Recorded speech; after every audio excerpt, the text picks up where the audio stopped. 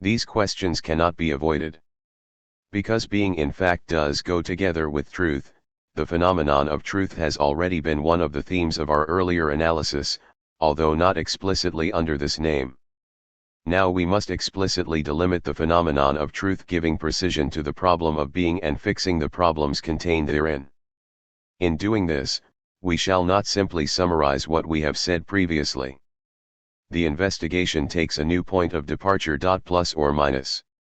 Our analysis starts from a. the traditional concept of truth and attempts to lay bare its ontological foundations.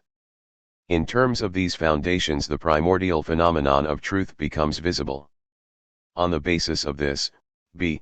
the derivative character of the traditional concept of truth can be indicated. Our investigation makes clear that the question of the kind of being of truth also necessarily belongs to the question of the essence of truth. Together with this we must, c. clarify the ontological meaning of saying that there is truth, and also clarify the kind of necessity with which we must presuppose that there is truth. a. the traditional concept of truth and its ontological foundations. Three theses characterize the traditional interpretation of the essence of truth and the way it is supposed to have been first defined.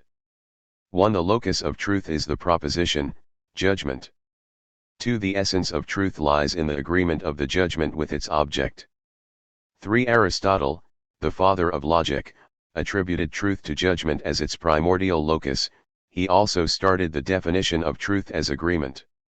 A history of the concept of truth, which could only be presented on the basis of a history of ontology, is not intended here. A few characteristic references to familiar matters may serve to introduce the analytical discussions. Aristotle says, 7 Zaj atiatiaj ir fekrigid payativ 6 otw added 29. The experiences of the soul, the vivtata, representations, are correspondences to things. This assertion, which is by no means presented as an explicit definition of the essence of truth, also became the occasion for the development of the later formulation of the essence of truth as adequatio intellectus etrei. Thomas Aquinas, who refers this definition to Avicenna, who, in turn, adopted it from Isaac Israeli's Book of Definitions, also uses the terms correspondentia, correspondence, and convenientia, coming together, for adequatio, agreement. The Neo-Kantian epistemology of the 19th century frequently characterized this definition of truth as an expression of a methodologically undeveloped naive realism, and declared it to be incommensurate with any formulation of the question of truth which had gone through Kant's Copernican revolution. But Kant too held onto this concept of truth, so much so that he did not even bring it up as a matter for discussion. This has been overlooked, even though Brentano already called our attention to it. Thus, Kant says, the old and celebrated question with which it was supposed that one might drive the logicians into a corner is this: what is truth?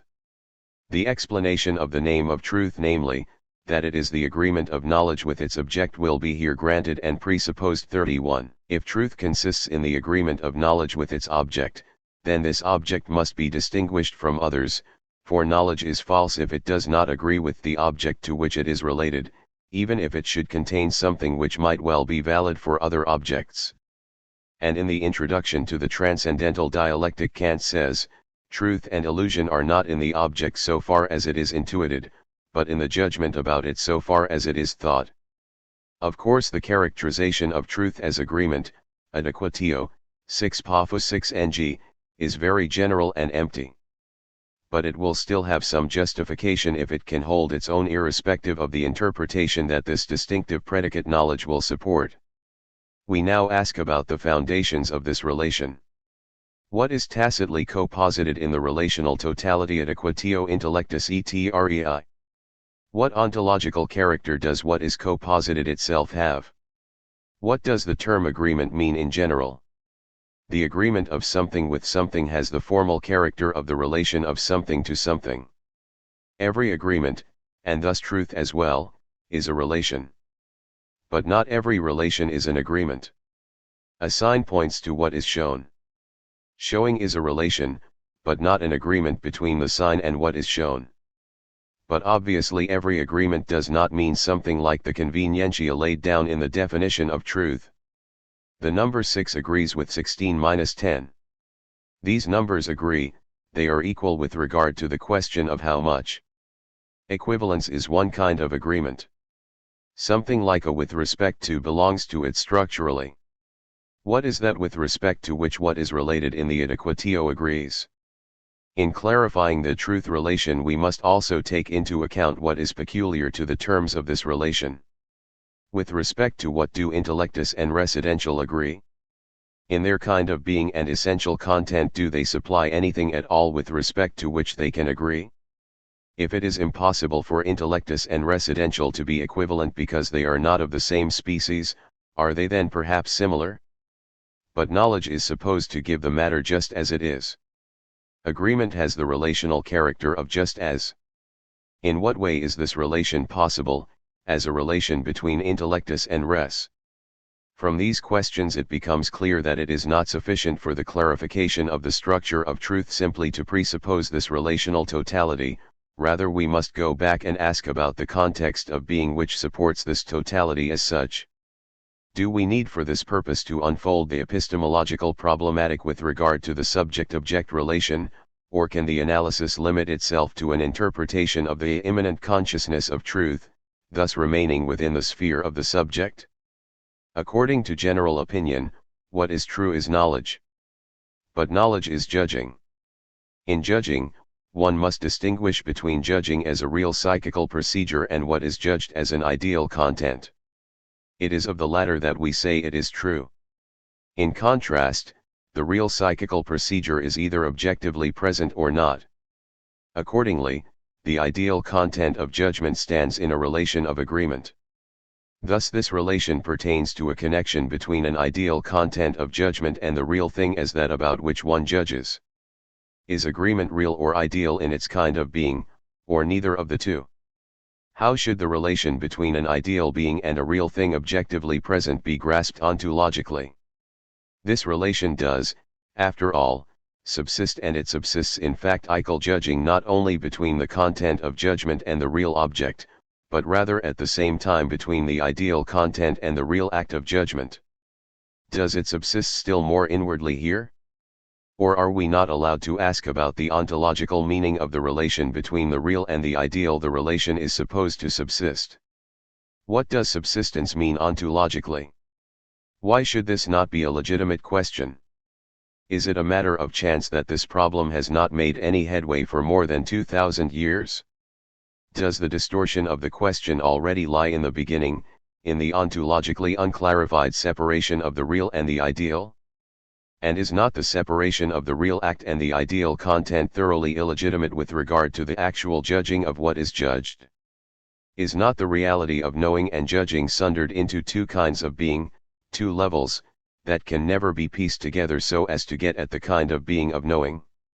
Is not psychologism correct in rejecting this separation, even if it neither clarifies ontologically the kind of being that belongs to the thinking of what is thought, nor even recognizes it as a problem?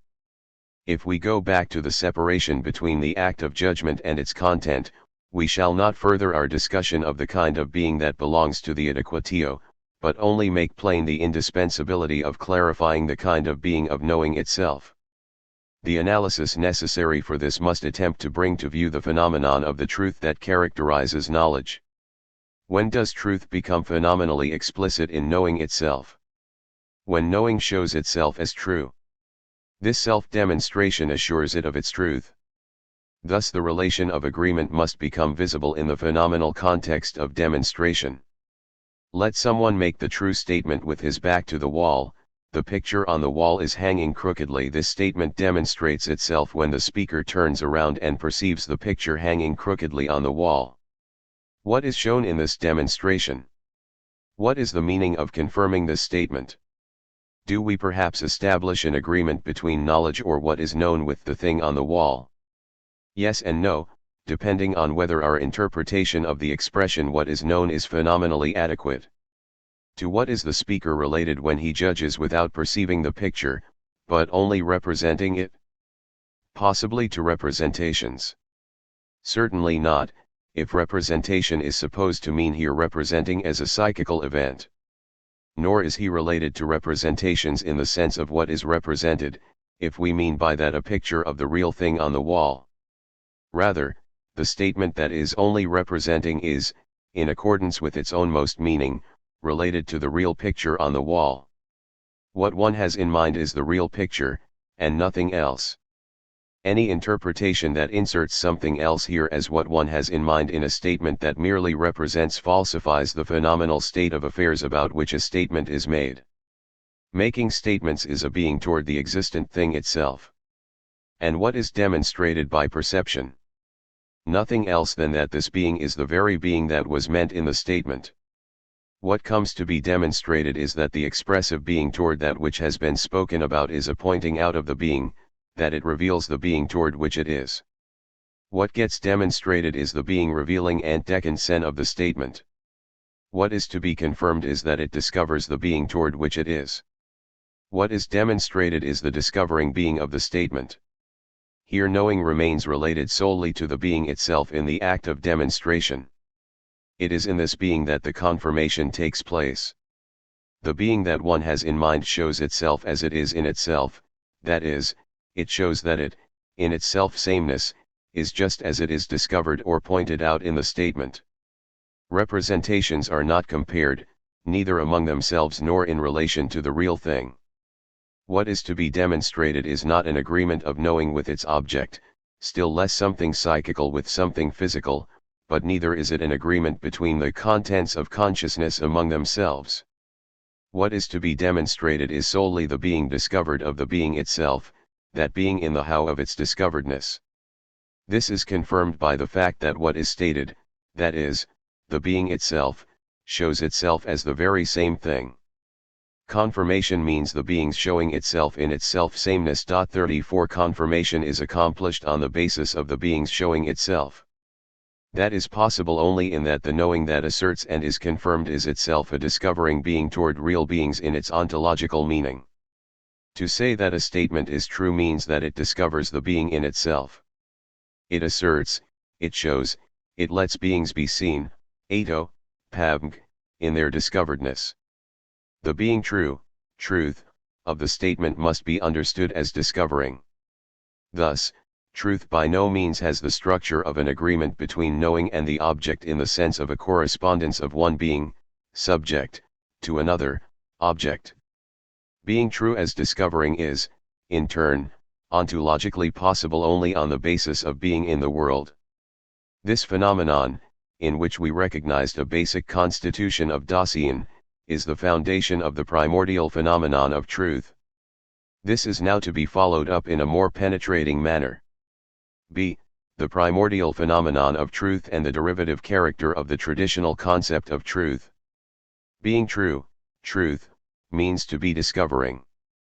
But is this not a highly arbitrary definition of truth? With such violent definitions of the concept we might succeed in eliminating the idea of agreement from the concept of truth. Must we not pay for this dubious gain by letting the good old tradition fall into nothingness? However, this seemingly arbitrary definition contains only the necessary interpretation of what the oldest tradition of ancient philosophy primordially anticipated and even understood in a pre-phenomenological way. The being true of the as a sevenzakpavrang is the akral and vistai in the manner of anokpavi 6t at, to let beings be seen in their unconcealment, discoveredness, taking them out of their concealment. The axrl and ta which is equated by Aristotle with it pe and pevoeva in the passages cited above refers to the things themselves, that which shows itself, beings in the how of their discoveredness. And is it a coincidence that in one of the fragments of Heraclitus 3s, the oldest fragments of philosophical doctrine which explicitly treat the aoios, the phenomenon of truth in the sense of discoveredness, unconcealment, as we have set it forth, shows through?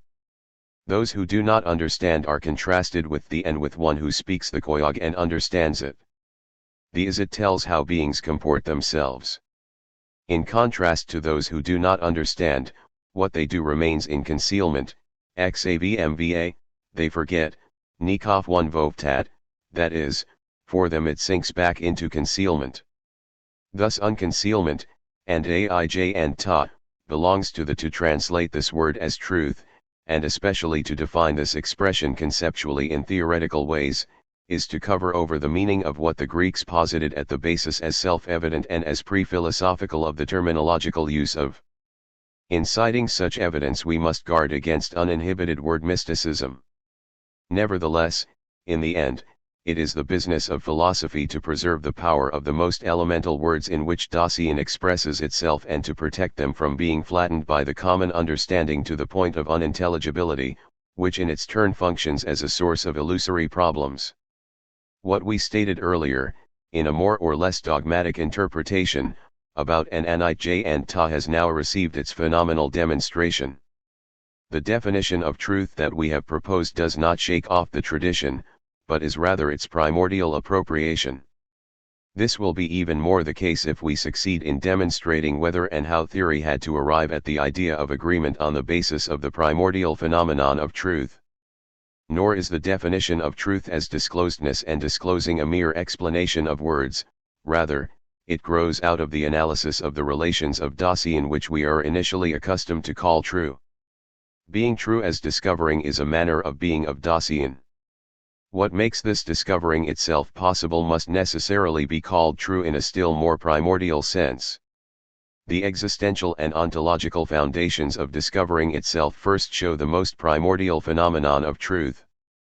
Discovering is a way of being in the world. Taking care, whether in circumspection or in looking in a leisurely way, discovers inner-worldly beings. The latter become what is discovered. They are true in a secondary sense.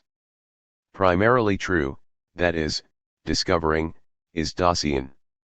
Truth in the secondary sense does not mean to be discovering, discovery, but to be discovered, discoveredness.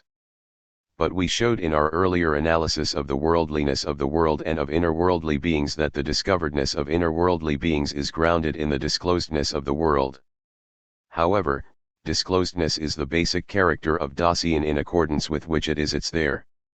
Disclosedness is constituted by attunement, understanding, and discourse, and pertains equiprimordially to the world, being in, and the self. The structure of care as being ahead of itself already being in a world as being together with inner-worldly beings holds within itself the disclosedness of Dasein.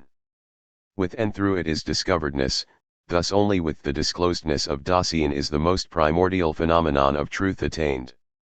What is shown earlier with regard to the existential constitution of the there 37 and in relation to the everyday being of the there 38 pertains to nothing less than the most primordial phenomenon of truth. Insofar as Dasein essentially is its disclosedness, and, as disclosed, it discloses and discovers, it is essentially true. Dasein is in the truth.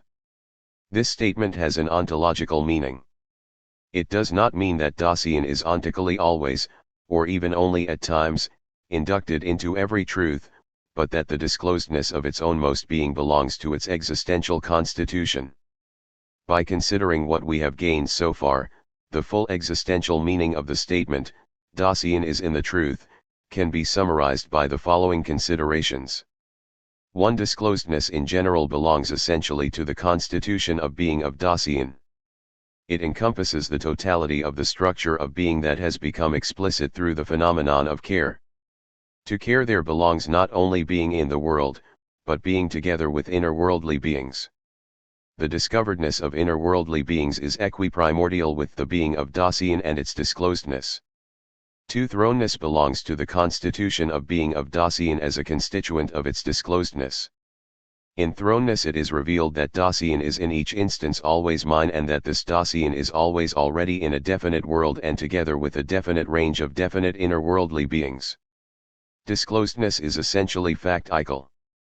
3. Project belongs to the constitution of being of Dasein, disclosive being toward its own potentiality of being.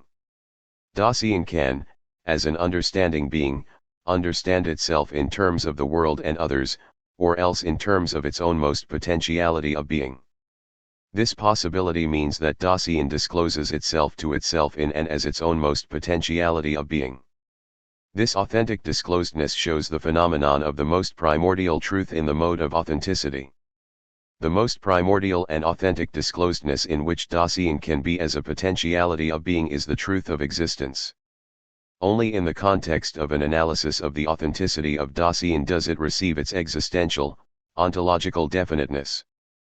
For falling prey belongs to the constitution of being of Dasein. Initially and for the most part, Dasein is lost in its world. Understanding, as a project upon possibilities of being, has shifted itself into its world. Absorbing oneself in the they signifies that one is dominated by the public way of interpreting. What is discovered and disclosed stays in the mode in which it has been disguised and closed off by idle talk, curiosity, and ambiguity. Being toward beings has not been extinguished, but uprooted. Beings are not completely concealed, rather they are what is discovered, and at the same time distorted. They show themselves, but in the mode of semblance. Similarly, what was previously discovered sinks back again into dissemblance and concealment. Because it essentially falls prey to the world, Dasein is in untruth in accordance with its constitution of being.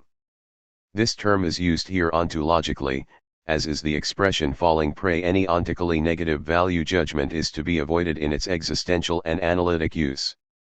Being closed off and covered over belong to the facticity of Dasein. The full existential and ontological meaning of the statement, Dasein is in the truth, also says equiprimordially that Dasein is in untruth.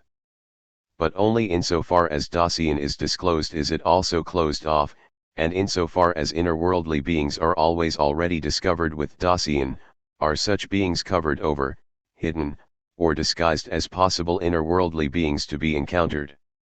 Thus, Dasein must explicitly and essentially appropriate what has also already been discovered, defend it against semblance and dissemblance, and ensure itself of its discoveredness again and again. All new discovery takes place not on the basis of complete concealment, but takes its point of departure from discoveredness in the mode of semblance. Beings look like. That is, they are in a way already discovered, and yet they are still disguised. Truth, discoveredness, must always first be wrested from beings. Beings are torn from concealment. Each and every factical discoveredness is, so to speak, always a kind of robbery. Is it a matter of chance that the Greeks express themselves about the essence of truth with a privative expression when Dasein expresses itself in this way? Does not a primordial understanding of its own being make itself known, namely, the understanding, even if it is only pre-ontological, that being in untruth constitutes an essential determination of being in the world? The fact that the goddess of truth who leads Parmenides places him before two paths, that of discovering and that of concealment, means nothing other than Dasein is always already in the truth and untruth. The path of discovering is gained only in xpfv etikoi, in distinguishing between them understandingly and in deciding for the one rather than the other. 39. The existential and ontological condition for the fact that being in the world is determined by truth and untruth lies in the constitution of being of Dasein *, which we characterized as throne project. It is a constituent of the structure of care. The existential and ontological interpretation of the phenomenon of truth has shown, 1. Truth in the most primordial sense is the disclosedness of Dasein, to which belongs the discoveredness of inner-worldly beings. 2. Dasein is equiprimordially in truth and untruth. These statements will only be fully comprehensible within the horizon of the traditional interpretation of the phenomenon of truth if it can be shown, 1. Truth, understood as an agreement, has its origin in disclosedness by way of a definite modification. 2. The kind of being of disclosedness itself leads to the fact that initially its derivative modification comes into view and guides the theoretical explication of the structure of truth. Statement and its structure, the apophthegmatical as, are based on interpretation and its structure, the hermeneutical as, and furthermore on understanding, on the disclosedness of Dasein.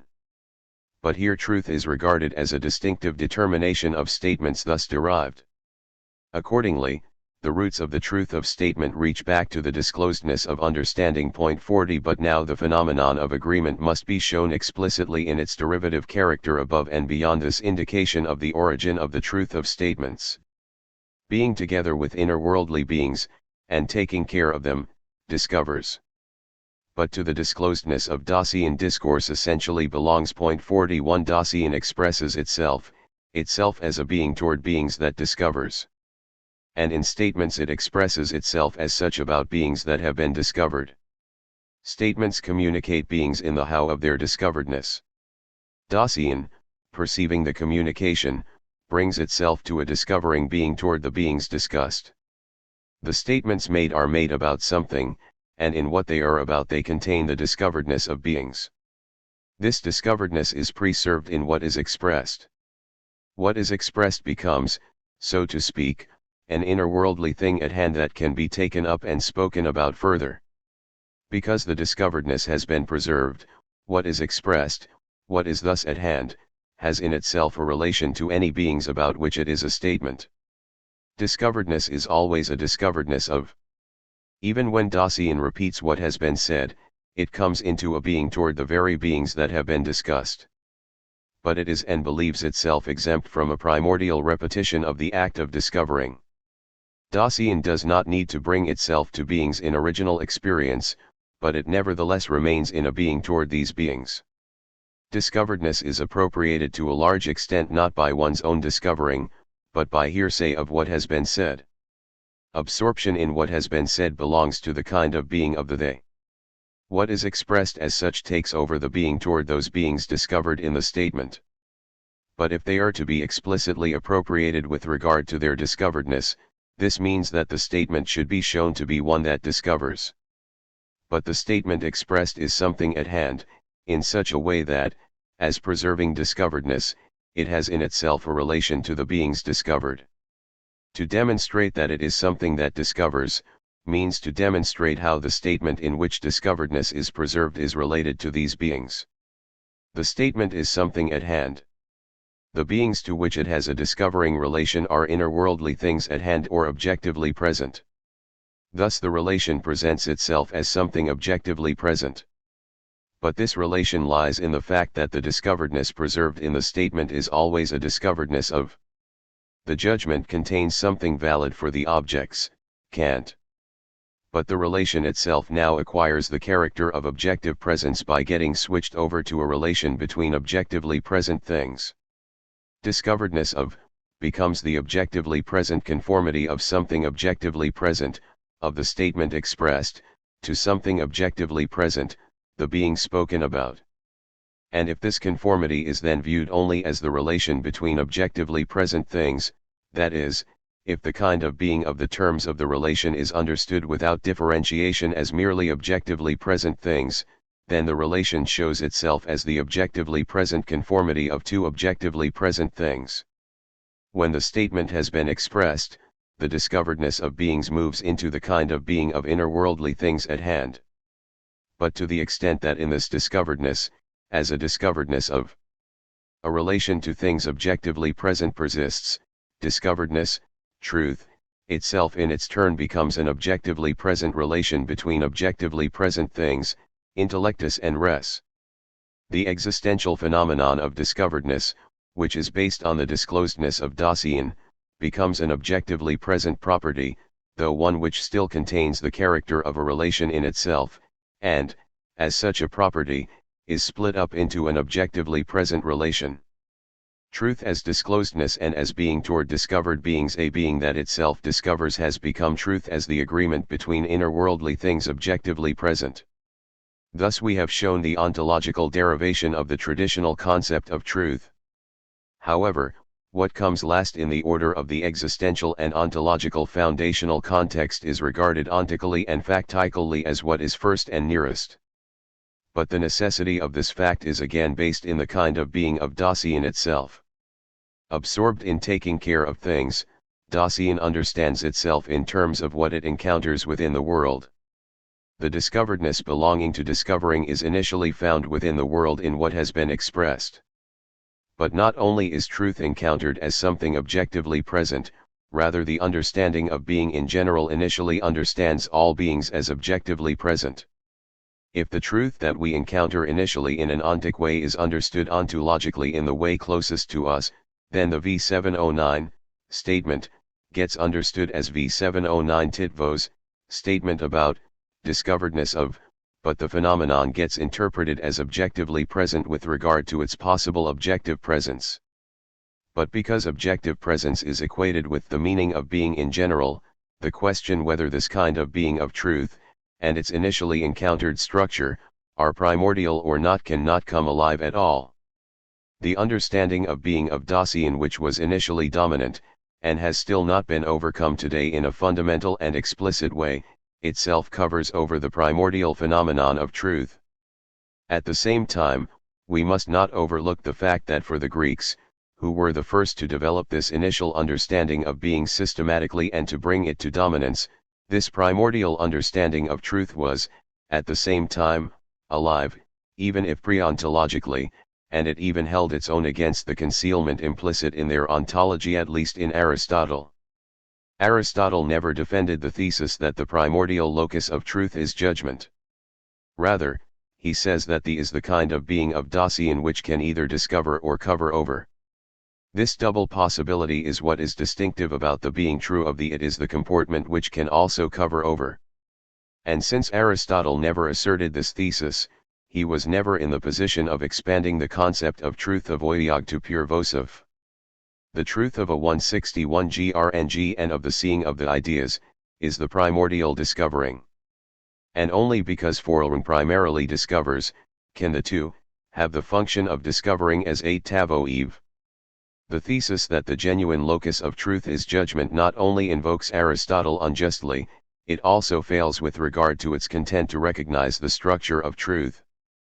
The statement is not the primary locus of truth, but the other way around, the statement as a mode of appropriation of discoveredness and as a way of being in the world is based on discovering, or rather the disclosedness of Dasein.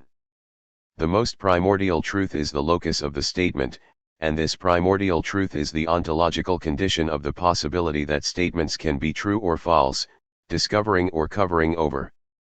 Understood in its most primordial sense, truth belongs to the fundamental constitution of Dasein. The term signifies an existential. But thus we have already sketched out our answer to the question of the kind of being of truth and the meaning of the necessity of the presupposition that there is truth. See, the kind of being of truth and the presupposition of truth. Constituted by disclosedness, Dasein is essentially in the truth. Disclosedness is an essential kind of being of Dasein. There is truth only insofar as Dasein is and as long as it is. Beings are discovered only when Dasein is, and only as long as Dasein is are they disclosed. Newton's laws, the law of contradiction, and any truth whatsoever, are true only as long as Dasein is. Before there was any Dasein, there was no truth, nor will there be any after Dasein is no more. For in such a case truth as disclosedness, discovering, and discoveredness cannot be. Before Newton's laws were discovered, they were not true. From this it does not follow that they were false or even that they would become false if ontically no discoveredness were possible any longer. Just as little does this restriction imply a diminution of the being true of truths. The fact that before Newton his laws were neither true nor false cannot mean that the beings which they point out in a discovering way did not previously exist. The laws became true through Newton, through them beings in themselves became accessible for Dasein.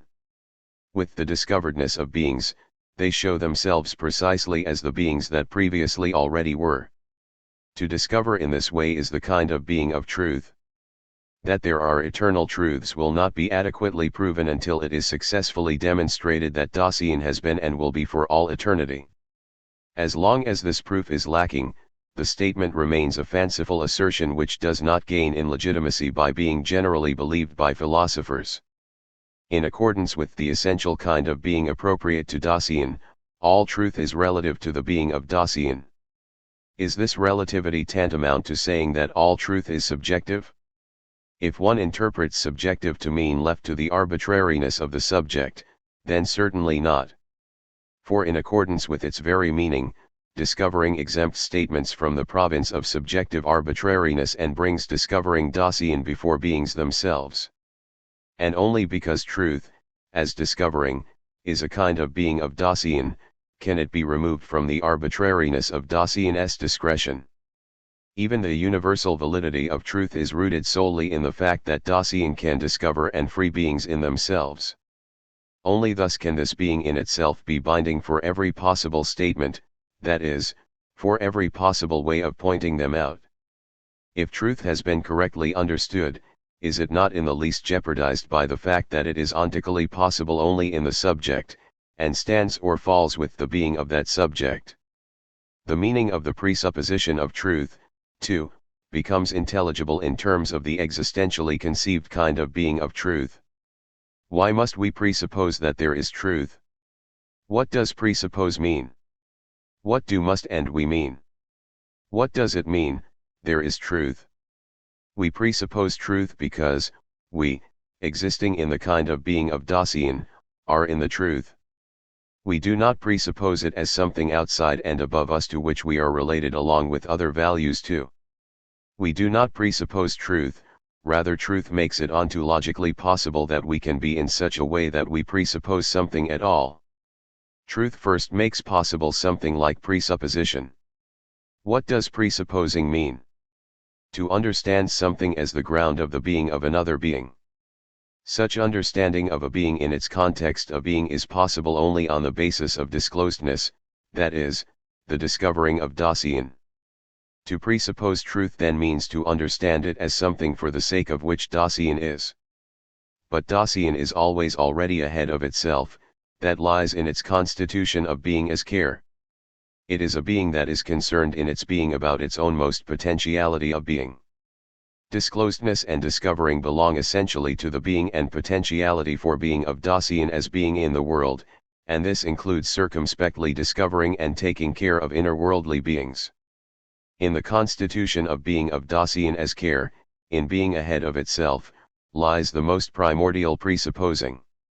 Because this presupposing itself belongs to the being of Dasein, we have to also presuppose ourselves as determined by disclosedness. This presupposing that lies in the being of Dasein is not related to beings unlike Dasein, which are there in addition to Dasein, but solely to Dasein itself. The truth which is presupposed, or which is there, by which its being is to be defined, has the kind of being, or meaning of being, of Dasein itself.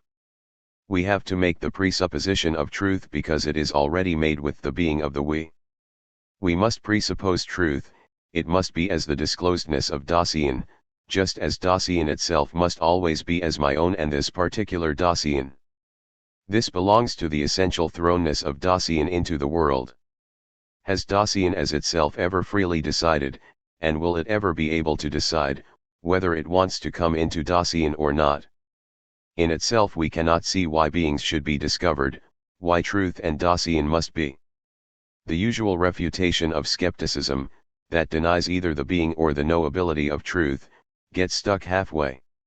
What it shows by means of formal argumentation is simply the fact that when someone judges, truth has been presupposed. This suggests that truth belongs to statements, that pointing out, according to meaning, is a discovering. Why that must be never gets clarified, it has never been clarified wherein the ontological ground for this necessary connection of the being of statement and truth lies. Similarly, the kind of being of truth and the meaning of presupposing with its ontological foundation in Dasein itself remain completely obscure. Moreover, one fails to recognize the fact that truth is already presupposed even when no one judges insofar as Dasein is at all. A skeptic can no more be refuted than the being of truth can ever be proved. If the skeptic, who denies the truth, factically is, he does not even need to be refuted. Insofar as he is, and has understood himself in this being, he has extinguished Dasein, and thus truth, in the despair of suicide. The necessity of truth cannot be proven because Dasein cannot first be subjected to proof for its own part. It has no more been demonstrated that there has ever been a real skeptic, although that is what has, at bottom, been believed in the refutations of skepticism, in spite of what these undertake to do, than it has been demonstrated that there are any eternal truths. Perhaps such skeptics have been more frequent than one would innocently like to believe when one tries to overturn skepticism by formal dialectics. Thus, with the question of the being of truth and the necessity of its presupposition, as well as that of the essence of knowledge, an ideal subject has generally been posited.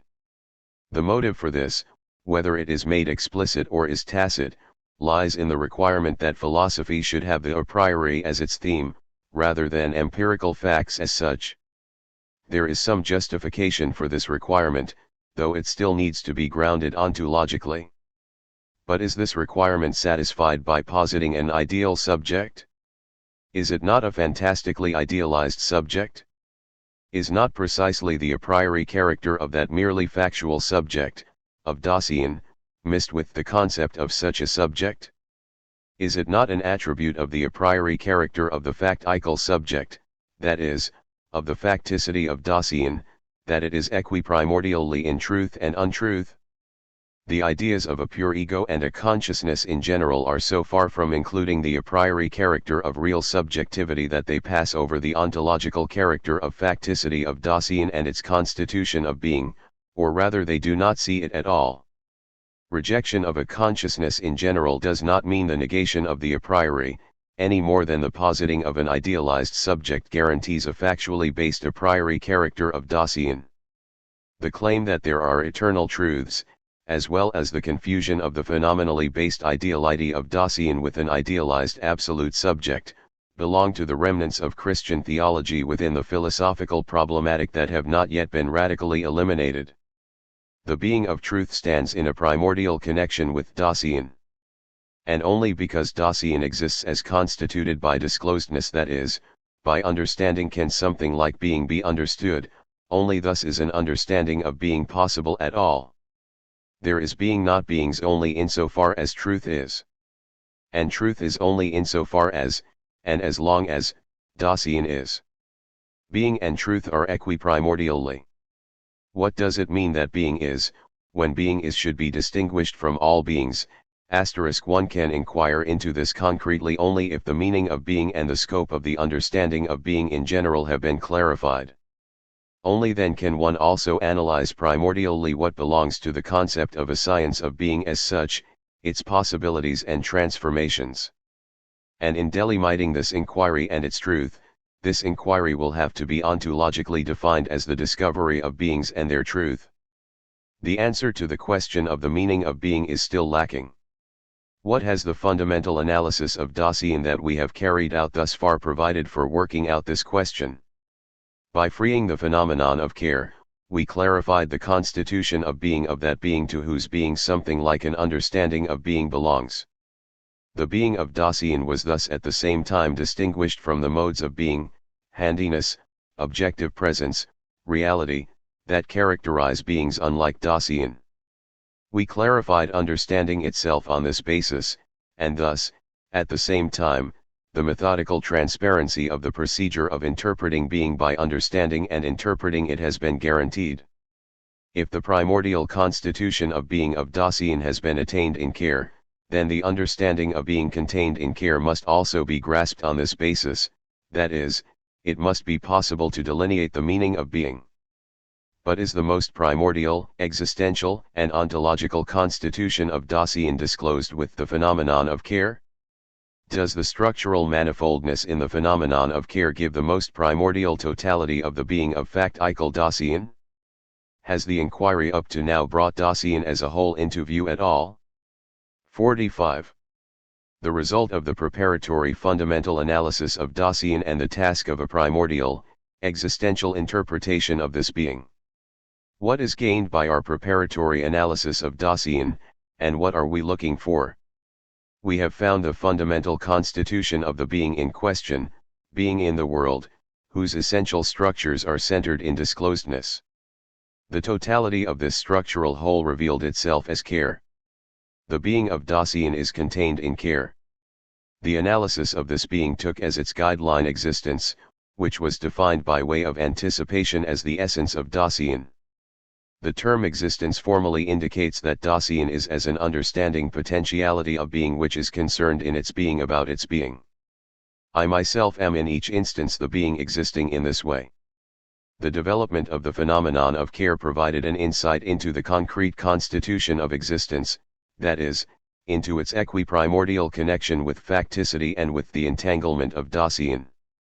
We are searching for the answer to the question of the meaning of being in general, and above all the possibility of radically developing this basic questions of all ontology.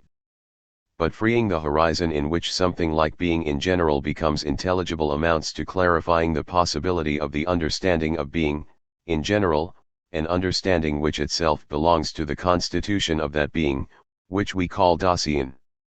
However, the understanding of being can only be radically clarified as an essential factor in the being of Dasein, if the being to whose being it belongs has been primordially interpreted in itself with regard to its being. Are we entitled to the claim that in characterizing Dasein ontologically as care we have given a primordial interpretation of this being? By what standard is the existential analytic of Dasein to be measured with regard to its primordiality or non-primordiality? What then do we mean by the primordiality of an ontological interpretation? Ontological inquiry is a possible way of interpretation which we characterized as the working out and appropriation of an understanding. Every interpretation has its forehaving, its foresight, and its foreconception. If such an interpretation becomes an explicit task of an inquiry, the totality of these presuppositions, which we call the hermeneutical situation, needs to be clarified and made secure beforehand, both in a fundamental experience of the object to be disclosed and in terms of that experience. In ontological interpretation, beings are to be freed with regard to their own constitution of being. Such an interpretation obliges us first to give a phenomenal characterization of the being we have taken as our theme and thus bring it into the scope of our forehaving with which all the subsequent steps of our analysis are to conform. But at the same time these steps need to be guided by the possible foresight of the kind of being in question. Forehaving and foresight then prefigure, foreconception, at the same time the conceptuality to which all the structures of being are to be brought. But a primordial ontological interpretation requires not only in general that the hermeneutical situation be secured in conformity with the phenomena, but also the explicit assurance that the totality of the beings taken as its theme have been brought to a forehaving. Similarly, it is not sufficient just to make a first sketch of the being of these beings, even if it is phenomenally based.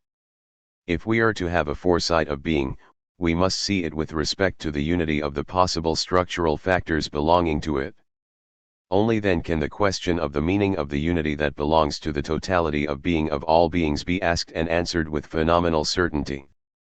Did the existential analysis of Dasein, which we have carried out, arise from such a hermeneutical situation that will guarantee the primordiality which fundamental ontology requires?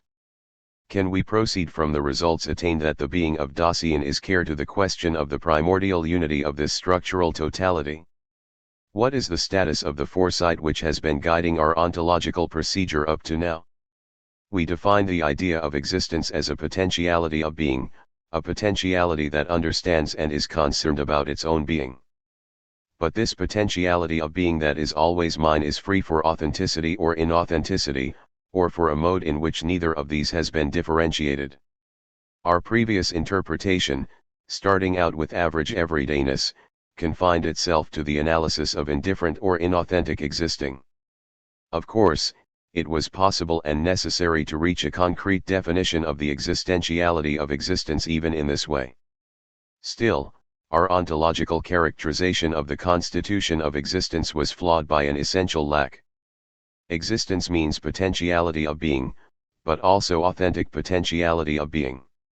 As long as the existential structure of authentic potentiality of being is not incorporated in the idea of existence, the foresight guiding an existential interpretation lacks primordiality. And what is the situation with the forehaving of the hermeneutical situation up to now? When and how did our existential analytic make sure that by starting with everydayness it forced the whole of Dasein this being from its beginning to its end into the phenomenological view that gives us our theme? We did assert that care is the totality of the structural whole of the constitution of being of Dasein. But have we not at the very beginning of our interpretation renounced the possibility of bringing Dasein as a whole to view? Everydayness is, after all, precisely the being between birth and death. And if existence determines the being of Dasein, and if its essence is co-constituted by potentiality of being, then, as long as Dasein exists, it must always, as such a potentiality, not yet be something. A being whose essence is made up of existence essentially opposes itself to the possibility of being comprehended as a whole being. Not only has the hermeneutical situation given us no assurance of having the whole being up to now, it is even questionable whether the whole being is attainable at all, and whether a primordial, ontological interpretation of Dasein must not get stranded on the kind of being of the thematic being itself. One thing has become unmistakable: the existential analytic of Dasein up to now cannot lay claim to primordiality. Its for having never included more than the inauthentic being of Dasein as less than whole. If the interpretation of the being of Dasein is to become primordial as a foundation for the development of the fundamental question of ontology, it will have to bring the being of Dasein in its possible authenticity and wholeness existentially to light beforehand. Thus the task arises of placing Dasein as a whole in our forehaving. However, that means that we must first unpack the question of this being's potentiality for being whole. As long as Dasein is, something is always still outstanding, what it can and will be. But the end itself belongs to what is outstanding. The end of being in the world is death.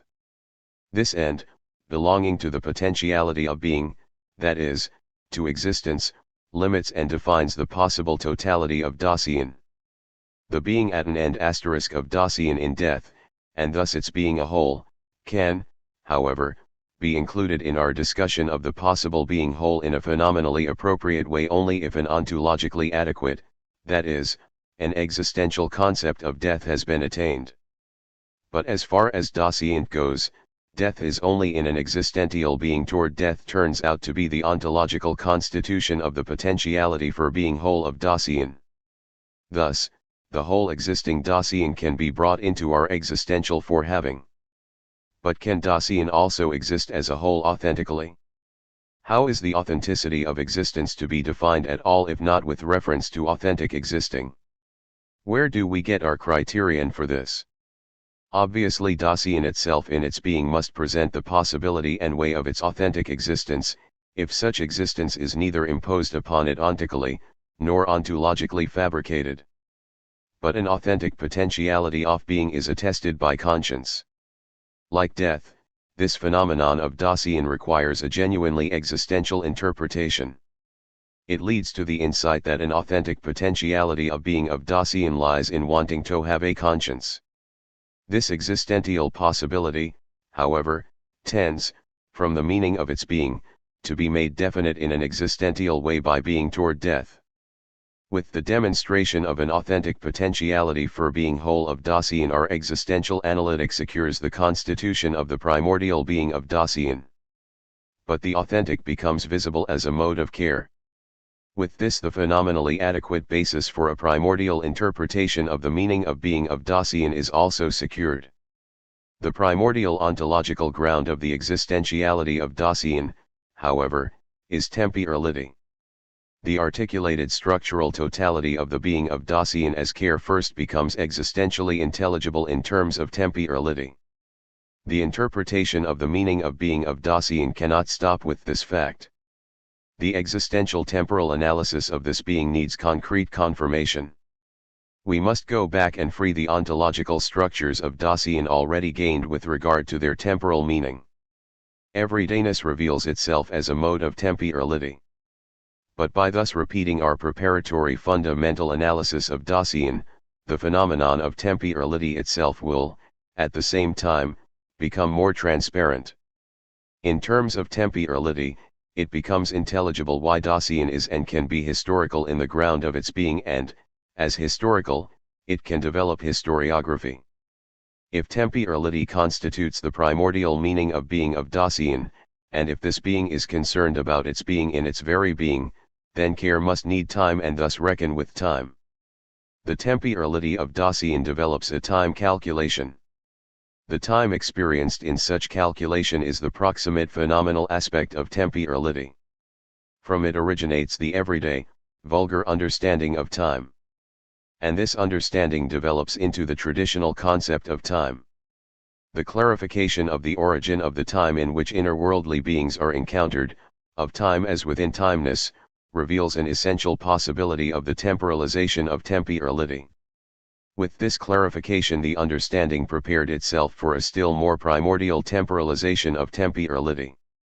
In it is based the understanding of being that is constitutive for the being of Dasein. The projection of a meaning of being in general can be accomplished in the horizon of time.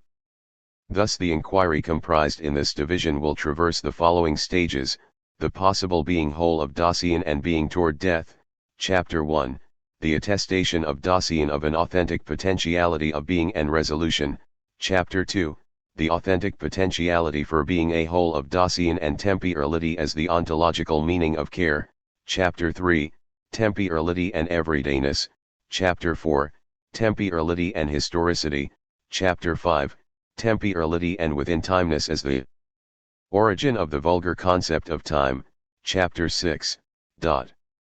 46. The seeming impossibility of ontologically grasping and determining Dasein as a whole. The inadequacy of the hermeneutical situation from which the foregoing analysis originated must be overcome. With regard to the forehaving of the whole of Dasein, which must necessarily be obtained, we must ask whether this being, as something existing, can become accessible at all in its being a whole. There seem to be important reasons that speak against the possibility of our required task, reasons that lie in the constitution of Dasein itself. Care, which forms the totality of the structural whole of Dasein, obviously contradicts a possible being whole of this being according to its ontological sense. The primary factor of care, being ahead of itself, however, means that Dasein always exists for the sake of itself. As long as it is, up until its end, it is related to its potentiality of being. Even when it, still existing, has nothing further ahead of it, and has settled its accounts, its being is still determined by being ahead of itself. Hopelessness, for example, does not tear Dasein away from its possibilities, but is only one of its own modes of being toward these possibilities. Even when one is without illusions and is ready for anything, the ahead of itself is there. This structural factor of care tells us unambiguously that something is always still outstanding in Dasein which has not yet become real as a potentiality of its being. A constant unfinished quality thus lies in the essence of the basic constitution of Dasein. This lack of wholeness means that there is still something outstanding in one's potentiality for being. However, if Dasein exists in such a way that there is absolutely nothing more outstanding for it, it has also already thus become no longer being there. Eliminating what is outstanding in its being is equivalent to annihilating its being. As long as Dasein is as a being, it has never attained its wholeness. But if it does, this attainment becomes the absolute loss of being in the world. It is then never again to be experienced as a being. The reason for the impossibility of experiencing Dasein ontically as an existing whole, and thus of defining it ontologically in its wholeness, does not lie in any imperfection of our cognitive faculties. The hindrance lies on the side of the being of this being. Whatever cannot even be as any experience that would claim to grasp Dasein, withdraws itself fundamentally from any possibility of being experienced. But is it not then a hopeless undertaking to try to discern the ontological wholeness of being of Dasein? As an essential structural factor of care, being ahead of itself cannot be eliminated. But is what we concluded from this tenable? Did we not conclude in a merely formal argumentation that it is impossible to grasp the whole of Dasein? Or did we not at bottom inadvertently posit Dasein as something objectively present ahead of which something not yet objectively present constantly moves along? Did our argumentation grasp not yet being and the ahead of itself in a genuinely existential sense? Did we speak about end and totality in a way phenomenally appropriate to Dasein? Did the expression death have a biological significance or one that is existential and ontological, or indeed was it sufficiently and securely defined at all? And have we actually exhausted all the possibilities of making Dasein accessible in its totality? We have to answer these questions before the problem of the wholeness of Dasein can be dismissed as nothing. The question of the wholeness of Dasein, both the existential question about a possible potentiality for being a whole, as well as the existential question about the constitution of being of end and wholeness, contain the task of a positive analysis of the phenomena of existence set aside up to now. In the center of these considerations we have the task of characterizing ontologically the being toward the end of Dasein and of achieving an existential concept of death. Our inquiry related to these topics is structured in the following way: the possibility of experiencing the death of others, and the possibility of grasping the whole of Dasein, 47, what is outstanding, and wholeness, 48, how the existential analysis of death is distinguished from other possible interpretations of this phenomenon, 49, preliminary sketch of the existential and ontological structure of death, 50, being toward death and the everydayness of Dasein, 51, everyday. Being toward death and the complete existential concept of death, 52, the existential project of an authentic being toward death, 53. 47. The possibility of experiencing the death of others and the possibility of grasping Dasein as a whole. When Dasein reaches its wholeness in death, it simultaneously loses the being of the there. The transition to no longer Dasein lifts Dasein right out of the possibility of experiencing this transition and of understanding it as something experienced. This kind of thing is denied to each and every Dasein in relation to itself. The death of others, then, is all the more penetrating. In this way, an end of Dasein becomes objectively accessible. Dasein can attain an experience of death all the more because it is essentially being with others. This objective givenness of death must then make possible an ontological delimitation of the wholeness of Dasein. Thus from the kind of being that Dasein possesses as being with another, we might glean the fairly obvious information that when the Dasein of others has come to an end, it might be chosen as a substitute theme for our analysis of the wholeness of Dasein. But does this lead us to our intended goal? Even the Dasein of others, when it has reached its wholeness in death, is a no longer Dasein in the sense of no longer being in the world. Does not dying mean going out of the world and losing being in the world? Yet, the no longer being in the world of the deceased, understood in an extreme sense, is still a being in the sense of the mere objective presence of a corporeal thing encountered.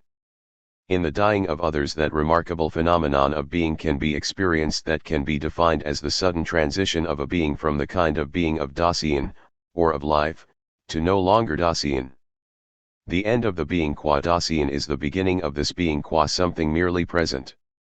This interpretation of the transition from Dasein to something only just present, however, misses the phenomenal content in that the being is still remaining does not represent a mere corporeal thing. Even the objectively present corpse is, viewed theoretically, still a possible object for pathological anatomy whose understanding is oriented toward the idea of life. This something which is only just present is more than a lifeless, material thing. In it we encounter something unliving which has lost its life. But even this way of characterizing what still remains does not exhaust the complete phenomenal findings with regard to Dasein.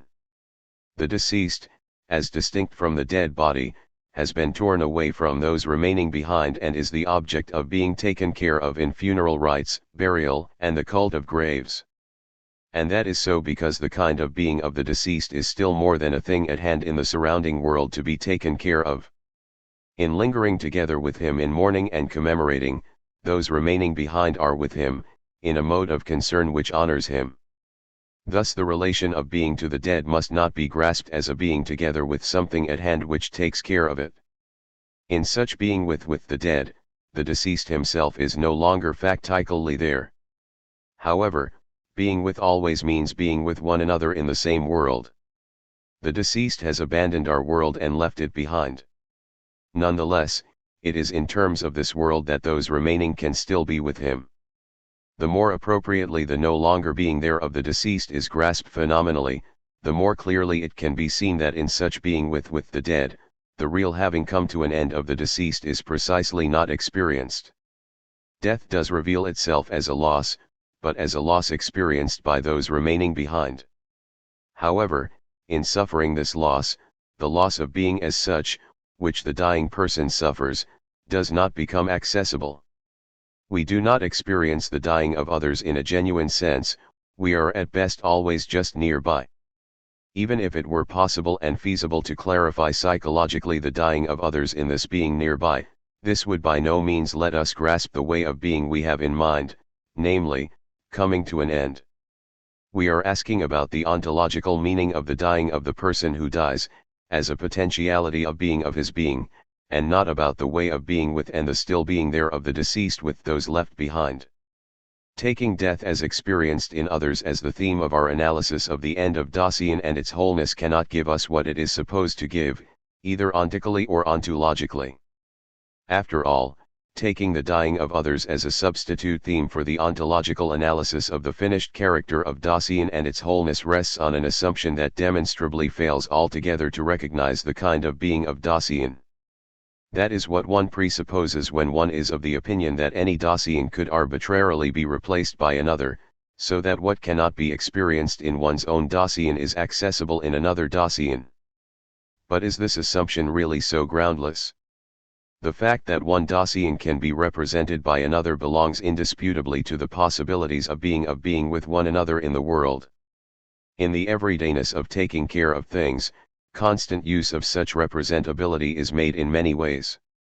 Every going somewhere, every imparting of something, is representable in the scope of the surrounding world taken care of. The broad multiplicity of ways of being in the world in which one person can be represented by another extends not only to the well-polished modes of publicly being with one another, but concerns as well the possibilities of taking care of things limited to definite circles, tailored to professions, social classes, and stages of life.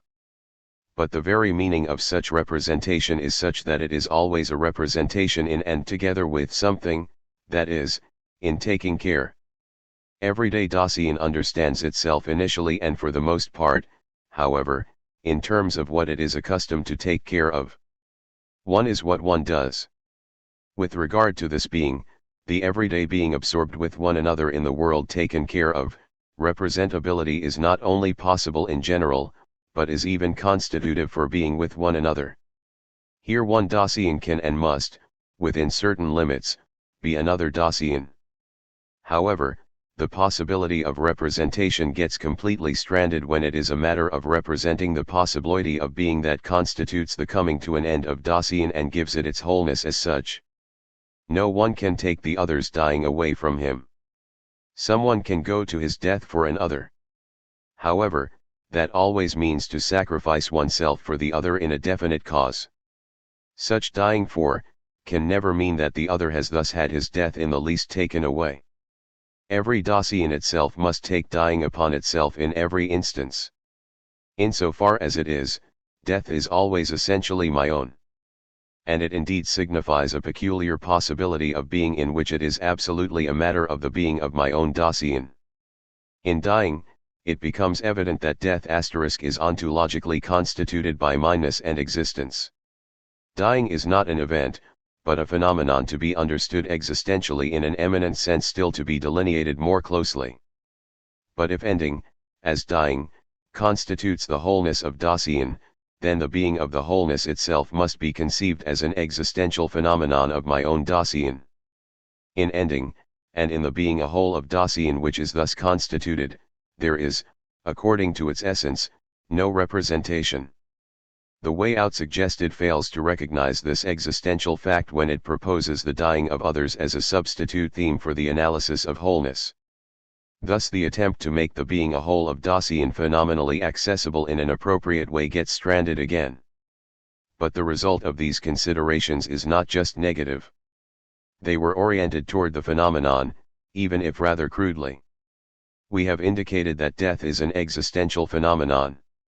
Our inquiry is thus forced into a purely existential orientation toward Dasein which is in each case one's own. For the analysis of death as dying, there remains only the possibility of bringing this phenomenon either to a purely existential concept or, on the other hand, of renouncing any ontological understanding of it. Furthermore, it was evident in our caricaturization of the transition from Dasein to no longer being there as no longer being in the world that the going out of the world of Dasein in the sense of dying must be distinguished from a going out of the world of what is only living. The ending of what is only alive we formulate terminologically as perishing. The distinction can become visible only by distinguishing the ending characteristic of Dasein from the ending of a life. Dying can, of course, also be conceived physiologically and biologically. But the medical concept of exitus does not coincide with that of perishing. From the previous discussion of the ontological possibility of conceiving of death, it becomes clear at the same time that substructures of beings of a different kind of being, objective presence or life, thrust themselves to the fore unnoticeably and threaten to confuse the interpretation of the phenomenon, even the first appropriate presentation of it. We can cope with this problem only by looking for an ontologically adequate way of defining constitutive phenomena for our further analysis, such as end and totality. 48. What is outstanding, end, and wholeness?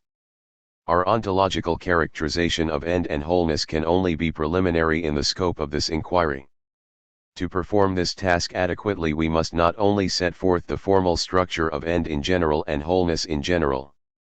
At the same time, we must disentangle the structural variations possible for them in different realms, that is, deformalized variations which are related to beings with a defined content and which are structurally determined in terms of their being.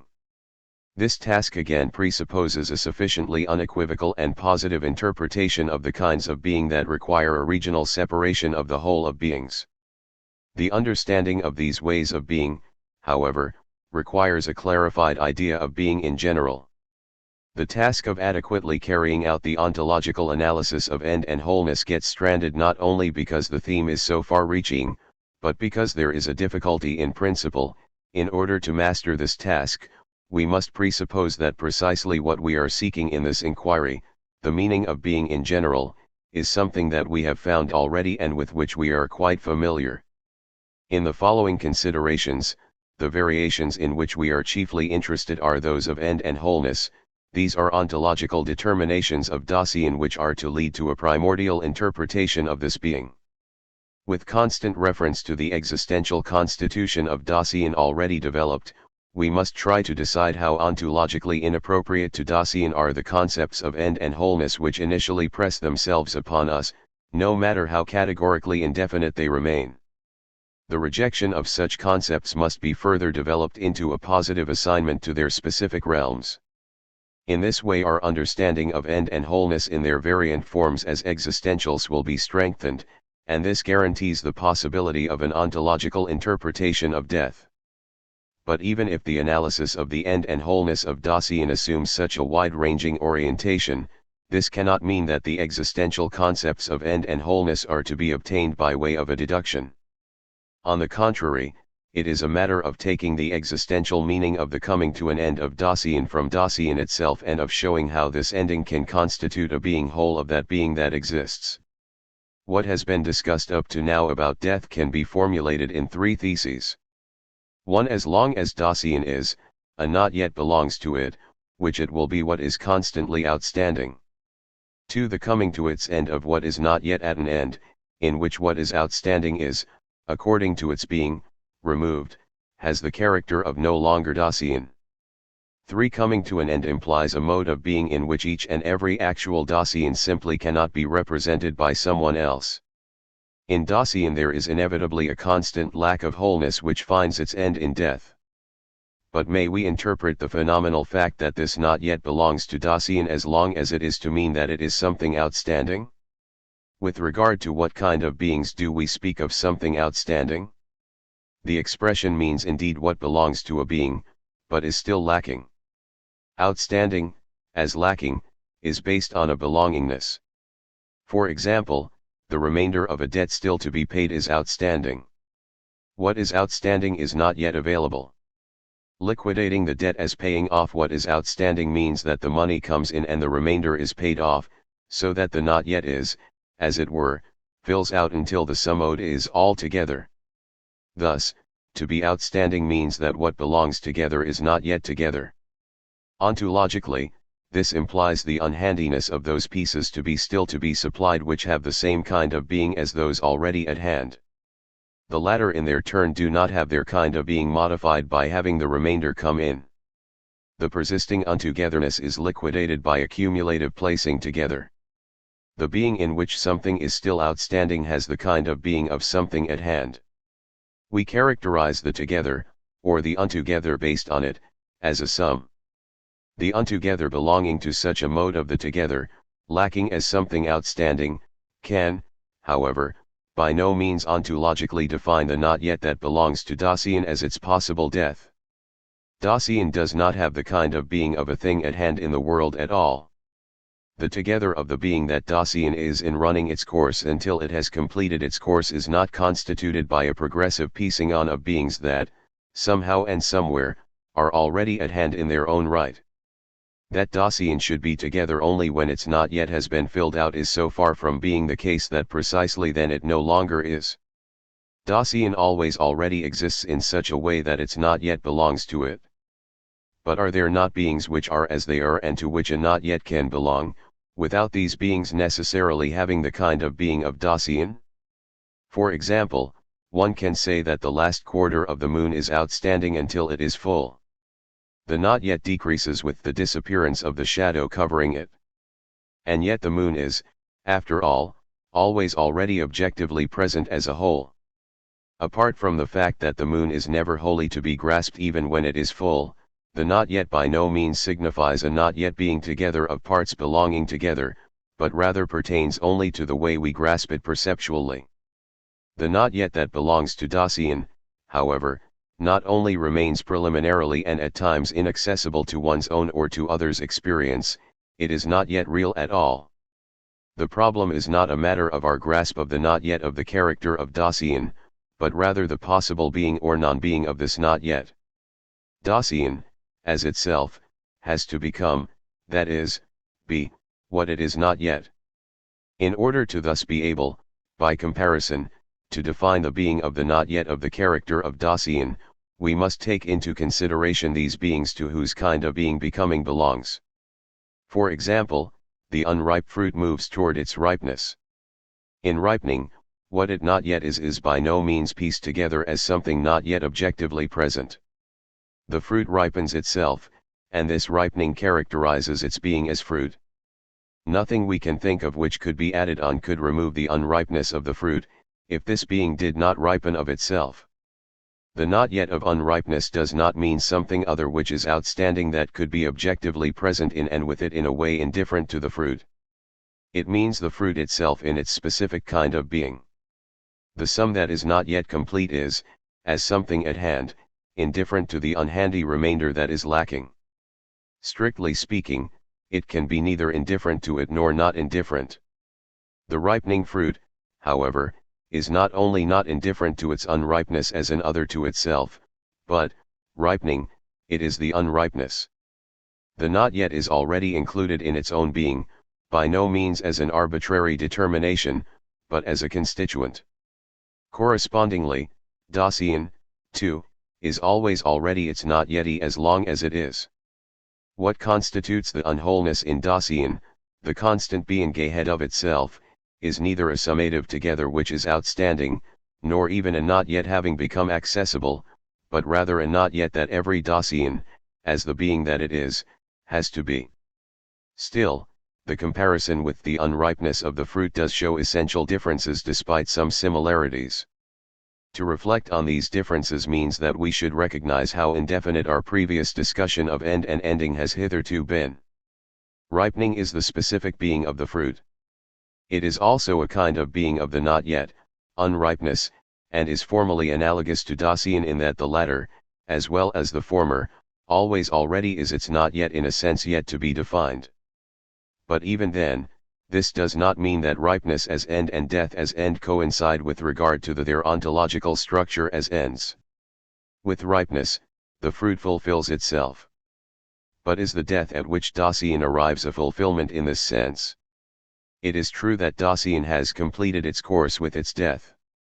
Has it thus necessarily exhausted its specific possibilities? Rather, Are these possibilities not precisely what get taken from it? Even unfulfilled Dasein ends. On the other hand, Dasein so little needs to ripen only with its death that it can already have gone beyond its ripeness before the end. For the most part, it ends in unfulfillment, or else disintegrated and used up. Ending does not necessarily mean fulfilling oneself. It thus becomes more urgent to ask in what sense, if any, death must be grasped as the ending of Dasein. In the first instance, ending means stopping, and it means this in senses that are ontologically different. The rain stops. It is no longer objectively present. The road stops. This ending does not cause the road to disappear, but this stopping rather determines the road as this objectively present one. Hence ending, as stopping, can mean either to change into the absence of objective presence or, however, to be objectively present only when the end comes.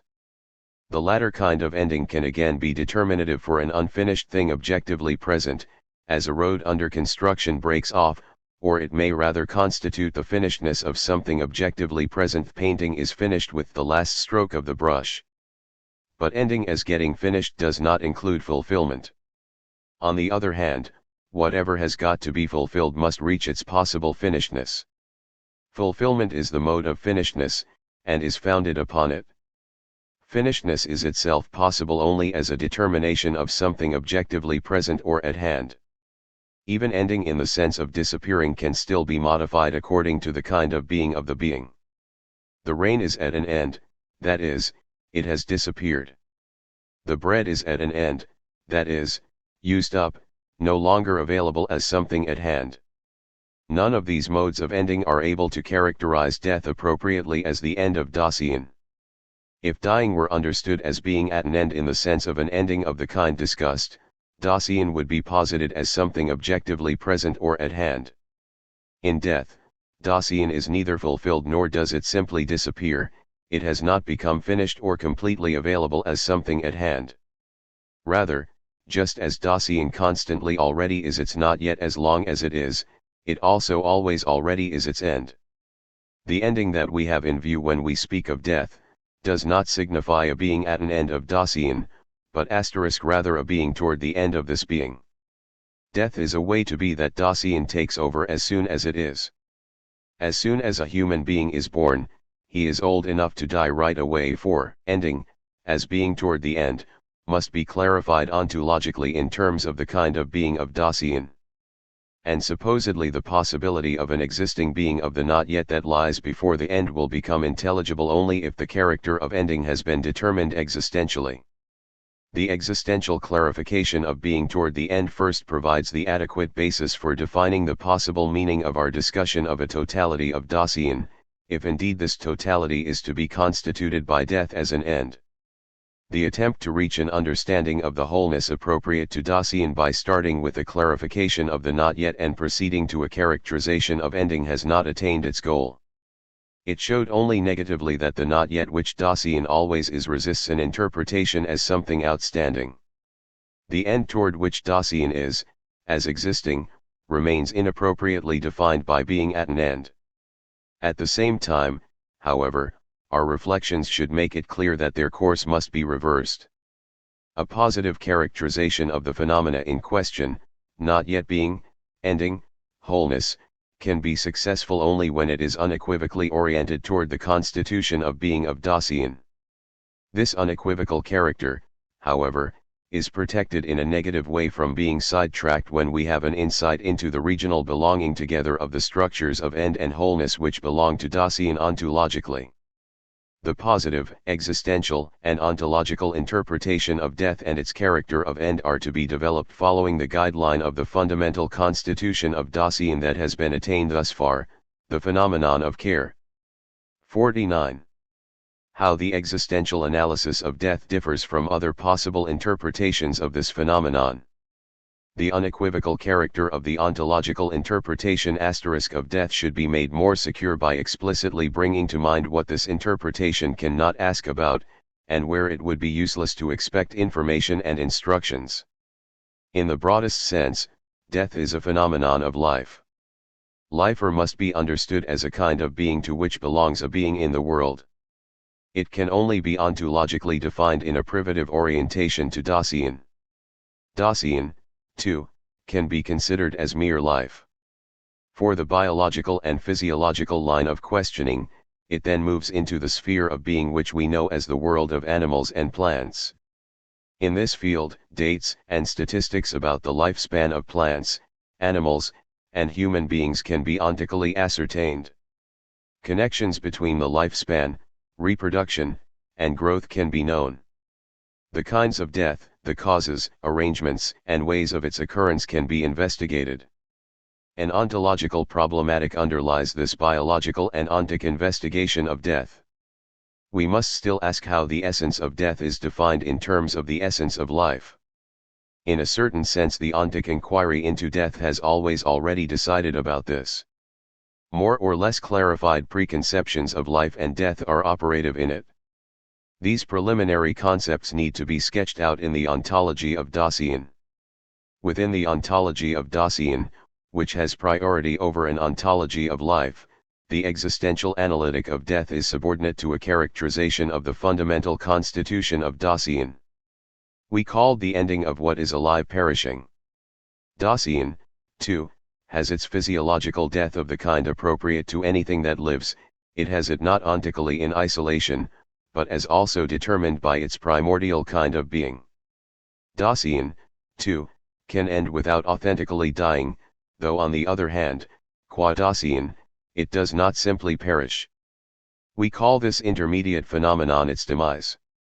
Let the term dying stand for the way of being in which Dasein is toward its death. Thus we can say that Dasein never perishes. Dasein can only demise as long as it dies. The medical and biological inquiry into demising can attain results which can also become significant ontologically if the fundamental orientation is ensured for an existential interpretation of death. Or must sickness and death in general, even from a medical point of view, be conceived primarily as existential phenomena? The existential interpretation of death is prior to any biology and ontology of life. But it also is the foundation for any biographico-historical or ethnologico-psychological inquiry into death. A typology of dying characterizing the states and ways in which a demise is experienced already presupposes the concept of death. Moreover, a psychology of dying gives information about the life of the dying person rather than about dying itself. That is only a reflection of the fact that when Dasein dies, and even when it dies authentically, it is not a matter of an experience of, or in, its factical demise. Similarly, the interpretations of death in primitive peoples, of their behavior toward death in magic and cult, throw light primarily on the understanding of Dasein, but the interpretation of this understanding already requires an existential analytic and a corresponding concept of death. The ontological analysis of being toward the end, on the other hand, does not anticipate any existential stance toward death. If death is defined as the end of Dasein, that is, of being in the world, no ontic decision has been made as to whether after death another being is still possible, either higher or lower, whether Dasein lives on or even, outliving itself, is immortal. Nor is anything decided ontically about the otherworldly and its possibility, any more than about the this-worldly, as if norms and rules for behavior toward death should be proposed for edification. But our analysis of death remains purely this-worldly in that it interprets the phenomenon solely with respect to the question of how it enters into each and every Dasein as its possibility of being. We cannot even ask with any methodological assurance about what is after death until death is understood in its full ontological essence. Whether such a question presents a possible theoretical question at all is not to be decided here. The this-worldly, ontological interpretation of death comes before any ontic, otherworldly speculation. Finally, an existential analysis of death lies outside the scope of what might be discussed under the rubric of a metaphysics of death. The questions of how and when death came into the world, what meaning it can and should have as an evil and suffering in the whole of beings, these are questions that necessarily presuppose an understanding not only of the character of being of death, but the ontology of the universe of beings as a whole, as well as the ontological clarification of evil and negativity in particular. The existential analysis is methodically prior to the questions of a biology, psychology, theodicy, and theology of death. Taken ontically, the results of the analysis show the peculiar formality and emptiness of any ontological characterization. However, that must not make us blind to the rich and complex structure of the phenomenon. Since Dasein never becomes accessible at all as something objectively present, because being possible belongs in its own way to its kind of being, even less may we expect to simply read off the ontological structure of death, if indeed death is an eminent possibility of Dasein. On the other hand, our analysis cannot be supported by an idea of death that has been devised arbitrarily and at random. We can restrain this arbitrariness only by giving beforehand an ontological characterization of the kind of being in which the end enters into the average everydayness of Dasein. For this we need to envisage fully the structures of everydayness worked out earlier. The fact that existential possibilities of being toward death have their resonance in an existential analysis of death is implied by the essence of any ontological inquiry. All the more explicitly, then, must an existential neutrality go together with the existential conceptual definition, especially with regard to death, where the character of possibility of Dasein can be revealed most clearly of all. The existential problematic aims solely at developing the ontological structure of the being toward the end of 50. A preliminary sketch of the existential and ontological structure of death. From our considerations of something outstanding, and wholeness, the necessity of interpreting the phenomenon of death as being toward the end in terms of the fundamental constitution of Dasein has emerged. Only in this way can it become clear how a wholeness constituted by being toward the end is possible in Dasein itself in accordance with its structure of being. We have seen that care is the fundamental constitution of Dasein. The ontological significance of this expression was expressed in the definition, being ahead of itself already being in the world, as being together with beings encountered within the world. Thus the fundamental characteristics of the being of Dasein are expressed, in being ahead of itself, existence, in already being in facticity, in being together with falling prey. Provided that death belongs to the being of Dasein in an eminent sense, it, or being toward the end, must be able to be defined in terms of these characteristics. First, we must make clear in a preliminary way how the existence, facticity, and falling prey of Dasein reveal themselves in the phenomenon of death. The interpretation of the not yet, and thus also of the most extreme not yet, of the end of Dasein in the sense of something outstanding, was rejected as inappropriate. For it included the ontological distortion of Dasein as something objectively present. Being at an end means existentially being toward the end. The most extreme not yet has the character of something to which Dasein relates itself. The end is imminent for Dasein. Death is not something not yet objectively present, nor the last outstanding element reduced to a minimum, but rather an imminence. However, many things can be imminent for Dasein as being in the world. The character of imminence is not in itself distinctive for death. On the contrary, this interpretation could even make us suspect that death would have to be understood in the sense of an imminent event to be encountered in the surrounding world. For example, a thunderstorm can be imminent, remodeling a house, the arrival of a friend, accordingly, beings which are objectively present, at hand or Dasein with. Imminent death does not have this kind of being.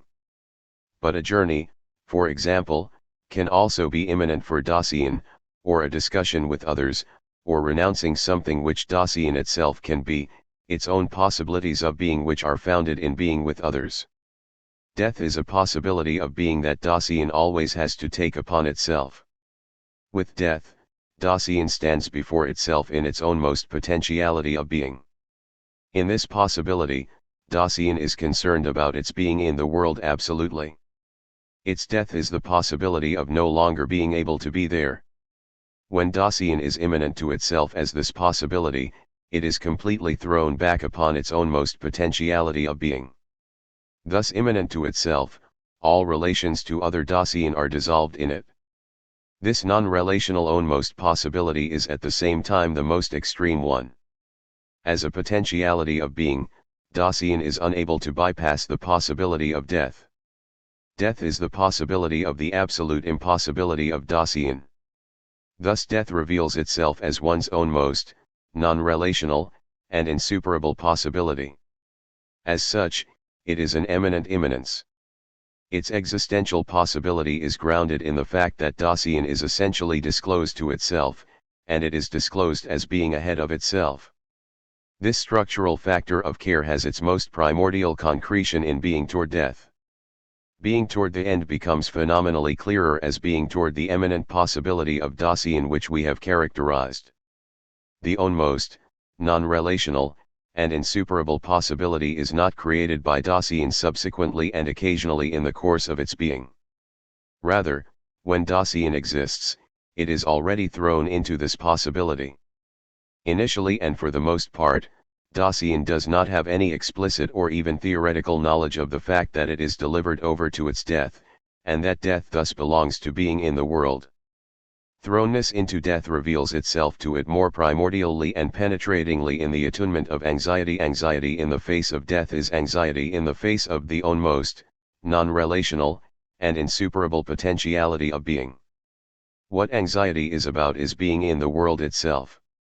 What anxiety is about is simply the potentiality of being of Dasein. Anxiety about death must not be confused with a fear of one's demise. It is not an arbitrary and chance weak mood of an individual, but, as a fundamental attunement of Dasein, it is the disclosedness of the fact that Dasein exists as thrown being toward its end. Thus the existential concept of dying is clarified as thrown being toward the ownmost, non-relational, and insuperable potentiality of being. Precision is gained by distinguishing this from mere disappearance, and also from merely perishing, and finally from the experience of a demise. Being toward the end does not first arise through some attitude which occasionally turns up, rather, it belongs essentially to the thrownness of Dasein which reveals itself in attunement, mood, in various ways. The factical knowledge or lack of knowledge prevalent in Dasein as to its ownmost being toward the end is only the expression of the existential possibility of maintaining itself in this being in different ways. That factically many people initially and for the most part do not know about death must not be used to prove that being toward death does not universally belong to Dasein, rather, it only proves that Dasein, fleeting from it, initially and for the most part covers over its ownmost being toward death.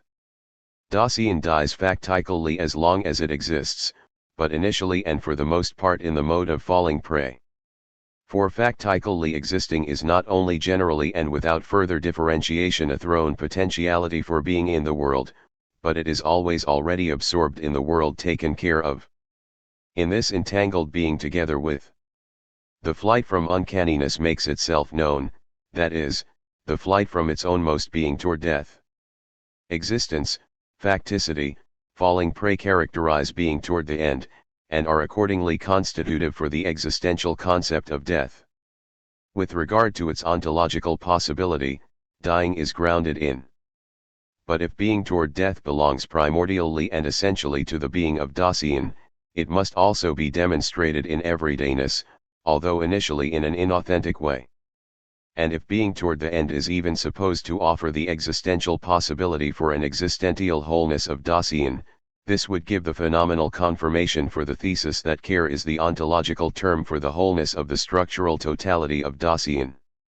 However, for the complete phenomenal justification of this statement, a preliminary sketch of the connection between being toward death and care is not sufficient.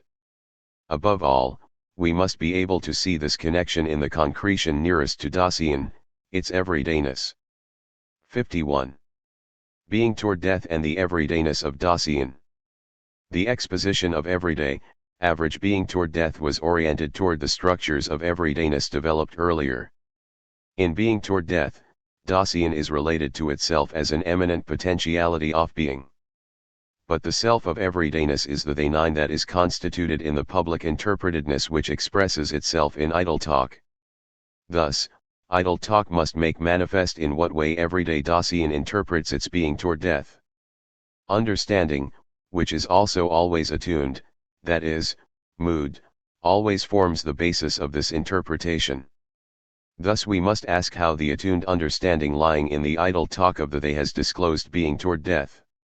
How is the they related in an understanding way to the ownmost, non-relational, and insuperable possibility of Dasein? What attunement discloses to the they that it has been delivered over to death, and in what way?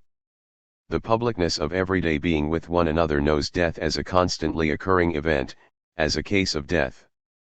Someone or another dies, be it a neighbor or a stranger. People unknown to us die daily and hourly. Death is encountered as a familiar event occurring within the world. As such, it remains in the inconspicuousness characteristic of everyday encounters. The they has also already secured an interpretation for this event. The fleeting talk about this which is either expressed or else mostly kept back says, one also dies at the end, but for now one is not affected. The analysis of one dies reveals unambiguously the kind of being of everyday being toward death. In such talk, death is understood as an indeterminate something which first has to show up from somewhere, but right now is not yet present for oneself, and is thus no threat. One dies spreads the opinion that death, so to speak, strikes the they.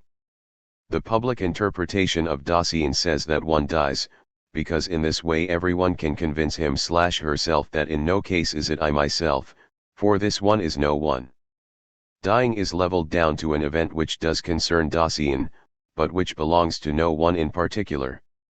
If idle talk is always ambiguous, so is this way of talking about death.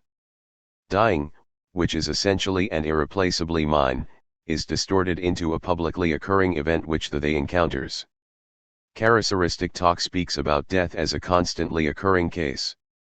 It treats it as something always already real, and veils its character of possibility and concomitantly the two factors belonging to it, that is, its non-relationality and its insuperability. With such ambiguity, Dasein puts itself in the position of losing itself in the they with regard to an eminent potentiality of being that belongs to its own self.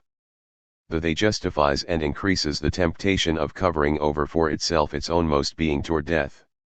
The evasion of death which covers over dominates everydayness so stubbornly that, in being with one another, those closest by often try to convince the one who is dying that he will escape death and soon return again to the tranquilized everydayness of his world taken care of. This concern has the intention of thus comforting the dying person. It wants to bring him back to Dasein by helping him to veil completely his own most non-relational possibility. Thus, the they provides a constant tranquilization about death. But, basically, this tranquilization is not only for the dying person, but just as much for those comforting him. And even in the case of demise, the carefreeness that the public has provided for itself is still not to be disturbed and made uneasy by the event. Indeed, the dying of others is seen often as a social inconvenience, if not a downright tactlessness, from which the public should be spared. 12. But along with this tranquilization, which keeps Dasein away from its death, the they at the same time justifies itself and makes itself respectable by silently ordering the way in which one is supposed to behave toward death in general. Even thinking about death is regarded publicly as cowardly fear, a sign of insecurity on the part of Dasein and a gloomy flight from the world. The they does not permit the courage to have anxiety about death. The dominance of the public interpretedness of the they has already decided what attunement is to determine our stance toward death. In anxiety about death, Dasein is brought before itself as delivered over to its insuperable possibility. The they is careful to distort this anxiety into the fear of a future event. Anxiety, made ambiguous as fear, is moreover, taken as a weakness which no self-assured Dasein is permitted to know. What is proper according to the silent decree of the they is the indifferent calm as to the fact that one dies. The cultivation of such a superior indifference estranges Dasein from its own most non-relational potentiality of being. Temptation, tranquilization, and estrangement, however, characterize the kind of being of falling prey. Entangled, everyday being toward death is a constant flight from death. Being toward the end has the mode of evading that end, reinterpreting it, understanding it inauthentically, and veiling it. Factically one's own Dasein is always already dying, that is, it is in a being toward its end. And it conceals this fact from itself by reinterpreting death as a case of death occurring every day with others, a case which always assures us still more clearly that one is oneself still alive. But in the entangled flight from death, the everydayness of Dasein bears witness to the fact that the they itself is always already determined as being toward death, even when it is not explicitly engaged in thinking about death. Even in average everydayness, Dasein is constantly concerned with its own most non-relational and insuperable potentiality of being, even if only in the mode of taking care of things, in a mode of untroubled indifference that opposes the most extreme possibility of its existence. The exposition of everyday being toward death, however, gives us at the same time a directive to attempt to secure a complete existential concept of being toward the end, by a more penetrating interpretation in which entangled being toward death is taken as an evasion of death. That before which one flees has been made visible in a phenomenally adequate way. We should now be able to project phenomenologically how evasive Dasein itself understands its death. L. 52. Everyday being toward death and the complete existential concept of death. Being toward the end was determined in a preliminary existential sketch as being toward one's own most non-relational and insuperable potentiality of being. Existing being toward this possibility brings itself before the absolute impossibility of existence. Beyond this seemingly empty characteristic of being toward death, the concretion of this being revealed itself in the mode of everydayness. In accordance with the tendency toward falling prey essential to everydayness, being toward death proved to be an evasion of it, an evasion that covers over. Whereas previously our inquiry made the transition from the formal preliminary sketch of the ontological structure of death to the concrete analysis of everyday being toward the end, we now wish to reverse the direction and attain the complete existential concept of death by filling out the interpretation of everyday being toward the end. The explication of everyday being toward death stayed with the idle talk of the they, one also dies sometime, but for the time being not yet. Up to now we solely interpreted the one dies as such. In the also sometime, but for the time being not yet, everydayness acknowledges something like a certainty of death. Nobody doubts that one dies. But this not doubting need not already imply that kind of being certain that corresponds to the way death in the sense of the eminent possibility characterized above enters into Dasein. Everydayness stops with this ambiguous acknowledgement of the certainty of death in order to weaken the certainty by covering dying over still more and alleviating its own thrownness into death. By its very meaning, this evasive covering over of death is not capable of being authentically certain of death, and yet it is. How does it stand with this certainty of death? To be certain of a being means to hold it for true as something true, but truth means discoveredness of beings. All discoveredness, however, is ontologically based in the most primordial truth, in the disclosedness of Dasein. 14 As a being that is disclosed and disclosing, and one that discovers, Dasein is essentially in the truth. But certainty is based in truth or belongs to it equiprimordially. The expression certainty, like the expression truth, has a double meaning. Primordially, truth means the same as being disclosive as a mode of behavior of Dasein. From this comes the derivative meaning, disclosedness of beings. Accordingly, certainty is primordially tantamount to being certain as a kind of being of Dasein. However, in a derivative significance, any being of which Dasein can be certain is also called certain. One mode of certainty is conviction. In conviction, Dasein lets the testimony of the thing itself that has been discovered, the true thing itself, be the sole determinant for its being toward that thing understandingly. Holding something for true is adequate as a way of keeping oneself in the truth, if it is based on the discovered beings themselves, and as being toward the beings thus discovered, has become transparent to itself with regard to its appropriateness to them. Something like this is lacking in any arbitrary fiction or in the mere opinion about a being. The adequacy of holding for true is measured by the truth claim to which it belongs.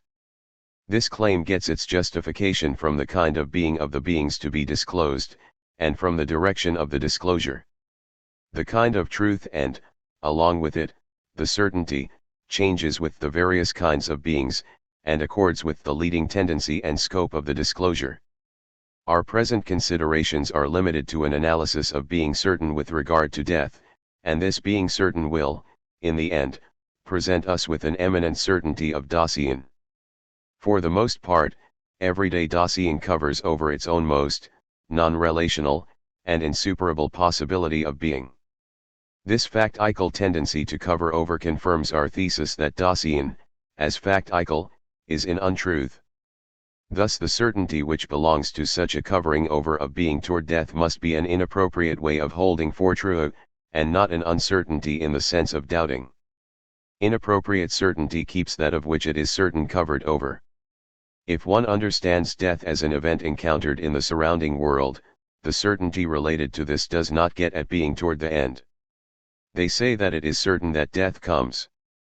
They say it and overlook the fact that, in order to be able to be certain of death, Dasein itself must always be certain of its own most, non-relational, and insuperable potentiality of being. They say that death is certain, and thus implant in Dasein the illusion that it is itself certain of its own death. And what is the ground of everyday being certain? Evidently it is not just mutual persuasion. Yet one experiences daily the dying of others. Death is an undeniable fact of experience. The way in which everyday being toward death understands the certainty thus grounded betrays itself when it tries to think about death, even when it does so with critical foresight, that is to say, in an appropriate way. So far as one knows, all human beings die. Death is probable to the highest degree for every human being, yet it is not unconditionally certain. Strictly speaking, only an empirical certainty may be attributed to death. Such certainty falls short of the highest certainty, the apodictical one, which we attain in certain areas of theoretical knowledge. In this critical determination of the certainty of death and its imminence, what is manifested in the first instance is, once again, the failure to recognize the kind of being of Dasein and the being toward death belonging to it, a failure characteristic of everydayness. The fact that demise, as an event that occurs, is only empirically certain, in no way decides about the certainty of death. Cases of death may be the factical occasion for the fact that Dasein initially notices death at all. But, remaining within the empirical certainty which we characterized, Dasein cannot become certain at all of death as it is. Although in the publicness of the they Dasein seemingly talks only of this empirical certainty of death, basically it does not keep exclusively and primarily to those cases of death that merely occur. Evading its death, everyday being toward the end is indeed certain of death in another way than it would itself like to realize in purely theoretical considerations. Everydayness mostly hides this in another way from itself. It does not dare become transparent to itself in this way. We have already characterized the everyday attunement that consists in an air of superiority with regard to the certain fact of death, a superiority that is anxiously concerned, while seemingly free of anxiety. In this attunement, everydayness acknowledges a higher certainty than the merely empirical one. One knows about the certainty of death, and yet is not really certain about it. The entangled everydayness of Dasein knows about the certainty of death, and yet avoids being certain. But in the light of what it evades, this evasion itself bears witness phenomenally to the fact that death must be grasped as the own most non-relational, insuperable, certain possibility. One says that death certainly comes, but not right away. With this but, the they denies that death is certain. Not right away is not a merely negative statement, but a self-interpretation of the they with which it refers itself to what is initially accessible to Dasein to take care of. Everydayness penetrates to the urgency of taking care of things, and divests itself of the fetters of a weary, inactive thinking about death. Death is postponed to some time later, by relying on the so-called general opinion. Thus the they covers over what is peculiar to the certainty of death, that is possible in every moment. Together with the certainty of death goes the indefiniteness of its when. Everyday being toward death evades this indefiniteness by making it something definite. but this procedure cannot mean calculating when the demise is due to arrive. Dasein rather flees from such definiteness. Everyday taking care of things makes definite for itself the indefiniteness of certain death by interposing before it those manageable urgencies and possibilities of the everyday matters nearest to us. But covering over this indefiniteness also covers over certainty. Thus the ownmost character of the possibility of death gets covered over, a possibility that is certain, and yet indefinite, that is, possible at any moment. Now that we have completed our interpretation of the everyday talk of the they about death and the way death enters Dasein, we have been led to the characteristics of certainty and indefiniteness. The full existential and ontological concept of death can now be defined as follows: as the end of Dasein, death is the ownmost, non-relational, certain, and, as such, indefinite and insuperable possibility of Dasein. As the end of Dasein, death is in the being of this being toward its end. The delineation of the existential structure of being toward the end helps unfold a kind of being of Dasein in which it can, as Dasein, be whole. The fact that even everyday Dasein is always already toward its end, that is constantly coming to grips with its own death, even though fleetingly, shows that this end, which concludes and defines being whole, is not something which Dasein ultimately arrives at only in its demise. In Dasein, existing toward its death, its most extreme not yet, which everything else precedes, is always already included. So if one has given an ontologically inappropriate interpretation of the not yet of Dasein as something outstanding, any formal inference of the not yet of Dasein as something outstanding, any formal inference from this to the lack of wholeness of Dasein, will be incorrect. The phenomenon of the not yet has been taken from the ahead of itself. No more than the structure of care in general can it serve as a higher court that would rule against a possible, existent wholeness. Indeed, this ahead of itself first makes possible such a being toward the end. The problem of the possible being whole of the being, which we ourselves in each instance are, is legitimate if care, as the fundamental constitution of Dasein, is connected with death as the most extreme possibility of this being. Yet it remains questionable whether this problem has been adequately worked out. Being toward death is grounded in care. As throne being in the world, Dasein is always already delivered over to its death. Being toward its death, it dies factically and constantly as long as it has not reached its demise. That Dasein dies factically means at the same time that it has always already decided in this or that way in its being toward death. Every day, entangled evasion of death is an inauthentic being toward it. Inauthenticity has possible authenticity as its basis. Inauthenticity characterizes the kind of being in which Dasein diverts itself and for the most part has always diverted itself, but it does not have to do this necessarily and constantly. Because Dasein exists, it determines itself as the kind of being it is, and it does so always in terms of a possibility which it itself is and understands. Can Dasein authentically understand its own most, non-relational, insuperable, certain possibility that is, as such, indefinite? That is, can it maintain itself in an authentic being toward its end? As long as this authentic being toward death has not been set forth and ontologically determined, there is something essentially lacking in our existential interpretation of being toward the end. Authentic being toward death signifies an existential possibility of Dasein. This ontic potentiality of being must in its turn be ontologically possible. What are the existential conditions of this possibility? How are they themselves to become accessible? 53. Existential project of an authentic being toward death. Factically, Dasein maintains itself initially and for the most part in an inauthentic being toward death.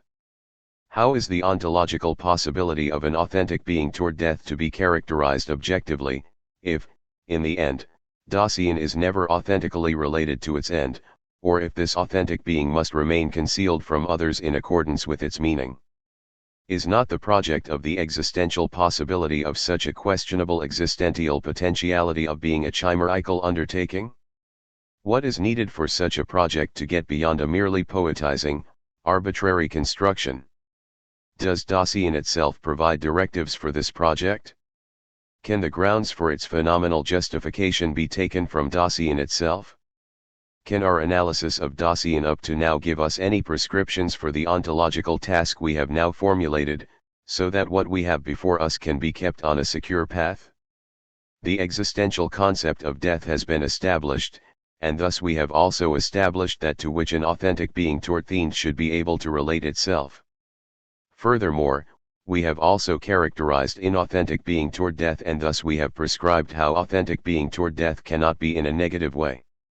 The existential structure of an authentic being toward death must let itself be projected with these positive and prohibitive instructions.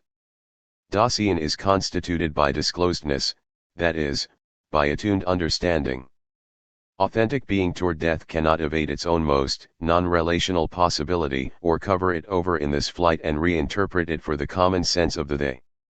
The existential project of an authentic being toward death must thus set forth the factors of such a being which are constitutive for it as an understanding of death in the sense of being toward this possibility without fleeing it or covering it over.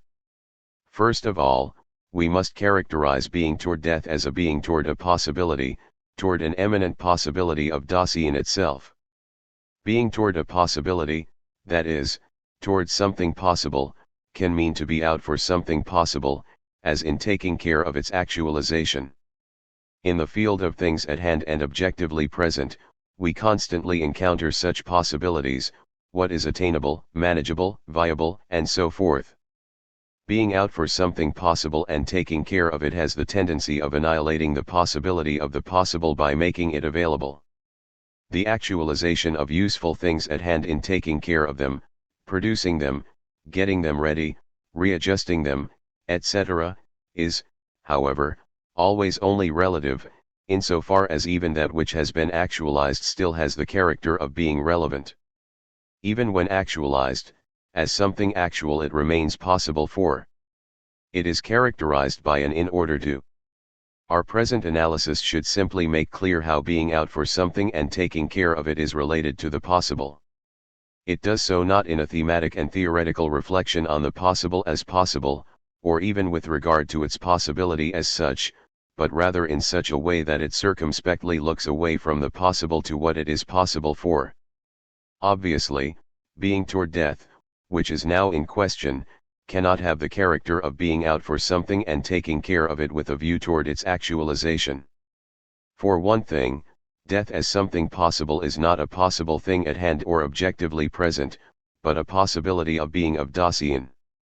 Then, however, taking care of the actualization of what is thus possible would have to mean bringing about one's own demise. But by doing this, Dasein would deprive itself of the very basis for an existing being toward death. Thus, if being toward death is not meant as an actualization of death, neither can it mean to dwell near the end in its possibility. This kind of behavior would amount to thinking about death, thinking about this possibility, how and when it might be actualized. Brooding over death does not completely take away from it its character of possibility. It is always brooded over as something coming, but we weaken it by calculating how to have death under our control. As something possible, death is supposed to show as little as possible of its possibility. On the contrary, if being toward death has to disclose understandingly the possibility which we have characterized as such, then in such being toward death this possibility must not be weakened, it must be understood as possibility, cultivated as possibility, and endured as possibility in our relation to it. However, Dasein relates to something possible in its possibility, by expecting it.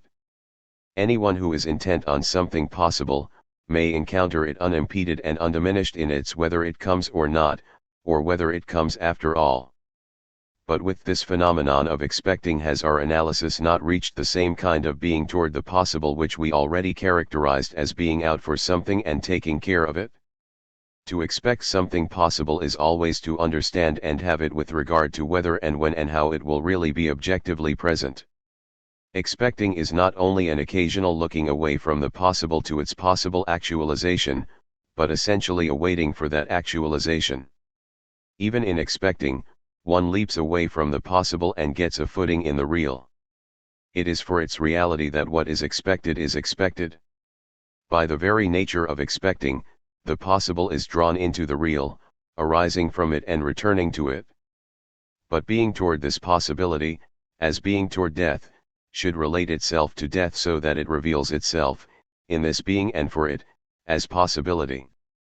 Terminologically, we shall formulate this being toward possibility as anticipation of this possibility. But does not this mode of behavior contain an approach to the possible, and does not its actualization emerge with the nearness of the possible? In this kind of coming near, however, one does not tend toward making something real available and taking care of it, but as one comes nearer understandingly, the possibility of the possible only becomes greater.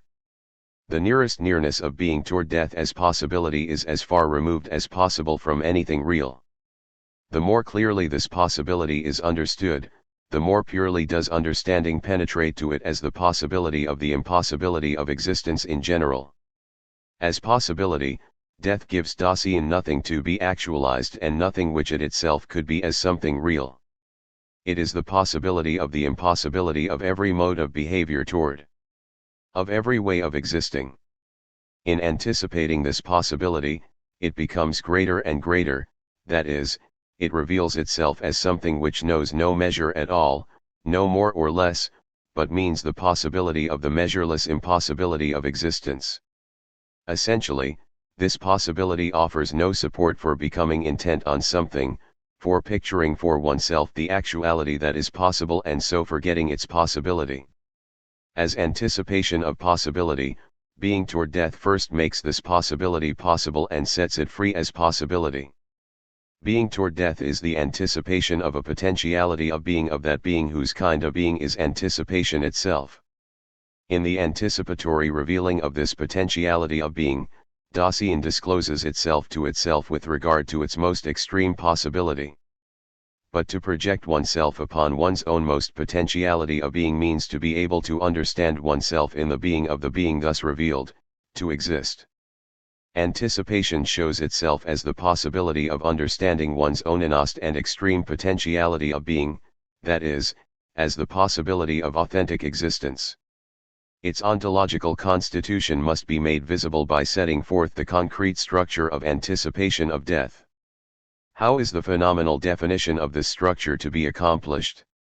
Evidently by defining the characteristics of anticipatory disclosure which must belong to it so that it can become the pure understanding of the own most, non-relational, insuperable, certain, and, as such, indefinite possibility. We must remember that understanding does not primarily mean staring at a meaning, but understanding oneself in the potentiality of being that reveals itself in the project. Death is the oninnost possibility of Dasein. Being toward it discloses to Dasein its own most potentiality of being in which it is concerned about the being of Dasein absolutely. Here it can become evident to Dasein that in the eminent possibility of itself it remains torn away from the they, that is, anticipation can always already have torn itself away from the they. The understanding of this ability, however, first reveals its factical lostness in the everydayness of the they self. The ownmost possibility is non-relational. Anticipation lets Dasein understand that it has to take over solely from itself the potentiality of being in which it is concerned absolutely about its ownmost being. Death does not just belong in an undifferentiated way to one's own Dasein, but it lays claim on it as something individual. The non-relational character of death, understood in anticipation, individualizes Dasein down to itself. This individualizing is a way in which the there is disclosed for existence. It reveals the fact that any being together with what is taken care of and any being with others fails when one's own most potentiality of being is at stake. Dasein can authentically be itself only when it makes this possible of its own accord. But if taking care and being concerned fail us, this does not, however, mean at all that these modes of Dasein have been cut off from its authentic being as self. As essential structures of the constitution of Dasein they also belong to the condition of the possibility of existence in general. Dasein is authentically itself only insofar as it projects itself, as being together with things taken care of and concernful being with. primarily upon its own most potentiality of being, rather than upon the possibility of the they-self. Anticipation of its non-relational possibility forces the being that anticipates into the possibility of taking over its own most being from itself of its own accord. The own most, non-relational possibility is insuperable. Being toward this possibility lets Dasein understand that the most extreme possibility of existence, that of giving itself up, is imminent. But anticipation does not evade the impossibility of bypassing death, as does inauthentic being toward death, but frees itself for it. Becoming free for one's own death in anticipation liberates one from one's lostness in chance possibilities urging themselves upon us, so that the factical possibilities lying before the insuperable possibility can first be authentically understood and chosen. Anticipation discloses to existence that its extreme possibility lies in giving itself up, and thus it shatters all one's clinging to whatever existence one has reached. In anticipation, Dasein guards itself against falling back behind itself, or behind the potentiality for being that it has understood. It guards against becoming too old for its victories, Nietzsche. Free for its own most possibilities, which are determined by the end, and so understood as finite, Dasein averts the danger that it may, by its own finite understanding of existence, fail to recognize that it is getting overtaken by the existence possibilities of others, or that it may misinterpret these possibilities by forcing them upon its own, thus divesting itself of its own most factical existence. As the non-relational possibility, death individualizes, but only, as the insuperable possibility, in order to make Dasein as being with understand the potentialities of being of others.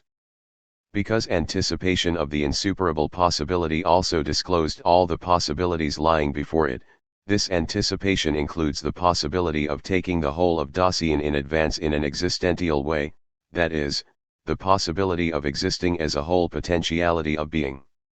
The own most, non-relational, and insuperable possibility is certain. The mode of being certain of it is determined by the truth, disclosedness, corresponding to it. But Dasein discloses the certain possibility of death as possibility only by making this possibility as its own most potentiality of being possible in anticipating it. The disclosedness of this possibility is grounded in a making possible that anticipates. Holding oneself in this truth, that is, being certain of what has been disclosed, demands anticipation above all. The certainty of death cannot be calculated in terms of ascertaining cases of death encountered. This certainty by no means holds itself in the truth of something objectively present. When something objectively present has been discovered, it is encountered most purely by just looking at it and letting it be encountered in itself. Dasein must first have lost itself in the factual circumstances. This can be one of care's own tasks and possibilities, if it is to gain the pure objectivity, that is, the indifference, of apodictic evidence. If being certain in relation to death does not have this character, that does not mean it is of a lower grade, but rather that it does not belong at all to the order of degrees of evidence about things objectively present. Holding death for true death is in each instance only one's own exhibits a different kind of certainty, and is more primordial than any certainty related to beings encountered in the world or to formal objects, for it is certain of being in the world. As such, holding death for true requires not just one definite kind of behavior of Dasein, but requires Dasein in the complete authenticity of its existence. 18 In anticipation, Dasein can first make certain of its own most being in its insuperable totality. Thus, the evidence of the immediate givenness of experiences, of the ego, or of consciousness, necessarily has to lag behind the certainty contained in anticipation. And yet this is not because the kind of apprehension belonging to it is not rigorous enough, but because it fundamentally cannot hold for true, disclosed, something that it basically insists upon having there as true, namely, the Dasein which I myself am and can be as potentiality of being authentically only in anticipation. The own most, non-relational, insuperable, and certain possibility is indefinite with regard to its certainty. How does anticipation disclose this character of the eminent possibility of Dasein? How does understanding, anticipating, project itself upon a definite potentiality of being which is constantly possible in such a way that the when in which the absolute impossibility of existence becomes possible remains constantly indefinite. In anticipating the indefinite certainty of death, Dasein opens itself to a constant threat arising from its own there. Being toward the end must hold itself in this very threat, and can so little phase it out that it rather has to cultivate the indefiniteness of the certainty. How is it existentially possible for this constant threat to be genuinely disclosed? All understanding is attuned. Mood brings Dasein before the throneness of its that it is there 9, but the attunement which is able to hold open the constant and absolute threat to itself arising from the onanost individualized being of Dasein is in anxiety. Dasein finds itself faced with the nothingness of the possible impossibility of its existence. Anxiety is anxious about the potentiality of the being thus determined, and thus discloses the most extreme possibility. Because the anticipation of Dasein absolutely individualizes and lets it, in this individualizing of itself, become certain of the wholeness of its potentiality of being, the fundamental attunement of anxiety belongs to the self-understanding of Dasein in terms of its ground. Being toward death is essentially this is attested unmistakably, although only indirectly, by being toward death as we characterized it, when it distorts anxiety into cowardly fear and, in overcoming that fear, only makes known its own cowardliness in the face of anxiety. What is characteristic about authentic, existentially projected being toward death can thus be summarized as follows: anticipation reveals to Dasein its lostness in the they-self, and brings it face to face with the possibility to be itself, primarily unsupported by concern that takes care, but to be itself in the passionate anxious freedom toward death, which is free of the illusions of the they, factical, and certain of itself. All relations belonging to being toward death, up to the complete content of the most extreme possibility of Dasein, gather themselves together to reveal, unfold, and hold fast the anticipation that they constitute and that makes this possibility possible. The existential project in which anticipation has been delimited, has made visible the ontological possibility of an existential, authentic being toward death.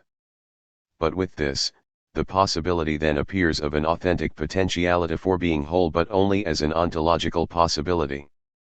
Of course, our existential project of anticipation stayed with those structures of Dasein gained earlier and let Dasein itself, so to speak, project itself upon this possibility, without proffering to Dasein the content of an ideal of existence forced upon it from the outside. And yet this existentially possible being toward death remains, after all, existentially a fantastical demand. The ontological possibility of an authentic potentiality for being a whole of Dasein means nothing as long as the corresponding ontic potentiality of being has not been shown in terms of Dasein itself.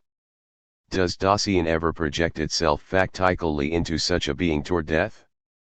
Does it demand, even only on the basis of its own most being, an authentic potentiality of being which is determined by anticipation? Before answering these questions, we must investigate to what extent at all and in what way Dasein bears witness to a possible authenticity of its existence from its own most potentiality of being, in such a way that it not only makes this known as existentially possible, but demands it of itself. The question hovering over us of an authentic wholeness of Dasein and its existential constitution can be placed on a viable, phenomenal basis only if that question can hold fast to a possible authenticity of its being attested by Dasein itself. If we succeed in discovering phenomenologically such an attestation and what is attested to in it, the problem arises again of whether the anticipation of death projected up to now only in its ontological possibility has an essential connection with that authentic potentiality of being attested to. 54. The problem of the attestation of an authentic existential possibility. We are looking for an authentic potentiality of being of Dasein that is attested by Dasein itself in its existential possibility. First of all, this attestation must let itself be discovered if it is to give Dasein to understand itself in its possible authentic existence, it will have its roots in the being of Dasein. The phenomenal demonstration of such an attestation thus contains evidence of its origin in the constitution of being of Dasein. The attestation is to give us to understand an authentic potentiality of being oneself. With the expression self, we answered the question of the who of Dasein. The selfhood of Dasein was defined formally as a way of existing, that is, not as a being objectively present. I myself am not for the most part the who of Dasein, rather the they self is. Authentic being a self shows itself to be an existential modification of the they, which is to be defined existentially. What does this modification imply, and what are the ontological conditions of its possibility? With the lostness in the they, the nearest, factical potentiality of being of Dasein tasks, rules, standards, the urgency and scope of being in the world as concerned and taking care has already been decided upon. The they has always already kept Dasein from taking hold of these possibilities of being. The they even conceals the way it has silently disburdened Dasein of the explicit choice of these possibilities. It remains indefinite who is really choosing. So Dasein is taken along by the no one, without choice, and thus gets caught up in inauthenticity. This process can be reversed only in such a way that Dasein explicitly brings itself back to itself from its lostness in the they. But this bringing back must have the kind of being by the neglect of which Dasein has lost itself in inauthenticity. When Dasein thus brings itself back from the they self is modified in an existential manner so that it becomes authentic being oneself. This must be accomplished by making up for not choosing. But making up for not choosing signifies choosing to make this choice, deciding for a potentiality of being, and making this decision from one's own self. In choosing to make this choice, Dasein makes possible, for the first time, its authentic potentiality of being. But because Dasein is lost in the they, it must first find itself. In order to find itself at all, it must be shown to itself in its possible authenticity. In terms of its possibility, Dasein is already a potentiality for being itself, but it needs to have this potentiality attested. In the following interpretation, we shall claim that this potentiality is attested by that which, in the everyday self-interpretation of Dasein, is familiar to us as the voice of conscience. 3. That the very fact of conscience has been disputed, that its function as a higher court for Dasein's existence has been variously assessed, and that what conscience says has been interpreted in manifold ways. All this might only mislead us into dismissing this phenomenon if the very doubtfulness of this fact or of the way in which it has been interpreted did not precisely prove that here a primordial phenomenon of Dasein lies before us. In the following analysis, conscience will be posited within the thematic plan of an existential investigations which has fundamental ontology as its aim. We shall first trace conscience back to its existential foundations and structures, and make it visible as a phenomenon of Dasein, holding fast to what we have hitherto arrived at as that being's constitution of being. The ontological analysis of conscience started in this way is prior to any psychological description and classification of experiences of conscience, just as it lies outside any biological explanation, that is, dissolution, of this phenomenon. But it is no less distant from a theological exegesis of conscience or any employment of this phenomenon for proofs of God's existence or an immediate consciousness of God. Still, in our restricted inquiry into conscience, we must neither exaggerate its importance nor make distorted claims about it and lessen its worth. As a phenomenon of Dasein, conscience is not a fact that occurs and is occasionally present. It is only in the kind of being of Dasein and makes itself known as a fact only in factical existence. The demand for an inductive, empirical proof for the factuality of conscience and for the legitimacy of its voice is based on an ontological distortion of the phenomenon. But this distortion is also shared by every superior critique of conscience as something that occurs only at times rather than as a universally established and ascertainable fact. The fact of conscience cannot be coupled with such proofs and counter-proofs at all. That is not a lack, but only the mark that identifies it as ontologically different in kind from things present in the surrounding world. Conscience gives us something to understand, it discloses. From this formal characteristic arises the directive to take this phenomenon back into the disclosedness of Dasein. This fundamental constitution of the being that we ourselves actually are is constituted by attunement, understanding, falling prey, and discourse. A more penetrating analysis of conscience reveals it as a call. Calling is a mode of discourse. The call of conscience has the character of summoning Dasein to its own most potentiality of being a self by summoning it to its own most being guilty asterisk. But this existential interpretation is necessarily a far cry from the everyday, ontic understanding, although it does expose the ontological foundations of what the vulgar interpretation of conscience has always understood in certain limits and has conceptualized as a theory of conscience.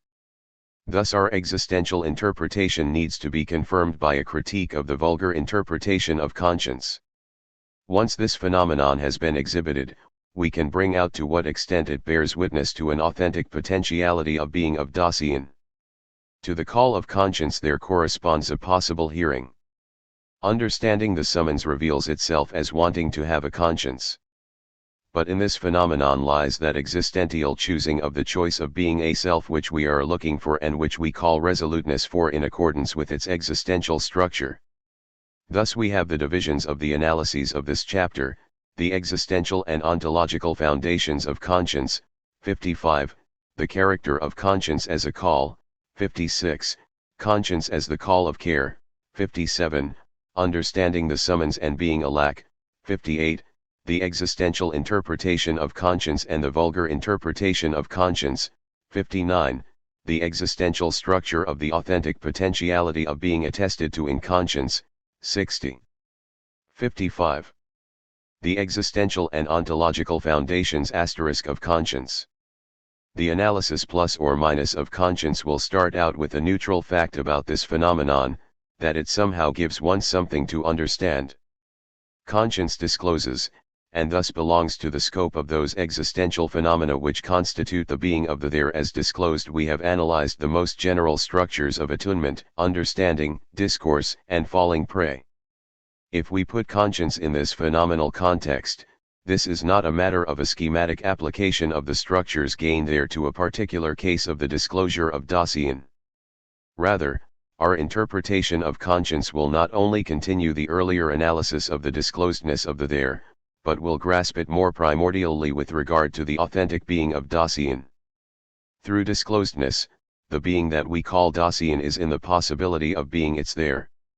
It is there for itself, together with its world, initially and for the most part in such a way that it has disclosed its potentiality of being in terms of the world taken care of.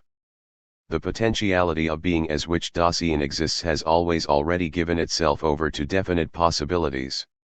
And this is the case because it is a throne being, and its thrownness is disclosed more or less clearly and penetratingly by being attuned. Understanding belongs equiprimordially to attunement, mood. In this way Dasein knows where it stands, since it has projected itself upon possibilities of itself, or, absorbed in the they, has let itself be given such possibilities as are prescribed by its public interpretedness.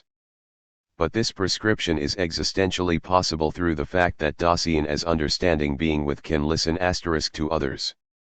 Losing itself in the publicness of the they and its idle talk, it fails to hear its own self in listening to the they self. If Dasein is to be brought back from this lostness of failing to hear itself, and if this is to be done through itself, it must first be able to find itself as something that has failed to hear itself and continues to do so in listening to the they. This listening must be stopped, that is, the possibility of another kind of hearing that interrupts that listening must be given by Dasein itself. The possibility of such a breach lies in being summoned without any mediation. Dasein fails to hear itself, and listens to the they, and this listening gets broken by the call if that call, in accordance with its character as call, arouses another kind of hearing which, in relation to the hearing that is lost, has a character in every way opposite. If this lost hearing is numbed by the noise of the manifold ambiguity of everyday new idle talk, the call must call silently, unambiguously, with no foothold for curiosity. That which, by calling in this way, gives us to understand, is conscience. We take calling as a mode of discourse. Discourse articulates intelligibility. The characterization of conscience as a call is by no means only an image, like the Kantian representation of conscience as a court of justice. We must only not overlook the fact that vocal utterance is not essential to discourse, and thus not for the call either. Every speaking and calling out already presupposes discourse.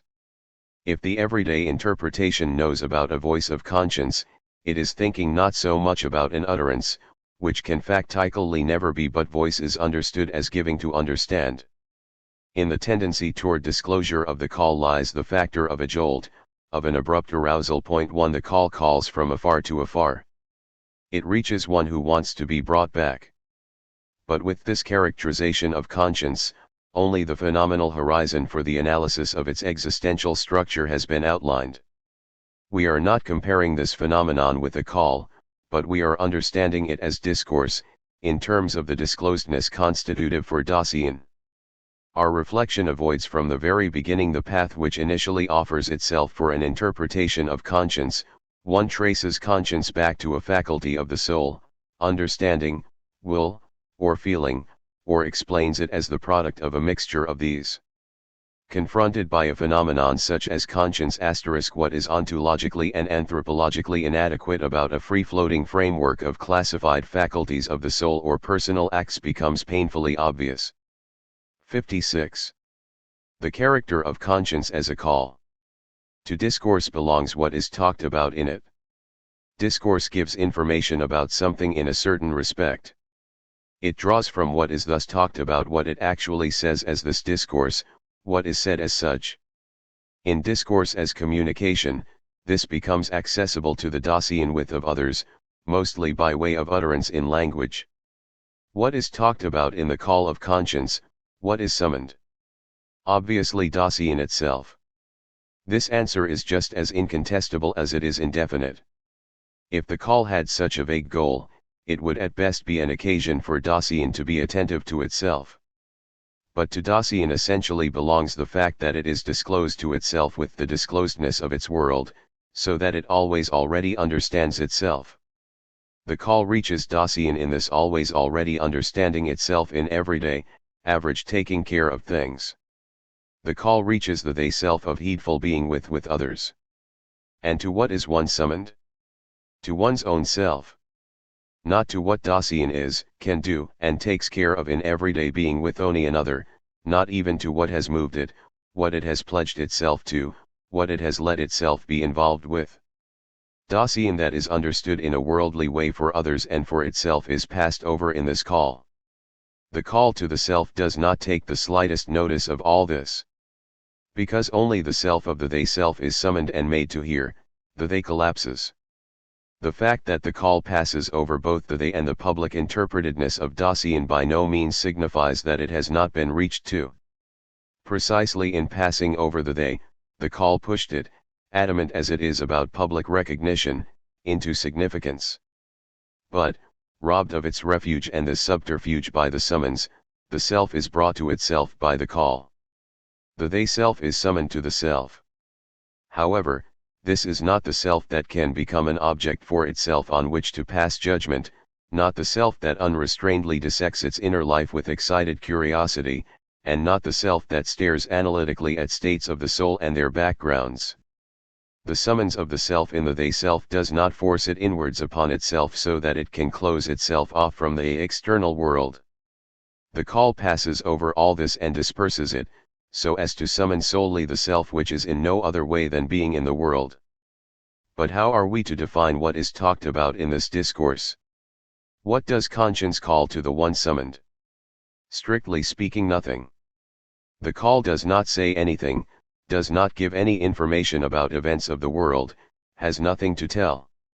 Least of all does it strive to open a conversation with itself in the self which has been summoned. Nothing is called to the self which is summoned, but it is summoned to itself, that is, to its own most potentiality of being. In accordance with its tendency as call, the call does not mandate a trial for the self which has been summoned, but as a summons to the own most potentiality of being a self, it calls Dasein forth, ahead of itself, to its most unique possibilities.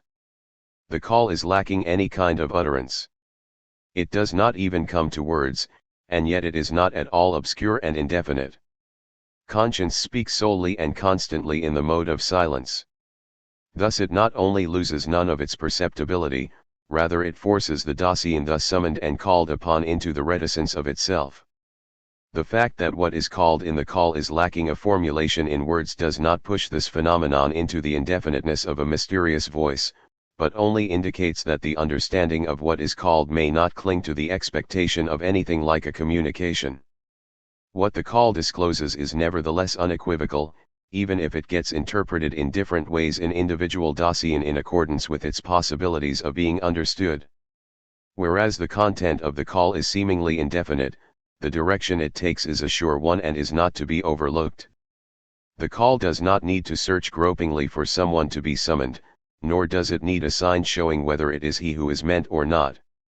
Deceptions occur in conscience not by an oversight of the call, a miscalling, but only because the call is heard in such a way that, instead of being understood authentically, it is drawn by the they-self into a conversation with oneself in which one makes deals and in which the disclosing character of the call is distorted.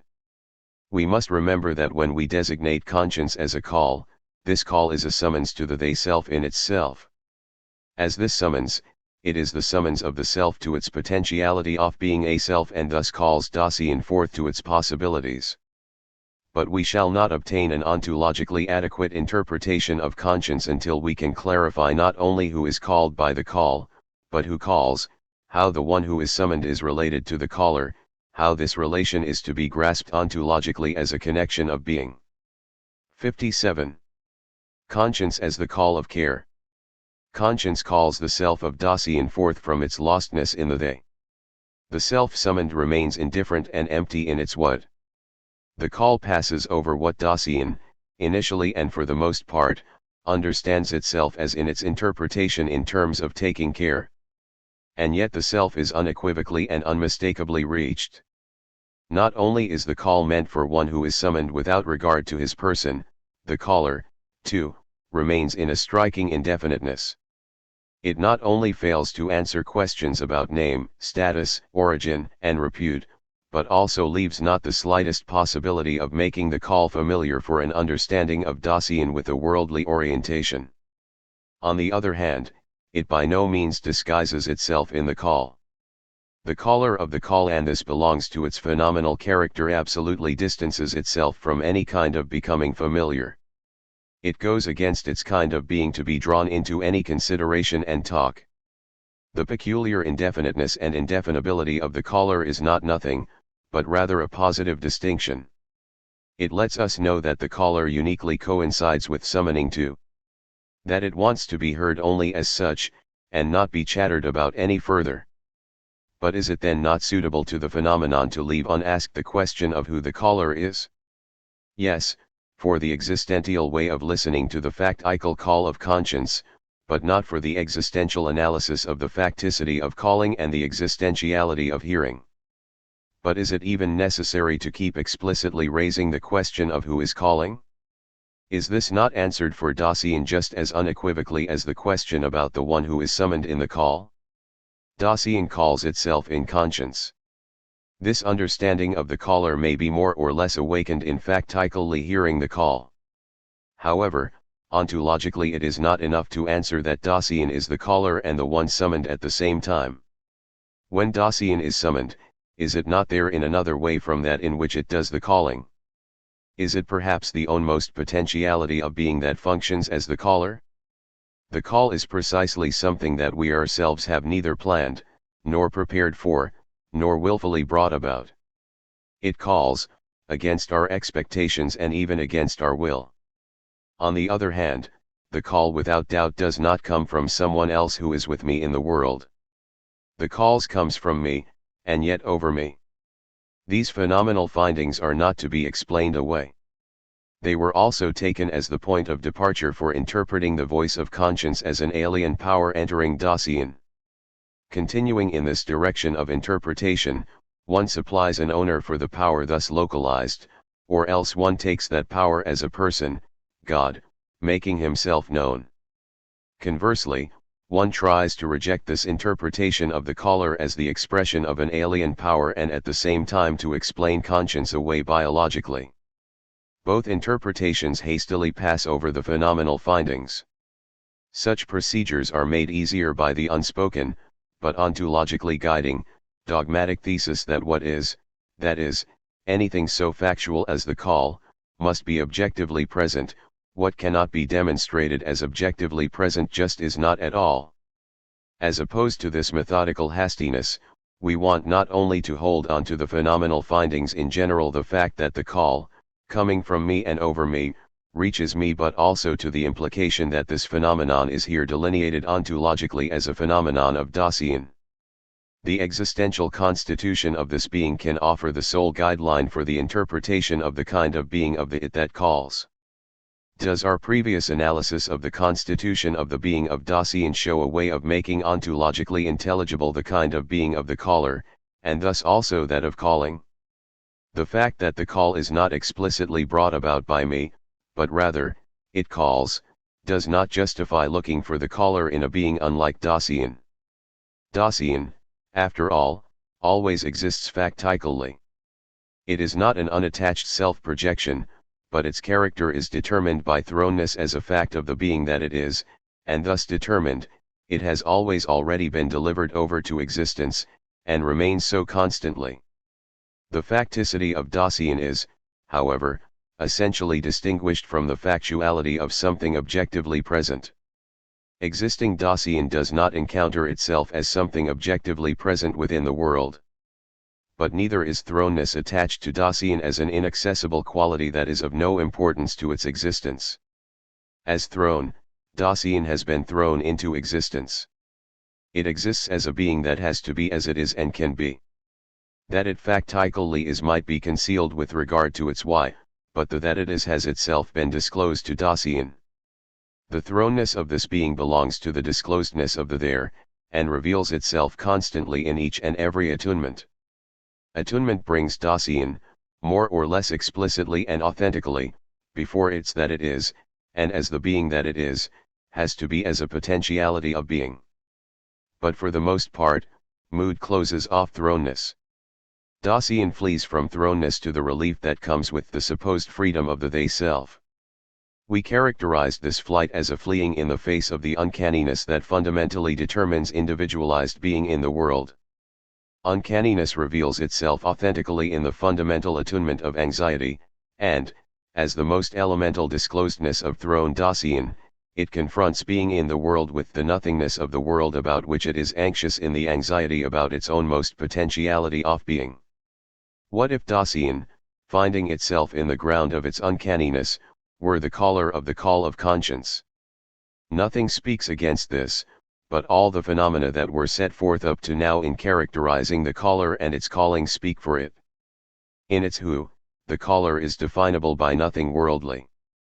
It is Dasein in its uncanniness, primordially thrown being in the world, as not at home, the naked that in the nothingness of the world.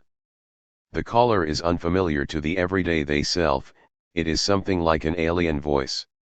What could be more alien to the they, lost in the manifold world of its heedfulness, than the self individualized to itself in uncanniness thrown into nothingness?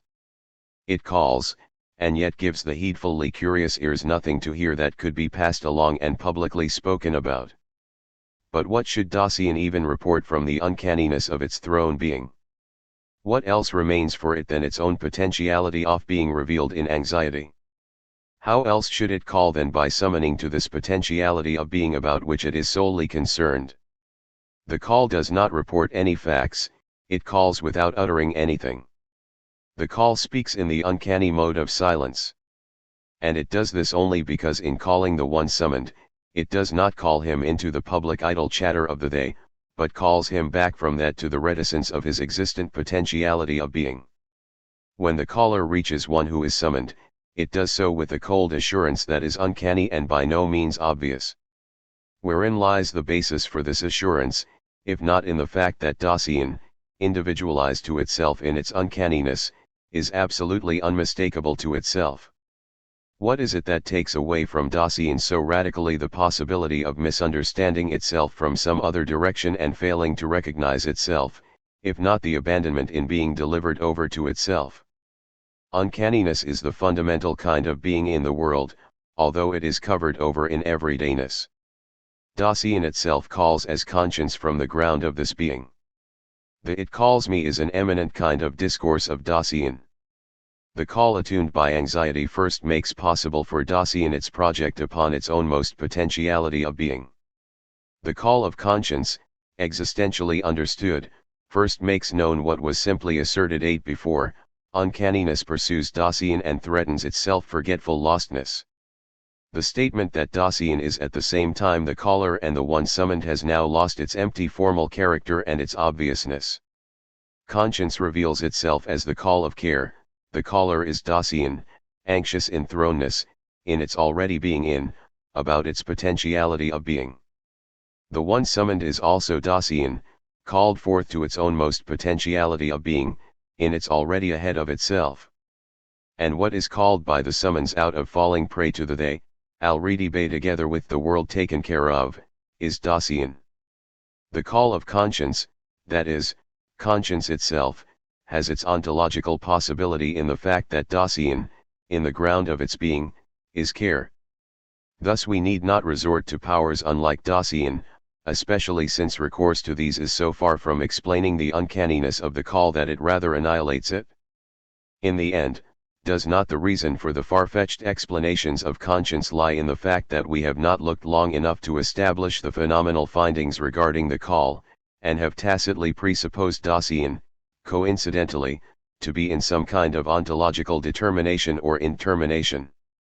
Why should we look to alien powers for information before we have made sure that in starting our analysis we have not given too low an assessment of the being of Dasein, that is, as an innocuous subject occurring somehow, endowed with personal consciousness?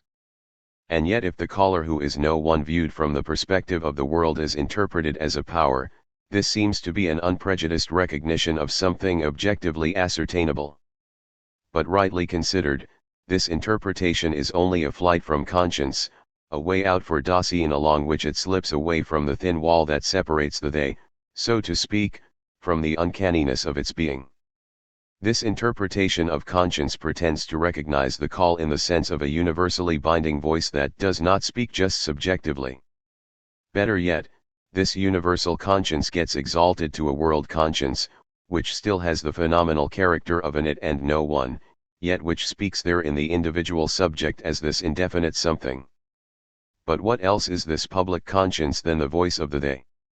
Dasein can only come up with the dubious idea of a world conscience because at bottom conscience is, in its essence, in each instance mine. It is this not only in the sense that one's own most potentiality of being is always summoned, but because the call comes from the being that I myself always am.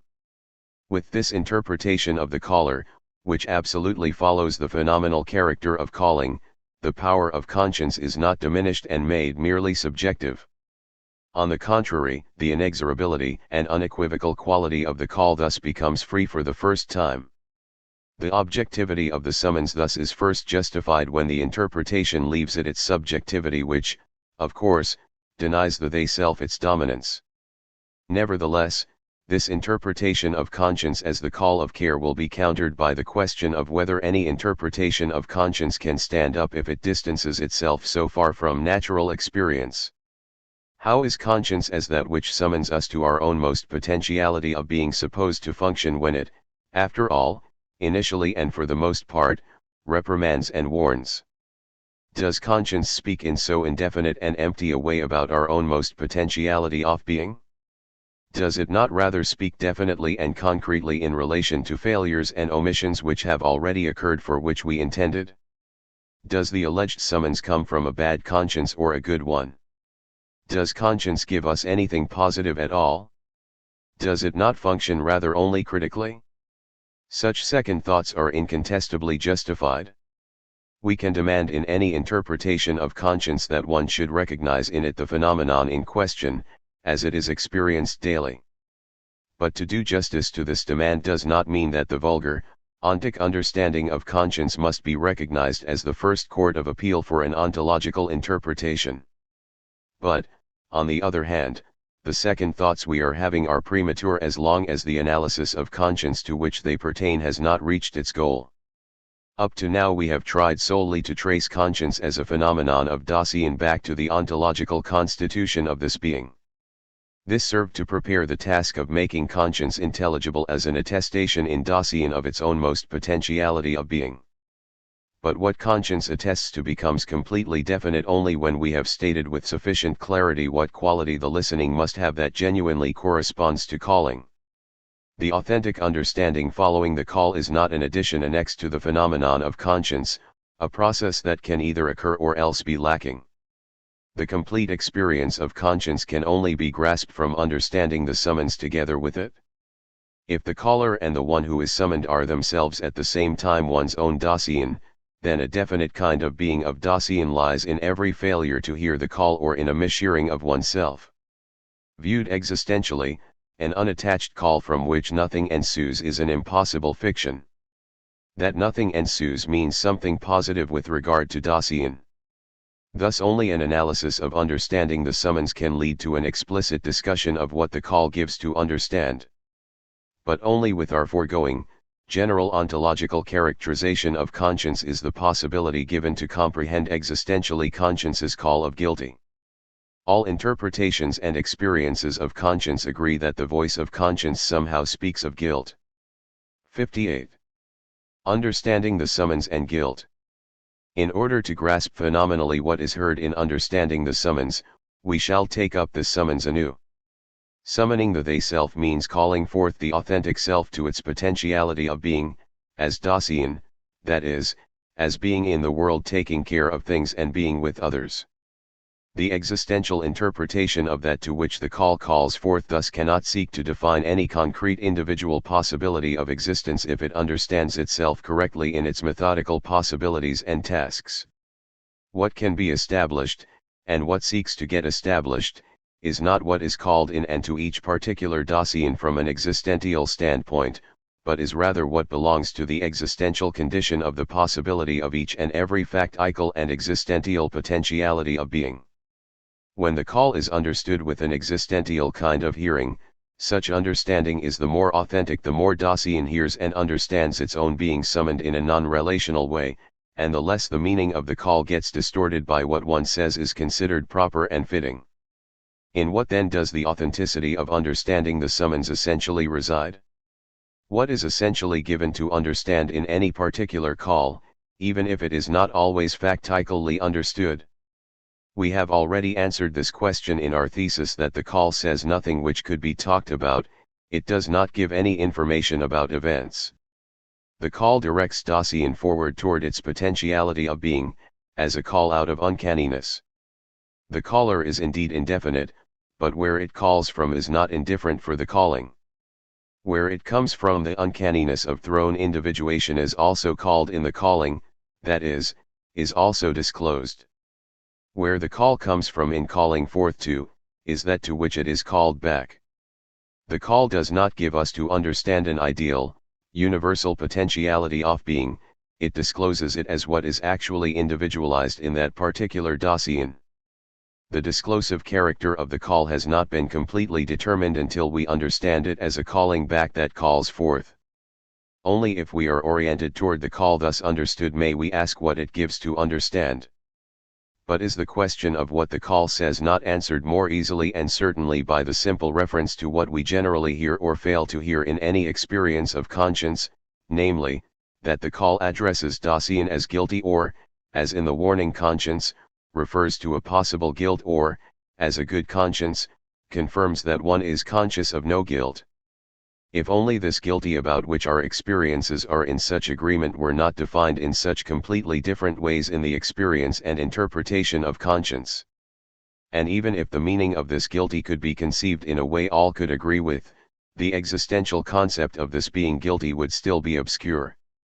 However, when Dasein addresses itself as guilty, where should its idea of guilt be drawn from if not from the interpretation of its own being? But the question arises again, who says how we are guilty and what guilt means? the idea of guilt cannot be arbitrarily thought up and forced upon Dasein. But if an understanding of the essence of guilt is possible at all, this possibility must have been sketched out in Dasein beforehand. How are we to find that trace that can lead to revealing this phenomenon? All ontological inquiries into phenomena such as guilt, conscience, and death must start from what everyday Dasein says about them. Because its kind of being is entangled, the way Dasein gets interpreted is for the most part inauthentically oriented and does not get at the essence, since the primordially appropriate ontological kind of questioning remains alien to it. Whenever we see something wrongly, a directive as to the primordial idea of the phenomenon is also revealed. But where do we get our criterion for the primordial, existential meaning of guilty? From the fact that this guilty turns up as a predicate of the I am. Does what is understood as guilt in inauthentic interpretation possibly lie in the being of Dasein as such, in such a way that it is also already guilty in that it actually, factically exists? Thus by invoking the guilty, which everyone agrees that one hears, one has not yet answered the question of the existential meaning of what is called in the call.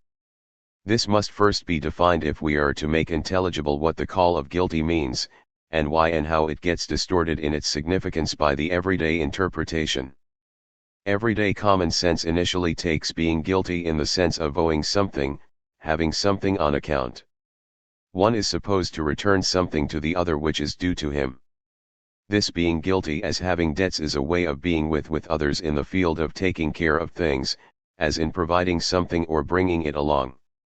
Further modes of taking care of things are depriving, borrowing, withholding, taking, robbing, that is, in some way not doing justice to the claims that others have made as to their possessions. This kind of being guilty is related to things that can be taken care of. Being guilty has the further significance of being responsible for, that is, being the cause or author of something or being the occasion for something. In the sense of this being responsible for something, one can be guilty without owing anything to someone else or coming to owe him. Conversely, one can owe something to another without being responsible for it oneself. Another person can incur debts to others for me. These vulgar significations of being guilty as having debts with and being responsible for can go together and determine a kind of behavior which we call making oneself responsible, that is, by having the responsibility for having a debt, one may break a law and make oneself punishable. However, the requirement that one fails to satisfy need not necessarily be related to possessions, it can regulate public being with one another in general. This making oneself responsible by breaking a law, as we have defined it, can, at the same time, have the character of becoming responsible to others. That does not occur by breaking a law as such, but through my having the responsibility for the others becoming jeopardized in his existence, led astray, or even destroyed. This becoming responsible to others is possible without breaking the public law. The formal concept of being responsible in the sense of having become responsible to others can be defined as being the ground for a lack in the Dasein of another, in such a way that this being the ground itself is defined as lacking in terms of that for which it is the ground. This kind of lacking is a failure to satisfy some demand placed on one's existing being with others. It remains a question how such demands arise, and in what way the character of their demands and laws is to be conceived on the basis of this origin. In any case, being guilty in this latter sense of breaking a moral requirement is a kind of being of Dasein. Of course, that is also true of being guilty as making oneself punishable, as having debts, and of any having responsibility for. These, too, are modes of behavior of Dasein. Very little is said by taking burdened with moral guilt as a quality of Dasein.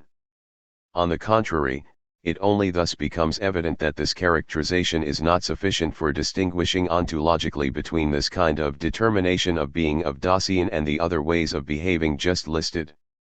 The concept of moral guilt is thus so little clarified ontologically that interpretations of this phenomenon which include in its concept, or even employ in its definition, the ideas of deserving punishment or of having debts to someone, could become and remain prevalent. but in this way the guilty is again forced aside into the realm of taking care of things in the sense of calculating and counterbalancing claims.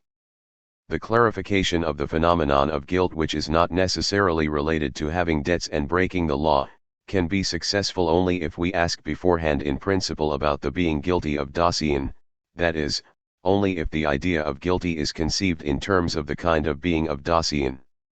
For this purpose, the idea of guilty must be formalized to the extent that the vulgar phenomena of guilt, which one related to being with others in taking care of things, drop out. The idea of guilt must not only be removed from the area of calculating and taking care of things, but must also be separated from the relationship to an ought and a law, such that by failing to comply with it one burdens oneself with guilt. For here, too, guilt is still necessarily defined as a lack, when something which ought to be and can be is missing. But to be missing means not being present. A lack, as the not being present of what ought to be, is a determination of being of objective presence. In this sense nothing can be essentially lacking in existence, not because it is complete, but because its character of being is distinguished from any kind of objective presence. Still, the character of the not is present in the idea of guilty. If the guilty is to be able to define existence, the ontological problem arises here of clarifying existentially the not character of this not. Furthermore, there belongs to the idea of guilty that which is expressed without differentiation in the concept of guilt as being responsible for, being the ground for. Thus we define the formal existential idea of guilty as being the ground for a being which is determined by a not, that is, being the ground of a nullity. If the idea of the not present in the existentially understood concept of guilt excludes relatedness to anything objectively present which is possible or which ought to be, if thus Dasein is altogether incommensurate with something objectively present or valid which it itself is not, or which is not in the way Dasein is, that is, exists, then any possibility that, with regard to being the ground for a lack, the being that is itself such a ground might be reckoned as deficient, is a possibility that is excluded. If a lack, such as a failure to fulfill some requirement, has been caused in a way characteristic of Dasein, we cannot simply calculate back to a deficiency of the cause. Being the ground for, need not have the same character of not as the privativum, which is grounded in it and arises from it. The ground need not acquire its nullity from that which grounds it. But this means that being guilty does not result from an indebtedness, but the other way around. Indebtedness is possible only on the basis of a primordial being guilty. Can something like this be pointed to in the being of Dasein, and how is it existentially possible at all? The being of Dasein is care. It includes in itself facticity, thrownness, existence, project, and falling prey. Dasein exists as thrown, brought into its there not of its own accord. It exists as a potentiality of being which belongs to itself, and yet has not given itself to itself. Existing, it never gets back behind its thrownness so that it could ever release this that it is and has to be from its being a self and lead it into the there. But thrownness does not lie behind it as an event which actually occurred, something that happened to it and was again separated from Dasein. Rather, as long as it is, Dasein is constantly its that as care. As this being, delivered over to which it can exist uniquely as the being which it is, existing, the ground of its potentiality of being. Even though it has not laid the ground itself, it rests in the weight of it, which mood reveals to it as a burden. And how is Dasein this thrown ground? Only by projecting itself upon the possibilities into which it is thrown. The self, which as such has to lay the ground of itself, can never gain power over that ground, and yet it has to take over being the ground in existing. To be its own thrown ground is the potentiality of being about which care is concerned. Being the ground, that is, existing as thrown, Dasein constantly lags behind its possibilities. It is never existent before its ground, but only from it and as it. Thus being the ground means never to gain power over one's own most being from the ground up. This not belongs to the existential meaning of thrownness. Being the ground, it itself is a nullity of itself. Nullity by no means signifies not being present or not subsisting, but means a not that constitutes this being of Dasein, its thrownness. The quality of this not as a not is determined existentially. Being a self, Dasein, as self, is the thrown being. Not through itself, but released to itself from the ground in order to be as the ground. Dasein is not itself the ground of its being, because the ground first arises from its own project, but as a self, it is the being of its ground. The ground is always ground only for a being whose being has to take over being the ground. Dasein is its ground by existing, that is, in such a way that it understands itself in terms of possibilities and, thus understanding itself, is thrown being. But this means that, as a potentiality of being, it always stands in one possibility or another, it is constantly not other possibilities and has relinquished them in its existential project. As thrown, the project is not only determined by the nullity of being the ground, but is itself as project essentially null. Again, this definition by no means signifies the ontic property of being unsuccessful or of no value but an existential constituent of the structure of being of projecting. This nullity belongs to the being free of Dasein for its existential possibilities. But freedom is only in the choice of the one, that is, in bearing the fact of not having chosen and not being able also to choose the others. In the structure of thrownness, as well as in that of the project, essentially lies a nullity. And it is the ground for the possibility of the nullity of inauthentic Dasein in its falling prey which it always already in each instance factically is.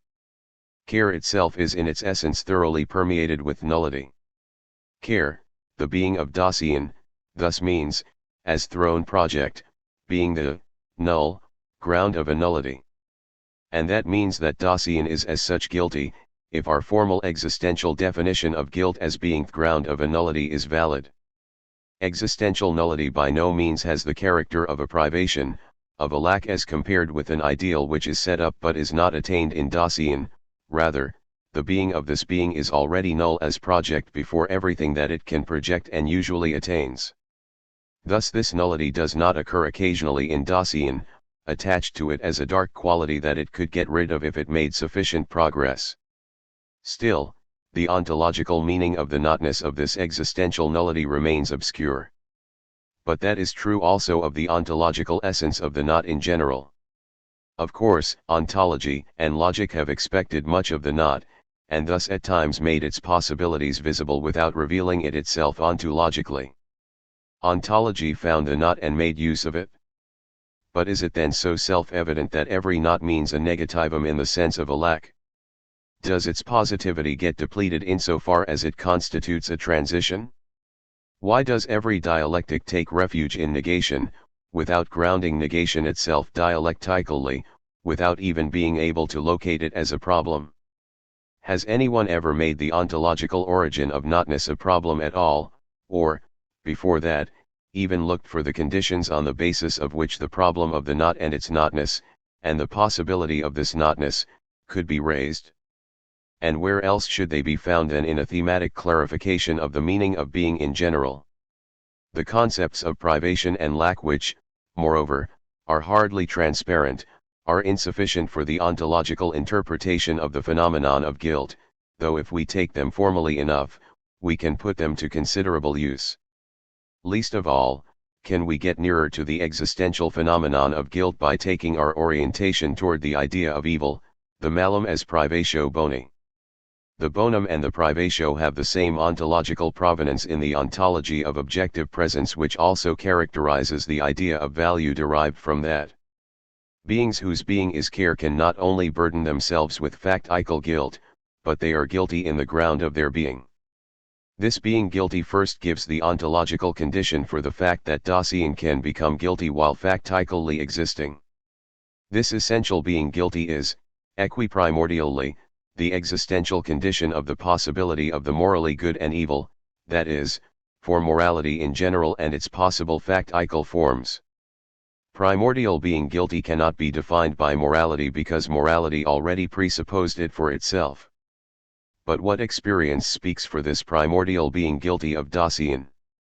However, one should not forget the counter-question: is guilt there only if a consciousness of guilt is awakened, or does not the most primordial being guilty make itself known in the very fact that guilt is sleeping?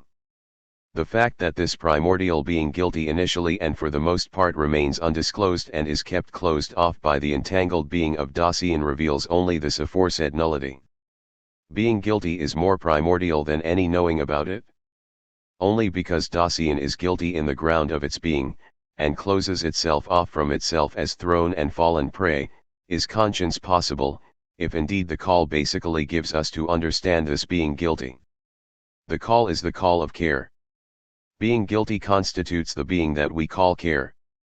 Dasein stands primordially together with itself in uncanniness. Uncanniness brings this being face to face with its undisguised nullity, which belongs to the possibility of its own most potentiality of being. Insofar as Dasein as care is concerned about its being, it calls itself as a they that has factically fallen prey, and calls itself from its uncanniness to its potentiality of being. The summons calls back by calling forth to the possibility of taking over in existence the throne being that it is, back to throneness in order to understand it as the null ground that it has to take up into existence. The calling back in which conscience calls forth gives Dasein to understand that Dasein itself as the null ground of its null project, standing in the possibility of its being must bring itself back to itself from its lostness in the they, and this means that it is guilty. What Dasein thus gives itself to understand would then, after all, be a knowledge about itself. And the hearing corresponding to that call would be a taking notice of the fact of being guilty. But if the call is indeed to have the character of a summons, does not this interpretation of conscience lead to a complete distortion of its function? Summoning to being guilty, is that not summoning to evil? Even the most violent interpretation would not wish to impose upon conscience such a meaning for the call. But then what is summoning to being guilty supposed to mean?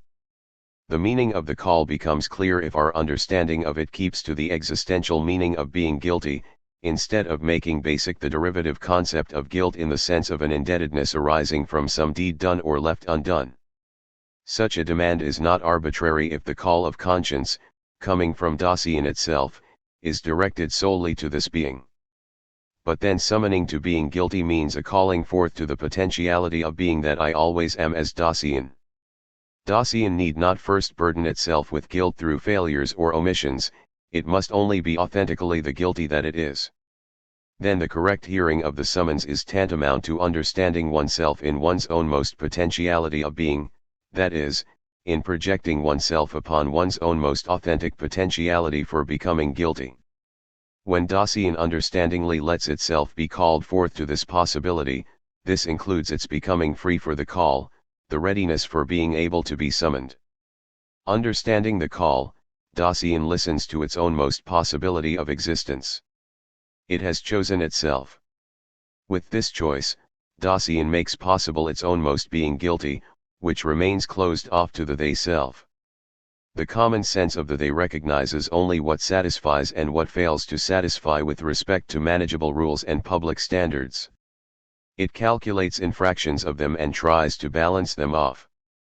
The they self has slunk away from its own most being guilty, and so it talks about mistakes all the more vociferously.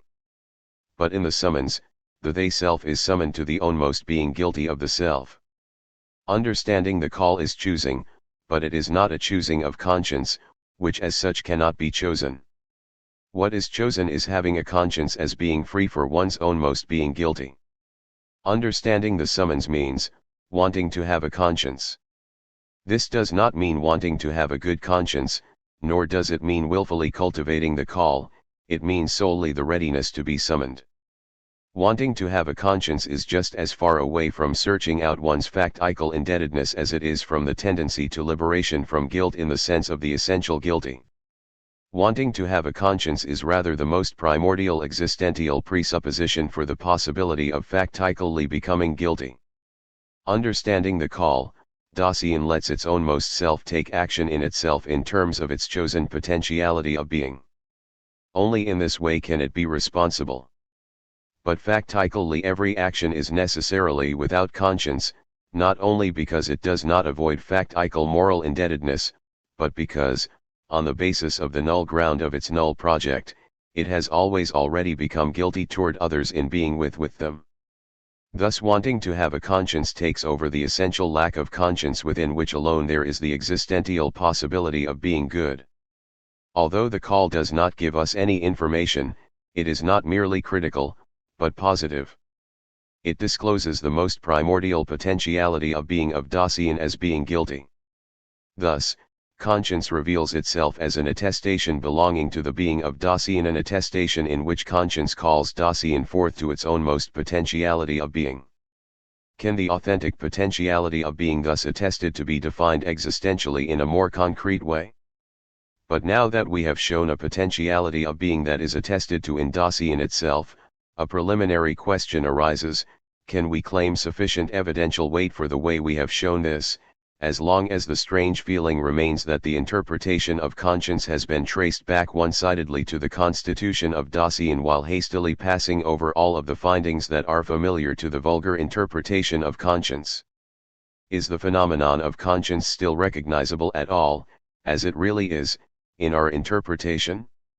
Have we not been all too sure of ourselves in the ingenuousness with which we deduced an idea of conscience from the constitution of being of Dasein? The last step in our interpretation of conscience is the existential delimitation of the authentic potentiality of being to which conscience attests. If we are to assure ourselves of a way of access that will make such a step possible even for the vulgar understanding of conscience, then we need explicit evidence for the connection between the results of the ontological analysis and the everyday experiences of conscience. 59. The existential interpretation of conscience and the vulgar interpretation of conscience. Conscience is the call of care from the uncanniness of being in the world that summons Dasein to its own most potentiality for being guilty. We showed that wanting to have a conscience corresponded to understanding the summons. Both of these characterizations are not immediately harmonious with the vulgar interpretation of conscience. Indeed, they seem to be in direct conflict with it. We call this interpretation of conscience vulgar because in characterizing this phenomenon and describing its function it keeps to what they know as conscience, how they follow it or fail to follow it. But must the ontological interpretation agree with the vulgar interpretation at all? Should not the latter be, in principle, ontologically suspect? If Dasein initially and for the most part understands itself in terms of what it takes care of, and if it interprets all its modes of behavior as taking care of things, then will there not be falling prey and covering over in its interpretation of precisely the way of its being that, as a call, seeks to bring it back from its lostness in the cares of the they? Everydayness takes Dasein as something at hand that is taken care of, that is regulated and calculated. Life is a business, whether or not it covers its costs. With regard to the vulgar kind of being of Dasein itself, there is thus no guarantee that the interpretation of conscience arising from it, or the theories of conscience oriented toward it, have attained the appropriate ontological horizon for its interpretation. Nevertheless, even the vulgar experience of conscience must somehow pre-ontologically get at the phenomenon. Two things follow from this. On the one hand, the everyday interpretation of conscience cannot be valid as the ultimate criterion for the objectivity of an ontological analysis.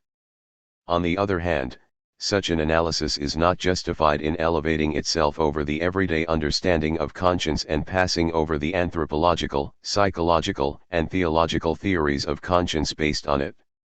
If the existential analysis has exposed the phenomenon of conscience in its ontological roots, then the vulgar interpretations must be intelligible precisely in terms of that analysis. They must be intelligible finally in the ways they miss the phenomenon and why they cover it over. However, since in the context of problems in this inquiry the analysis of conscience is only subservient to the ontological, fundamental question, the characterization of the connection between the existential interpretation of conscience and the vulgar interpretation of conscience will have to be satisfied with an indication of the essential problems. In this vulgar interpretation of conscience there are four objections to our interpretation of conscience as the summons of care to being guilty. 1. Conscience has an essentially critical function. 2. Conscience always speaks relative to a definite deed that has been done or wished for. 3. According to experience, the voice is never related so radically to the being of Dasein. 4. Our interpretation pays no attention to the basic forms of the phenomenon, to evil and good conscience, to what reprimands and warns. Let us begin our discussion with the last reservation. In all interpretations of conscience, it is the evil or bad conscience that has priority. Conscience is primarily bad. Such a conscience makes known to us that in every experience of conscience something like a guilty gets experienced first. But in the idea of bad conscience, how is this making itself known of evil understood? The experience of conscience turns up after the deed has been done or left undone. The voice follows up the transgression and points back to the event through which Dasein has burdened itself with guilt. If conscience makes known a being guilty, this cannot occur as a summons to, but as a pointing that reminds us of the guilt incurred. But does the fact that the voice comes later prevent the call from being basically a calling forth? The fact that the voice is grasped as a stirring of conscience that follows after is not yet evidence for a primordial understanding of the phenomenon of conscience. What if the factical indebtedness were only the occasion for the factical calling of conscience? What if the interpretation we described of bad conscience got stuck halfway? That this is true can be seen from the ontological forehaving within whose scope the phenomenon has been brought by this interpretation. The voice is something that turns up, it has its place in the series of present experiences, and it follows after the experience of the deed. But neither the call, nor the past deed, nor the guilt assumed are events with the character of something present that runs its course. The call has the kind of being of care. In the call, Dasein is ahead of itself in such a way that at the same time it directs itself back to its thrownness. Only by first positing that Dasein is a serial connection of successive experiences, is it possible to take the voice as something coming afterwards, something later that necessarily refers back. The voice does call back, but it calls back beyond the past deed into thrown being guilty, which is earlier than any indebtedness. But the call back at the same time calls forth a being guilty, as something to be seized upon in one's own existence, in such a way that authentic, existential being guilty precisely comes after the call, and not the other way around. Basically, bad conscience is so far from reproving and pointing back that it rather points forward by calling back into thrownness. The order of succession in which experiences run their course does not yield the phenomenal structure of existing. If the characterization of bad conscience does not get at the primordial phenomenon, still less can this be done by characterizing the good conscience, whether one takes it as an independent form of conscience or as one essentially founded upon bad conscience. As the bad conscience makes known a being evil, the good conscience would have to make known the being good of Dasein. One can easily see that conscience that used to be the emanation of divine power now becomes the slave of Pharisaism. It is supposed to let human beings say of themselves, "I am good." Who else can say this, and who would be less willing to affirm it, than one who is good?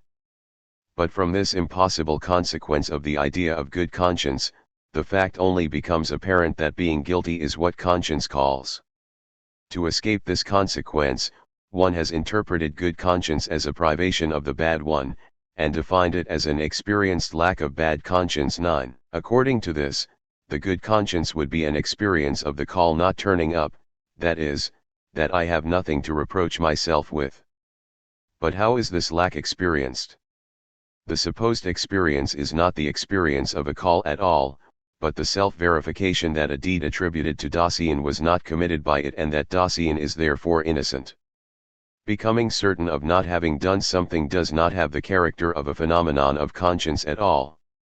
On the contrary, it can rather mean a forgetting of conscience, that is, that one moves out of the possibility of being able to be summoned. This certainty contains the tranquilizing suppression of wanting to have a conscience, that is, of understanding one's own most and constant being guilty. Good conscience is neither an independent form of conscience, nor a founded form of conscience, that is, it is not a phenomenon of conscience at all. Since talk about a good conscience arises from the experience of conscience of everyday Dasein, the latter only betrays the fact that basically it does not get at the phenomenon, even when it speaks of bad conscience. For factically the idea of bad conscience is oriented toward that of the good conscience. The everyday interpretation maintains itself in the dimension of calculating and taking care of guilt and innocence, and balancing them out. It is in this horizon that the voice of conscience is experienced. In characterizing the primordiality of the ideas of a bad and a good conscience, we have also already decided as to the distinction between a conscience that points ahead and warns, and one that points back and reprimands. It is true that the idea of the warning conscience comes closest to the phenomenon of summoning to. It shares with the latter the character of pointing ahead. But this agreement is only an illusion, after all. The experience of a warning conscience again sees the voice only as oriented toward the willed deed from which it wants to deter us. As the suppression of what is wanted, the warning is thus possible only because the warning call aims at the potentiality of being of Dasein, that is, at its understanding of itself in being guilty, which is that on what is wished for first gets shattered. The warning conscience has the function of sporadically governing our staying free from indebtedness. The experience of a warning conscience sees the tendency of its call only to the extent that it remains accessible to the common sense of the they. The third reservation appeals to the fact that the everyday experience of conscience is not familiar with anything like a being summoned to be guilty. This we must admit. But does the everyday experience of conscience then guarantee that the complete possible content of the call of the voice of conscience is heard in it? Does it follow from this that the theories of conscience based on the vulgar experience of conscience have secured for themselves the appropriate ontological horizon for the analysis of the phenomenon? Does not rather an essential kind of being of Dasein, falling prey, show that this being initially and for the most part understands itself ontically in terms of the horizon of taking care of things, but ontologically defines being in the sense of objective presence? But from this comes a twofold covering over of the phenomenon. The theory sees a series of experiences or psychic processes that are for the most part quite indefinite in their kind of being. Experience encounters conscience as a judge and an admonisher with whom Dasein calculatingly makes deals. The fact that Kant takes the idea of a court of justice as the key idea for the basis of his interpretation of conscience is not a matter of chance, but was suggested by the idea of moral law, although his concept of morality was far removed from utilitarianism and eudaimonism. Even the theory of value, whether it be formally or materially conceived, has a metaphysics of morals, that is, an ontology of Dasein and of existence as its unspoken ontological presupposition. Dasein is conceived as a being to be taken care of, and this taking care of has the meaning of actualizing values or satisfying norms. Appealing to the full range of what everyday conscience is familiar with as the sole higher court for the interpretation of conscience cannot be justified unless it has first considered whether conscience can become authentically accessible in this way at all. Thus the further objection that the existential interpretation overlooks the fact that the call of conscience is always related to a definite actualized or willed deed, also loses its force. It cannot be denied that the call is frequently experienced as having such a tendency. It remains questionable only whether this experience of the call lets it proclaim itself fully. The common sense interpretation might believe that it keeps itself to facts, and yet in the end has restricted the call's scope of disclosure by its very common sense. As little as the good conscience can be placed in the service of a Pharisaism, just as little may the function of the bad conscience be reduced to pointing out indebtednesses that are objectively present or to repressing possible ones.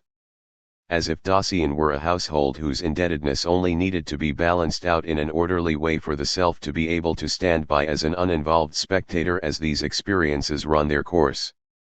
But if what is primary in the call is not a relatedness to factically present guilt, or culpable deeds that have been factically willed, and if thus the reprimanding and warning types of conscience express no primordial functions of the call, then the ground is also taken out from under the feet of the first reservation, that the existential interpretation fails to recognize the essentially critical accomplishment of conscience. This reservation, too, arises from a view of the phenomenon which is genuine within certain limits. For, indeed, in the content of the call, nothing can be shown that the voice positively recommends and commands. But how is this positivity that is missing from what conscience does to be understood? Does it follow from this that conscience has a negative character? We miss a positive content in what is called because of the expectation that we will be given information that is actually useful about assured possibilities of action that are avoidable and calculable. This expectation is based on the horizon of interpretation of the common sense way of taking care of things, which forces the existence of Dasein to be subsumed under the idea of a governable course of business. Such expectations, which also in part inexplicitly underlie the demands of a material ethics of value as opposed to a merely formal one, are, however, disappointed by conscience.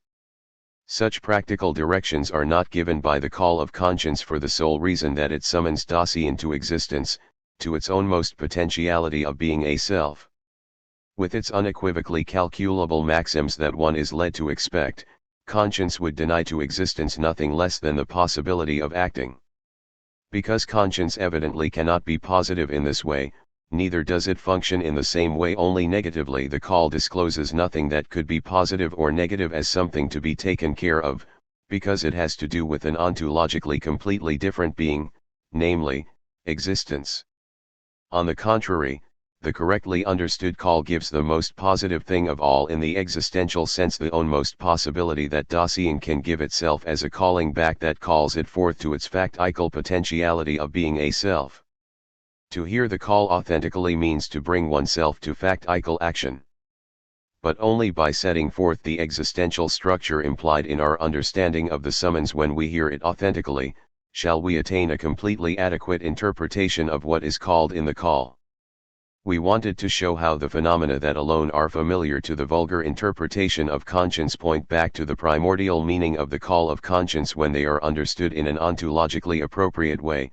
Then, since the vulgar interpretation arises from the limitations of the entangled self-interpretation of Dasein, and since falling prey belongs to care itself, we must show that this interpretation, even though it is self-evident, is by no means accidental. The ontological critique of the vulgar interpretation of conscience could be subject to the misunderstanding that, by showing the lack of existential primordiality of the everyday experience of conscience, one wanted to pass judgment upon the existential moral quality of Dasein. Just as existence is not necessarily and directly jeopardized by an ontologically insufficient understanding of conscience, the existential understanding of the call is not guaranteed by an existentially adequate interpretation of conscience either. Seriousness is no less possible in the vulgar experience of conscience than is a lack of seriousness in a more primordial understanding of conscience.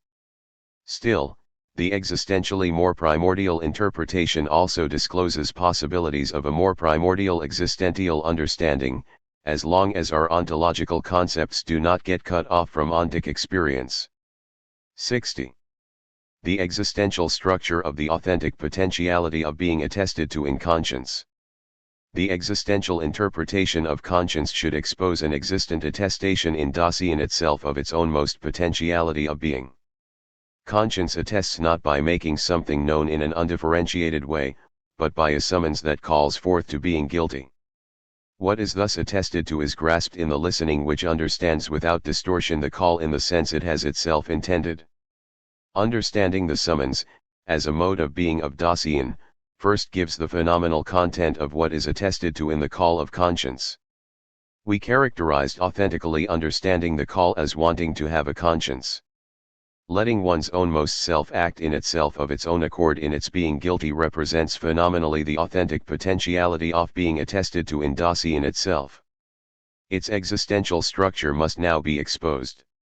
Only in this way can we penetrate to the fundamental constitution, disclosed in Dasein itself, of the authenticity of its existence. As self-understanding in one's ownmost potentiality of being, wanting to have a conscience is a mode of disclosedness of Dasein. Disclosedness is constituted by attunement and discourse as well as by understanding. Existential understanding means to project oneself upon one's ownmost factical possibility of having the potentiality for being in the world. but the potentiality of being is understood only by existing in this possibility. What mood corresponds to such understanding? Understanding the call discloses one's own Dasein in the uncanniness of its individuation. The uncanniness revealed in understanding is genuinely disclosed by the attunement of anxiety belonging to it. The fact of the anxiety of conscience is a phenomenal confirmation of the fact that in understanding the call Dasein is brought face to face with its own uncanniness. Wanting to have a conscience becomes a readiness for anxiety. The third essential element of disclosedness is discourse. The call itself is a primordial discourse of Dasein, but there is no corresponding counter-discourse in which, for example, one talks about what conscience has said and tries to deal with it. In hearing the call understandingly, one denies oneself any counter-discourse, not because one has been overcome by an obscure power, which suppresses one's hearing, but because this hearing appropriates the content of the call in an unconcealed way. The call introduces the fact of constantly being guilty and thus brings the self back from the loud idle chatter of this common sense. Thus the mode of articulative discourse belonging to wanting to have a conscience is reticence. We characterized silence as an essential possibility of discourse. Whoever wants to give something to understand in silence must have something to say in the summons. Dasein gives itself to understand its own most potentiality of being. Thus this calling is a keeping silent. The discourse of conscience never comes to utterance. Conscience only calls silently, that is, the call comes from the soundlessness of uncanniness and calls Dasein thus summoned back to become still in the stillness of itself. Wanting to have a conscience thus understands this silent discourse appropriately only in reticence. It takes the words away from the common sense idle chatter of the they.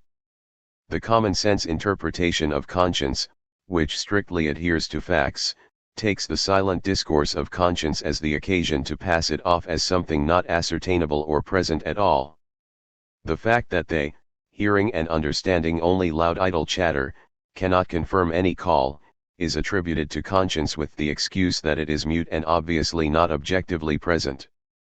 With this interpretation, the they only covers over its own failure to hear the call and the fact that its hearing does not reach very far. The disclosedness of Dasein in wanting to have a conscience is thus constituted by the attunement of anxiety, by understanding as projecting oneself upon one's own most being guilty, and by discourse as reticence. The eminent, authentic disclosedness attested in Dasein itself by its conscience, the reticent projecting oneself upon one's own most being guilty which is ready for anxiety, we call resoluteness. Resoluteness is an eminent mode of the disclosedness of Dasein. But, in an earlier passage, disclosedness was interpreted existentially as primordial truth. This is not primarily a quality of judgment or of any particular mode of behavior at all, but an essential constituent of being in the world as such. Truth must be understood as a fundamental existential. Our ontological clarification of the statement that Dasein is in the truth has pointed to the primordial disclosedness of this being as the truth of existence, and for its delineation we have referred to the analysis of the authenticity of Dasein. Point 11. Now, in resoluteness the most primordial truth of Dasein has been reached, because it is authentic. The disclosedness of the there discloses equiprimordially the whole of being in the world, being in, and the self that is this being as I am. With the disclosedness of world, inner worldly beings have always already been discovered. The discoveredness of things at hand and objectively present is grounded in the discoveredness of the world. 3. For if the actual totality of relevance of things at hand is to be freed, this requires a pre-understanding of significance. In understanding significance, Dasein taking care of things is circumspectly referred to the things encountered at hand.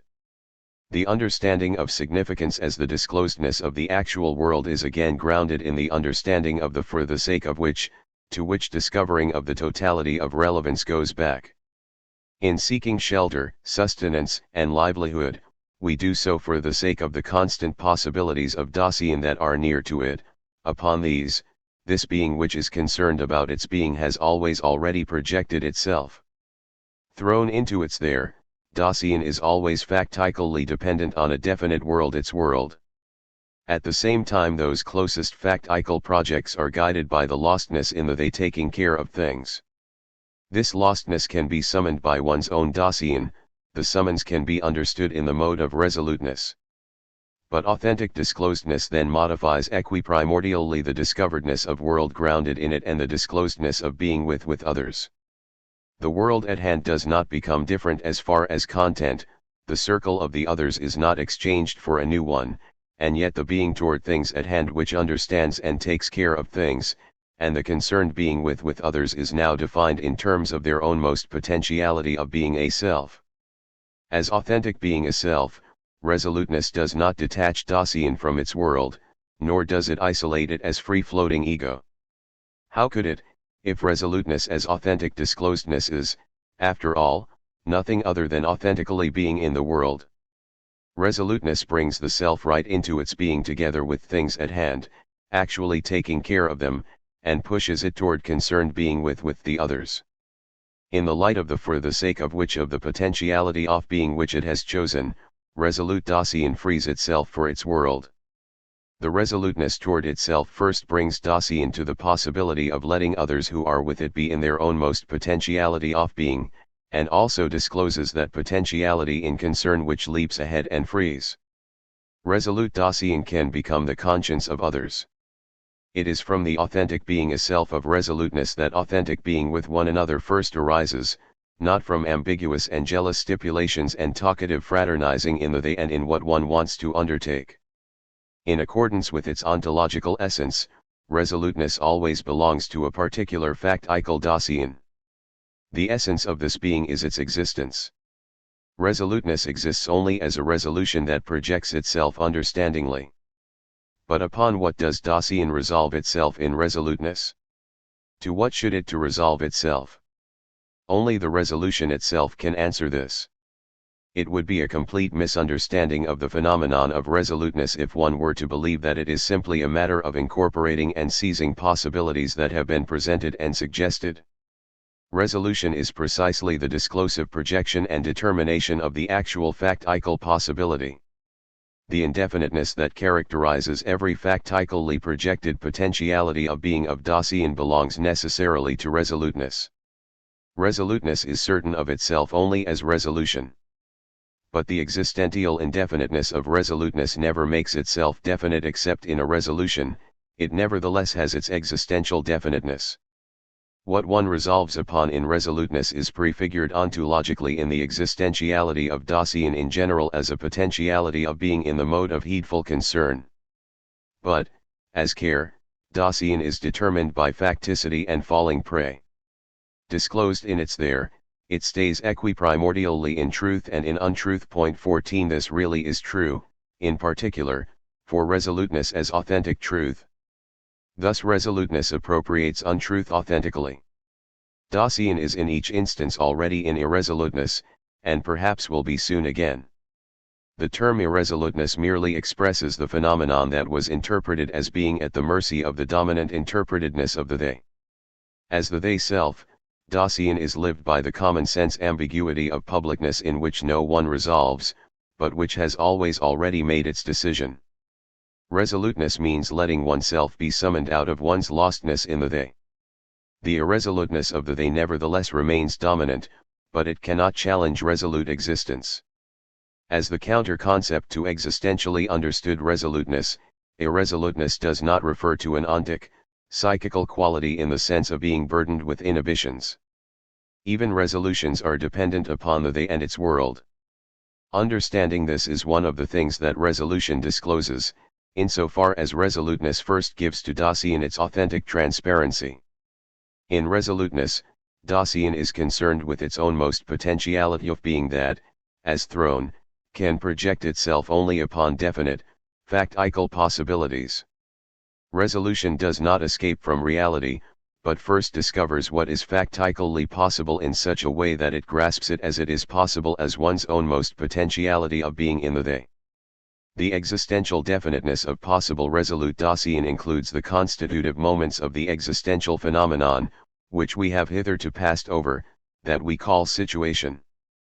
In the term situation, position in the with world and the surrounding world can only befall resoluteness. For the they, however, situation is essentially closed off. The they knows only the general situation, loses itself in the closest opportunities, and settles its Dasein by calculating the accidents which it misjudges as its own achievement and passes off as such. Resoluteness brings the being of the there to the existence of its situation. But resoluteness delineates the existential structure of the authentic potentiality of being attested to in conscience, that is, of wanting to have a conscience. In this potentiality we recognized the appropriate understanding of the summons. This makes it quite clear that the call of conscience does not dangle an empty ideal of existence before us when it summons us to our potentiality of being, but calls forth to the situation. This existential positivity of the correctly understood call of conscience at the same time makes us see how it is that, in limiting the inclination of the call to actual and planned incidents of indebtednesses, we fail to recognize the disclosive character of conscience. It also makes us see how the concrete understanding of the voice of conscience is only seemingly transmitted to us if this restriction is made. The existential interpretation of understanding the summons as resoluteness reveals conscience as the kind of being contained in the ground of Dasein, in which it makes its factical existence possible for itself, attesting to its own most potentiality of being. The phenomenon set forth with the term resoluteness can hardly be confused with an empty habitus and an indefinite velleity. Resoluteness does not first represent and acknowledge a situation to itself, but has already placed itself in it. Resolute, Dasein is already acting. We are purposely avoiding the term action. For in the first place, it would have to be so broadly conceived that activity also encompasses the passivity of resistance. In the second place, that term suggests a misinterpretation of the ontology of Dasein as if resoluteness were a special mode of behavior of the practical faculty as opposed to the theoretical one. But, as concernful taking care includes the being of Dasein so primordially and completely that it must be already presupposed as a whole when we distinguish between theoretical and practical behavior. It cannot first be put together from these faculties with the help of a dialectic that is necessarily groundless because it is existentially unfounded. But resoluteness is only the authenticity of care itself, cared for in care and possible as care. To portray the factical existential possibilities in their general features and connections, and to interpret them according to their existential structure, belongs to the scope of tasks of a thematic existential anthropology. For the purpose of our inquiry as a study of fundamental ontology, it will be sufficient to outline existentially the authentic potentiality of being attested to in conscience for Dasein itself from out of Dasein itself. Now that resoluteness has been worked out as a self-projection upon one's own most being guilty in which one is reticent and ready for anxiety, we are prepared to define the ontological meaning of the authentic potentiality of being whole of Dasein which we have been looking for. The authenticity of Dasein is neither an empty term nor a fabricated idea. But even so, as an authentic potentiality of being whole, the authentic being toward death which we have deduced existentially remains a purely existential project for which the attestation appropriate to Dasein is lacking. Only when we have found this attestation, will our inquiry suffice to set forth, as its problematic requires, an authentic potentiality of being a whole of Dasein, existentially confirmed and clarified. For only when this being has become phenomenally accessible in its authenticity and its wholeness will the question of the meaning of the being of this being, to whose existence belongs an understanding of being in general, be based upon something that will stand a test. 61. Preliminary sketch of the methodological step from outlining the authentic being a whole of Dasein to the phenomenal exposition of temporality. We projected existentially an authentic potentiality for being whole of Dasein. Analyzing this phenomenon revealed authentic being toward death as anticipation. In its existential attestation, the authentic potentiality of being of Dasein was shown to be resoluteness, and at the same time was interpreted existentially. How are we to bring these phenomena of anticipation and resoluteness together? Did our ontological projection of the authentic potentiality for being whole not lead us to a dimension of Dasein that is far removed from the phenomenon of resoluteness? What is death supposed to have in common with the concrete situation of acting? Does not the attempt to bring resoluteness and anticipation forcibly together lead us astray into an intolerable, completely unphenomenological construction which may no longer even claim to have the character of an ontological project that is phenomenally grounded? Externally binding both phenomena together is intrinsically out of the question. There is still one way to bring these together, and this is the only possible method, namely, to start from the phenomenon of resoluteness, attested to in its existential possibility, and to ask, does resoluteness, in its own most existential tendency of being, itself point ahead to anticipatory resoluteness as its own most authentic possibility? What if resoluteness, following its own meaning, were brought into its authenticity only when it no longer projects itself upon arbitrary possibilities merely lying nearby, but rather upon the most extreme possibility that lies ahead of every factical potentiality of being of Dasein, and, as such, more or less enters without distortion every potentiality of being of Dasein factically seized upon? What if resoluteness, as the authentic truth of Dasein, reached the certainty authentically belonging to it only in the anticipation of death? What if all the factical anticipatoriness of resolve were authentically understood, that is, existentially caught up with only in the anticipation of death? As long as our existential interpretation does not forget that the being given to it as its theme has the kind of being of Dasein, and that it cannot be joined together out of objectively present pieces into something objectively present, its steps must be guided by the idea of existence. For the question of the possible connection between anticipation and resoluteness, this means nothing less than the demand that we should project these existential phenomena upon the existential possibilities prefigured in them and think these possibilities through to the end in an existential way. Thus the development of anticipatory resoluteness as an existentially possible authentic potentiality for being whole loses the character of an arbitrary construction. It becomes the interpretation that frees Dasein for its most extreme possibility of existence. With this step, the existential interpretation at the same time makes known its own most methodological character. Apart from occasional, necessary remarks, we have until now deferred explicit discussions of method. We wanted first of all to proceed to the phenomena. Before exposing the meaning of the being revealed in its fundamental phenomenal content, the course of our inquiry needs to pause, not in order to rest, but in order to gain new momentum. Any genuine method is grounded in the appropriate preview of the fundamental constitution of the object or domain of objects to be disclosed. Any genuine reflection on method, which is to be distinguished from empty discussions of technology, thus at the same time tells us something about the kind of being in the clarification of methodological possibilities, requirements, and limits of the existential analytic in general, can alone secure the transparency that is necessary if we are to take the basic step of revealing the meaning of being of care. But the interpretation of the ontological meaning of care must be done on the basis of a complete and constant phenomenological reconsideration of the existential constitution of Dasein set forth up to now. Ontologically, Dasein is in principle different from everything objectively present and real.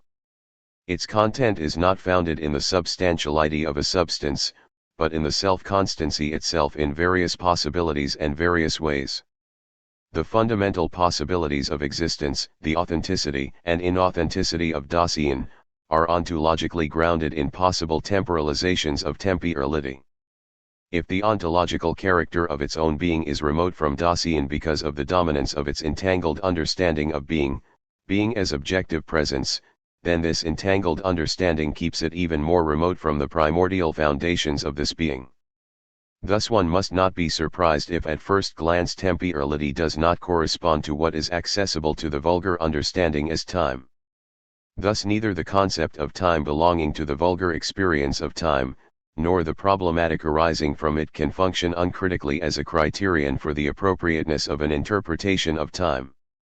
Rather, our inquiry must become familiar with the primordial phenomenon of temporality beforehand, so that in terms of this we may cast light on the necessity, the source, and the reason for the dominance of the vulgar understanding of time. The primordial phenomenon of temporality will be made secure by demonstrating that all the fundamental structures of Dasein exposed up to now are to be basically conceived temporally with regard to their possible wholeness, unity, and development, and as modes of the temporalizing of temporality. Thus, when temporality has been exposed, the task arises for the existential analytic of repeating the analysis of Dasein in the sense of interpreting the essential structures with a view to their temporality. Temporality itself sketches out the fundamental directions of the analyses thus required. Thus the chapter has the following divisions: anticipatory resoluteness as the existentially authentic potentiality for being a whole of Dasein, 62, the hermeneutical situation at which we have arrived for interpreting the meaning of being of care and the methodological character of the existential analytic in general, 63, care and selfhood, 64, temporality as the ontological meaning of care, 65, the temporality of Dasein and the tasks arising from it of a primordial repetition of the existential analytic, 66. 62. The existentially authentic of Dasein as anticipatory resoluteness. To what extent does resoluteness, thought out to its end in accordance with its own most tendency of being, lead us to authentic being toward eth? How is the connection between wanting to have a conscience and the existentially projected, authentic potentiality of being whole of Dasein to be conceived? Does welding the two together result in a new phenomenon? Or are we left with the resoluteness attested to in its existential possibility in such a way that it can undergo an existential inodalization through being toward death? But what does it mean to think through to the end the phenomenon of resoluteness existentially? Resoluteness was characterized as the reticent self-projecting upon one's own most being guilty, and as demanding anxiety of oneself. Being guilty belongs to Dasein and means, null being the ground of a nullity. The guilty that belongs to the being of Dasein admits neither of increase nor decrease. It lies before all quantification, if the latter has any meaning at all. Being essentially guilty, Dasein is not just guilty occasionally and other times not. Wanting to have a conscience resolves itself for this being guilty. The intrinsic sense of resoluteness is to project upon itself this being guilty that Dasein is as long as it is. Taking over this guilt existentially in resoluteness occurs authentically only if, in its disclosing of Dasein, resoluteness has become so transparent that it understands being guilty as something constant. But this understanding is made possible only in such a way that Dasein discloses to itself its potentiality of being up to its end. The being at an end of Dasein, however, means existentially being toward the end. Resoluteness becomes authentically what it can be as being toward the end that understands, that is, as anticipation of death. Resoluteness does not simply have a connection with anticipation as something other than itself. It harbors in itself authentic being toward death as the possible existential modality of its own authenticity. We want now to clarify this connection phenomenally.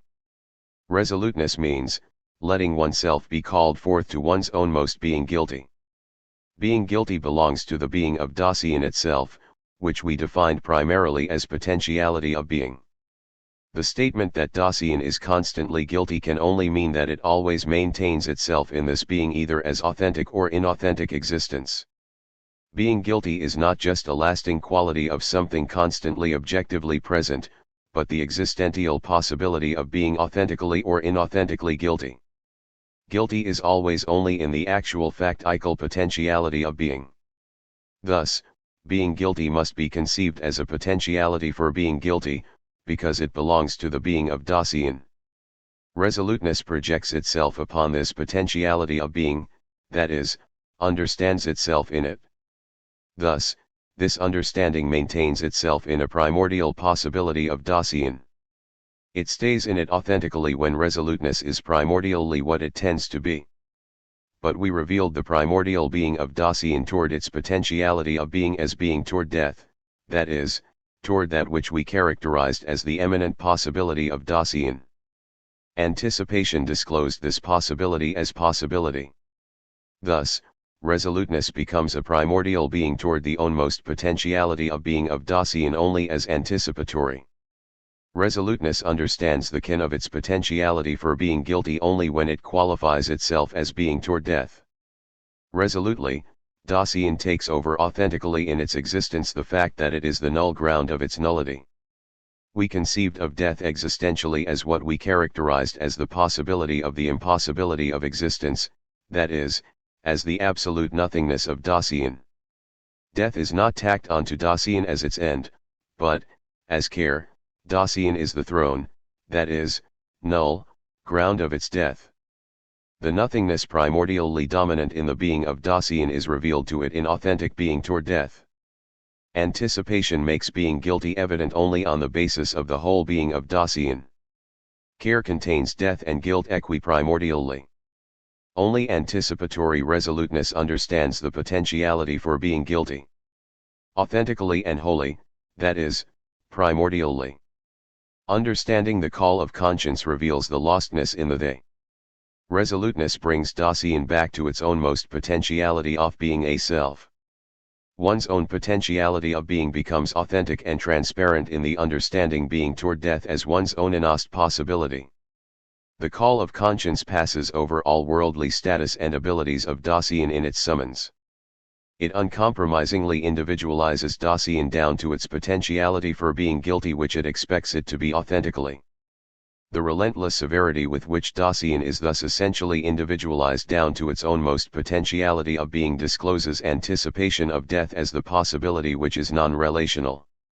Anticipatory resoluteness lets the potentiality for being guilty, as its own most non-relational possibility, completely drive into its conscience.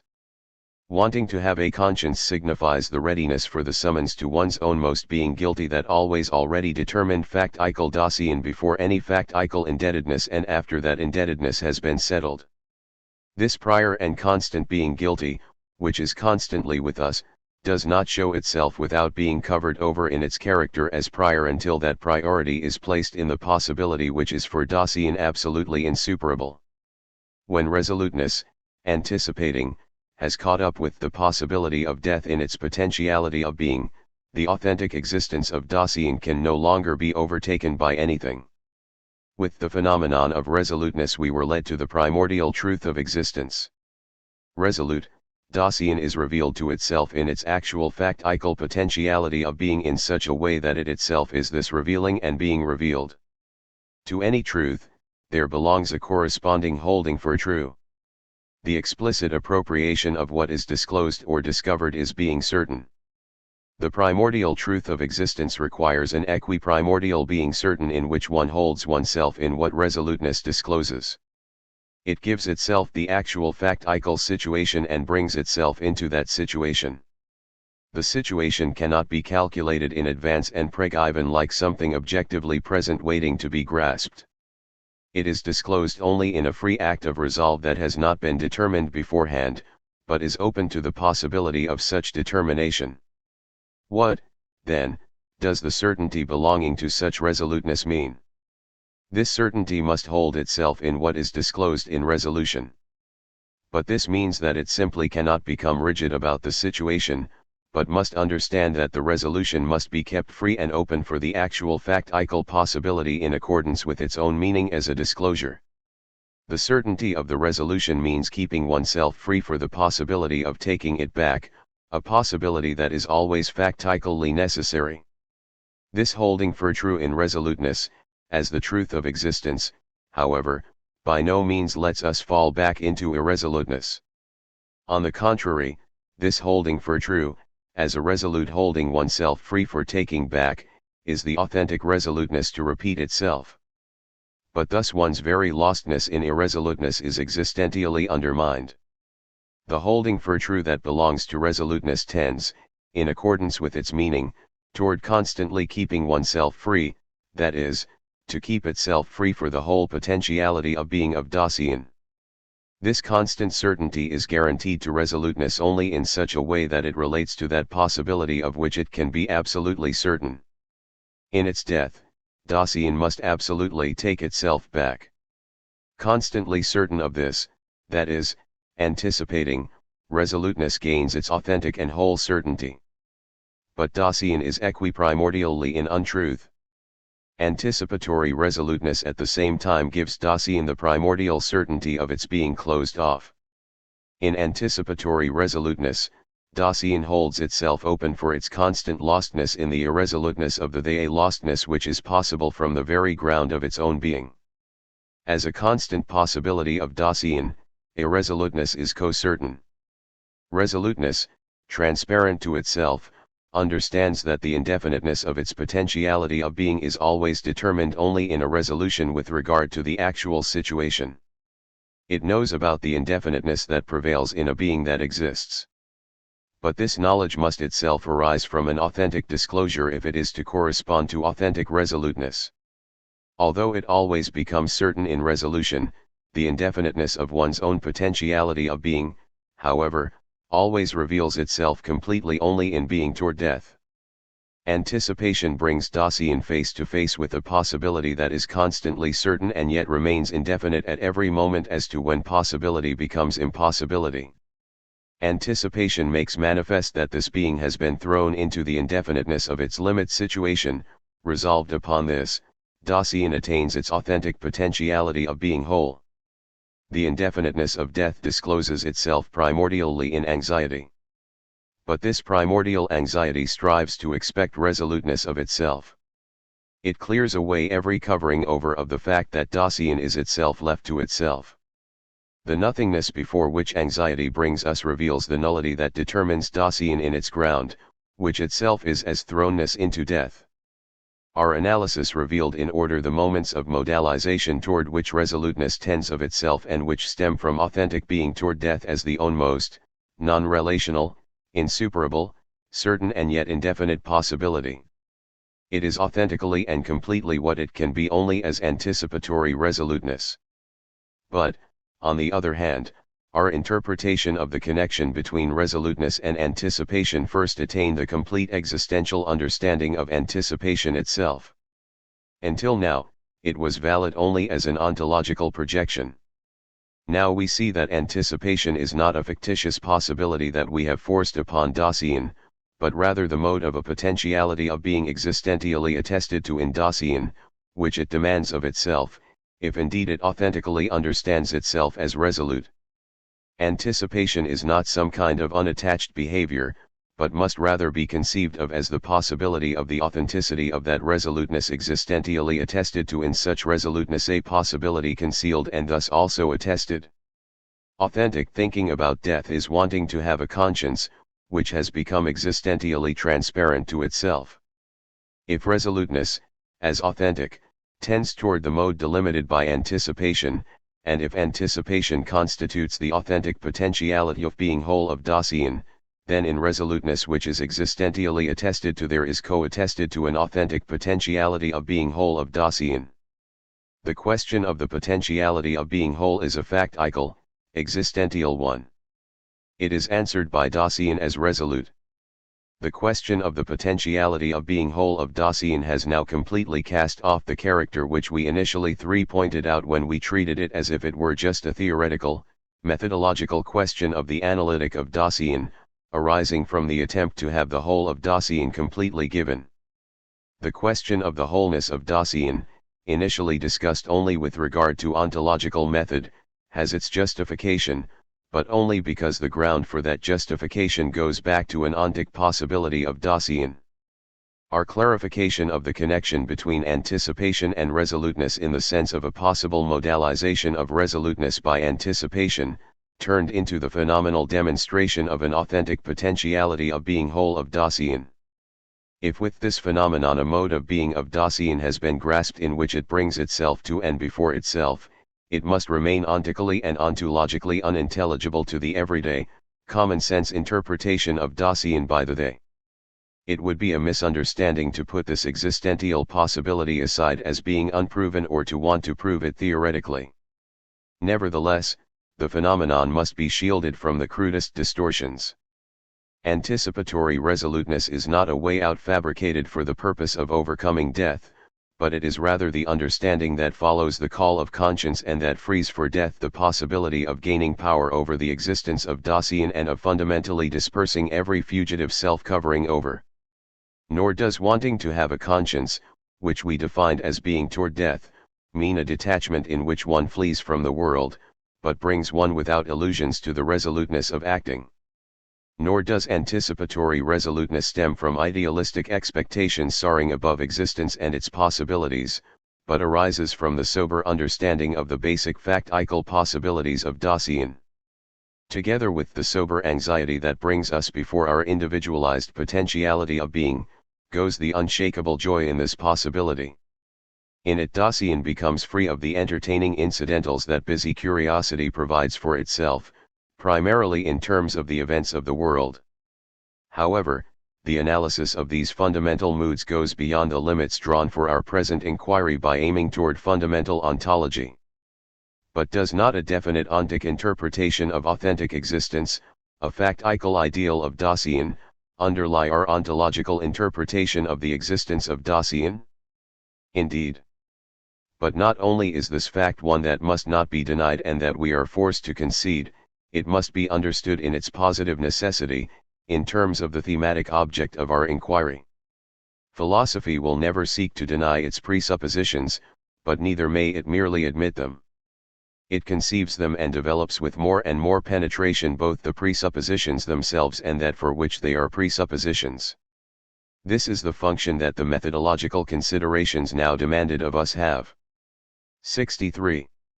The hermeneutical situation at which we have arrived for interpreting the meaning of being of care, and the methodological character of the existential analytic in general. In its anticipatory resoluteness, Dasein has been made phenomenally visible with regard to its possible authenticity and totality. The hermeneutical situation for which was previously insufficient for the interpretation of the meaning of being of care, now has the required primordiality. Dasein has been placed in our for having primordially, that is, with regard to its authentic potentiality of being whole, the guiding foresight, the idea of existence, has attained its definiteness through the clarification of the ownmost potentiality of being, with the concretely developed structure of being of Dasein, its ontological peculiarity, as opposed to everything objectively present, has become so clear that our foreconception of the existentiality of Dasein possesses sufficient articulation to guide securely the conceptual development of the existentials. The path of the analytic of Dasein which we have traversed so far has led us to a concrete demonstration of the thesis 5 only suggested at the beginning, the being that we ourselves in each instance are is ontologically farthest from us. The reason for this lies in care itself. Entangled being together with those things of the world that are taken care of guides the everyday interpretation of Dasein, and covers over ontically the authentic being of Dasein, thus denying the appropriate basis for an ontology oriented toward this being *. Thus the primordial phenomenal parameters of this being are not at all self-evident, even if ontology initially follows the course of the everyday interpretation of Dasein. Rather, freeing the primordial being of Dasein must be wrested from Dasein by moving in the opposite direction from the entangled, ontic, and ontological tendency of interpretation. Not only the demonstration of the most elemental structures of being in the world, the definition of the concept of world, the clarification of the nearest and most average who of this being, of the they self, the interpretation of the there, but above all the analyses of care, death, conscience, and guilt show how, in Dasein itself, the common sense way of taking care has taken over the potentiality of being of Dasein and of its disclosure, which amounts to its closure. Thus the kind of being of Dasein requires of an ontological interpretation that has set as its goal the primordiality of the phenomenal demonstration that it take over the being of this being in spite of this being's own tendency to cover things over. Thus the existential analytic constantly has the character of doing violence, whether for the claims of the everyday interpretation or for its complacency and its tranquilized obviousness. Of course, the ontology of Dasein is particularly distinguished by this characteristic, but it belongs as well to any interpretation, because the understanding that unfolds in interpretation has the structure of a project. But is not anything of this sort guided and regulated in a way of its own? Where are ontological projects to get the evidence that their findings are phenomenally appropriate? Ontological interpretation projects the beings given to it upon the being appropriate to them, so as to bring them to a concept with regard to their structure. Where are the guideposts to direct the projection so that being will be reached at all? And what if the being that is thematic for the existential analytic conceals the being which belongs to it and does so in its very way of being? To answer these questions we must initially restrict ourselves to clarifying the analytic of Dasein, as the questions themselves demand. Self-interpretation belongs to the being of Dasein. In the circumspect discovery of the world that takes care, taking care is cited too. Dasein always already understands itself factically in definite existential possibilities, even if its projects arise only from the common sense of the they. Whether explicitly or not, whether appropriately or not, existence is somehow understood too. Every ontic understanding includes certain things, even if only pre-ontologically, that is, even if they are not grasped theoretically and thematically. Every ontologically explicit question about the being of Dasein has already had the way prepared for it by the kind of being of Dasein. Nevertheless, how are we to find out what constitutes the authentic existence of Dasein? Without an existential understanding, all analysis of existentiality remains baseless. Does not an ontic conception of existence underlie our interpretation of the authenticity and totality of Dasein, an ontic interpretation that might be possible, but need not be binding for everyone? Existential interpretation will never seek to take over by fiat those things that, from an existential point of view, are possible or binding. But must it not justify itself with regard to those existential possibilities that it uses to give the ontic base for the ontological interpretation? If the being of Dasein is essentially potentiality of being and being free for its own most possibilities, and if it always exists only in freedom or unfreedom for them, can the ontological interpretation take as its basis anything other than ontic possibilities, modes of potentiality of being, and project these upon their ontological possibility? And if Dasein mostly interprets itself in terms of its lostness in taking care of the world, is not the determination of the ontic and existential possibilities and the existential analysis based upon them, in opposition to that lostness, the mode of its disclosure appropriate to this being? Does not then the violence of this project amount to freeing the undisguised phenomenal content of Dasein? The violent presentation of possibilities of existence may be required for our method, but can it escape being merely arbitrary? If our analytic takes anticipatory resoluteness as its basis, as an existentially authentic potentiality of being, and if Dasein itself summons this possibility right out of the ground of its existence, is this possibility then an arbitrary one? Is the mode of being in accordance with which the potentiality of being of Dasein relates to its eminent possibility, death, picked up by chance? Does being in the world have a higher instance of its potentiality of being than its own death? The ontic and ontological project of Dasein upon an authentic potentiality of being a whole may not be arbitrary, but is the existential interpretation of these phenomena then already justified? Where does this interpretation get its guidelines if not from a presupposed idea of existence in general?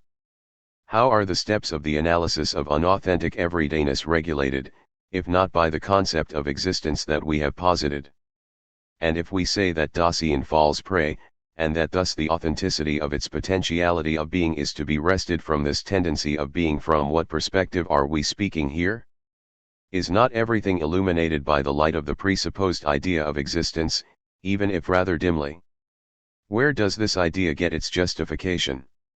Has our initial project, in which we called attention to it, led us nowhere? By no means. The formal indication of the idea of existence was guided by the understanding of being in Dasein itself. Without any ontological transparency, it was, after all, revealed that I myself am always the being which we call Dasein, as the potentiality of being that is concerned to be this being. Dasein understands itself as being in the world, although without sufficient ontological definiteness. Thus existing, it encounters beings of the kind of being of things at hand and objectively present. No matter how far removed from an ontological concept the distinction between existence and reality may be, even if Dasein initially understands existence as reality, Dasein is not just objectively present, but has always already understood itself, however mythical or magical its interpretations may be. For otherwise, Dasein would not live in a myth and would not take heed of its magic in rites and cults. The idea of existence which we have posited gives us an outline of the formal structure of the understanding of Dasein in general, and does so in a way that is not binding from an existential point of view. Under the guidance of this idea, the preparatory analysis of the everydayness nearest to us has been carried out as far as a first conceptual definition of care. This phenomenon enabled us to get a more precise grasp of existence and of the relations to facticity and falling prey belonging to it. The definition of the structure of care has given us a basis on which to distinguish ontologically between existence and reality for the first time. This led to the thesis, the substance of human being is existence. But even this formal idea of existence, which is not binding in an existential way, already contains a definite though unprofiled ontological content that presupposes an idea of being in general, just like the idea of reality contrasted with it. Only in the horizon of that idea of being can the distinction between existence and reality be made. After all, both mean being. But is not the ontologically clarified idea of being in general first to be attained by working out the understanding of being that belongs to Dasein? However, this understanding can be grasped primordially only on the basis of a primordial interpretation of Dasein guided by the idea of existence. Does it not thus finally become evident that this problem of fundamental ontology that we have set forth is moving in a circle? We already showed, in the structure of understanding in general, that what is criticized with the inappropriate expression circle belongs to the essence and the distinctiveness of understanding itself. Still, our inquiry must now return explicitly to this circular argument if the problematic of fundamental ontology is to have its hermeneutical situation clarified. When it is objected that the existential interpretation is circular, it is said that the idea of existence and of being in general is presupposed, and that Dasein gets interpreted according to this presupposition so that the idea of being may be obtained from it. But what does presupposing mean? In positing the idea of existence, do we also posit some proposition from which we can deduce further propositions about the being of Dasein according to the formal rules of consistency? Or does this presupposing have the character of a projection that understands in such a way that the interpretation from which this understanding is formed lets what is to be interpreted be put in words for the very first time, so that it may decide of its own accord whether, as this being, it will provide the constitution of being for which it has been disclosed in the projection with regard to its formal indication? Is there any other way that beings can put themselves into words with regard to their being at all? A circle in the proof cannot be avoided in the existential analytic, because that analytic is not proving anything according to the rules of the logic of consequence at all. What common sense wishes to get rid of by avoiding the circle, believing that it does justice to the loftiest rigor of scientific investigation, is nothing less than the basic structure of care. Primordially constituted by care, Dasein is always already ahead of itself. Existing, it has always already projected itself upon definite possibilities of its existence, and in these existential projects it has also projected pre-ontologically something like existence and being. But can one deny this projecting of that research essential to Dasein, which like all research itself is a kind of being of disclosive Dasein, that wants to develop and conceptualize the understanding of being belonging to Dasein? But the charge of circularity itself comes from a kind of being of Dasein. Something like projecting, especially ontological projecting, necessarily remains foreign for the common sense of our heedful absorption in the they because common sense barricades itself against it in principle. Whether theoretically or practically, common sense only takes care of beings that are in view of its circumspection. What is distinctive about common sense is that it believes that it experiences only factual beings in order to be able to rid itself of its understanding of being. It fails to recognize that beings can be factually experienced only when being has already been understood, even if this understanding is not conceptualized. Common sense misunderstands understanding. And for this reason it must also necessarily proclaim as violent anything lying beyond the scope of its understanding as well as any move in that direction. Talk about the circle in understanding expresses the failure to recognize two things: 1. That understanding itself constitutes a basic kind of being of Dasein. 2. That this being is constituted as care. To deny the circle, to make a secret of it, or even to wish to overcome it means to anchor this misunderstanding once and for all. Rather, our attempt must aim at leaping into the circle primordially and completely, so that even at the beginning of our analysis of Dasein we make sure that we have a complete view of the circular being of Dasein. Not too much, but too little is presupposed for the ontology of Dasein, if one starts out with a worldless I in order then to provide that I with an object and an ontologically groundless relation to that object. Our view is too short-sighted if we make life a problem and then occasionally take death into account too. The thematic objection is artificially and dogmatically cut out if one limits oneself initially to a theoretical subject, in order to then complement it on the practical side with an additional ethic. This will suffice to clarify the existential meaning of the hermeneutical situation of a primordial analytic of Dasein. With the exposition of anticipatory resoluteness, Dasein has been brought before us with regard to its authentic wholeness. The authenticity of the potentiality of being a self guarantees the foresight of primordial existentiality, and this assures us that we have coined the appropriate existential concepts. At the same time, the analysis of anticipatory resoluteness led us to the phenomenon of primordial and authentic truth. Earlier we showed how the understanding of being that prevails initially and for the most part conceives being in the sense of objective presence and thus covers over 9 the primordial phenomenon of truth. But if there is, the I seems to hold together the wholeness of the structural whole. The I and the self have been conceived for a long time in the ontology of this being as the supporting ground, substance or subject. Even in its preparatory characterization of everydayness, our analytic also already encountered the question of the who of Dasein. We found that Dasein is initially and for the most part not itself, but is lost in the they-self. The they-self is an existential modification of the authentic self. The question of the ontological constitution of selfhood remained unanswered. It is true that we already fundamentally established the guidelines for the problem 12. If the self belongs to the essential qualities of Dasein, whose essence however lies in existence, then Ihood and selfhood must be conceived existentially. Negatively, we also saw that our ontological characterization of the they ruled out any application of the categories of objective presence, substance. In principle it became clear that care cannot be derived ontologically from reality or be constructed with the categories of reality. Care already contains the phenomenon of self, if indeed the thesis is correct that the expression care for self would be tautological if it were proposed in conformity with concern as care for others. But then the problem of the ontological definition of the selfhood of Dasein gets sharpened to the question of the existential connection between care and selfhood. To clarify the existentiality of the self, we take as our natural point of departure the everyday self-interpretation of Dasein that expresses itself in saying I. Utterance is not necessary.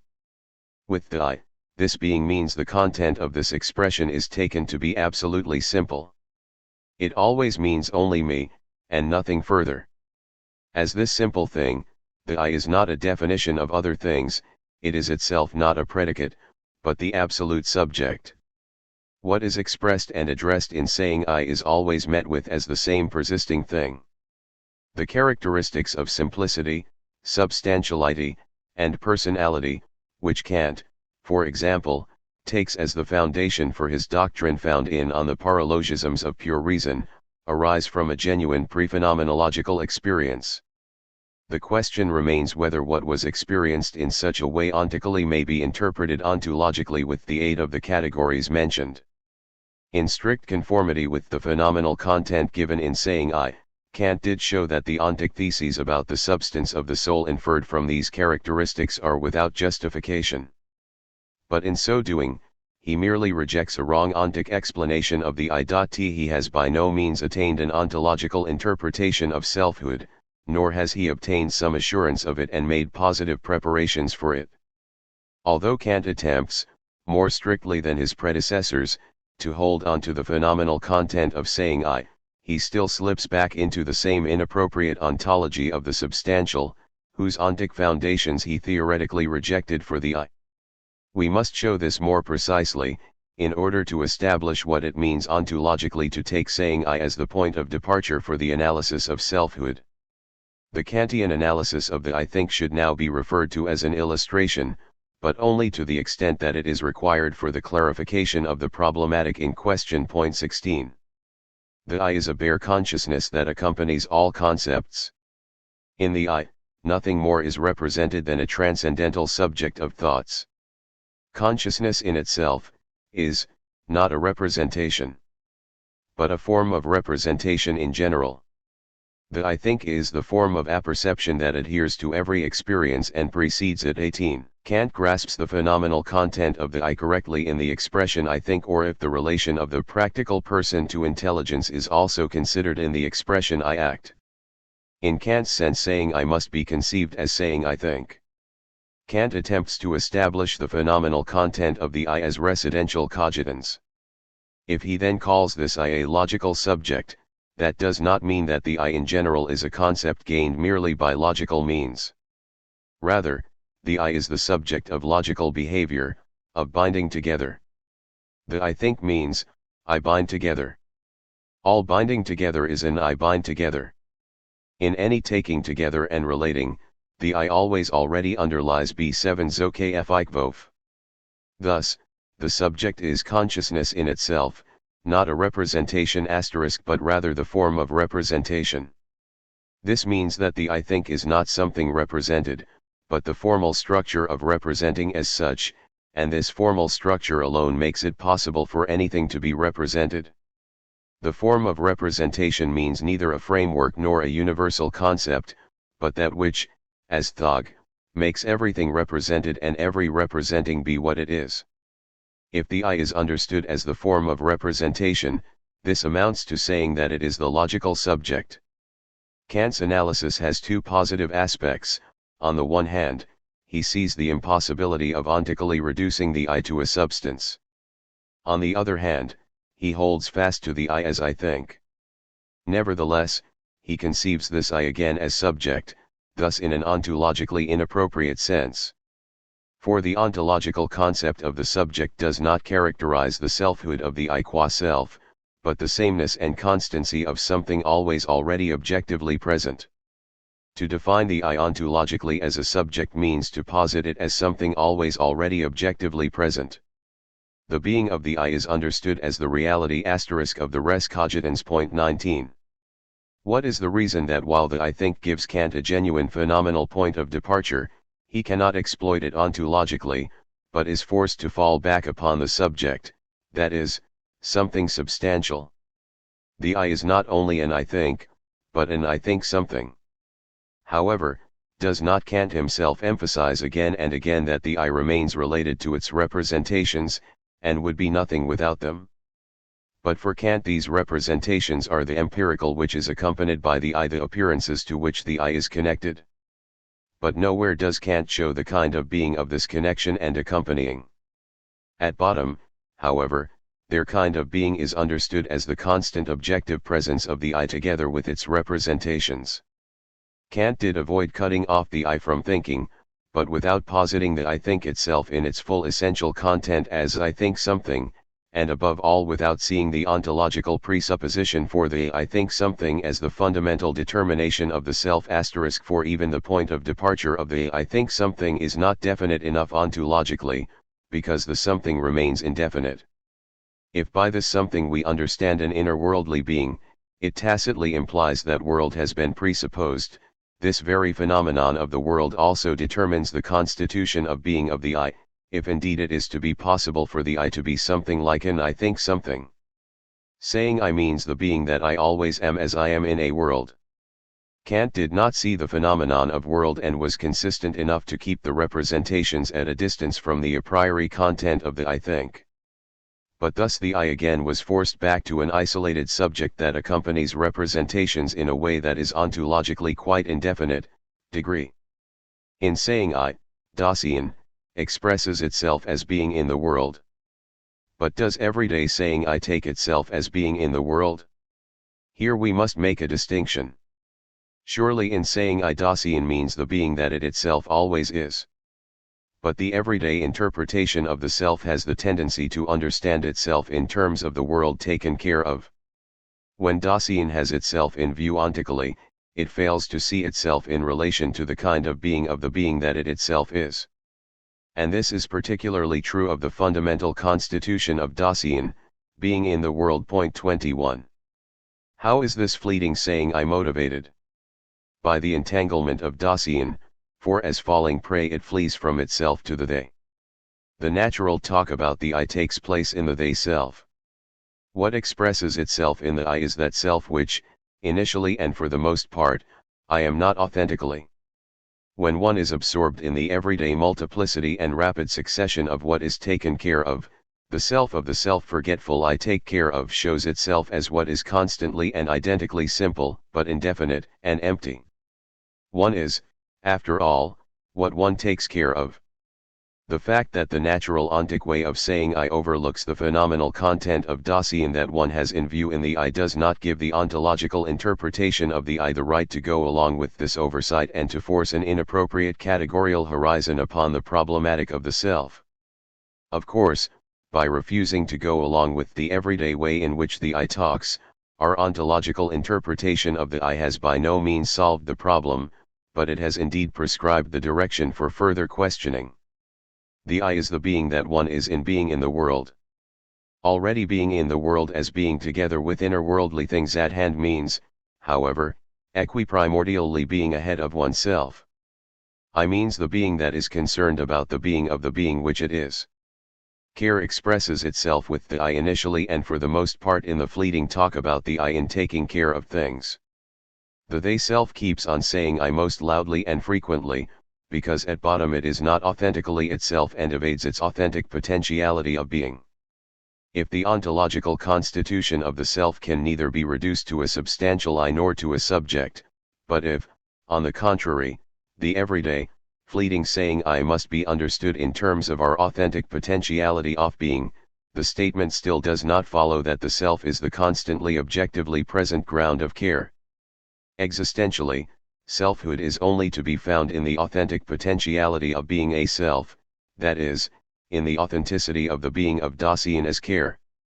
In terms of care, the constancy of the self, as the supposed persistence of the subject, gets its clarification. The phenomenon of this authentic potentiality of being, however, also opens our eyes to the constancy of the self in the sense of its having gained a steadiness. The constancy of the self in the double sense of constancy and steadfastness is an authentic counter-possibility to the unself-constancy of irresolute falling prey. Existentially, the constancy of the self means nothing other than anticipatory resoluteness. Its ontological structure reveals the existentiality of the selfhood of the self. Dasein is authentically itself in the mode of the primordial individuation of reticent resoluteness that expects anxiety of itself. In keeping silent, authentic being a self does not keep on saying I, but rather is in reticence the throne being that it can authentically be. The self that is revealed by the reticence of resolute existence is the primordial phenomenal basis for the question of the being of the you. Only if we are phenomenally oriented toward the meaning of being of the authentic potentiality of being a self are we put in a position to discuss what ontological justification there is for treating substantiality, simplicity, and personality as characteristics of selfhood. The ontological question of the being of the self must be extricated from the for-having, constantly suggested by the predominant way of saying I, of a persistently objectively present self-thing. Care does not need a foundation in a self. Rather, existentiality as a constituent of care provides the ontological constitution of the self-constancy of Dasein to which there belongs, corresponding to the complete structural content of care, the factical falling prey to unself-constancy. The structure of care, conceived in full, includes the phenomenon of selfhood. This phenomenon is clarified by interpreting the meaning of care which we defined as the wholeness of being of Dasein. 65. Temporality as the ontological meaning of care. In characterizing the connection between care and selfhood, our aim was not only to clarify the special problem of I-hood, but also to help in the final preparation for phenomenally grasping the wholeness of the structural whole of Dasein. We need the unwavering discipline of the existential line of questioning if, for our ontological viewpoint, the kind of being of Dasein is not finally to be distorted into a mode of objective presence, even if it is a completely indifferent mode. Dasein becomes essential in authentic existence that is constituted as anticipatory resoluteness. This mode of the authenticity of care contains the primordial self-constancy and totality of Dasein. We must take an undistracted look at these and understand them existentially if we are to expose the ontological meaning of the being of Dasein. What are we looking for ontologically with the meaning of care? What does meaning signify? Our inquiry encountered this phenomenon in the context of the analysis of understanding and interpretation. Point 22. According to that analysis, meaning is that in which the intelligibility of something keeps itself, without coming into view explicitly and thematically itself. Meaning signifies that upon which the primary project is projected, that in terms of which something can be conceived in its possibility as what it is. Projecting discloses possibilities, that is, it discloses what makes something possible. To expose that upon which a project is projected, means to disclose what makes what is projected possible. This exposure requires that we methodologically pursue the project, usually one that is unexpressed, underlying an interpretation in such a way that what is projected in the project is disclosed and conceivable with regard to its upon which. To set forth the meaning of care, then, means to pursue the project underlying and guiding the primordial existential interpretation of Dasein in such a way that its upon which becomes visible in what is projected. What is projected is the being of Dasein, disclosed in what constitutes it as an authentic potentiality for being whole. The upon which of what is projected, of the disclosed being thus constituted, is what itself makes possible this constitution of being as care. With the question of the meaning of care, we are asking what makes possible the wholeness of the articulated structural whole of care in the unity of its unfolded articulation? Strictly speaking, meaning signifies the upon which of the primary project of the understanding of being. Being in the world that is disclosed to itself equiprimordially understands the being of inner-worldly beings together with the being of the being that it itself is, although unthematically and not yet differentiated into its primary modes of existence and reality. All ontic experience of beings, the circumspect calculation of things at hand, as well as the positive scientific cognition of things objectively present, is always grounded in the more or less transparent projects of the beings in question. But these projects hide in themselves an upon which from which, so to speak, the understanding of being nourishes itself. If we say that beings have meaning, this signifies that they have become accessible in their being, and this being, projected upon its upon which, is what really has meaning first of all. Beings have meaning only because, as being that has been disclosed beforehand, they become intelligible in the project of that being, that is, in terms of the upon which of this project. The primary project of the understanding of being gives meaning. The question of the meaning of the being of a being takes as its theme the upon which of the understanding of being that underlies all being of beings. Dasein is disclosed to itself authentically or inauthentically with regard to its existence. Existing, it understands itself in such a way that this understanding does not just grasp something, but constitutes the existential being of its factical potentiality of being. The being that is disclosed is that of a being that is concerned about its being. The meaning of this being that is, care is what makes care possible in its constitution, and it is what primordially makes up the being of this potentiality of being. The meaning of being of Dasein is not something different from it, unattached and outside of it, rather, it is self-understanding Dasein itself. What makes possible the being of Dasein, and thus its factical existence? What is projected in the primordial existential project of existence revealed itself as anticipatory what makes possible this authentic being whole of Dasein with regard to the unity of its articulated structural whole. Expressed formally and existentially, without constantly naming the complete structural content, anticipatory resoluteness is the being toward one's own most eminent potentiality of being. Something like this is possible only in that Dasein can come toward itself at all in its own most possibility and hold itself in this possibility as possibility in this letting itself come toward itself, in other words, in that it exists. This letting come toward itself of the eminent possibility that it endures is the primordial phenomenon of the future. If authentic or inauthentic being toward death belongs to the being of Dasein, this is possible only as futural in the sense indicated now and to be more closely defined later. Here future does not mean a now that has not yet become actual and that sometime will be for the first time, but the coming in which Dasein comes toward itself in its own most potentiality of being. Anticipation makes Dasein authentically futural in such a way that anticipation itself is possible only in that Dasein, as existing, always already comes toward itself, that is futural in its being in general. Anticipatory resoluteness understands Dasein in its essential being guilty. This understanding means, taking over being guilty in existing, to be the thrown ground of nullity. But to take over thrownness means to authentically be Dasein in the way that it always already was. Taking over thrownness, however, is possible only in such a way that futural Dasein can be its own most how it always already was, that is, its having been. Only because Dasein in general is as I am having been, can it come futurally toward itself in such a way that it comes back. Authentically futural, Dasein is authentically having been.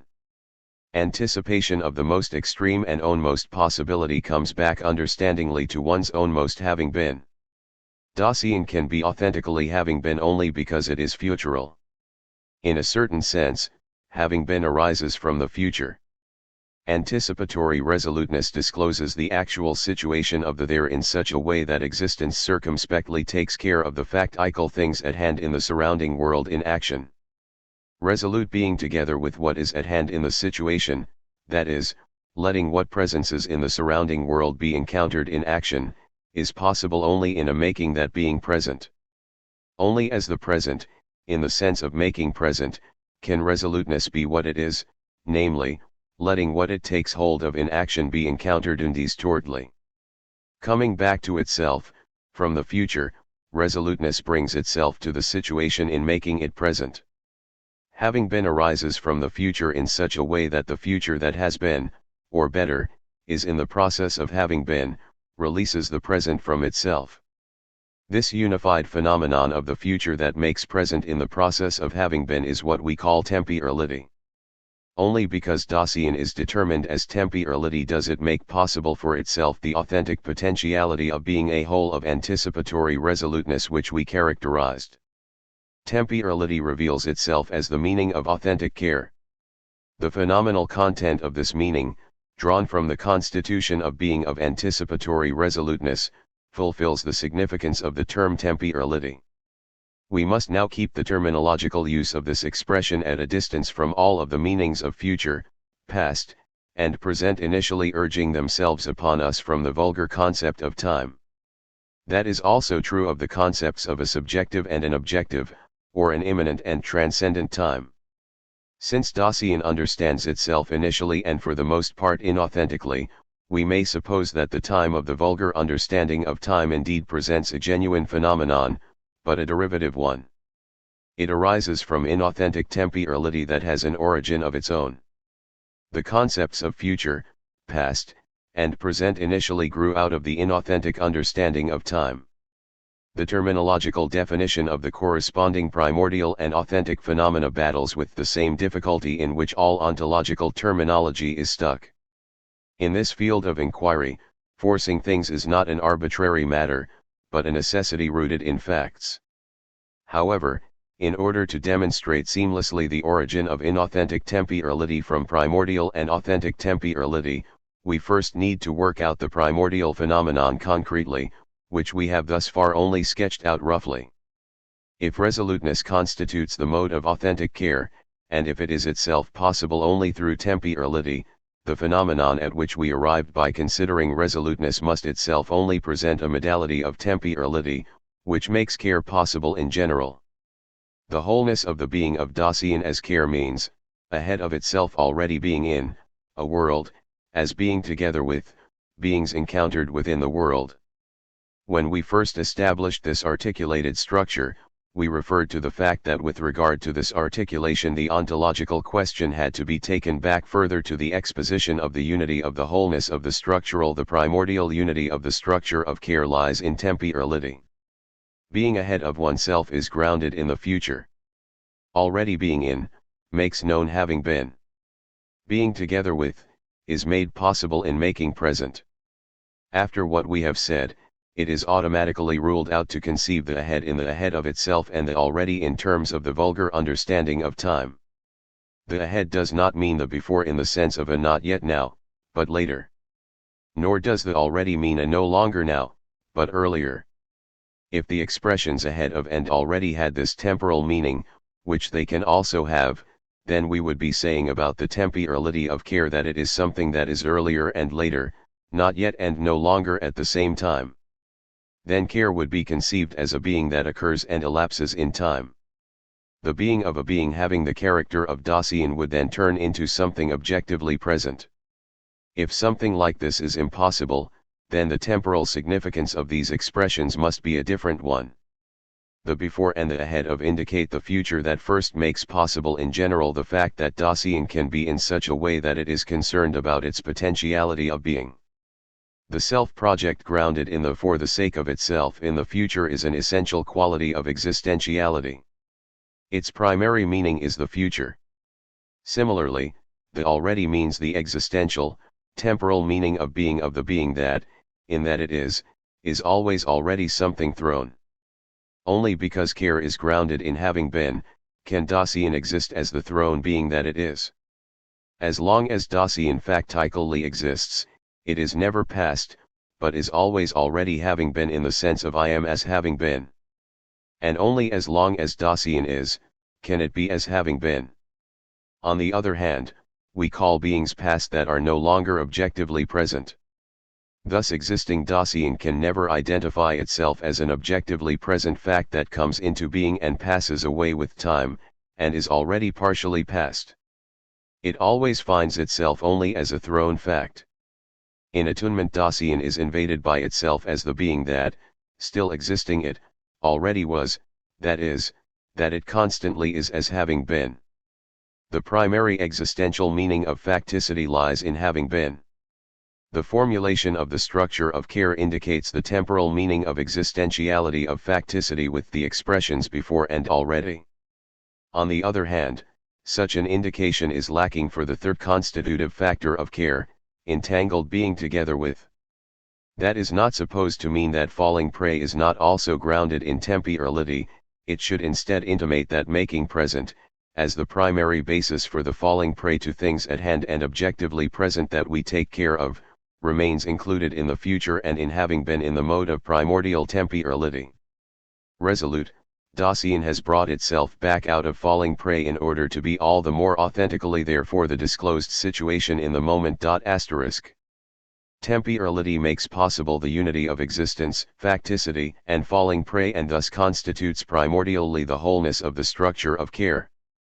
The factors of care are not pieced together cumulatively, any more than temporality itself has first been put together out of future, past, and present in the course of time. Temporality is not a being at all.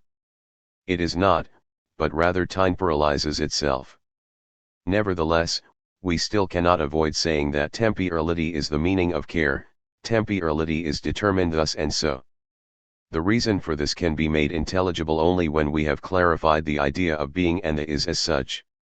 Temporality temporalizes, and it temporalizes possible ways of itself.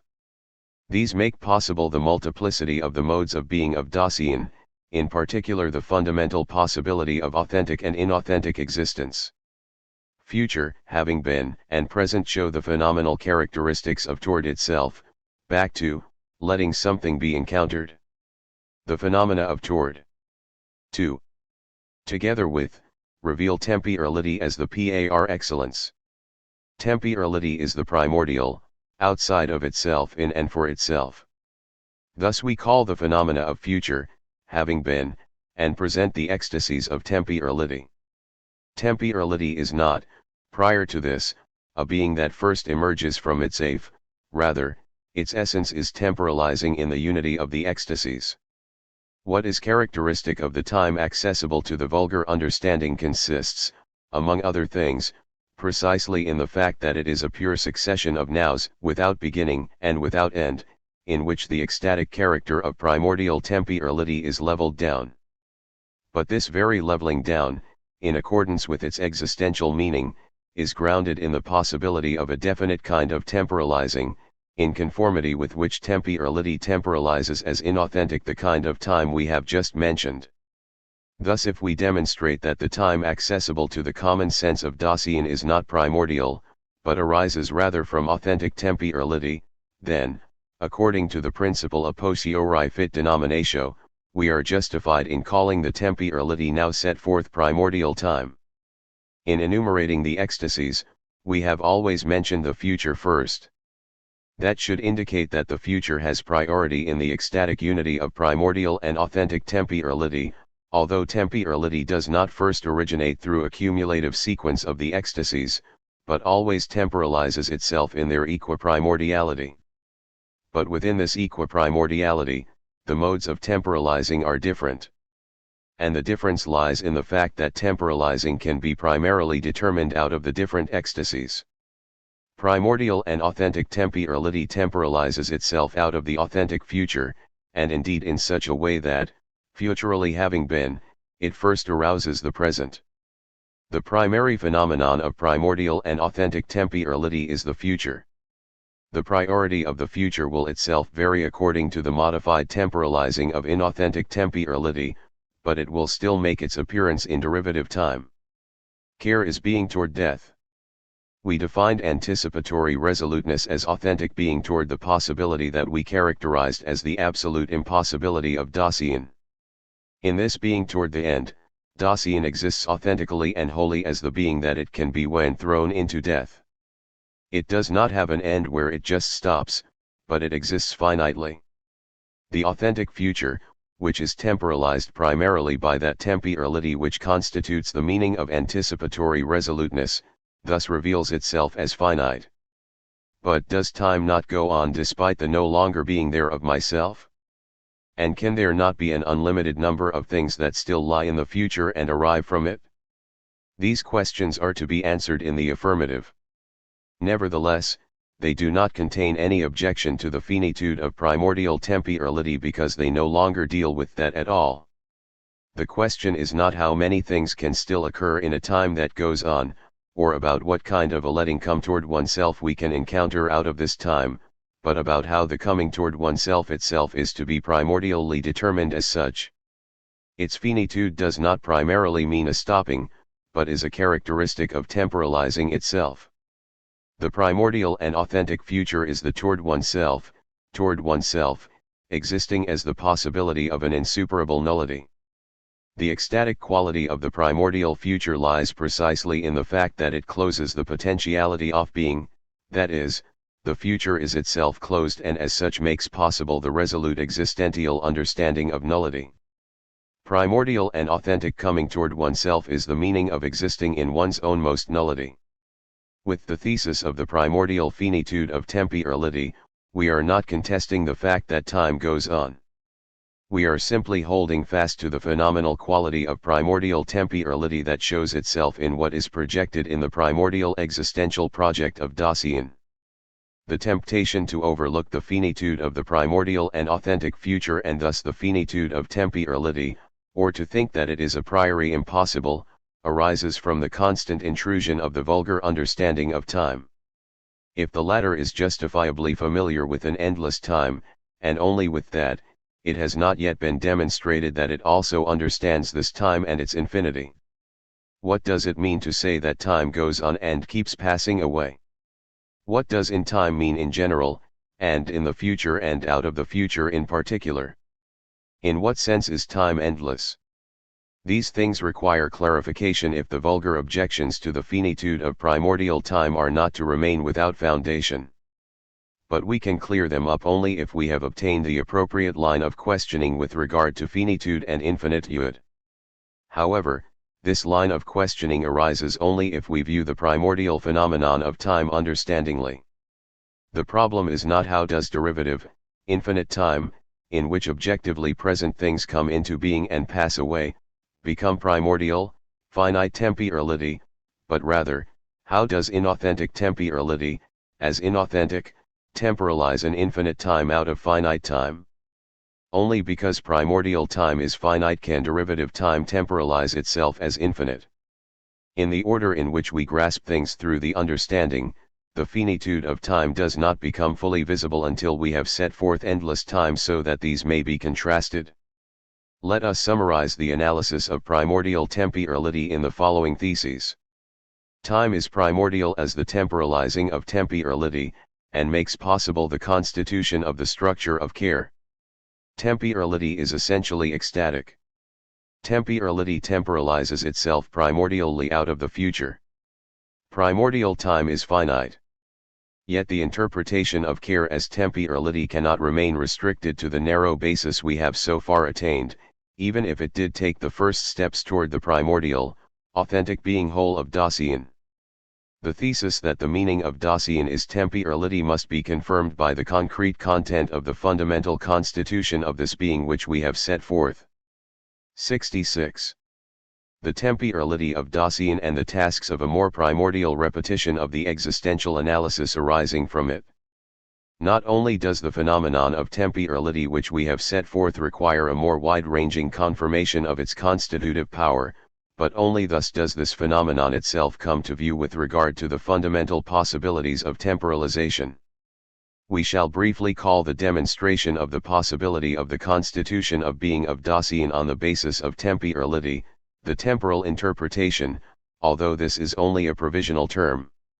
Our next task is to go beyond the temporal analysis of the authentic potentiality of being whole of Dasein and a general characterization of the temporality of care, so that the inauthenticity of Dasein may be made visible in its specific temporality. Temporality first showed itself in anticipatory resoluteness. This anticipatory resoluteness is the authentic mode of disclosedness that, for the most part, maintains itself within the inauthenticity of the entangled self-interpretation of the they. The nature of the temporality of disclosedness in general leads to the temporal understanding of that heedful being in the world closest to us, and thus of the average indifference of Dasein from which the existential analytic first started. 24 We called the average kind of being of Dasein, in which it initially and for the most part stays, everydayness. By repeating our earlier analysis, everydayness must be revealed in its temporal meaning so that the problematic included in temporality may come to light and the seeming obviousness of our preparatory analyses may disappear completely. Indeed, confirmation is to be found for temporality in all the essential structures of the fundamental constitution of Dasein. Yet this does not lead us to run through our analyses again, superficially and schematically, in the same order of presentation. The course of our temporal analysis has a different direction. It is to make the connection of our earlier reflections clearer and to remove what is contingent and seemingly arbitrary. However, beyond these necessities of method, there are valid motives in the phenomenon itself that compel us to articulate our analysis in a different way when we repeat it. The ontological structure of the being that I myself in each instance am is centered in the self-constancy of existence.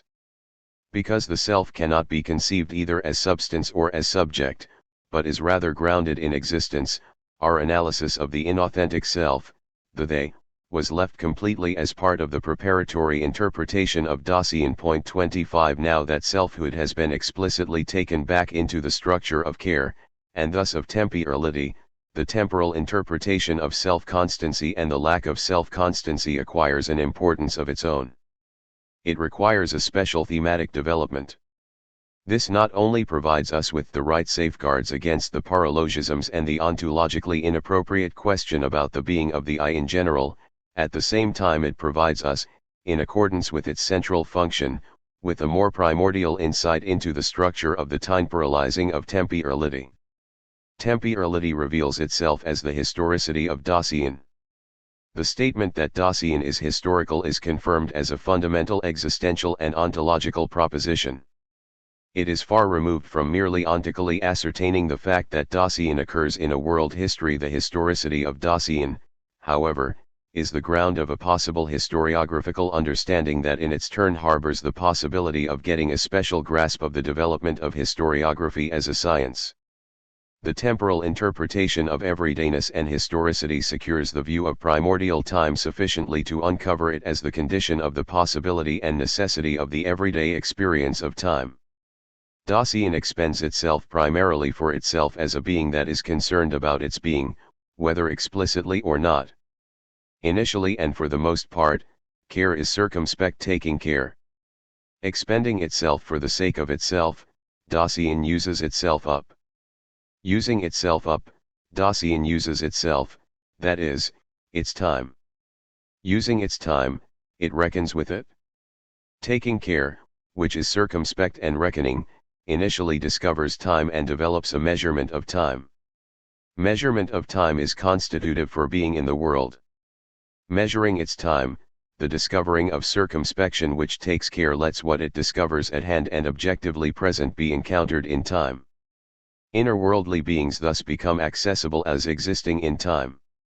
We shall call the temporal quality of inner-worldly beings within timeness. The time initially found therein ontically becomes the basis for the development of the vulgar and traditional concept of time.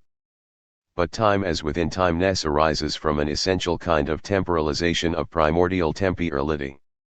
This origin means that the time in which objectively present things come into being and pass away is a genuine phenomenon of time. It is not an externalization of a qualitative time into space, as Bergson's interpretation of time, which is ontologically completely indeterminate and insufficient, would have it. The elaboration of the temporality of Dasein as everydayness, historicity, and within timeness first gives uncluttered insight into the complexities of a primordial ontology of Dasein. As being in the world, Dasein exists factically together with beings encountered within the world. Thus the being of Dasein gets its comprehensive ontological transparency only in the horizon of the clarified being of beings unlike Dasein, that is, even of what is not at hand and not objectively present, but only subsists. But if the variations of being are to be interpreted for everything of which we say that it is, we need beforehand a sufficiently clarified idea of being in general. As long as we have not reached this, the repetition of the temporal analysis of Dasein will remain incomplete and marred by lack of clarity, to say nothing of the factual difficulties. The existential temporal analysis of Dasein requires in its turn a new repetition in the context of a fundamental discussion of the concept of being. 67. The basic content of the existential constitution of Dasein, and the preliminary sketch of its temporal interpretation. Our preparatory analysis has made accessible a multiplicity of phenomena that must not be allowed to disappear from our phenomenological view, despite our concentration on the foundational structural wholeness of care. Far from excluding such a multiplicity, the primordial wholeness of the constitution of being of Dasein as articulated demands it.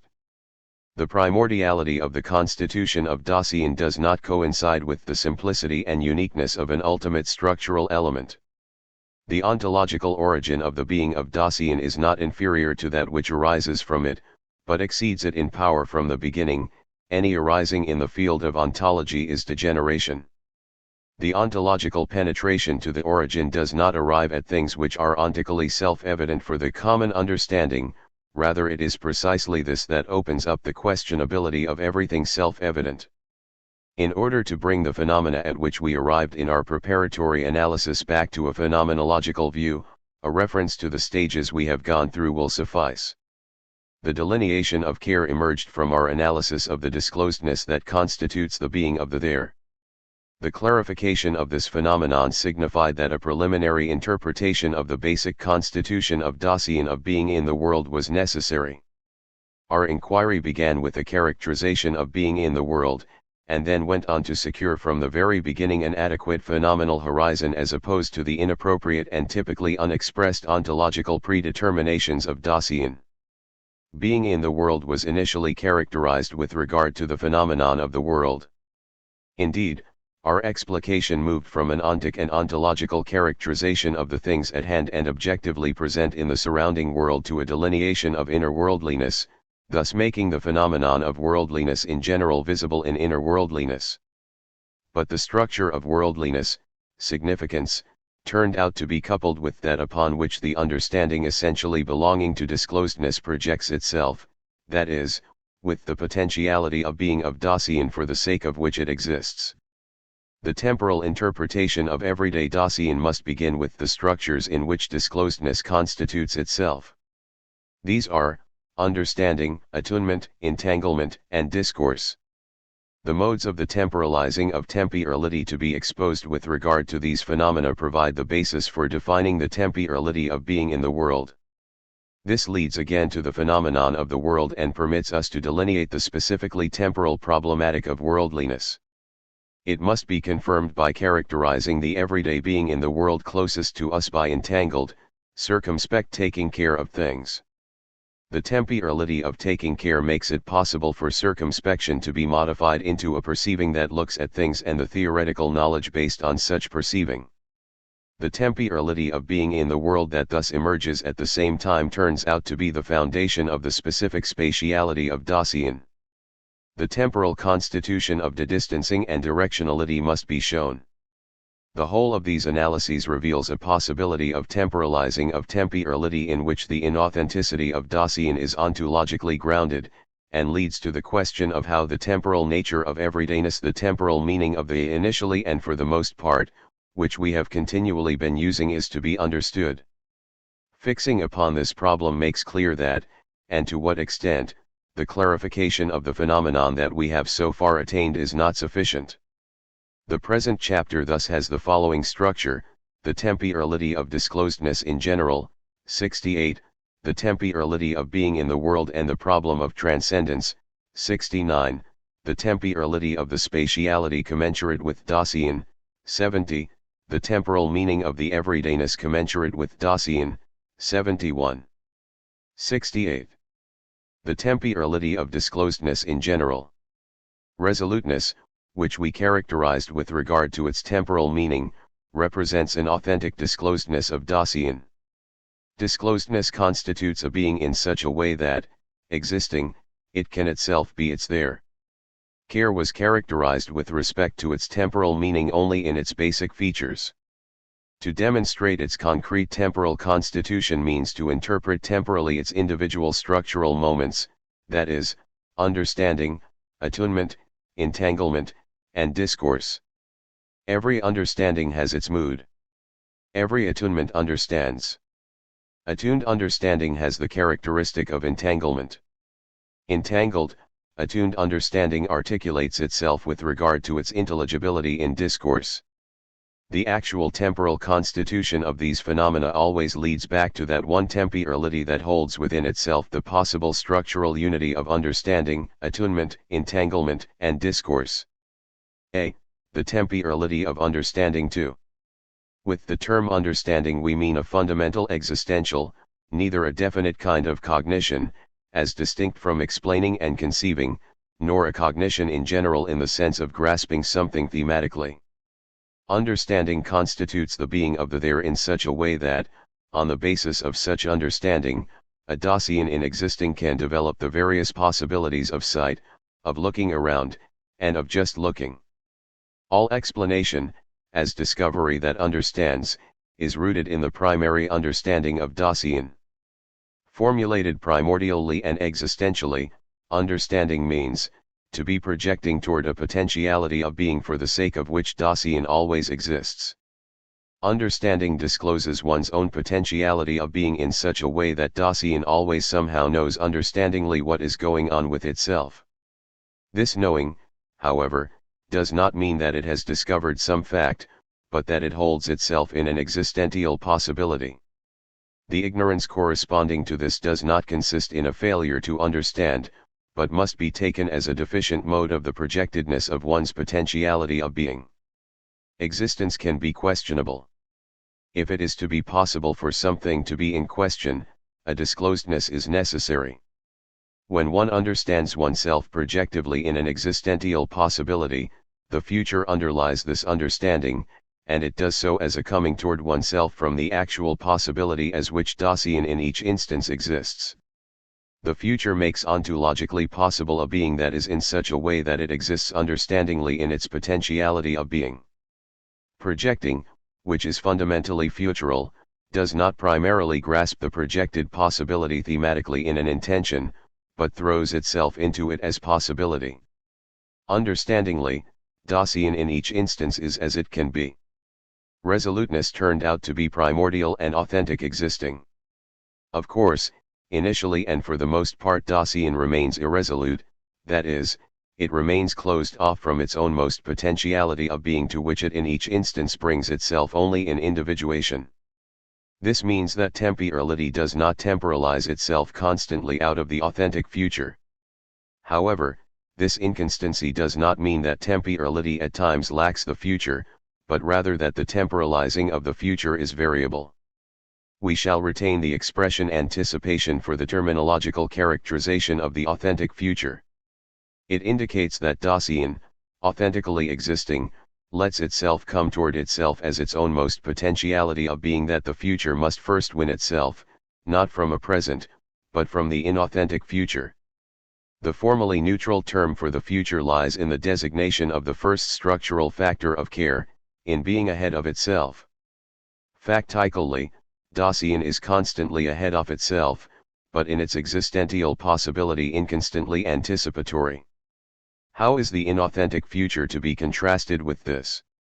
Since the authentic future is revealed in resoluteness, the inauthentic future, as an ecstatic mode, can reveal itself only by going back ontologically from the everyday, inauthentic understanding taking care of things to its existential and temporal meaning.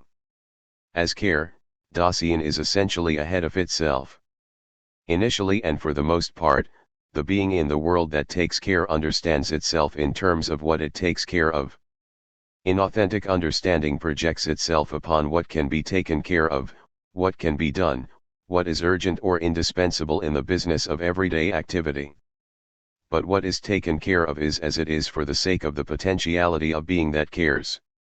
This potentiality lets Dasein come toward itself in its heedful being together with what is to be taken care of.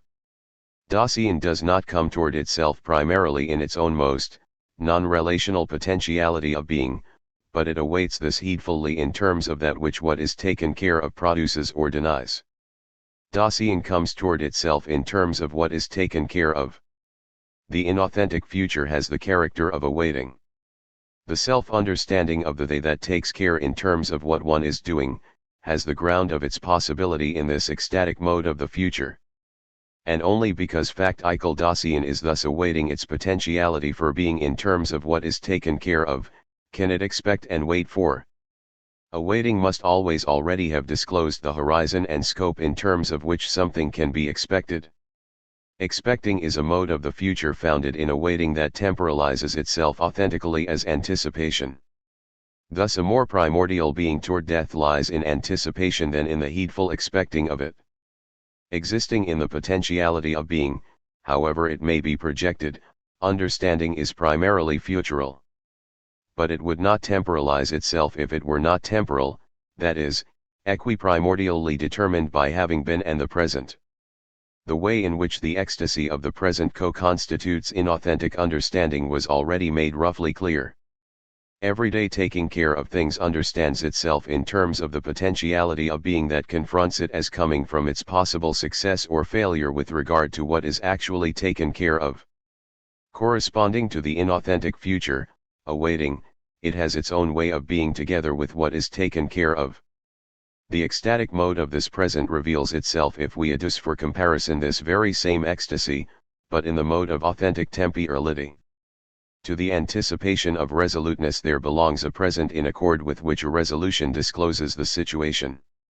In resoluteness, the present is not only brought back from the dispersion in what is taken care of closest at hand, but is held in the future and having been.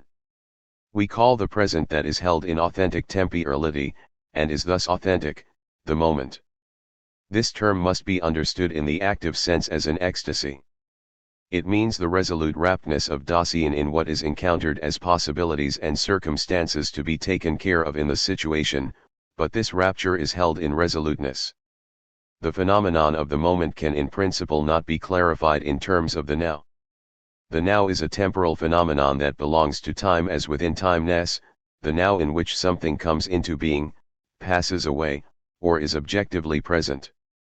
In the moment nothing can happen, but as an authentic present it lets us encounter for the first time what can be in a time as something at hand or objectively present.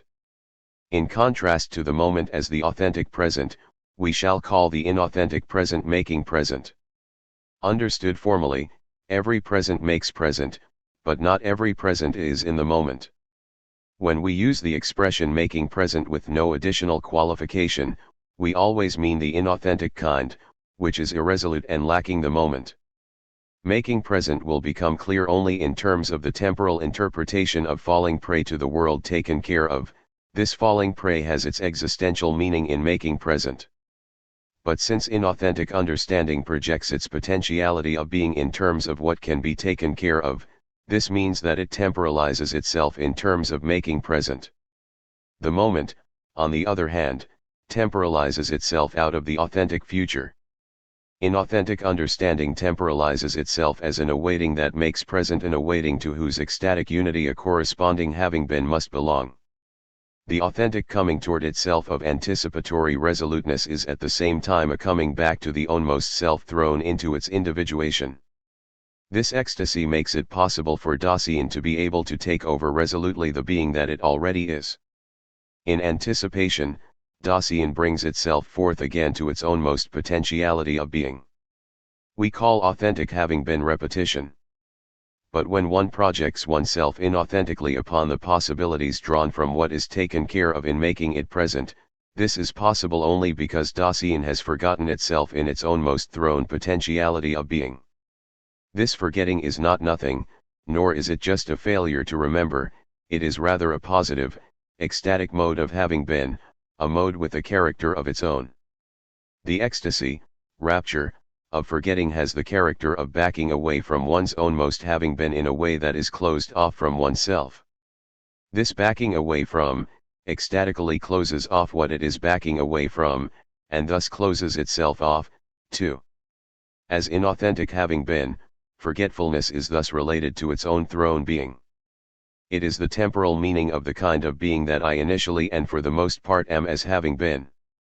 And only on the basis of this forgetting can the making present that takes care of and awaits retain beings unlike Dasein encountered in the surrounding world. To this retention corresponds a non-retention that presents us with a kind of forgetting in the derivative sense. Just as expectation is possible only on the basis of awaiting, remembering is possible only on the basis of forgetting, and not the other way around. In the mode of forgottenness, having been primarily discloses the horizon in which Dasein, lost in the superficiality of what is taken care of, can remember. Awaiting that forgets and makes present is an ecstatic unity in its own right, in accordance with which inauthentic understanding temporalizes itself with regard to its temporality. The unity of these ecstasies closes off one's authentic potentiality of being, and is thus the existential condition of the possibility of irresoluteness.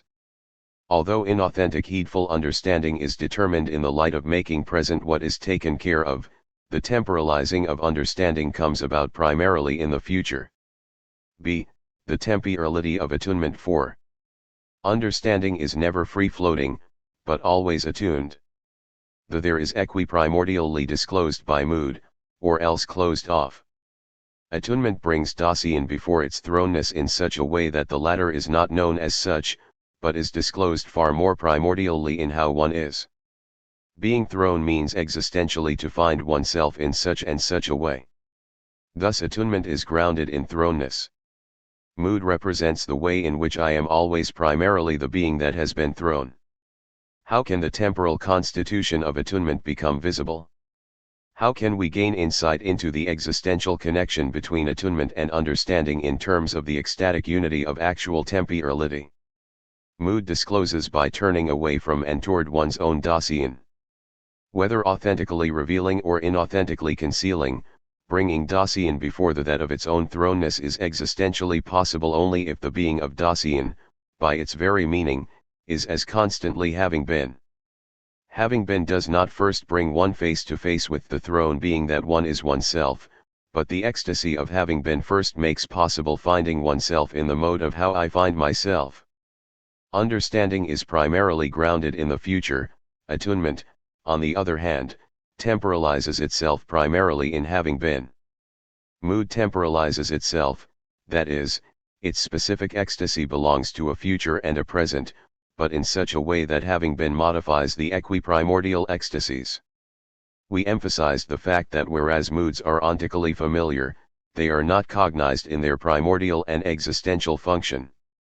They are taken as fleeting experiences that color one's whole psychical condition. Whatever can be observed as having the nature of a fleeting appearance and disappearance belongs to the primordial constancy of existence. But, nevertheless, what should moods have in common with time? It is a trivial observation that these experiences come and go, that they run their course in time. It is certainly an ontic and psychological observation. But our task is to demonstrate the ontological structure of attunement in its existential and temporal constitution. And this is initially only a matter of first making the temporality of mood visible.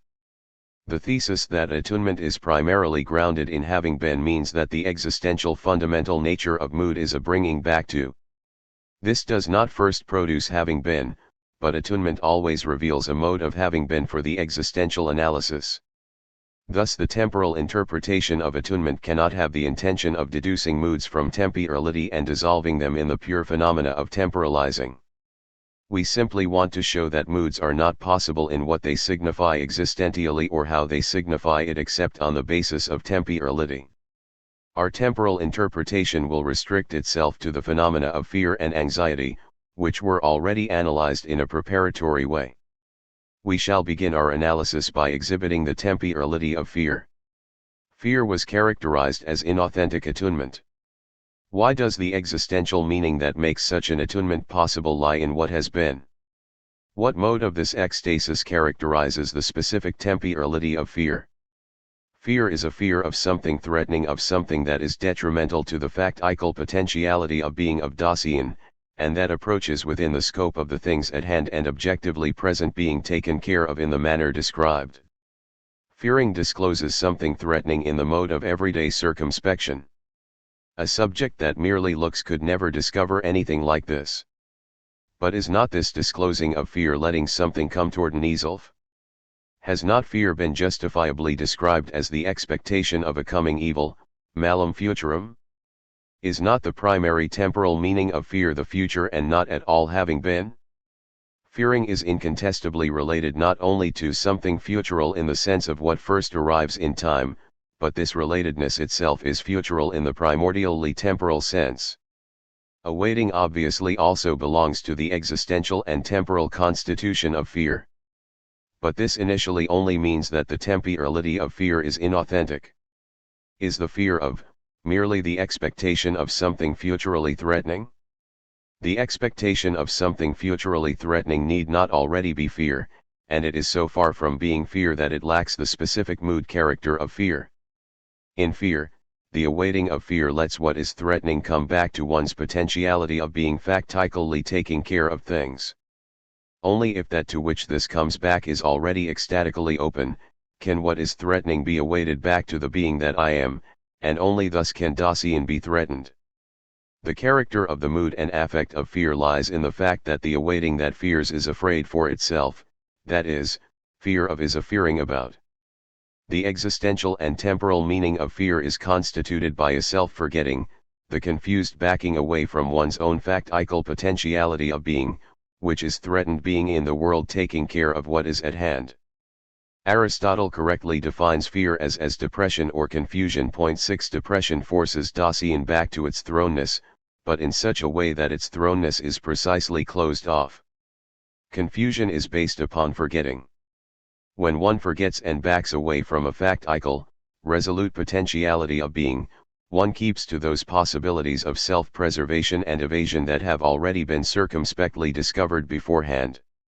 Taking care which fears for itself leaps from one thing to the other, because it forgets itself and thus cannot take hold of any definite possibility. All possible possibilities offer themselves, and that means impossible ones too. One who fears for oneself stops at none of these. The surrounding world does not disappear, but one encounters it in the mode of no longer knowing one's way around in it. This confused making present of what seems to be the best thing close by belongs to forgetting oneself in fear. Thus, it is, for example, known that the inhabitants of a burning house often save the most unimportant things nearby. When one has forgotten oneself and makes present a jumble of unattached possibilities, one thus makes possible the confusion that constitutes the nature of the mood of fear. The forgetfulness of confusion also modifies awaiting, and characterizes it as a depressed or confused awaiting that is different from pure expectation. The specific, ecstatic unity that makes fearing for oneself existentially possible, temporalizes itself primarily out of the forgetting we described that, as a mode of having been, modifies its present and its future in their temporalizing. The temporality of fear is a forgetting that awaits and makes present. In accordance with its orientation toward things encountered within the world, the common sense interpretation of fear initially seeks to determine the approaching evil as what it is afraid of and to define its relation to that evil as expectation. What belongs to the phenomenon beyond that remains a feeling of pleasure or pain. How is the temporality of anxiety related to that of fear? We called the phenomenon of anxiety a fundamental attunement 7. It brings Dasein before its own most thrownness and reveals the uncanniness of everyday, familiar being in the world. Just like fear, anxiety is formally determined by something in the face of which one is anxious and something about which one is anxious. However, our analysis showed that these two phenomena coincide. That is not supposed to mean that their structural characteristics are fused, as if anxiety were anxious neither in the face of anything nor about anything. That the in the face of which and the about which coincide means that the being exhibiting these structures is the same, namely Dasein. In particular, that in the face of which one has anxiety is not encountered as something definite to be taken care of. The threat does not come from something at hand and objectively present, but rather from the fact that everything at hand and objectively present absolutely has nothing more to say to us. Beings in the surrounding world are no longer relevant. The world in which I exist has sunk into insignificance, and the world thus disclosed can set free only beings as having the character of irrelevance. The nothingness of the world in the face of which anxiety is anxious does not mean that an absence of inner-worldly things objectively present is experienced in anxiety. They must be encountered in just such a way that they are of no relevance whatsoever, but can show themselves in a barren mercilessness. However, this means that our heedful awaiting finds nothing in terms of which it could understand itself. It grasps at the nothingness of the world. But, thrust toward the world, understanding is brought by anxiety to being in the world as such. Being in the world is both what anxiety is anxious in the face of and what it is anxious about. Being anxious in the face of, neither has the nature of an expectation nor of an awaiting at all. That in the face of which one has anxiety is, after all, already there. It is Dasein itself. Does this not mean that anxiety is constituted by a future? Certainly, yet not by the inauthentic one of awaiting. The insignificance of the world disclosed in anxiety reveals the nullity of what can be taken care of, that is, the impossibility of projecting oneself upon a potentiality of being primarily based upon what is taken care of. But the revelation of this impossibility means to let the possibility of an authentic potentiality of being shine forth. What is the temporal meaning of this revealing? Anxiety is anxious about naked Dasein thrown into uncanniness. It brings one back to the sheer that of one's own most individuated thrownness. This bringing back has neither the character of an evasive forgetting, nor that of a remembering. But neither does anxiety imply that one has already taken over one's existence in resolution and is retrieving it. On the contrary, anxiety brings one back to thrownness as something to be possibly repeated. And thus it also reveals the possibility of an authentic potentiality of being that must, as something futural in repetition, come back to the throne there. Bringing before the possibility of repetition is the specific ecstatic mode of the attunement of the having been that constitutes anxiety. The forgetting constitutive for fear confuses Dasein and lets it stray back and forth between ungrasped worldly possibilities. In contrast to this frantic making present, the present of anxiety is maintained in bringing oneself back to one's own most thrownness. In accordance with its existential meaning, anxiety cannot lose itself in what can be taken care of. If something like this happens in an attunement similar to it, this is fear, which everyday understanding mixes up with anxiety. Although the present of anxiety is maintained, it does not as yet have the character of the moment that temporalizes itself in resolution. Anxiety only brings one into the mood for a possible resolution. The present of anxiety holds the moment in readiness, as which it, and only it, is possible. In the peculiar temporality of anxiety, that it is primordially grounded in having been and that out of it future and present temporalize themselves, the possibility was shown of the powerfulness that distinguishes the mood of anxiety. In it, Dasein is taken back fully to its naked uncanniness and stunned by it. But this feeling of being stunned not only takes Dasein back from its worldly possibilities, but at the same time gives it the possibility of an authentic potentiality of being. Yet neither of these moods, fear and anxiety, ever occurs, just isolated in the stream of experience, but always attunes an understanding or is attuned by it. Fear is occasioned by beings taken care of in the surrounding world. In contrast, anxiety arises from Dasein itself. Fear comes over us from inner-worldly beings. Anxiety arises from being in the world as thrown being toward death. Understood temporally, this arising of anxiety from Dasein means that the future and the present of anxiety temporalize themselves out of a primordial having been in the sense of bringing us back to the possibility of repetition. But anxiety can arise authentically only in a resolute Dasein. One who is resolute knows no fear, but understands the possibility of anxiety as the mood that does not hinder and confuse him. Anxiety frees one from nullifying possibilities and lets one become free for authentic possibilities. Although both modes of attunement, fear and anxiety, are primarily grounded in having been, their origin is different with regard to the temporalizing belonging to each in the totality of care. Anxiety arises from the future of resoluteness, while fear arises from the lost present of which fear is fearfully apprehensive, thus falling prey to it more than ever. But is not the thesis of the temporality of moods perhaps valid only for the phenomena that we selected? How is a temporal meaning to be found in the pallid lack of mood that dominates the gray everyday? And how about the temporality of moods and effects such as hope, joy, enthusiasm, and gaiety? As soon as we mention phenomena such as boredom, sadness, melancholy, and despair, it becomes clear that not only fear and anxiety are founded existentially in having been, but that other moods are as well. However, these must be interpreted on the broader basis of a developed existential analytic of Dasein. But even such a phenomenon as hope, which seems to be completely founded in the future, must be analyzed in a way similar to fear.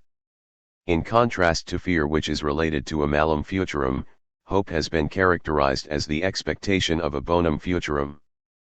But what is decisive for the structure of hope as a phenomenon is not so much the futural character of that to which it is related as the existential meaning of hoping itself. Here, too, the mood character lies primarily in hoping as hoping something for oneself. One who hopes takes oneself, so to speak, along in the hope and brings oneself toward what is hoped for. But that presupposes having achieved oneself.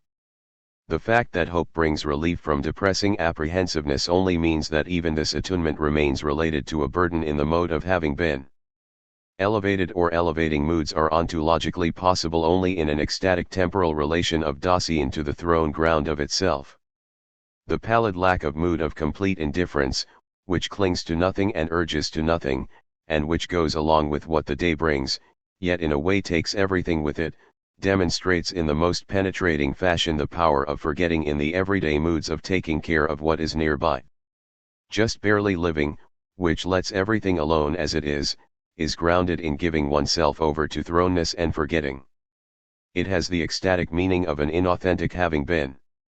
Indifference, which can go along with falling over oneself with busyness, is to be sharply distinguished from equanimity. This mood arises from the resoluteness that, in the moment, has its view to the possible situations of the potentiality of being whole disclosed in the anticipation of death. Only beings that in accordance with the meaning of their being are attuned, that is, beings which, as existing, have in each instance already been and exist in a constant mode of having been, can be affected. Ontologically, affection presupposes making present in such a way that in it Dasein can be brought back to itself as having been. How the stimulation and touching of the senses in beings that are simply alive are to be ontologically defined, for example, how and where in general the being of animals is constituted by a time, remains a problem for itself.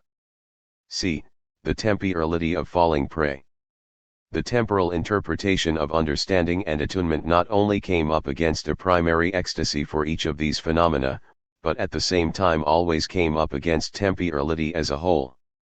Just as the future primarily makes understanding possible, and having been makes mood possible, the third constitutive factor of care, falling prey, has its existential meaning in the present.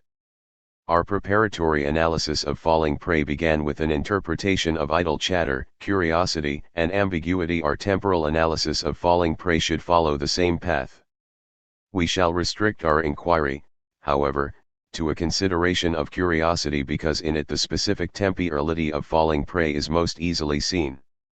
On the other hand, our analysis of idle chatter and ambiguity already presupposes a clarification of the temporal constitution of discourse and meaning, interpretation.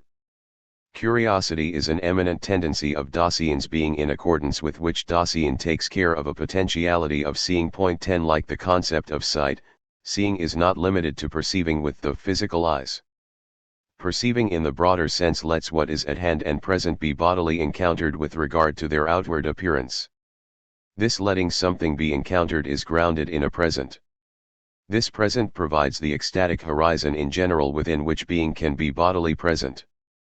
Curiosity, however, does not make present what is objectively present in order to understand it by lingering with it, but it seeks to see only in order to see and have seen. As this making present that gets tangled up in itself, curiosity has an ecstatic unity with the corresponding future and having been. Greed for the new indeed penetrates to something not yet seen, but in such a way that making present attempts to withdraw from awaiting. Curiosity is altogether inauthentically futural, in such a way that it does not await a possibility, but in its greed only desires possibility as something real. Curiosity is constituted by a dispersed making present that, only making present, thus constantly tries to run away from the awaiting in which it is nevertheless held, although in a dispersed way. The present arises from the awaiting that belongs to it in the sense of running away from it that we emphasized. But the making present of curiosity that arises is so little interested in the matter in question that, as soon as it catches sight of it, it already is looking for the next thing.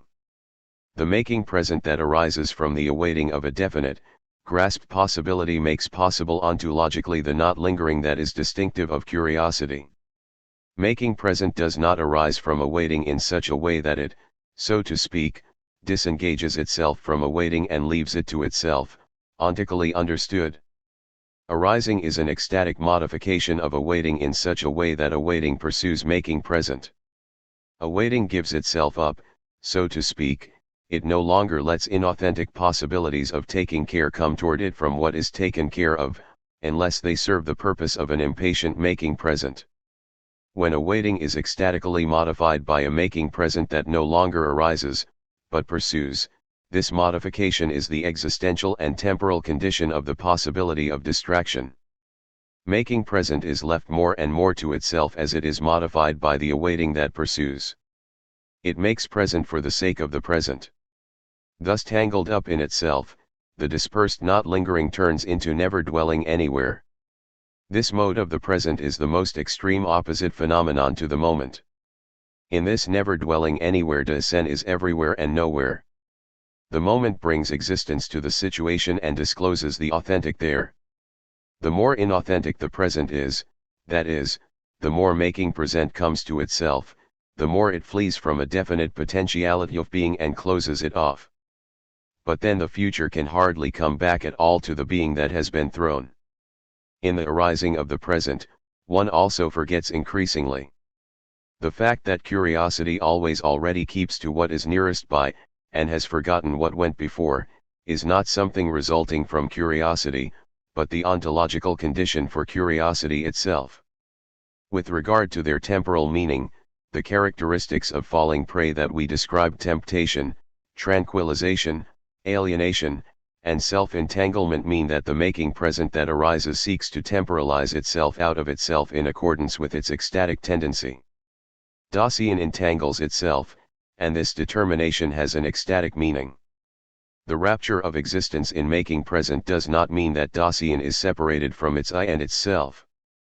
Even in the most extreme making present, it remains temporal, that is, awaiting and forgetting. Even in making present, Dasein still understands itself, although it is alienated from its own most potentiality of being that is primarily grounded in the authentic future and having been. But since making present always offers something new, it does not let Dasein come back to itself and constantly tranquilizes it anew. But this tranquilization again enforces the tendency toward arising. Curiosity is brought about not by the endless immensity of what has not yet been seen, but rather by the entangled kind of temporalizing of the arising present. Even if one has seen everything, curiosity invents new things. The mode of temporalizing of the arising of the present is grounded in the essence of temporality, which is finite. Thrown into being toward death, Dasein initially and for the most part flees from this more or less explicitly revealed thrownness. The present arises from its authentic future and having been, so that it lets Dasein come to authentic existence only by taking a detour through that present. The origin of the arising of the present, that is, a being entangled in lostness, is the primordial, authentic temporality itself that makes possible thrown being toward death. The thrownness before which Dasein can indeed be brought authentically and in which it can authentically understand itself yet remains closed off from it with regard to where it comes from and how it comes ontically. But this closed-offness is by no means only a factually existent lack of knowledge, but constitutes the facticity of Dasein. It also determines the ecstatic character of the abandonment of existence to the null ground of itself. Initially, the throw of being thrown into the world does not authentically get caught by Dasein. The movement in such a throw does not already come to a stop because Dasein is there. Dasein is swept along in thrownness, that is, as something thrown into the world, it loses itself in the world in its being factically dependent on what is to be taken care of. The present, which constitutes the existential meaning of being swept along, never acquires another ecstatic horizon of its own accord, unless it is brought back from its lostness by a resolution so that both the actual situation and thus the primordial limit situation of being toward death are disclosed as the moment held onto. D. The temporality of discourse. The complete disclosedness of the there constituted by understanding, attunement, and falling prey is articulated by discourse. Thus discourse does not temporalize itself primarily in a definite ecstasis. But since discourse is for the most part spoken in language and initially speaks by addressing the surrounding world in taking care of it and talking about it, making present has, of course, a privileged constitutive function. Tenses, like the other temporal phenomena of language kinds of action and temporal stages, do not originate from the fact that discourse also speaks about temporal processes, namely processes that are encountered in time. Nor does the reason for this lie in the fact that speaking occurs in psychical time. Discourse is in itself temporal, since all speaking about, of, or to, is grounded in the ecstatic unity of temporality. The kinds of action are rooted in the primordial temporality of taking care, whether it is related to things within time or not. With the help of the vulgar and traditional concept of time, which linguistics is forced to make use of, the problem of the existential and temporal structure of the kinds of action cannot even be formulated. Point 12 But because discourse is always talking about beings, although not primarily and predominantly in the sense of theoretical statements, our analysis of the temporal constitution of discourse and the explication of the temporal characteristics of language patterns can be tackled only if the problem of the fundamental connection between being and truth has been unfolded in terms of the problematic of temporality. Then the ontological meaning of the is can be defined, which a superficial theory of propositions and judgments has disfigured into the copula. The origination of significance can be clarified, and the possibility of the formulation of concepts can be made ontologically intelligible only in terms of the temporality of discourse, that is, of Dasein in general. Understanding is grounded primarily in the future, anticipation or awaiting. Attunement temporalizes itself primarily in having been, repetition or forgottenness. Falling prey is temporally rooted primarily in the present, making present or the moment. And yet, understanding is always a present that has been. And yet, attunement temporalizes itself as a future that makes present. And yet, the present arises from or is held by a future that has been. From this it becomes evident that temporality temporalizes itself completely in every ecstasis, that is, in the ecstatic unity of the actual, complete, temporalizing of temporality. The wholeness of the structural whole of existence, facticity and falling prey is grounded, that is the unity of the structure of care. Temporalizing does not mean a succession of the ecstasies. The future is not later than the having been, and the having been is not earlier than the present. Temporality temporalizes itself as a future that makes present, in the process of having been. The disclosedness of the there and the fundamental existential possibilities of Dasein, authenticity and inauthenticity, are founded in temporality. But disclosedness always pertains equiprimordially to the whole of being in the world, to being in as well as the world. In orientation toward the temporal constitution of disclosedness, we must thus be able to demonstrate the ontological condition of the possibility that there can be beings that exist as being in the world. 69. The temporality of being in the world and the problem of the transcendence of the world. The ecstatic unity of temporality, that is, the unity of the outside itself in the raptures of the future, the having been, and the present, is the condition of the possibility that there can be a being that exists as its there. The being that bears the name Dasein is cleared. The light that constitutes this clearedness of Dasein is not a power or source, objectively present ontically, for a radiant brightness sometimes occurring in this being. What essentially clears this being, that is, makes it open as well as bright for itself, was defined as care, before any temporal interpretation. The full disclosedness of the there is grounded in care. This clearedness first makes possible any illumination or throwing light, any perceiving, seeing, or having of something. We understand the light of this clearedness only if we do not look for an innate, objectively present power, but rather question the whole constitution of being of Dasein, care, as to the unified ground of its existential possibility. Ecstatic temporality clears the there primordially. It is the primary regulator of the possible unity of all the essential existential structures of Dasein. Only in terms of the rootedness of Dasein in temporality, do we gain insight into the existential possibility of the phenomenon that we characterized at the beginning of our analytic of Dasein as its fundamental constitution, namely, being in the world. At the beginning, it was a matter of securing the unbreakable structural unity of this phenomenon. The question of the ground of the possible unity of this articulated structure remained in the background. With the intention of protecting the phenomenon from the most obvious and thus the most fatal tendencies to divide it up, the everyday mode of being in the world closest to us, taking care of inner-worldly beings at hand, was interpreted more extensively. Now that care itself has been ontologically defined and traced back to temporality as its existential ground, taking care in its turn can be conceived explicitly in terms of care or temporality. Our analysis of the temporality of taking care initially kept to the mode of circumspectly having to do with things at hand. Then it followed up the existential and temporal possibility that circumspect taking care may be modified into a discovering of inner-worldly beings in the sense of certain possibilities of scientific investigation and discovering them by only looking at them. Our interpretation of the temporality of the being together with inner worldly things at hand and objectively present being together circumspectly as well as theoretically taking care shows at the same time how the same temporality is already the advanced condition of the possibility of being in the world in which being together with inner worldly beings is grounded as such. The thematic analysis of the temporal constitution of being in the world led to the following questions: how is something like world possible at all? In what sense is world? What and how does the world transcend?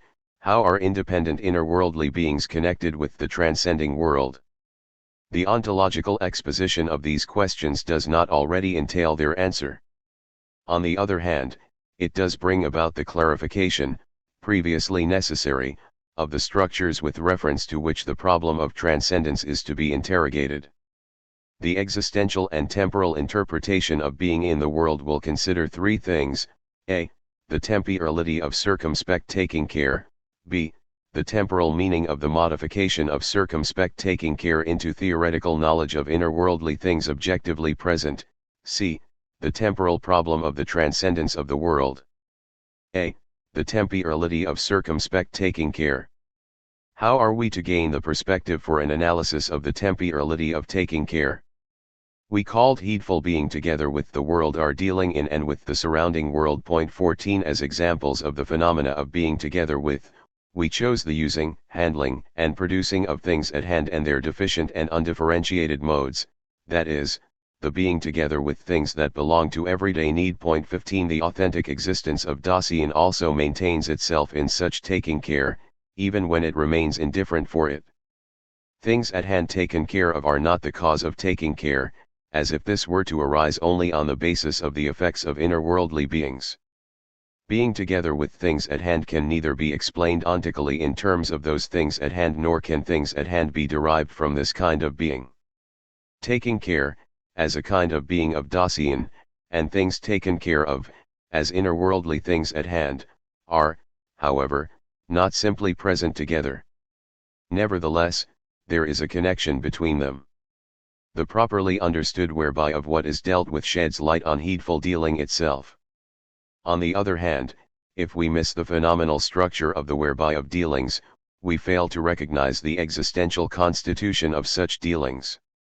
It is indeed already an essential gain for the analysis of the beings encountered nearest to us if their specific handy character is not omitted. But we must understand further that heedful dealing never has to do with a single useful thing. Using and handling a definite useful thing remains as such oriented toward a context of useful things. If, for example, we look for a misplaced useful thing, we do not mean by this simply and primarily only what is looked for in an isolated act, but the context of the whole of useful things has already been discovered. Any going to work and reaching for something does not bump up against a useful thing given in isolation out of nothing, but in taking hold of a useful thing we come back to the useful thing grasped from the work world that has always already been disclosed.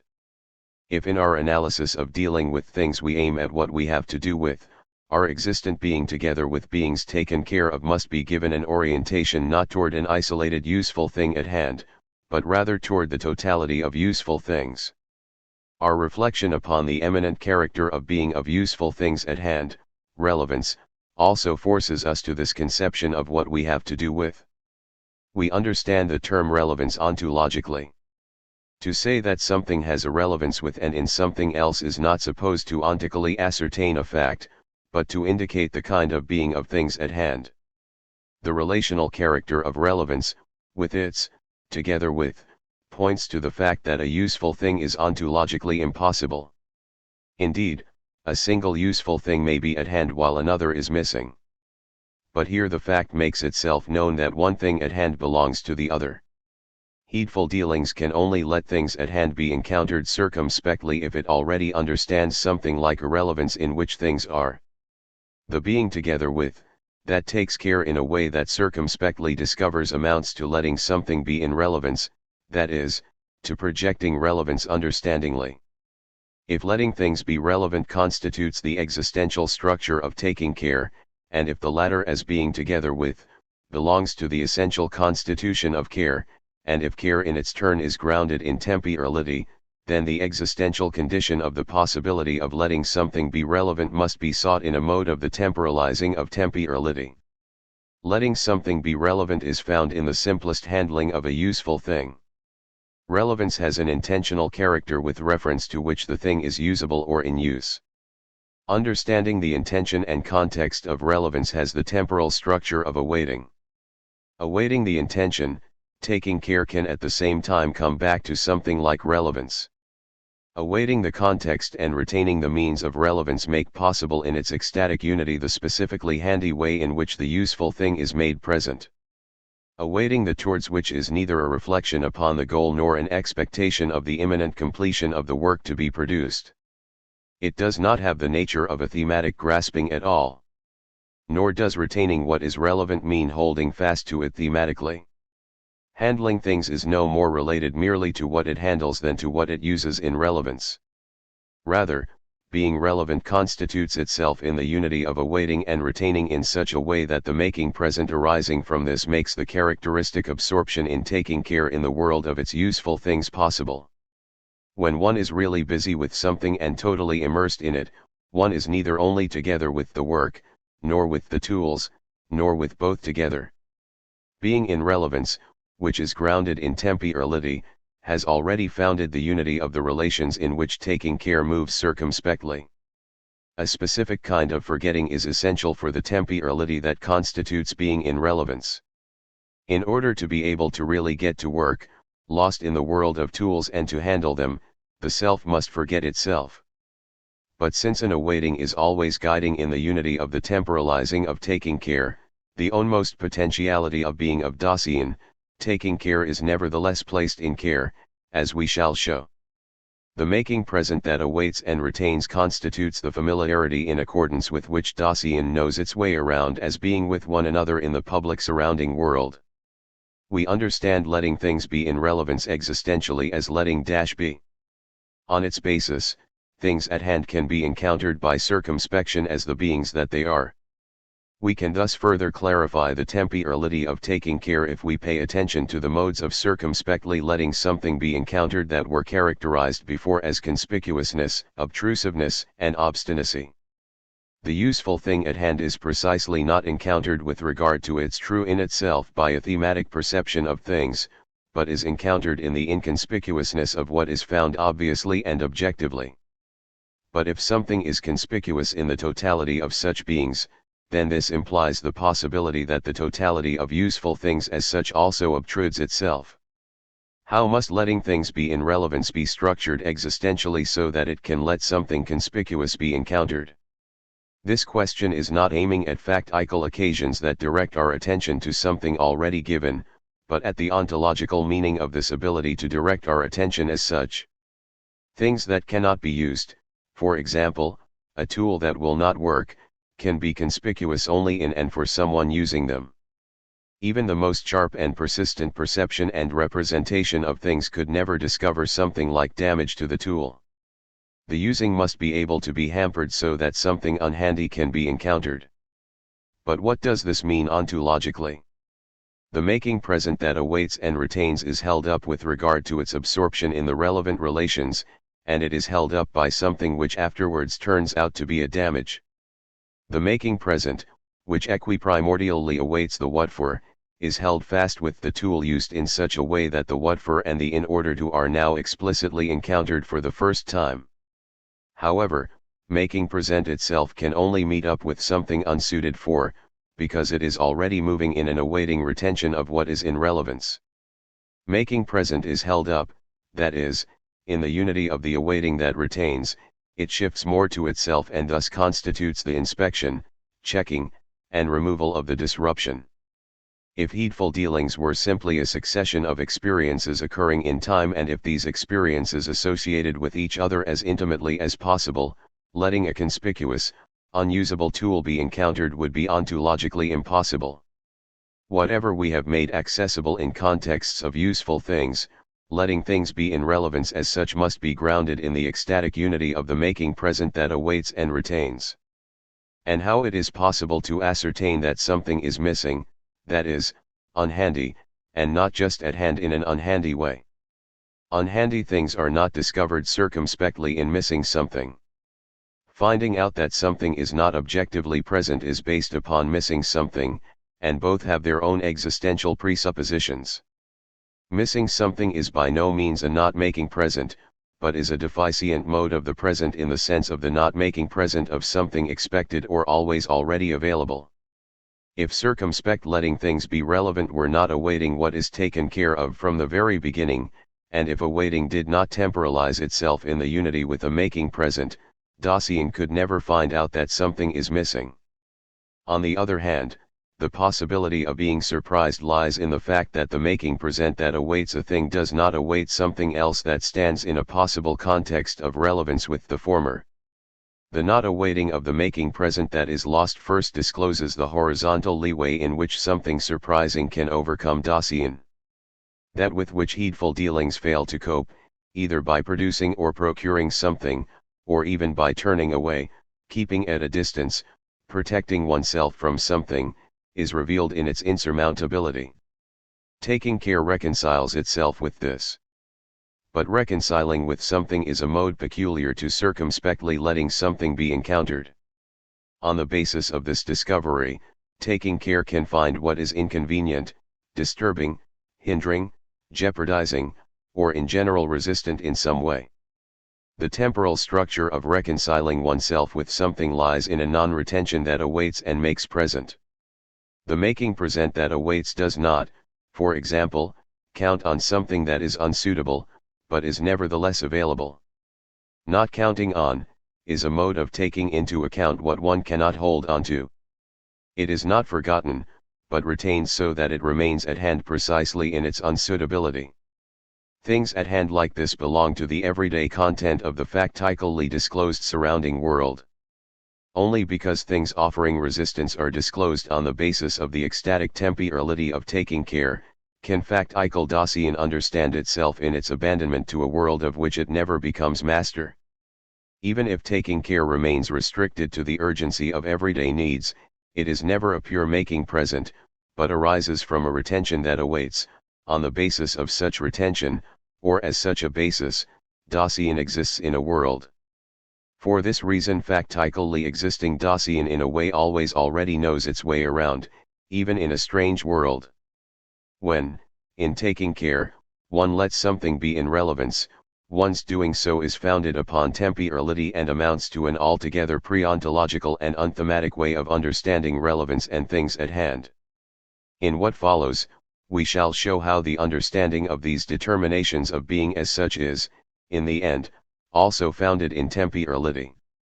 We must first demonstrate the temporality of being in the world still more concretely. With this as our aim, we shall trace how the theoretical mode of behavior toward the world arises out of circumspect taking care of things at hand.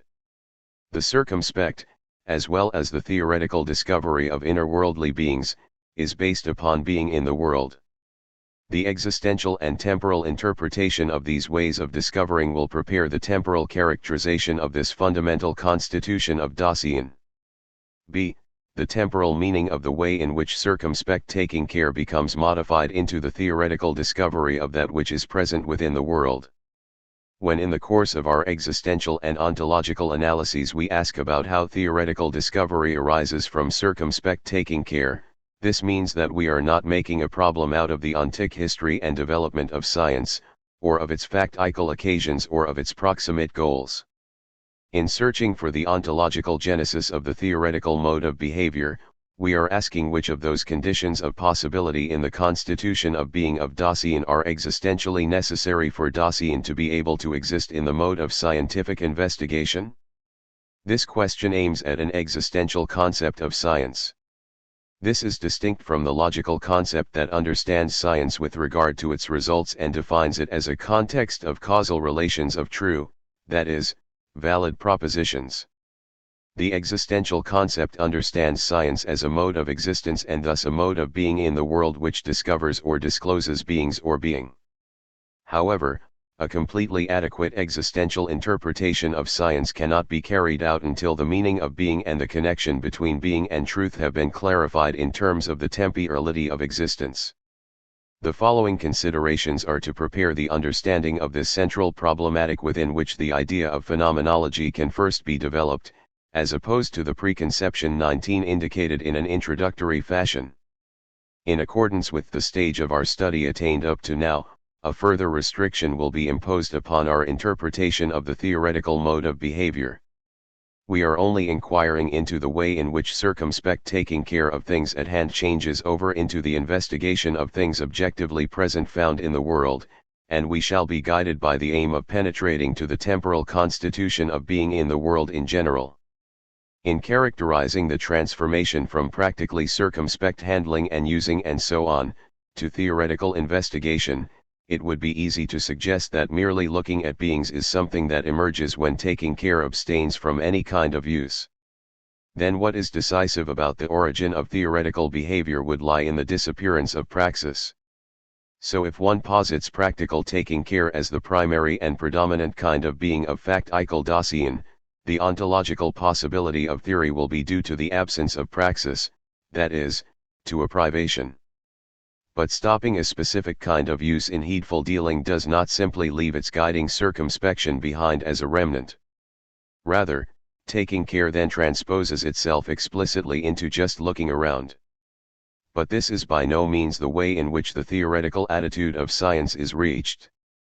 On the contrary, the lingering which comes about when busyness is abandoned can acquire the quality of a more precise kind of circumspection, such as inspecting, checking what has been attained, as looking over the operations just now at a standstill. To refrain from the use of tools is so far from theory that lingering, reflecting circumspection remains completely stuck in the tools at hand taken care of.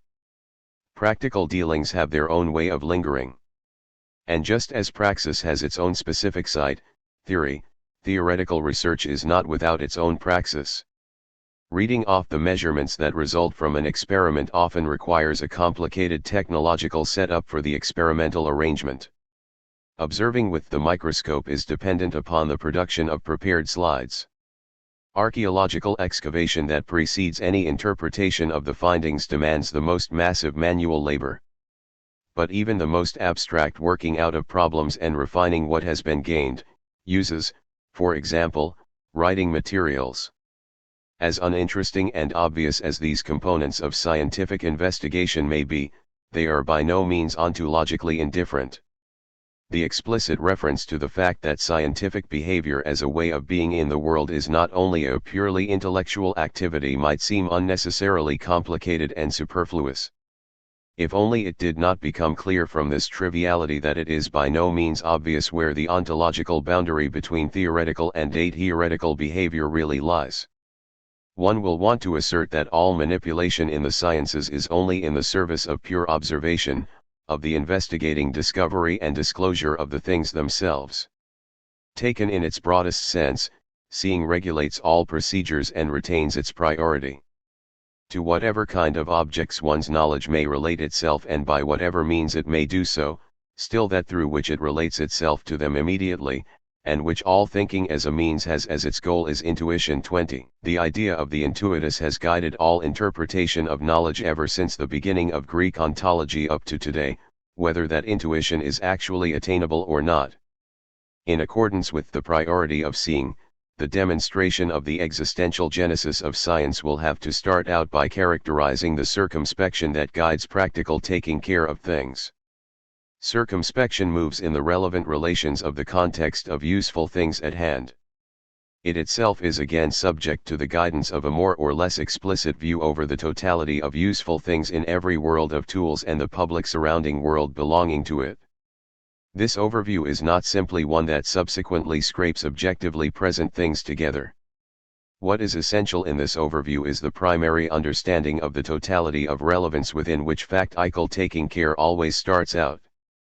The overview, which illuminates taking care, gets its light from the potentiality of being of Dasein for the sake of which taking care exists as care. The circumspection of taking care that has this overview brings things at hand nearer to Dasein in its actual using and handling in the mode of interpreting what it has seen.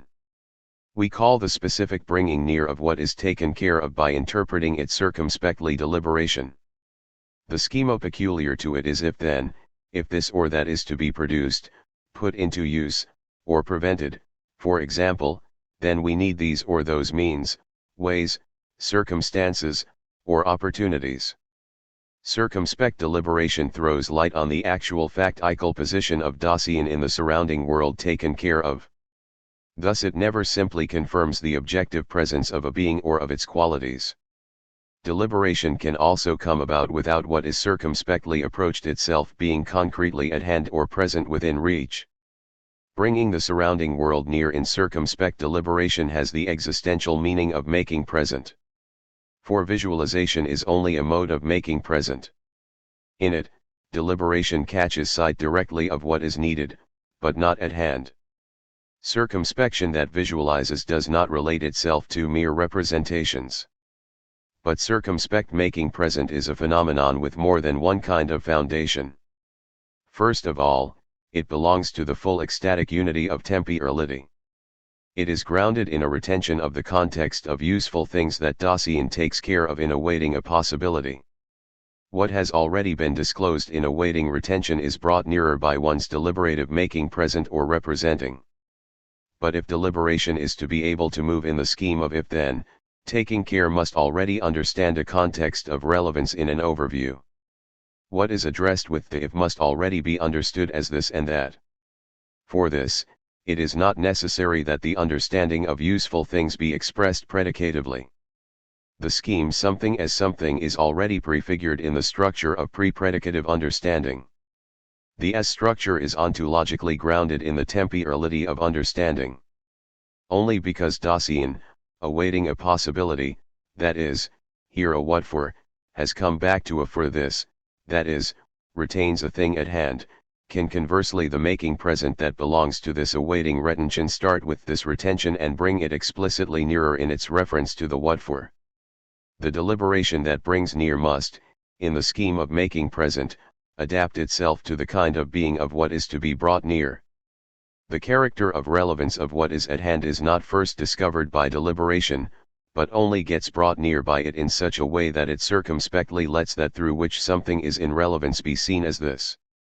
The way the present is rooted in the future and in the having been is the existential and temporal condition of the possibility that what is projected in circumspect understanding can be brought nearer in a making present in such a way that the present must adapt itself to what is encountered in the horizon of awaiting retention, that is, it must interpret itself in the schema of the S-structure.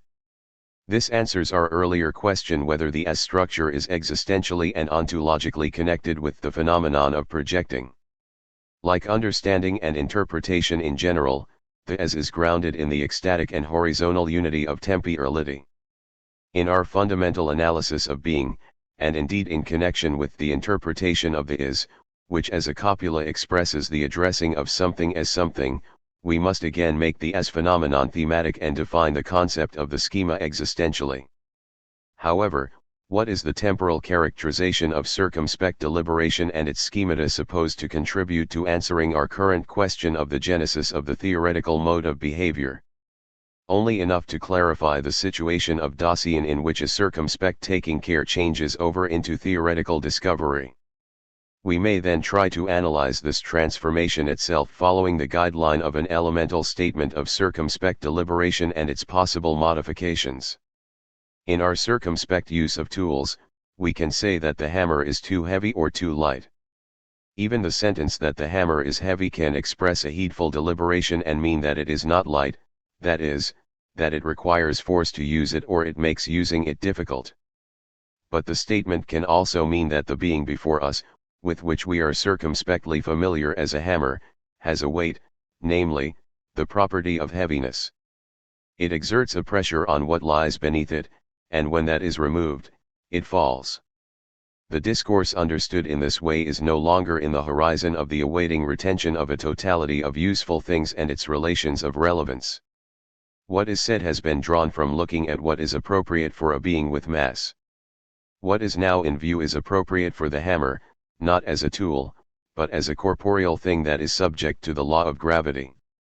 Circumspect talk about being too heavy or too light no longer has any meaning, that is, the being now encountered of itself provides us with nothing in relation to which it could be found too heavy or too light. Why does what we are talking about, the heavy hammer, show itself differently when our way of talking is modified? Not because we are keeping our distance from handling, nor because we are only looking away from the useful character of this being, but because we are looking at the thing at hand encountered in a new way, as something objectively present.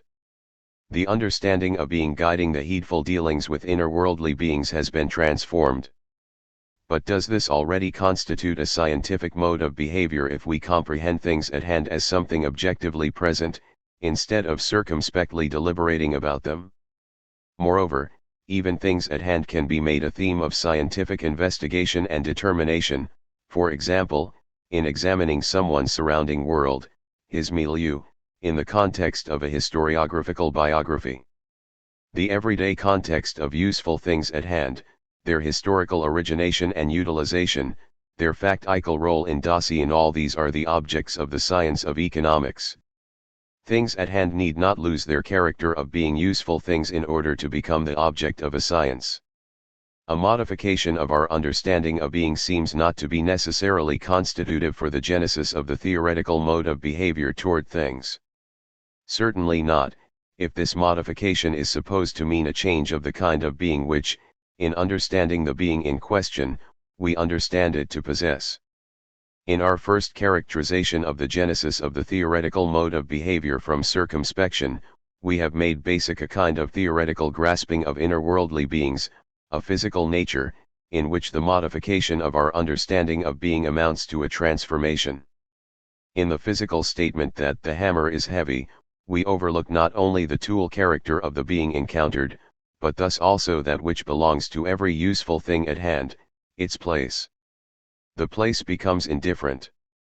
This does not mean that the objectively present thing loses its location altogether. Its place becomes a position in space and time, a world point, which is in no way distinguished from any other. This means that the multiplicity of places of useful things at hand within the confines of the surrounding world is not simply modified to a mere multiplicity of positions, rather it means that the beings of the surrounding world are released from this confinement. The totality of what is present becomes thematic. In this case, a releasing of the surrounding world belongs to the modification of the understanding of being. Following the guideline of the understanding of being in the sense of objective presence, this release becomes at the same time a delimitation of the region of what is objectively present. The more appropriately the being of the beings to be investigated is understood in the guiding understanding of being, and the more the totality of beings is articulated in its fundamental determinations as a possible area of subject matter for a science, the more assured will be the actual perspective of methodological questioning.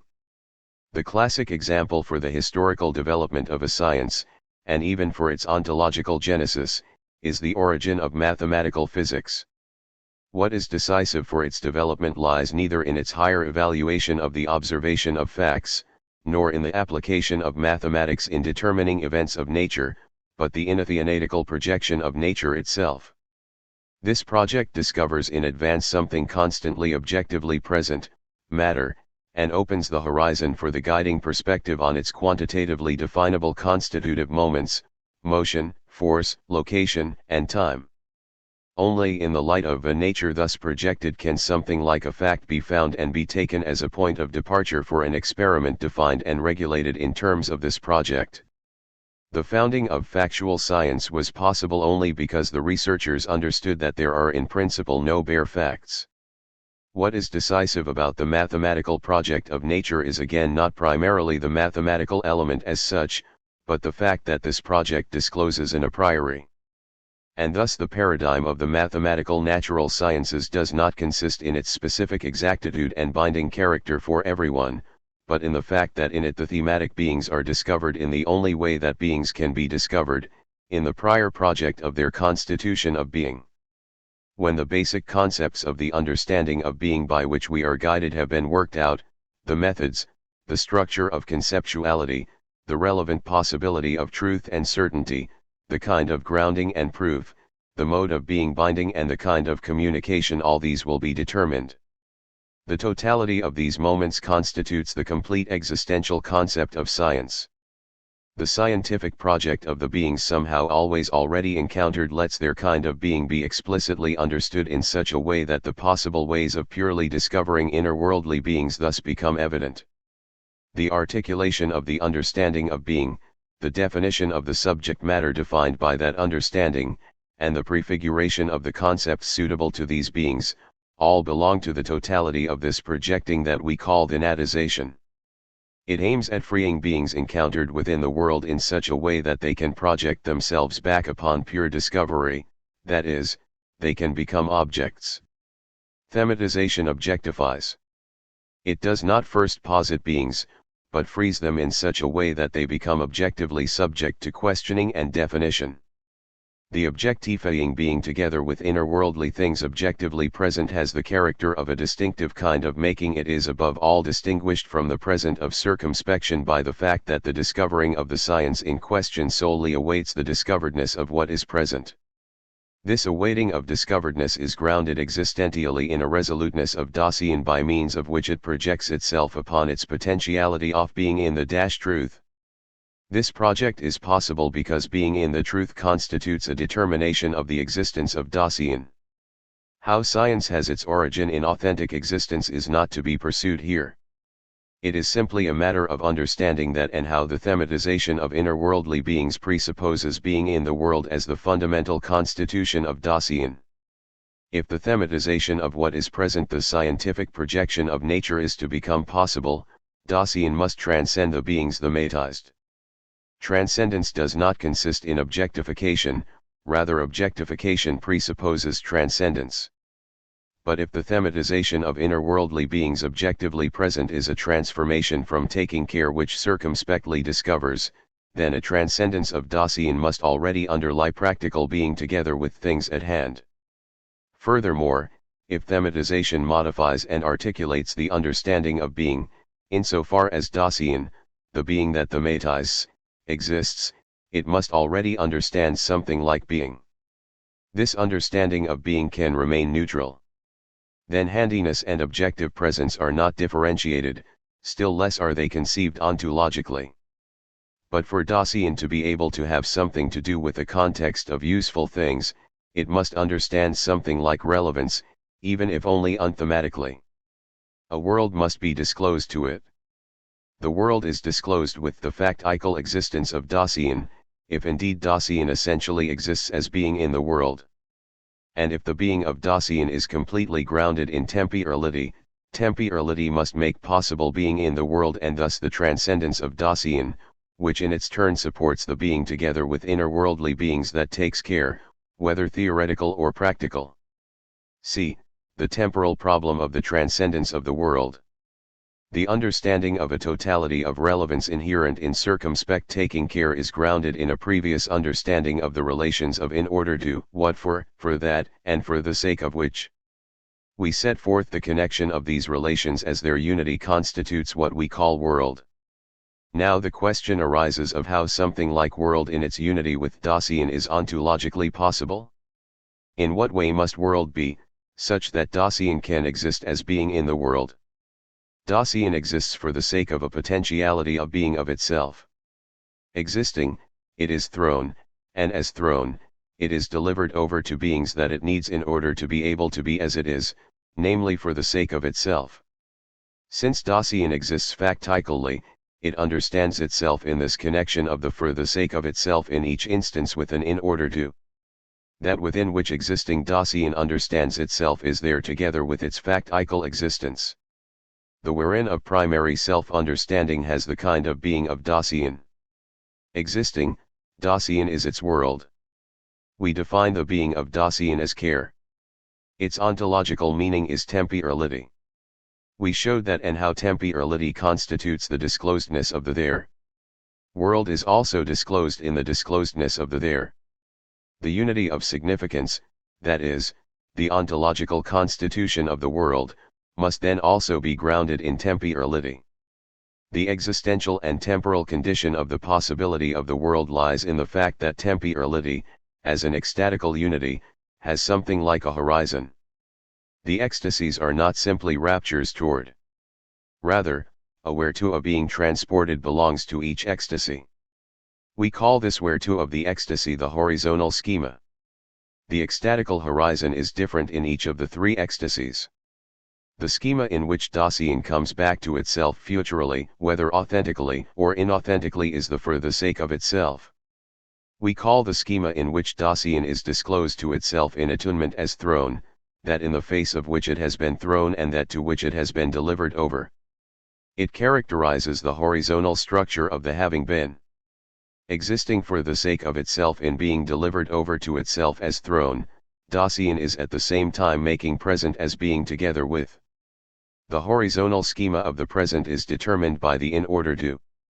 The unity of the horizontal schemata of future, having been, and present is grounded in the ecstatic unity of temporality. The horizon of the whole of temporality determines that upon which the being factically existing is essentially disclosed. With factical Dasein, a potentiality of being is always projected in the horizon of the future, already being is disclosed in the horizon of the having been, and what is taken care of is discovered in the horizon of the present. The horizontal unity of the schemata of the ecstasies makes possible the primordial connection of the relations of the in order to with the for the sake of which.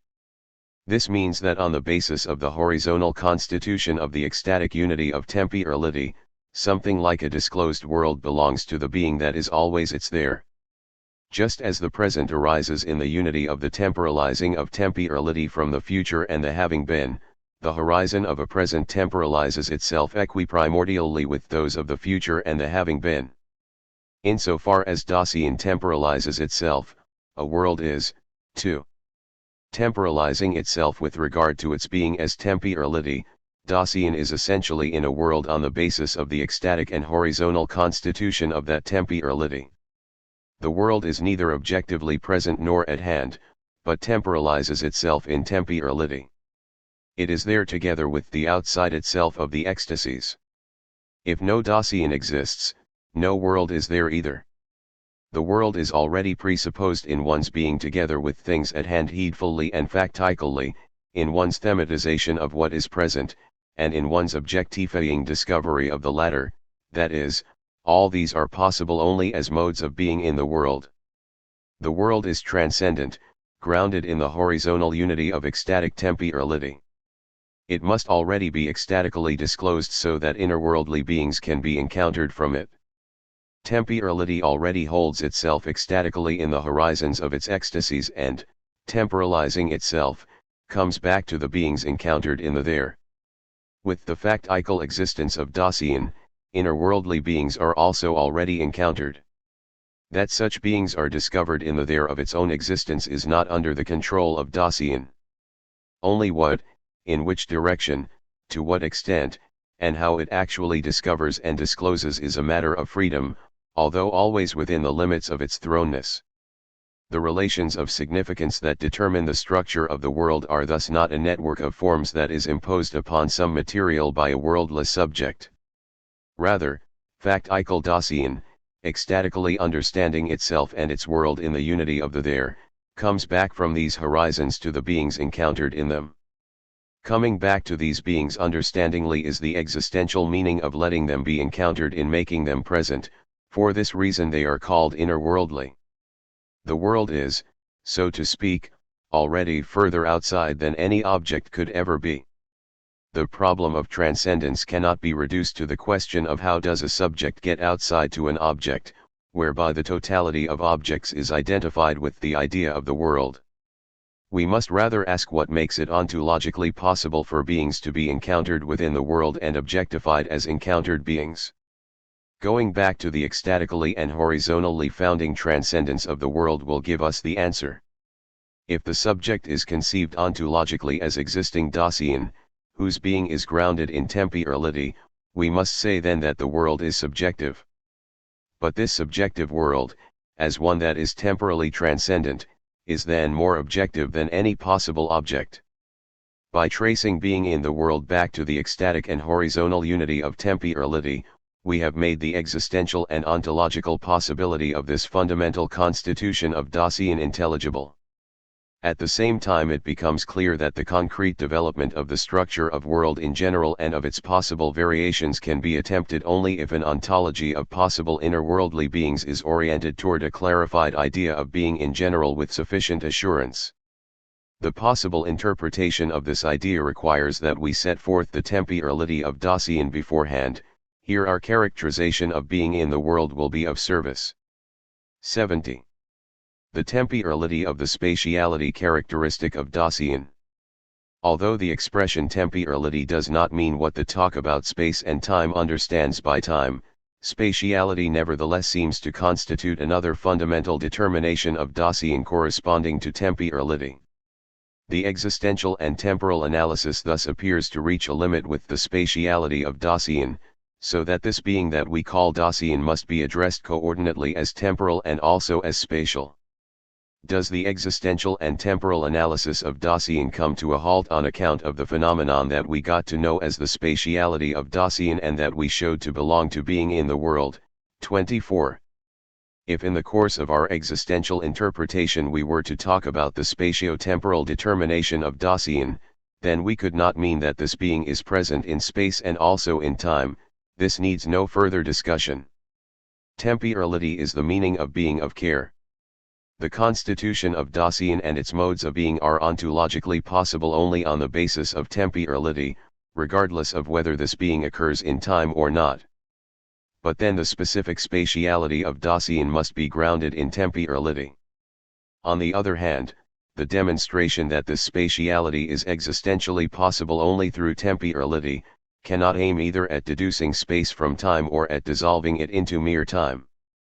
If the spatiality of Dasein is embraced by temporality in the sense of an existential foundation, this connection, which is to be clarified in what follows, is also different from the priority of time over space in Kant's sense. That the empirical representations of what is objectively present in space occur as psychical events in time, so that the physical also occurs indirectly in time, is not to give an existential and ontological interpretation of space as a form of sensibility, but rather to ascertain ontically that what is psychically present runs its course in time. We shall ask existentially and analytically about the temporal conditions of the possibility of the spatiality of Dasein, the spatiality that in turn founds the discovery of space within the world. Before that we must remember in what way Dasein is spatial.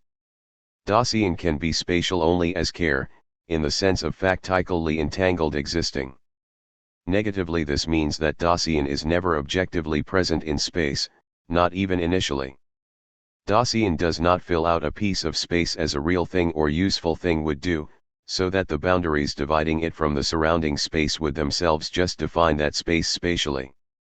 In the literal sense, Dasein takes space in. It is by no means merely objectively present in the piece of space that its corporeal body fills out. Existing, it has always already made room for a leeway. It determines its own location in such a way that it comes back from the space made room for to a place that it has taken over. To be able to say that Dasein is present at a position in space, we have to conceive this being beforehand in an ontologically inappropriate way. Nor does the difference between the spatiality of an extended thing and that of Dasein lie in the fact that Dasein knows about space. Making room is so far from identical with the representation of something spatial that the latter presupposes the former. Nor may the spatiality of Dasein be interpreted as a kind of imperfection that adheres to existence on account of the fatal connection of the spirit with the body. Rather, because Dasein is spiritual, and only because it is spiritual, can it be spatial in a way that essentially remains impossible for an extended corporeal thing. The making room of Dasein is constituted by directionality and a distancing. How is something like this existentially possible on the basis of the temporality of Dasein? The foundational function of temporality for the spatiality of Dasein is to be indicated briefly only to the extent that it is necessary for later discussions of the ontological meaning of the coupling of space and time. The directional discovery of something like a region belongs to the making room of Dasein. With this expression we mean initially the where-to of the possible belonging somewhere of useful things at hand in the surrounding world. Whenever one comes across useful things, handles them, moves them around, or out of the way, a region has already been discovered. Being in the world that takes care is directing itself. Belonging somewhere has an essential relation to relevance. It is always factically determined in terms of the context of relevance of the useful things taken care of. The relevant relations are intelligible only in the horizon of a disclosed world. Their horizontal nature also first makes possible the specific horizon of the whereto of regional belonging. The self-directive discovering of a region is grounded in an ecstatically retentive awaiting of the possible hither and whither. As a directed awaiting of region, making room is equiprimordially a bringing near, or de-distancing, of things at hand and objectively present. De-distancing, taking care comes back out of the previously discovered region to what is nearest. Bringing near and the estimating and measurement of distances within what is present within the de-distanced world are grounded in a making present that belongs to the unity of temporality in which directionality is possible, too. Because Dasein as temporality is ecstatic and horizontal in its being, it can factically and constantly take along space for which it has made room. With regard to this space ecstatically made room for, the here of its actual factical location or situation never signifies a position in space, but the leeway of the range of the totality of useful things taken care of nearby, a leeway that has been opened in directionality and a distancing. In bringing close that makes possible the handling and being occupied that is absorbed in the matter, the essential structure of care falling prey makes itself known. Its existential and temporal constitution is distinguished by the fact that in falling prey, and thus also in the bringing near which is founded in making present, the forgetting that awaits pursues the present. In the making present that brings something near from its where from, making present loses itself in itself, and forgets the over there. For this reason, if the observation of inner-worldly beings starts in such a making present, the illusion arises that initially only a thing is present, here indeed, but indeterminately, in a space in general. Only on the basis of ecstatic and horizontal temporality is it possible for Dasein to break into space. The world is not objectively present in space, however, only within a world can space be discovered. The ecstatic temporality of the spatiality of Dasein makes the independence of space upon time comprehensible, but, on the other hand, this same temporality also makes intelligible the dependency of Dasein upon space, a dependency that makes itself manifest in the familiar phenomenon that both the self-interpretation of Dasein and the stock of meaning so pervasive in language in general are thoroughly dominated by spatial representations.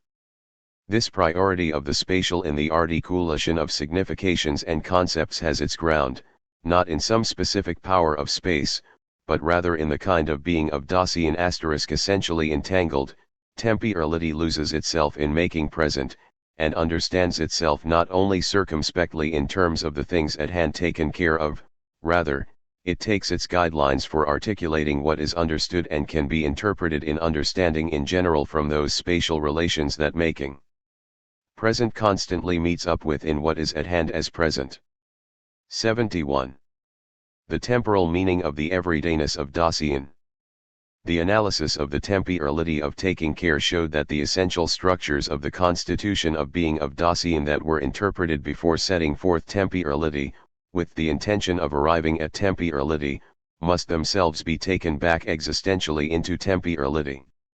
At the very beginning of our analysis we did not choose a definite, eminent possibility of existence of Dasein as our theme, but our analytic was oriented toward the inconspicuous, average modes of existing.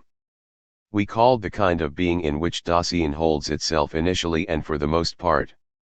What this expression basically means when it is ontologically defined remains obscure. At the beginning of our inquiry there was no way available of even making the existential and ontological meaning of everydayness a problem. But now the meaning of being of Dasein has been illuminated as temporality. Can there still be any doubt with regard to the existential and temporal significance of the term everydayness? Yet we are far removed from an ontological concept of this phenomenon. It even remains questionable whether the explication of temporality carried out up to now is adequate to explain the existential meaning of everydayness. Everydayness evidently means the mode of existing in which Dasein holds itself each day.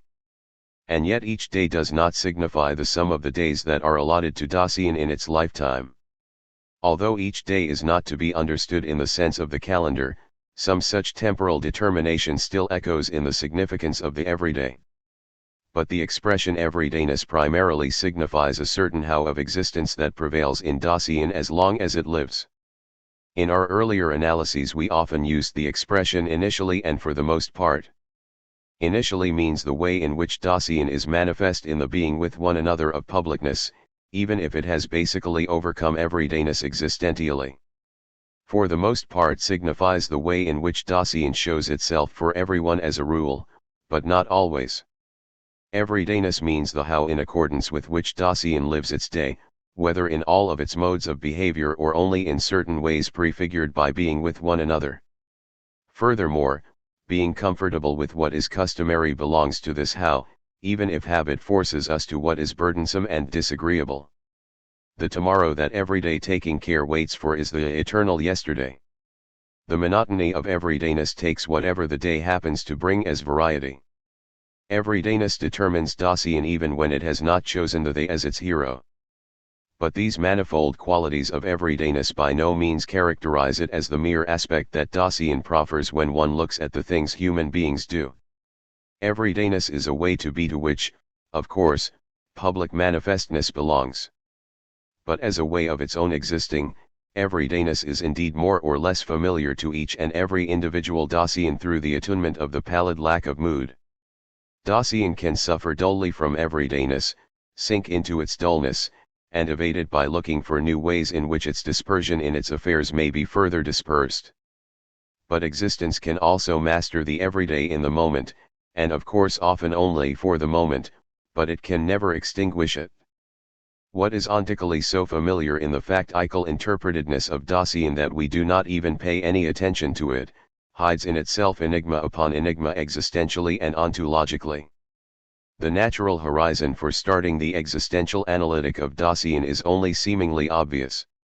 But, after our earlier interpretation of temporality, are we in a more fruitful position with regard to the existential delimitation of the structure of everydayness? Or does this confusing phenomenon precisely make evident what is insufficient about our explication of temporality up to now? Have we not been constantly immobilizing Dasein in certain positions and situations, while consistently disregarding the fact that, in moving from day to day, it stretches itself along temporally in the succession of its days? The monotony, the habit, the like yesterday, so today, and tomorrow, and the for the most part cannot be grasped without recourse to the temporal stretching along of Dasein. And is it not also a fact of existing Dasein that, passing its time, it takes time daily into account and regulates the calculation astronomically and with the calendar?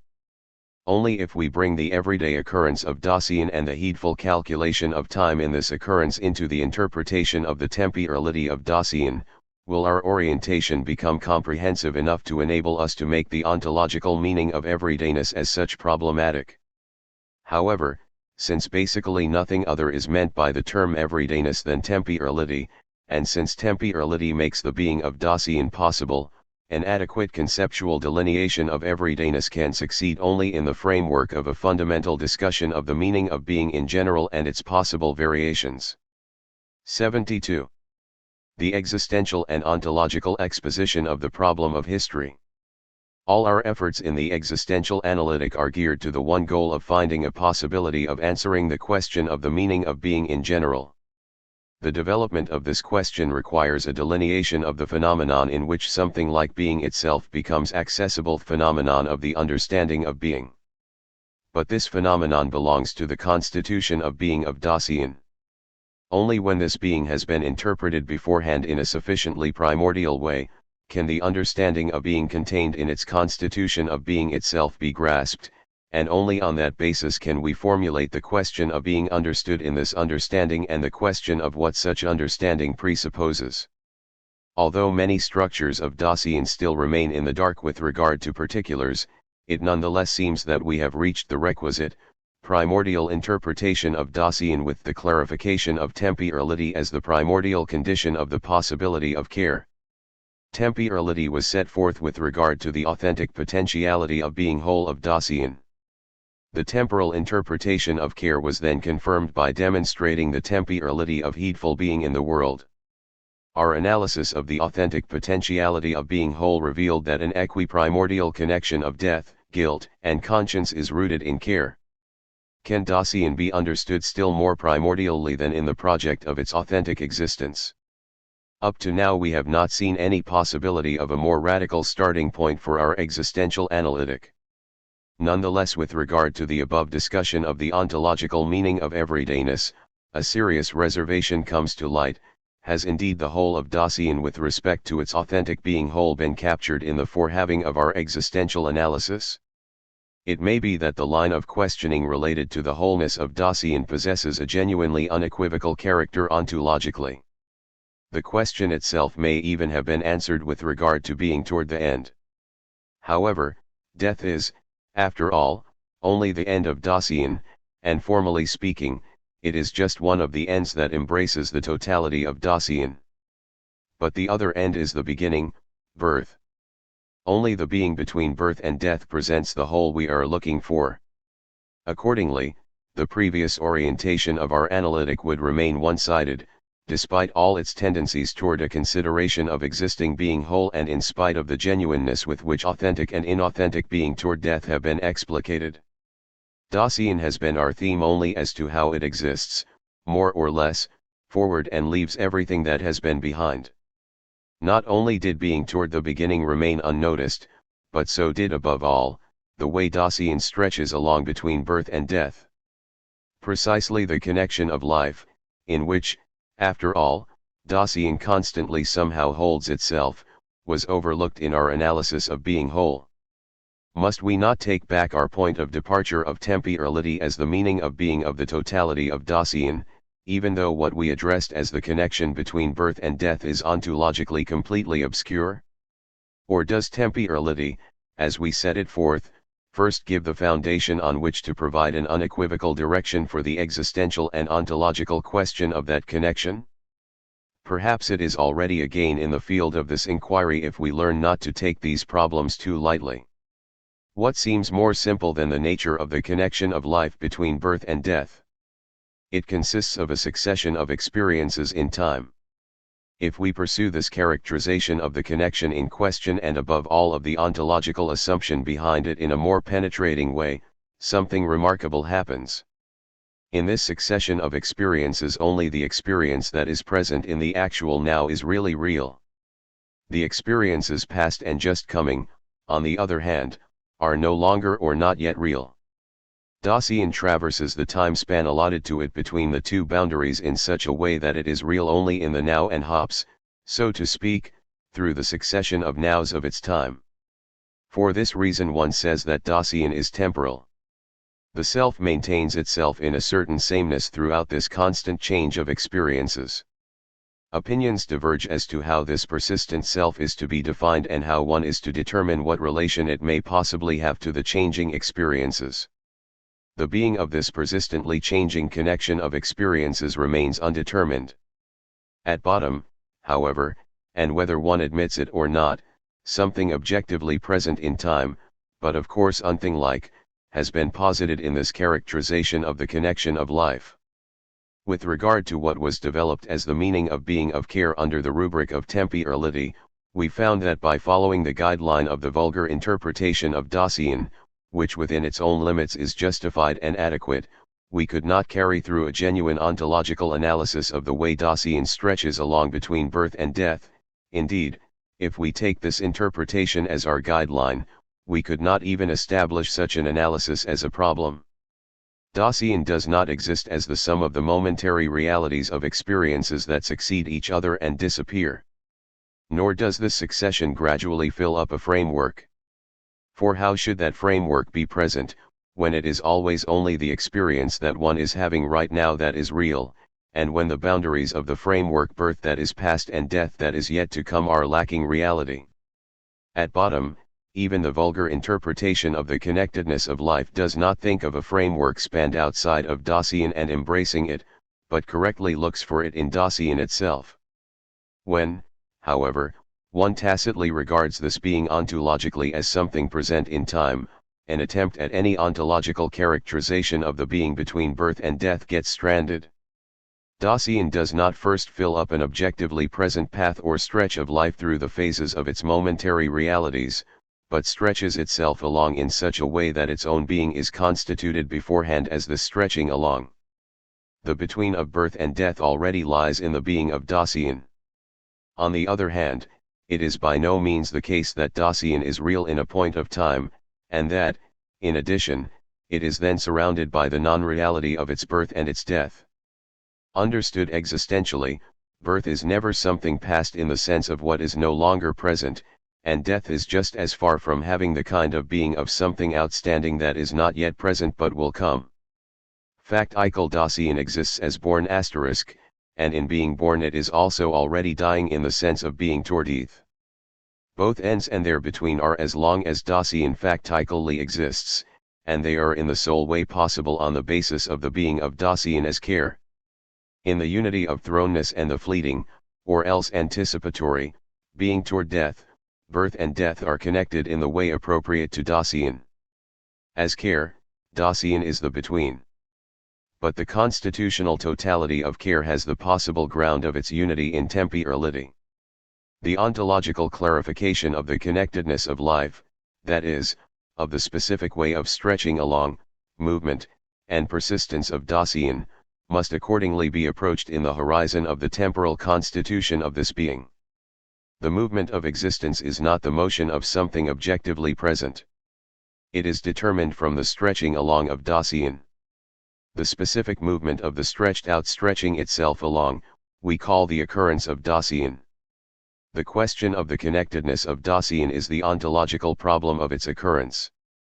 To expose the structure of occurrence and the existential and temporal conditions of its possibility means to gain an ontological understanding of historicity. With the analysis of the specific movement and persistence appropriate to the occurrence of Dasein, our inquiry returns to the problem that was touched upon right before the exposition of temporality, to the question of the constancy of the self that we determined as the who of Dasein. L self-constancy is a mode of being of Dasein and is thus grounded in a specific temporalizing of temporality. The analysis of occurrence introduces the problems found in a thematic investigation into temporalization as such. If the question of historicity leads back to those origins, then the place of the problem of history has thus already been decided upon. We must not search in historiography as the science of history.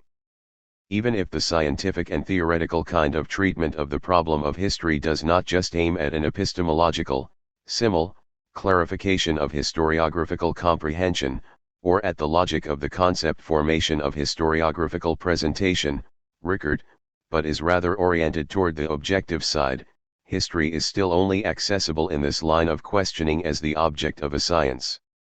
The basic phenomenon of history, which is prior to and underlies the possibility of making something thematic by historiography, is thus irrevocably set aside. How history can become a possible object for historiography can be gathered only from the kind of being of what is historical, from historicity and its rootedness in temporality. If historicity itself is to be illuminated in terms of temporality, and primordially in terms of authentic temporality, then it is essential to this task that it can only be carried out by structuring it phenomenology. The existential and ontological constitution of historicity must be mastered in opposition to the vulgar interpretation of the history of Dasein that covers over. The existential construction of historicity has its definite supports in the vulgar understanding of Dasein and is guided by those existential structures attained so far. We shall first describe the vulgar concept of history, so that we may give our investigation an orientation as to the factors which are generally held to be essential for history. Here it must become clear what is primordially considered as historical. Thus the entry point for the exposition of the ontological problem of historicity has been designated. Our interpretation of the authentic potentiality of being whole of Dasein and our analysis of care as temporality arising from that interpretation offer the guideline for the existential construction of historicity. The existential project for the historicity of Dasein only reveals what already lies enveloped in the temporalizing of temporality. Corresponding to the rootedness of historicity in care, Dasein always exists as authentically or inauthentically historical. What we had in view under the rubric of everydayness for the existential analytic of Dasein as the closest horizon gets clarified as the inauthentic historicity of Dasein. Disclosure and interpretation belong essentially to the occurrence of Dasein. From the kind of being of this being that exists historically, there arises the existential possibility of an explicit disclosure and conception of history. Making it thematic, that is, the historiographical disclosure of history, is the presupposition for the possibility of the foundation of the historical world in the human sciences. The existential interpretation of historiography as a science aims solely at a demonstration of its ontological provenance from the historicity of Dasein. Only from here are the boundaries to be staked out within which a theory of science oriented toward the factical workings of science may expose itself to the chance elements of its line of questioning. The analysis of the historicity of Dasein attempted to show that this being is not temporal because it is in history, but that, on the contrary, it exists and can exist historically only because it is temporal in the ground of its being. Nevertheless, Dasein must also be called temporal in the sense of its being in time. Factical Dasein needs and uses the calendar and the clock even without a developed historiography. What occurs with it, it experiences as occurring in time. In the same way, the processes of nature, whether living or lifeless, are encountered in time. They are within time. So while our analysis of how the time of within-timeness has its source in temporality will be deferred until the next chapter, it would be easy to put this before the discussion of the connection between historicity and temporality. What is historical is ordinarily characterized with the aid of the time of within-timeness. But if this vulgar characterization is to be stripped of its seeming self-evidence and exclusiveness, historicity is to be deduced beforehand purely from the primordial temporality of Dasein. This is required by the way these are objectively connected. But since time as within-timeness also stems from the temporality of Dasein, historicity and within-timeness turn out to be equiprimordial. The vulgar interpretation of the temporal character of history is thus justified within its limits. After this first characterization of the course of the ontological exposition of historicity in terms of temporality, do we still need explicit assurance that the following inquiry does not believe that the problem of history can be solved by a sleight of hand? The paucity of the available categorical means and the uncertainty of the primary ontological horizons become all the more obtrusive, the more the problem of history is traced to its primordial rootedness.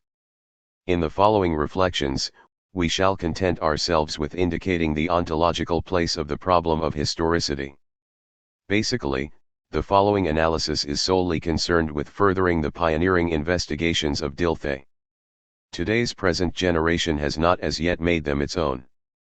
Our exposition of the existential problem of historicity and exposition, moreover, that is of necessity limited by our fundamental and ontological aim is divided up as follows: the vulgar understanding of history and the occurrence of Dasein, 73, the fundamental constitution of historicity, 74, the historicity of Dasein and world history, 75, the existential origin of historiography from the historicity of Dasein, 76, the connection of the previous exposition of the problem of historicity with the investigations of Dilthey and the ideas of Count York, 77. 73. The vulgar understanding of history and the occurrence of Dasein. Our next goal is to find the entry point for the primordial question of the essence of history, that is, for the existential construction of historicity. This point is designated by what is primarily historical. Thus our reflections begin with a characterization of what is meant by the expressions history and historical in the vulgar interpretation of Dasein. They are ambiguous. The most obvious ambiguity of the term history has often been noted, and it is by no means vague. It makes itself known in the fact that it means historical reality as well as the possibility of a science of it. We shall provisionally discard the meaning of history in the sense of a science of history, historiography. Among the meanings of the expression history that refer neither to the science of history nor history as an object, but rather to this being itself which has not necessarily been objectified. The one in which this being is understood as something past claims a preeminent use. This significance makes itself known in talk such as this or that already belongs to history. Here past means on the one hand no longer present, or else indeed still present, but without effect on the present. However, what is historical as what is past also has the opposite significance when we say that one cannot evade history. Here history means what is but is nevertheless still consequential. However, what is historical, as what is past, is understood in a positively or privatively effective relation to the present in the sense of what is real now and today. The past has a remarkable double meaning here. Here the past belongs irrevocably to an earlier time, it belonged to former events and can yet still be present now. For example, the remains of a Greek temple. A bit of the past is still present in it. Thus history does not so much mean the past in the sense of what is past, but the derivation t from it. Whatever has a history is in the nexus of a becoming. In such becoming the development is sometimes a rise, sometimes a fall. Whatever has a history in this way can at the same time make history. Epoch making, it presently defines a future. Here history means an event nexus that is a productive nexus that moves through the past, the present, and the future. Here the past has no special priority. Furthermore, history signifies the whole of beings that change in time, the transformations and destinies of humankind, human institutions and their cultures, as distinct from nature that similarly moves in time. In this instance, history does not so much mean the kind of being, the occurrence, as the region of beings that one distinguishes from nature with regard to the essential determination of the existence of human being as spirit and culture, although nature, too, belongs in a way to history thus understood. And finally, what has been handed down as such is taken to be historical, whether it be known historiographically or taken over as being self-evident and concealed in its derivation.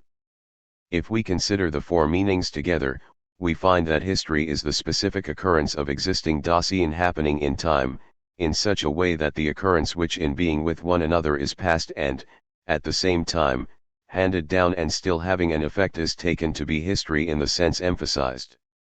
The four meanings have a connection in that they are related to human being as the subject of events. How is the kind of occurrence of these events to be determined? Is the occurrence a succession of processes, a changing appearance and disappearance of events? In what way does this occurrence of history belong to Dasein? Is Dasein factically already objectively present beforehand, and then at times gets into a history? Does Dasein first become historical through a concatenation of circumstances and events? Or is the being of Dasein first constituted by occurrence, so that only because Dasein is historical in its being are anything like circumstances, events, and destinies ontologically possible? Why does the function of the past get emphasized in the temporal characterization of Dasein occurring in time? If history belongs to the being of Dasein, and if this being is grounded in temporality, it seems logical to begin the existential analysis of historicity with those characteristics of what is historical that evidently have a temporal meaning. Thus a more precise characterization of the remarkable priority of the past in the concept of history should prepare the exposition of the fundamental constitution of historicity. The antiquities preserved in museums, for example, household things, belong to a time past, and are yet still objectively present in the present. How are these useful things historical when they are, after all, not yet past? Only because they became an object of historiographical interest, of the cultivation of antiquity and national lore? But such useful things can only, after all, be historiographical objects because they are somehow in themselves historical. We repeat the question, with what justification do we call these beings historical when they are not yet past? Or do these things in themselves yet have something past about them although they are still objectively present today? Are these objectively present things then still what they were? Evidently these things have changed. The tools have become fragile and worm-eaten in the course of time. But the specific character of the past that makes them something historical does not lie in this transience that continues even during their objective presence in the museum. But then what is past about the useful thing? What were the things that they no longer are today? They are still definite useful things, but out of use.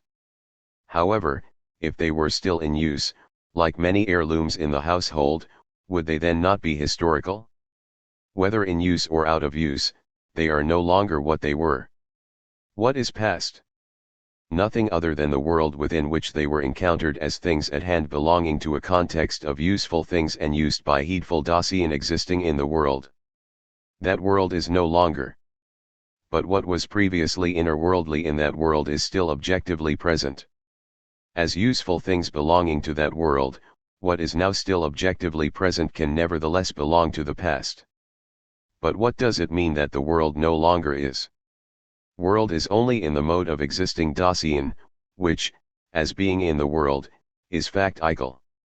The historical character of antiquities that have been preserved is thus grounded in the past of that Dasein to whose world that past belongs. According to this, only past Dasein would be historical, but not present Dasein. However, can Dasein be past at all, if we define past as now no longer present or at hand? Obviously Dasein can never be past, not because it is imperishable, but because it can essentially never be objectively present. Rather, if it is, it exists. But a Dasein that no longer exists is not past in the ontologically strict sense, it is rather having been there. The antiquities still objectively present have a past and a character of history because they belong to useful things and originate from a world that has been the world of a Dasein that has been there.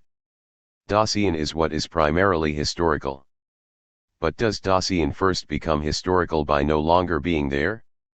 Or is it historical precisely as factically existing? Is Dasein something that has been only in the sense of having been there, or has it been as something making present and futural, that is, in the temporalizing of its temporality? From this preliminary analysis of the useful things belonging to history that are still objectively present and yet somehow past, it becomes clear that this kind of being is historical only on the basis of its belonging to the world. But the world has a historical kind of being because it constitutes an ontological determination of Dasein. Furthermore, we can see that when one designates a time as the past, the meaning of this is not unequivocal, but the past is obviously distinct from having been, which we came to know as a constituent of the ecstatic unity of the temporality of Dasein. But saying this only makes the enigma more acute. Why is it that precisely the past, or, more appropriately, the having been predominantly determines what is historical when, after all, having been temporalizes itself equiprimordially with present and future? We asserted that Dasein is what is primarily historical. But secondarily historical is what is encountered within the world, not only useful things at hand in the broadest sense, but also nature in the surrounding world as the historical ground. We call beings unlike Dasein that are historical by reason of their belonging to the world that which is world historical. It can be shown that the vulgar concept of world history arises precisely from our orientation toward what is secondarily historical. What is world historical is not first historical on the basis of a historiographical objectification, but rather as the being that is in itself encountered in the world. The analysis of the historical character of a useful thing still objectively present not only led us back to Dasein as what is primarily historical, but at the same time made it dubious whether the temporal characteristics of what is historical should be primarily oriented toward the being in time of something objectively present at all. Beings do not become more historical as we go on to a past ever farther away, so that what is most ancient would be the most authentically historical. However, the temporal distance from now and today has no primarily constitutive significance for the historicity of authentically historical beings, not because they are not in time or are timeless, but rather because they primordially exist temporally in a way that nothing objectively present in time, whether passing away or coming into being, could ever, by its ontological essence, be temporal in such a way. It will be said that these are overly complicated remarks. No one denies that human existence is basically the primary subject of history, and the vulgar concept of history cited says this clearly enough. But the thesis that Dasein is historical not only refers to the ontic fact that human being represents a more or less important atom in the business of world history, and remains the plaything of circumstances and events, but poses the problem why, and on the basis of what ontological conditions, does historicity belong to the subjectivity of the historical subject as its essential constitution? 74. The essential constitution of historicity. Factically, Dasein always has its history, and it can have something of the sort because the being of this being is constituted by historicity. We want to justify this thesis with the intention of setting forth the ontological problem of history as an existential one. The being of Dasein was defined as care. Care is grounded in temporality. Within the scope of temporality we must accordingly search for an occurrence that determines existence as historical. Thus the interpretation of the historicity of Dasein turns out to be basically just a more concrete elaboration of temporality. We revealed temporality initially with regard to the mode of authentic existing that we characterized as anticipatory resolution. To what extent does this involve an authentic occurrence of Dasein? We determined resoluteness as self-projection upon one's own being guilty for that is reticent and ready for anxiety. It attains its authenticity as anticipatory resoluteness. In this, Dasein understands itself with regard to its potentiality of being in a way that confronts death in order to take over completely the being that it itself is in its thrownness. Resolutely taking over one's own facticle there implies at the same time resolve in the situation. In the existential analytic we cannot, on principle, discuss what Dasein factically resolves upon. Our present inquiry excludes even the existential project of factical possibilities of existence. Nevertheless, we must ask whence in general can the possibilities be drawn upon which Dasein factically projects itself? Anticipatory self-projection upon the insuperable possibility of only the totality and authenticity of resoluteness. But the factically disclosed possibilities of existence are not to be learned from death. All the less so since anticipation of that possibility is not a speculation about it, but rather precisely means coming back to the facticle there. Is taking over the thrownness of the self into its world supposed to disclose a horizon from which existence seizes its factical possibilities? Did we not moreover say that Dasein never gets behind its thrownness?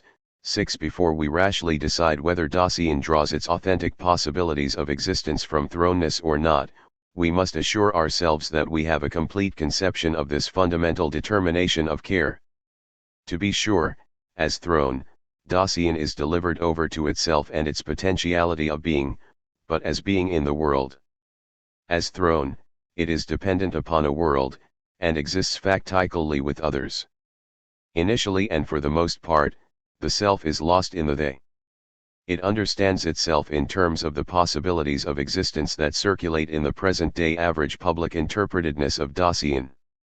Mostly these possibilities are made unrecognizable by ambiguity, but they are still familiar. Authentic existential understanding is so far from extricating itself from traditional interpretedness that it always seizes its chosen possibility in resolution from out of and in opposition to that interpretedness, and yet again for it. The resoluteness in which Dasein comes back to itself discloses the actual factical possibilities of authentic existing in terms of the heritage which that resoluteness takes over as thrown. Resolute coming back to thrownness involves handing oneself over to traditional possibilities, although not necessarily as traditional ones. If everything good is a matter of heritage and if the character of goodness lies in making authentic existence possible, then handing down a heritage is always constituted in resoluteness. The more authentically Dasein resolves itself, that is, understands itself unambiguously in terms of its own most eminent possibility in anticipating death, the more unequivocal and the less haphazard is the choice in finding the possibility of its existence. Only the anticipation of death drives every random and preliminary possibility out. Only being free for death gives Dasein its absolute goal and pushes existence into its finitude. The finitude of existence thus seized upon tears one back out of endless multiplicity of closest possibilities offering themselves those of comfort, shirking and taking things easy, and brings Dasein to the simplicity of its fate. This is how we designate the primordial occurrence of Dasein that lies in authentic resoluteness, in which it hands itself down to itself, free for death, in a possibility that it inherited and yet has chosen. Dasein can only be reached by the blows of fate, because in the basis of its being it is fate in the sense described. Existing fatefully in resoluteness, handing itself down, Dasein is disclosed as being in the world for the coming of fortunate circumstances and for the cruelty of chance. Fate does not first originate with the collision of circumstances and events. Even an irresolute person is driven by them, more so than someone who has chosen, and yet he can have no fate. If Dasein, anticipating, lets death become powerful in itself, then, as free for death, it understands itself in its own higher power of its finite freedom. In this way it takes over the powerlessness of being abandoned to itself in that freedom, which always only is in having chosen the choice, and it becomes clear about the chance elements in the situation disclosed. But if fateful Dasein essentially exists as being in the world in being with others, then its occurrence is an occurrence with and is determined as destiny. With this term, we designate the occurrence of the community, of a people. Destiny is not composed of individual fates, nor can being with one another be conceived of as the mutual occurrence of several subjects. These fates are already guided beforehand in being with one another in the same world and in the resoluteness for definite possibilities. In communication and in struggle the power of destiny first becomes free. The fateful destiny of Dasein in and with its generation 8 constitutes the complete, authentic occurrence of Dasein. Fate is the powerless higher power making itself available for adversities, the power of reticent self-projection, ready for anxiety, upon one's own being guilty. As such, fate requires the constitution of being of care, that is, temporality, as the ontological condition of its possibility. Only if death, guilt, conscience, freedom, and finitude live together equiprimordially in the being of a being, as they do in care, can that being exist in the mode of fate, that is, be historical in the ground of its existence. Only a being that is essentially futural in its being, so that it can let itself be thrown back upon its factical there, free for its death and shattering itself on it, that is, only a being that, as futural, is equiprimordially having been, can hand down to itself its inherited possibility, take over its own thrownness and be in the moment for its time. Only authentic temporality that is at the same time finite makes something like fate, that is, authentic historicity, possible. It is not necessary that resoluteness explicitly know the provenance of the possibilities upon which it projects itself.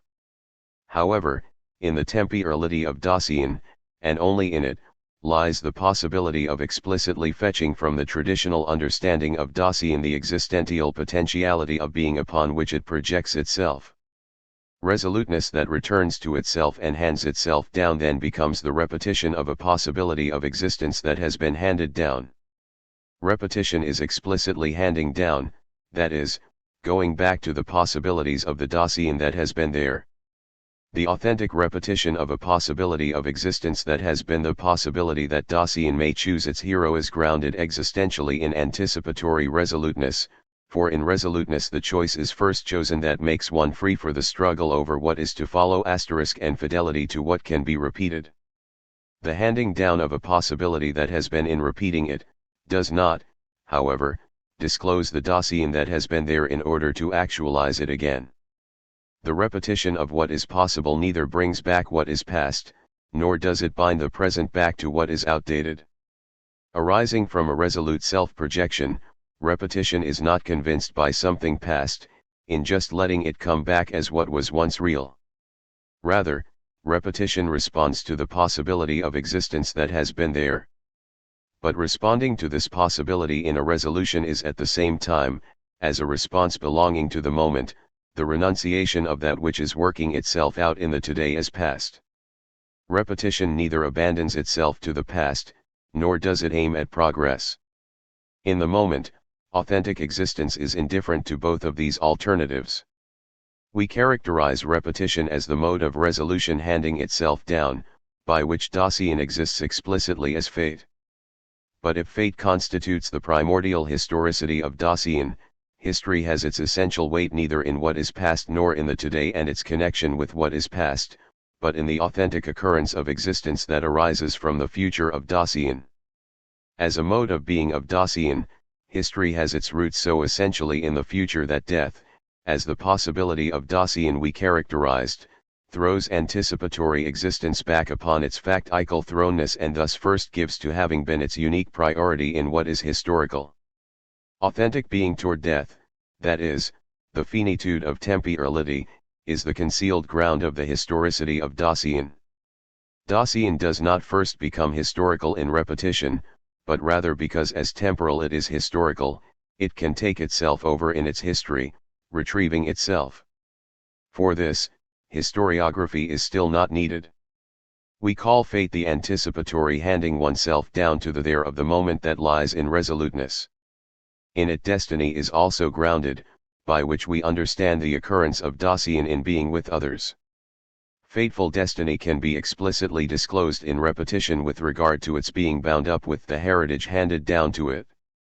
Repetition first makes manifest to Dasein its own history. The occurrence itself and the disclosedness belonging to it, or the appropriation of it, is existentially grounded in the fact that Dasein is ecstatically open as a temporal being. What we characterized up to now as historicity, in conformity with the occurrence lying in anticipatory resoluteness, we shall now call the authentic historicity of Dasein. It became clear in terms of the phenomena of handing down and repetition, rooted in the future, why the occurrence of authentic history has its emphasis in having been. However, it remains all the more enigmatic how this occurrence, as fate, is to constitute the whole connection of Dasein from its birth to its death. What can going back to resoluteness add to this by way of clarification? Is not each resolution just one more single experience in the succession of the whole connection of experiences? Is the connection of authentic occurrence supposed to consist of an seamless succession of resolutions? Why does the question of the constitution of the connectedness of life not find an adequate and satisfactory answer? Is our investigation over hasty so that, in the end, it clings too much to the answer, without having tested the question beforehand as to its legitimacy? Nothing became more clear from the course of the existential analytic thus far than the fact that the ontology of Dasein falls back into the temptations of the vulgar understanding of being again and again. We can cope with this methodically only by pursuing the origin of the question of the constitution of the connection of Dasein, no matter how self-evident this question may be, and by determining in what ontological horizon it moves. If historicity belongs to the being of Dasein, then even inauthentic existence must be historical.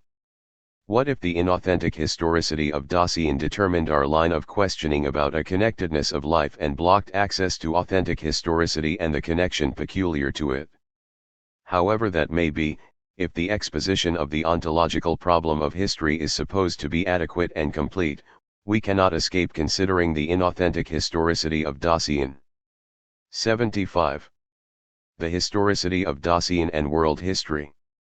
Initially and for the most part, Dasein understands itself in terms of what it encounters in the surrounding world and what it circumspectly takes care of. This understanding is no mere taking cognizance of itself which simply accompanies all the modes of behavior of Dasein. Understanding signifies self-projection upon the actual possibility of being in the world, that is, existing as this possibility. Thus understanding, as common sense, also constitutes the inauthentic existence of the they. What everyday taking care of things encounters in public being with one another is not just useful things and works, but at the same time what is going on with them, occupations, undertakings, incidents, mishaps. The world belongs to everyday trade and traffic as the soil from which they have grown and the stage where they are displayed. In public being with one another others are encountered in the activities in which one gets into the swim of things oneself. One always knows about it, talks about it, furthers it, fights it, retains it, and forgets it primarily with regard to what is being done and what will come out of it. We initially calculate the progress, arrest, adjustment, and output of individual Dasein in terms of the course, status, change, and availability of what is taken care of. As trivial as the reference to the understanding of Dasein of everyday common sense may be, ontologically this understanding is by no means transparent. But then why should the connectedness of Dasein not be determined in terms of what is taken care of and experienced? Do not useful things and works and everything that Dasein spends time with also belong to history?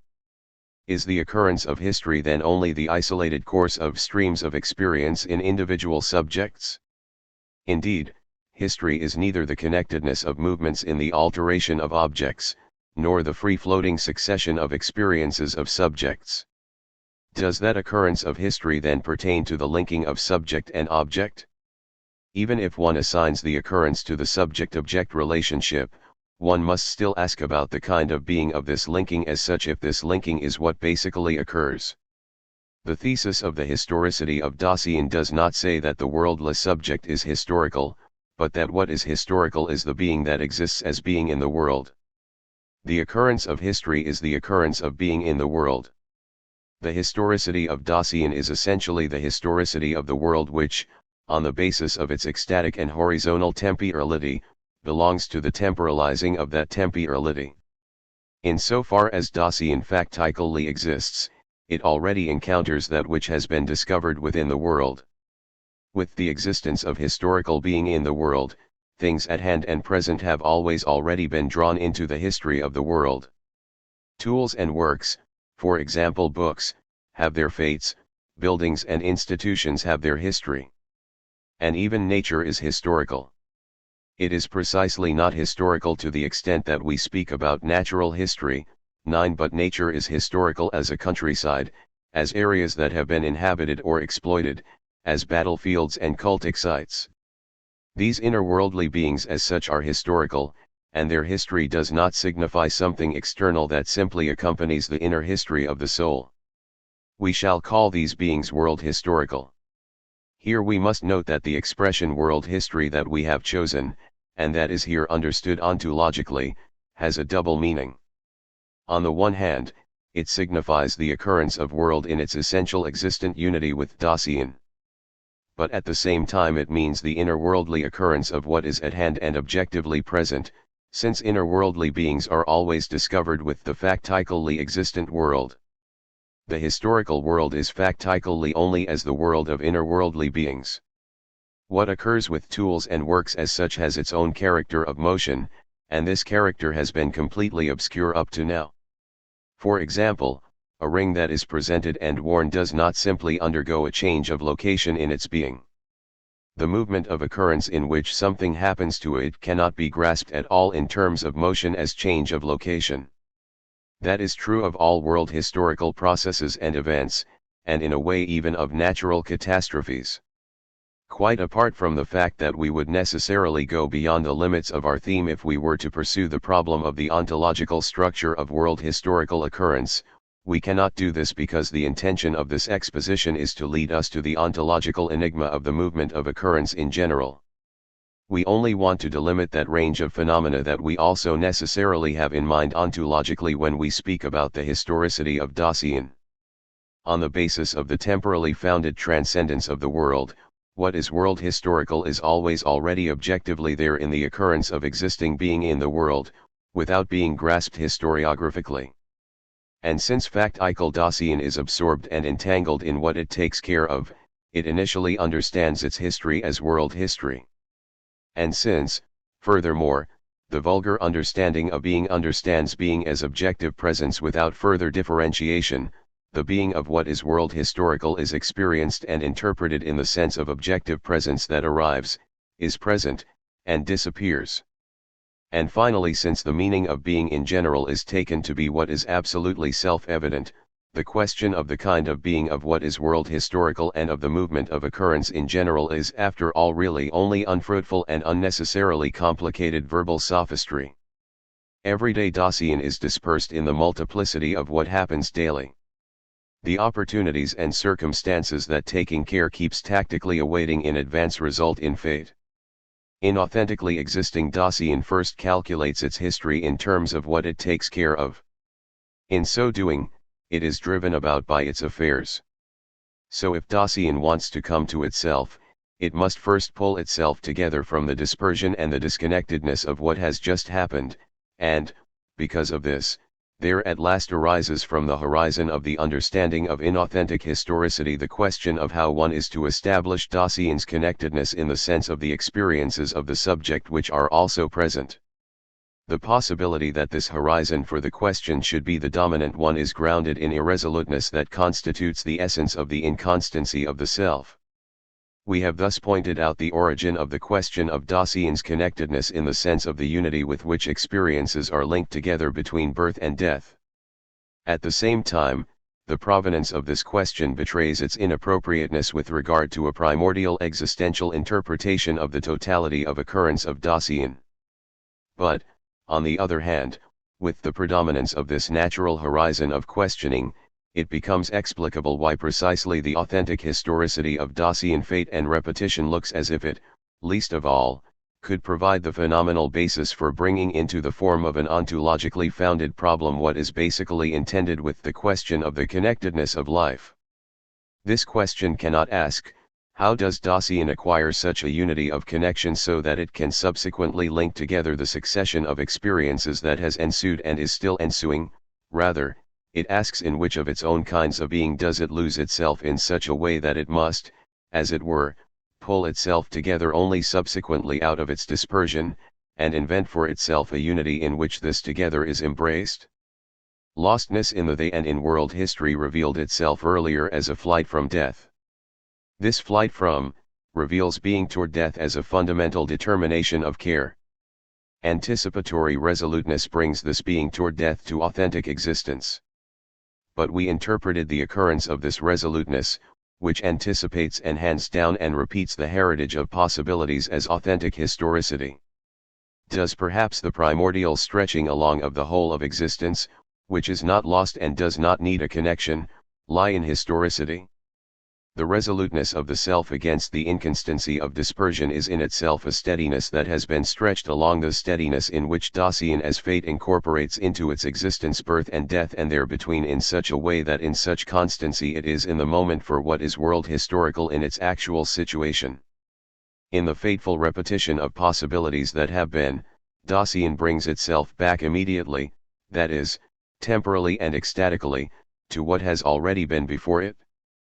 But then, when its heritage is thus handed down to itself, birth, in coming back from the insuperable possibility of death, is taken into existence, so that existence may accept the thrownness of its own there freer from illusion. Resoluteness constitutes the fidelity of existence to its own self. As resoluteness ready for anxiety, fidelity is at the same time a possible reverence for the sole authority that a free existence can have, for the possibilities of existence that can be repeated. Resoluteness would be misunderstood ontologically if one thought that it is real as experience only as long as the act of resolution lasts. In resoluteness lies the existential constancy which, in keeping with its essence, has already anticipated every possible moment arising from it. As fate, resoluteness is freedom to give up a definite resolution, as may be required in the situation. Thus the constancy of existence is not interrupted, but precisely confirmed in the moment.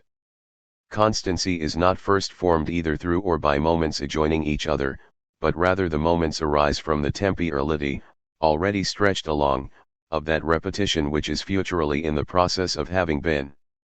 On the other hand, in inauthentic historicity the primordial stretching along of fate is concealed. With the inconstancy of the they self, Dasein makes present its today. Awaiting the next new thing, it has already forgotten what is old. The they evades choice. Blind toward possibilities, it is incapable of retrieving what has been, but only retains what is and receives the real that has been left over of the world historical that has been, the remnants, and the information about them that is available. Lost in the making present of the today, it understands the past in terms of the present. In contrast, the temporality of authentic historicity, as the moment that anticipates and retrieves, undoes the character of making present of the today and weans one off of the conventions of the they. Inauthentic historical existence, on the other hand, burdened with the legacy of a past that has become unrecognizable to it, looks for what is modem. Authentic historicity understands history as the return of what is possible and knows that a possibility returns only when existence is open for it faithfully, in the moment, in resolute repetition. The existential interpretation of the historicity of Dasein constantly gets caught up unexpectedly in shadows. The obscurities are all the more difficult to dispel when the possible dimensions of appropriate questioning are not disentangled and when everything is haunted by the enigma of being and, as has now become clear, of movement. Nevertheless, we may venture an outline of the ontological genesis of historiography as a science in terms of the historicity of Dasein. It should serve as a preparation for the clarification of the task of a historical destruction of the history of philosophy tend to be carried out in what follows. 76. The existential origin of historiography from the historicity of Dasein. That historiography, like every science as a mode of being of Dasein, is factically and actually dependent upon the dominant worldview needs no discussion. However, beyond this fact, we must inquire into the ontological possibility of the origin of the sciences from the constitution of being of Dasein. This origin is still not very transparent. In the context to be addressed, our analysis will acquaint us in outline with the existential origin of historiography only to the extent that it will shed more light upon the historicity of Dasein, and its roots in temporality. If the being of Dasein is fundamentally historical, then every factical science evidently remains bound to this occurrence. But historiography presupposes the historicity of Dasein in its own distinctive way. At first one wants to clarify this by referring to the fact that historiography, as a science of the history of Dasein, must presuppose the being that is primordially historical as its possible object. But history must not only be in order for a historiographical object to be accessible, and historiographical cognition, as an actual mode of behavior of Dasein, is not only historical. Rather, the historiographical disclosure of history is in itself rooted in the historicity of Dasein in accordance with its ontological structure, whether it is factically carried out or not. This connection is what the talk about the existential origin of historiography from the historicity of Dasein means. To throw light on this connection means methodologically to project ontologically the idea of historiography in terms of the historicity of Dasein. On the other hand, it is not a matter of abstracting the concept of historiography from some factical procedure of the sciences today nor of assimilating it to that procedure. For what guarantee do we have in principle that this factical procedure indeed represents historiography's primordial and authentic possibilities? And even if that is true, we shall refrain from any decision about this. The concept could still be discovered in fact only if guided by the idea of historiography that had already been understood. On the other hand, however, the existential idea of historiography is not accorded a greater legitimacy if the historian's factical mode of behavior confirms it by agreeing with it. Nor does the idea become false if the historian contests any such agreement. The idea of historiography as a science implies that it has grasped the disclosure of historical beings as its own task. Every science is primarily constituted by thematization. What is known prescientifically in Dasein as disclosed being in the world is projected upon its specific being. The region of beings is limited by this project. The accesses to it contain their methodological directive, and the conceptual structure of interpretation prefigured. If we may postpone the question of whether a history of the present is possible and assign to historiography the task of disclosing the past, the historiographical thematization of history is possible only if the past has always already been disclosed in general. Quite apart from the question of whether sufficient sources are available for a historiographical envisagement of the past, the way to it must be open in general for the historiographical return to it. That something like this is true and how it is possible is by no means obvious. But since the being of Dasein is historical, that is, since it is open in its character of having been on the basis of ecstatical and horizontal temporality, the way is in general freed for such thematization of the past as can be carried out in existence. And because Dasein and only Dasein is primordially historical, what historiographical thematization presents as the possible object of its investigation must have the kind of being of Dasein that has been there. Together with factical Dasein as being in the world, there is also always world history. If Dasein is no longer there, then the world, too, is something that has been there. This is not in conflict with the fact that what was formerly at hand within the world does not yet pass away, but is available historiographically for the present as something that has not passed away and belongs to the world that has been there.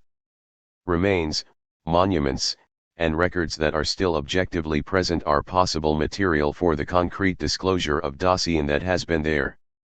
These things can become historiographical material only because they have a world historical character in accordance with their own kind of being. And they become such material only by being understood from the outset with regard to their inner worldliness. The world already projected is determined by way of an interpretation of the world historical material that has been preserved. The acquisition, sifting, and securing of such material does not first bring about a return to the past, but rather already presupposes historical being toward the Dasein that has been there, that is, the historicity of the historian's existence. This existence existentially grounds historiography as science, down to the most inconspicuous, mechanical procedures. If historiography is rooted in historicity in this way, then we should also be able to determine from there what the object of historiography really is. The delimitation of the primordial theme of historiography must be carried out in conformity with authentic historicity and its disclosure of what has been there, of repetition. Repetition understands Dasein that has been there in its authentic possibility that has been. The birth of historiography from authentic historicity thus means that the primary thematization of the object of historiography projects Dasein that has been there upon its own most potentiality of existence. Does historiography thus have what is possible as its theme? Does not its whole meaning lie in facts, in what has factually been? However, what does it mean that Dasein factually is? If Dasein is really actual only in existence, its factuality is, after all, constituted precisely by its resolute self-projection upon a chosen potentiality of being. What has factually really been there, however, is then the existential possibility in which fate, destiny, and world history are factically determined. Because existence always is only as factically thrown, historiography will disclose the silent power of the possible with greater penetration the more simply and concretely it understands having been in the world in terms of its possibility, and it only presents it as such. If historiography, which itself arises from authentic historicity, reveals by repetition the Dasein that has been there in its possibility, it has also already made the universal manifest in what is unique. The question of whether historiography only has as its object a series of unique, individual events, or whether it also has laws, is radically mistaken. Its theme is neither only a singular occurrence, nor something universal floating above these occurrences, it is rather the possibility that has been factically existent. This possibility is not repeated as such, that is, authentically understood historiographically, if it is distorted into the pallor of a supertemporal pattern. Only factically authentic historicity, as resolute fate, can disclose the history that has been there in such a way that in repetition the power of the possible breaks into factical existence, that is, comes toward it in its futurality. Historiography by no means takes its point of departure from the present and what is real only today any more than does the historicity of unhistorical Dasein in order to then grope its way back from there to a past. Rather, even historiographical disclosure temporalizes itself out of the future. The selection of what is to become a possible object for historiography has already been made in the factical existential choice of the historicity of Dasein, in which historiography first arises and in which it uniquely is. The historiographical disclosure of the past is grounded in fateful repetition and is so far from being subjective that it alone guarantees the objectivity of historiography. For the objectivity of a science chiefly regulates itself by its capacity to bring the being that is its theme, uncovered in the primordiality of its being, to the understanding. In no science are the universal validity of standards and the claims to universality that are demanded by the they and its common sense less possible criteria of truth than in authentic historiography. Only because the central theme of historiography is always the possibility of existence that has been there, and because the latter always factically exists in a world historical way, can historiography demand of itself a relentless orientation toward facts. For this reason factical research has many branches and makes the history of useful things, works, culture, spirit, and ideas its object. At the same time history, handing itself down, is in itself always in an interpretedness that belongs to it, and that has a history of its own, so that for the most part it is only through traditional history that historiography penetrates into what has been there itself. This explains why concrete historiographical research can always keep to its authentic theme in varying degrees of nearness. The historian who from the outset has thrown himself into the worldview of an era has not yet proven that he understands his subject matter authentically and historically, and not just aesthetically. On the other hand, the existence of a historian who only edits sources may be determined by an authentic historicity. Thus, even the prevalence of a differentiated historiographical interest in the most remote and primitive cultures is in itself no proof of the authentic historicity of an age. Ultimately, the emergence of the problem of historicism is the clearest indication that historiography strives to alienate Dasein from its authentic historicity. Historicity does not necessarily need historiography. Unhistoriographical ages are, as such, not also automatically unhistorical. The possibility that historiography in general can be either an advantage or a disadvantage for life is based on the fact that life is historical in the roots of its being and has thus, factically existing, always already decided upon authentic or inauthentic historicity. Nietzsche recognized what is essential about advantage and disadvantage of historiography for life in the second of his untimely meditations, 1874, and stated it unequivocally and penetratingly. He distinguishes three kinds of historiography, the monumental, the antiquarian, and the critical, without demonstrating explicitly the necessity of this triad and the ground of its unity. The threefold character of historiography is prefigured in the historicity of Dasein. At the same time, historicity enables us to understand why authentic historiography must be the factical and concrete unity of these three possibilities. Nietzsche's division is not accidental. The beginning of his untimely meditations makes us suspect that he understood more than he made known. As historical, Dasein is possible only on the basis of temporality. Temporality temporalizes itself in the ecstatic horizontal unity of its raptures. Dasein exists as futural authentically in the resolute disclosure of a chosen possibility. Resolutely coming back to itself, it is open, in repetition, for the monumental possibilities of human existence. The historiography arising from this historicity is monumental. As having been, Dasein is delivered over to its thrownness. In appropriating the possible in repetition, there is prefigured at the same time the possibility of reverently preserving the existence that has been there, in which the possibility taken up became manifest. As monumental, authentic historiography is thus antiquarian. Dasein temporalizes itself in the unity of future and the having been as the present. The present, as the moment, discloses the today authentically. But insofar as the today is interpreted on the basis of the futurally repetitive understanding a possibility taken up from existence, authentic historiography ceases to make the today present, that is, it becomes the painful way of detaching itself from the entangled publicness of the today. As authentic, monumental antiquarian historiography is necessarily a critique of the present. Authentic historicity is the foundation of the possible unity of the three kinds of historiography. But the ground on which authentic historiography is founded is temporality as the existential meaning of being of care. The existential and historical origin of historiography may be presented concretely by analyzing the thematization that constitutes the science. Historiographical thematization centers on developing the hermeneutical situation that is opened up once historically existing dossier has made its resolution to the disclosure in repetition of what has been there. The possibility and the structure of historiographical truth are to be set forth in terms of the authentic disclosedness, truth, of historical existence.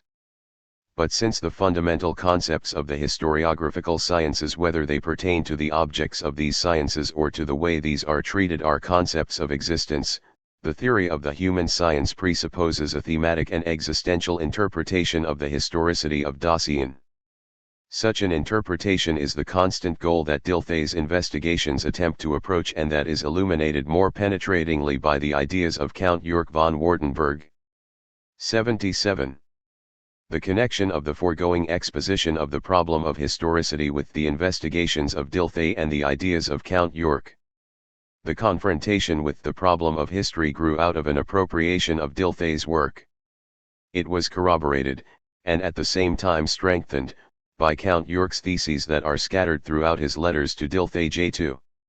The image of Dilthey still prevalent today is that of the sensitive interpreter of the history of the spirit, especially the history of literature, who also concerned himself with the distinction between the natural and the human sciences, attributing a distinctive role to the history of these sciences and also to psychology, then letting the whole merge into a relativistic philosophy of life.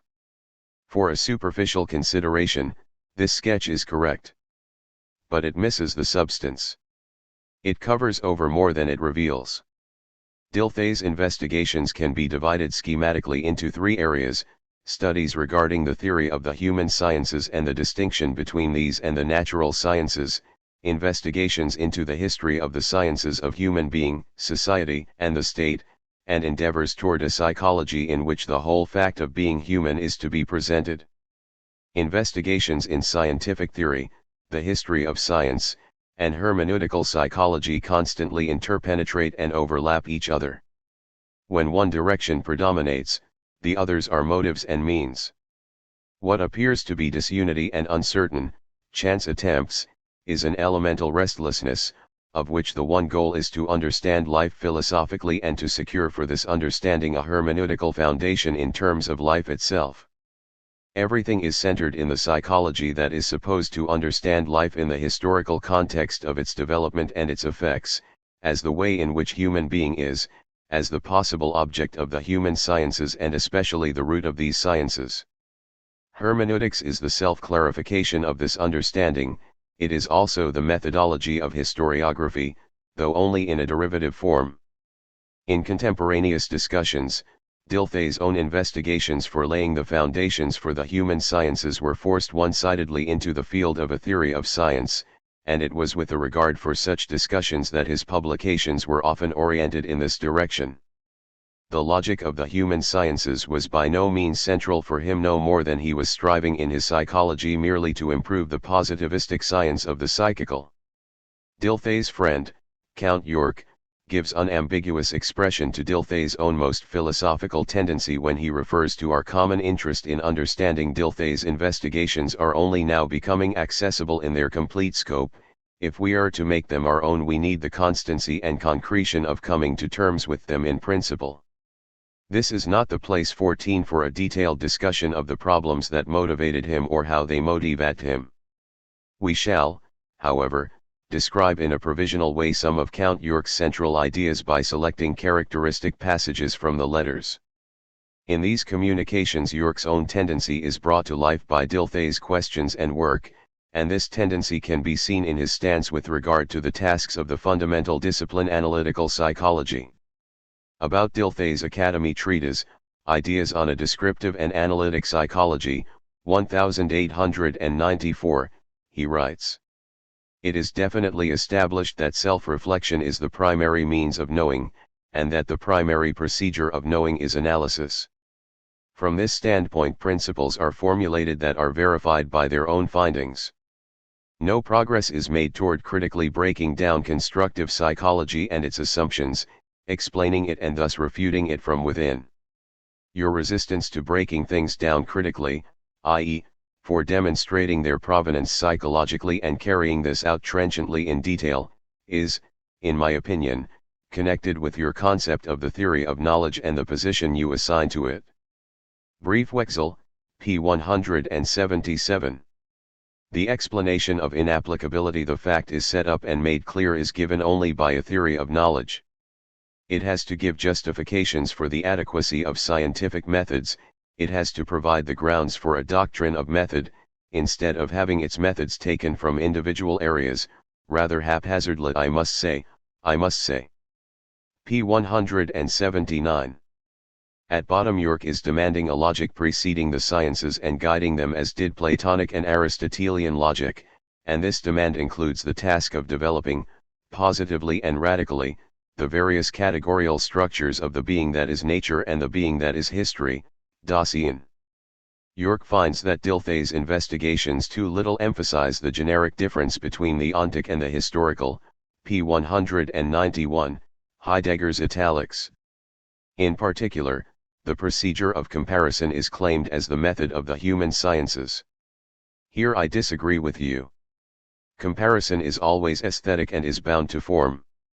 Windelband assigns forms to history. Your concept of the type is an entirely inward one. Here it is a matter of characteristics, not forms. For Windelband, history is a series of pictures, individual forms, aesthetic demands. For the natural scientist, besides science, only aesthetic pleasure remains as a kind of human tranquilizer. Your concept of history is, after all, that of a nexus of forces, unities of force, to which the category of form should be applied only in a symbolic sense. p. 193. In terms of his certain instinct for the difference between the ontic and the historical, York knew how strongly traditional historical investigation is geared to purely ocular determinations, p. 192, that aim at what has body and form. Ranke is a great ocularist, for whom things that have vanished can never become realities. Ranke's whole manner can be explained in terms of his limiting the stuff of history to the political. Only the political is dramatic. p. 60. The modifications that have come in the course of time seem inessential to me, and here I probably judge differently from you. For example, I think that the so-called historical school is merely a side current within the same riverbed, and represents only one branch of an old and thoroughgoing opposition. The name has something deceptive about it. That school was not historical at all, but rather an antiquarian one, construing things aesthetically, whereas the great, dominating movement was one of mechanical construction. Thus what it added methodologically to the method of rationality was only a general feeling. Pages 68f. The genuine philologian conceives of historiography as a cabinet of antiquities. Where nothing is palpable, where only a living psychical transposition guides us, these gentlemen never get there. At heart they are natural scientists, and they become skeptics all the more because experimentation is lacking. One must keep completely away from the petty details, for example, how often Plato was is Magna Graecia or Syracuse. There is no vitality in that. This superficial affectation that I have seen through critically, finally boils down to a large question mark and is put to shame by the great realities of Plato, Homer, and the New Testament. Everything actually real becomes a schema when it is considered as a thing in itself, when it is not experienced. p. 61. The scientists confront the powers of the times in a way similar to the over-refined French society of the revolutionary period. Here as there, formalism, the cult of form, the defining of relationship is the final word of wisdom. Of course, this direction of thought has its own history that, I believe, is not yet written. The groundlessness of this thinking and of the faith in it, and such thinking is, epistemologically considered, a metaphysical attitude, is a historical product. p. 39. The groundswells evoked by the principle of eccentricity that led to a new time more than 400 years ago seem to me to have become exceedingly broad and flat. Knowledge has progressed to the point of negating itself. Man has become so far removed from himself that he has lost sight of himself. Modum man, i.e., man since the Renaissance, is ready to be buried. p. 83. In contrast, all written history that is alive and not just depicting life is critique, p. 19. But historical knowledge is, for the best part, knowledge of hidden sources, p. 109. With history, what creates a spectacle and catches the eye is not the main thing. The nerves are invisible, as is the essential in general. And as it is said that if you were quiet, you would be strong, the variation of this is also true: if you are quiet, you will perceive, i.e., understand, p. 26. And then I enjoy the silent soliloquy and commerce with the spirit of history. This spirit did not appear to Faust in his study, nor to Master Goethe either. They would not have flinched from it in alarm, no matter how serious and compelling the apparition was. For it is brotherly and akin to us in a sense deeper and other than the inhabitants of bush and field. These exertions are like Jacob's wrestling, a sure gain for the wrestler himself. That is what matters first of all, p. 133. York gets his clear insight into the fundamental character of history as virtuality from his knowledge of the characteristics of the being of human existence itself, thus precisely not in a theoretical and scientific way oriented to the object of historical observation, that the whole psychophysical datum is not, but rather lives, is the core of historicity. And if self-reflection is directed not to an abstract ego, but to the fullness of myself, it will find me historically determined, just as physics knows me as cosmically determined. I am history as well as nature. p. 71. And York, who saw through all false relational definitions and groundless relativisms, did not hesitate to draw the final conclusion from his insight into the historicity of Dasein. But, on the other hand, a systematic that is separated from history is methodologically inadequate for the inner historicity of self-consciousness. Just as physiology cannot be studied in abstraction from physics, neither can philosophy from historicity, especially if it is critical. Self-relation and historicity are like breathing and atmospheric pressure and, although this sounds rather paradoxical, it seems to me methodologically like a residue of metaphysics not to historicize philosophizing. p. 69. Since philosophizing is living, there is, do not be alarmed, in my opinion, a philosophy of history, but who could write it? Certainly not in the way it has been interpreted and attempted up to now, and you have declared yourself irrefutably against this. The line of questioning up to now was simply false, even impossible, but it is not the only one. Thus there is no longer any real philosophizing that is not historical. The separation between systematic philosophy and historical presentation is essentially wrong. p. 251. Being able to become practical is now, of course, the real basis for the justification of any science. But the mathematical praxis is not the only one. The practical aim of our standpoint is the pedagogical one in the broadest and deepest sense of the word. It is the soul of all true philosophy, and the truth of Plato and Aristotle. Pages 42f. You know what I think about the possibility of ethics as a science. Nevertheless, it can always be improved. Who are such books really for? Registries about registries.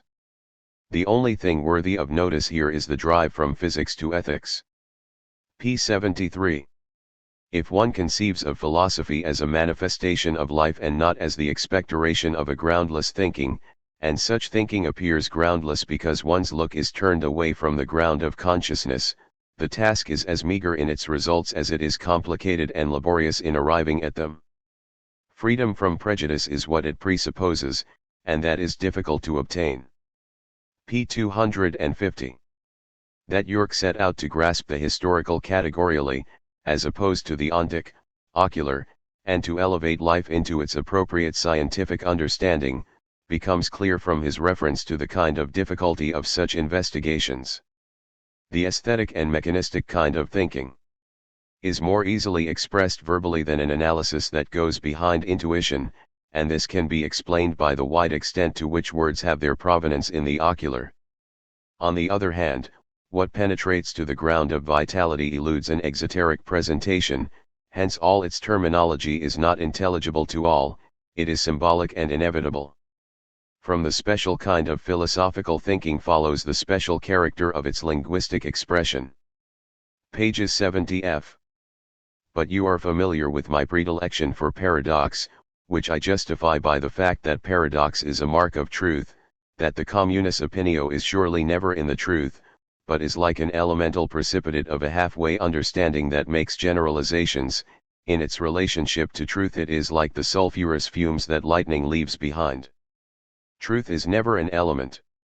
To dissolve elemental public opinion and, if possible, to make possible the shaping of individuality in seeing and regarding, would be a pedagogical task for the state.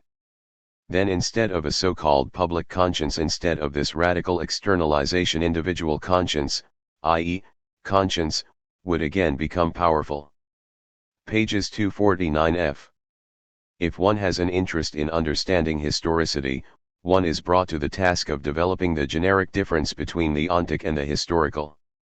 Thus we have ascertained the fundamental goal of the philosophy of life. Still, our line of questioning needs a more fundamental radicalization. How else is historicity to be philosophically grasped and categorially conceived in its difference from the ontic than by bringing the ontic as well as the historiographical into a more primordial unity so that they can be compared and distinguished? But that is possible only if we attain the following insights. 1. The question of historicity is an ontological question about the constitution of being of historical beings. 2. The question of the ontic is the ontological question of the constitution of beings unlike Dasein, of what is present in the broadest sense. 3. The ontic is only one area of beings. The idea of being encompasses the ontic and the historiographical. This idea is what must be generically differentiated. It is not by chance that York calls non-historical beings simply the ontic. That just reflects the unbroken dominance of traditional ontology that, coming from the ancient questioning of being, holds fast to the ontological problematic and fundamentally narrows it down. The problem of the difference between the ontic and the historiographical can be worked out as a problem to be investigated only if it has made sure of its guideline beforehand by clarifying, through fundamental ontology, the question of the meaning of being in general. Thus it becomes clear in what sense the preparatory existential and temporal analytic of Dasein is resolved to cultivate the spirit of Count York in the service of Dilthey's work. 78. The incompleteness of the foregoing temporal analysis of Dasein. To demonstrate that and how temporality constitutes the being of Dasein, we showed that historicity, as the constitution of being of existence, is at bottom temporality. Our interpretation of the temporal nature of history was carried out without regard to the fact that every occurrence runs its course in time. In the course of the existential and temporal analysis of historicity, there was no room for the everyday understanding of Dasein that factically knows all history only as an occurrence within time. If the existential analytic is to make Dasein ontologically transparent in its very facticity, the factical, ontic temporal interpretation of history must also explicitly be given its due. It is all the more necessary that the time in which beings are encountered be given a fundamental analysis, since not only history, but natural processes, too, are determined by time. However, more elemental than the circumstance that the time factor occurs in the sciences of history and nature, is the fact that, before all thematic investigation, Dasein reckons with time and orients itself according to it. And here again the reckoning of Dasein with its time remains decisive, the reckoning that precedes any use of instruments that are geared to determining time. This reckoning is prior to such instruments, and first makes possible something like the use of clocks. Factically existing, actual Dasein either has time or it has none. It either takes time or cannot take time. Why does Dasein take time and why can it lose it? From where does it take time? How is this time related to the temporality of Dasein? Factical Dasein takes account of time without existentially understanding temporality. The elemental mode of behavior of reckoning with time must be clarified before we turn to the question of what it means that beings are in time. All the modes of behavior of Dasein are to be interpreted in terms of its being, that is, in terms of temporality. We must show how Dasein as temporality temporalizes a mode of behavior that is related in such a way to time that it takes account of it. Our characterization of temporality up to now is thus not only generally incomplete, since we did not pay heed to all the dimensions of the phenomenon, but it has fundamental gaps in it because something like world-time belongs to temporality itself in the strict sense of the existential and temporal concept of world. We wish to understand how that is possible and why it is necessary. In this way we can throw light on the vulgarly familiar time in which beings occur, as well as the within-timeness of these beings.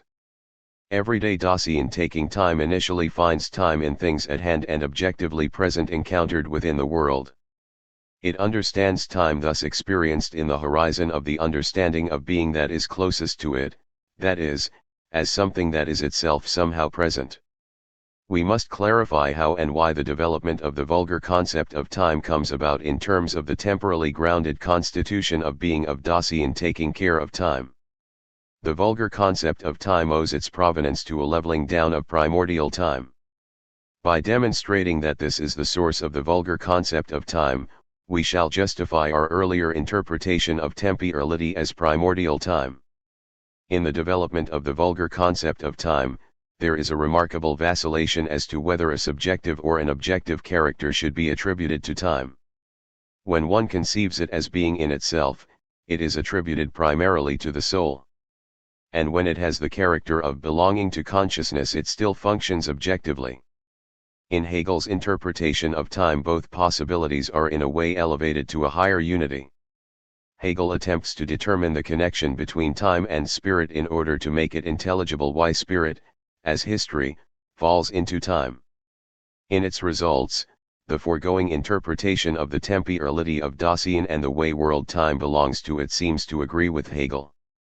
But since our analysis of time is already distinguished from the outset in principle from that of Hegel, and since its orientation is precisely the opposite of his in that it aims at fundamental ontology, a short presentation of Hegel's interpretation of the relation between time and spirit can help to clarify indirectly our existential and ontological interpretation of the temporality of Dasein, world-time, and the origin of the vulgar concept of time, and it will conclude our discussion for now. The question as to whether and how time has any being, why and in what sense we designate it as existing, cannot be answered until we have shown how temporality itself, in the whole of its temporalizing, makes possible something like an understanding of being and addressing of beings. Our chapter will be divided as follows: the temporality of Dasein and taking care of time, 79, time taken care of and within timeness, 80, within timeness and the genesis of the vulgar concept of time, 81, a comparison of the existential and ontological connection of temporality, Dasein, and world-time with Hegel's interpretation of the relation of time and spirit, 82, the existential and temporal analytic of Dasein and the fundamental ontological question of the meaning of being in general, 83. 79. The temporality of Dasein and taking care of time. Dasein exists as a being that, in its being, is concerned about that being itself. Essentially ahead of itself, it has projected itself upon its potentiality of being before going on to any mere consideration of itself.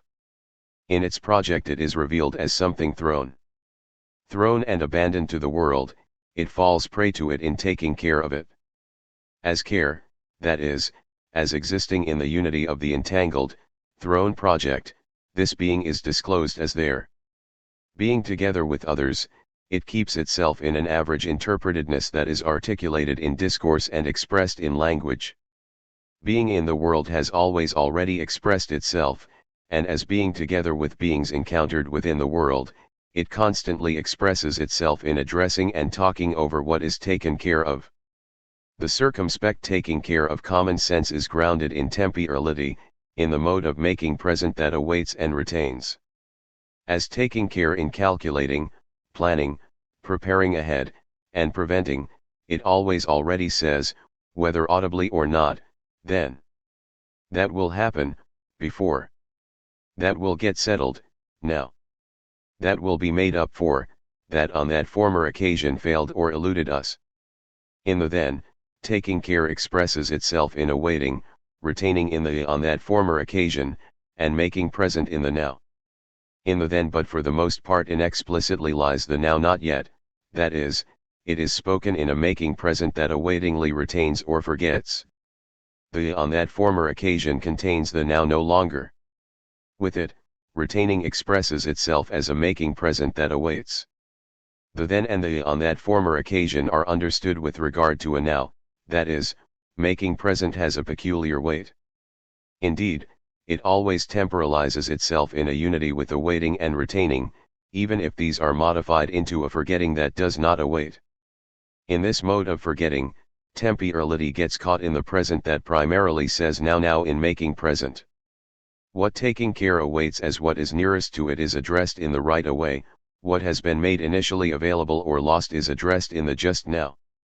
The horizon of retaining that expresses itself in the on that former occasion is the earlier, the horizon for the then is the later on, in the future, the horizon for the now is the today.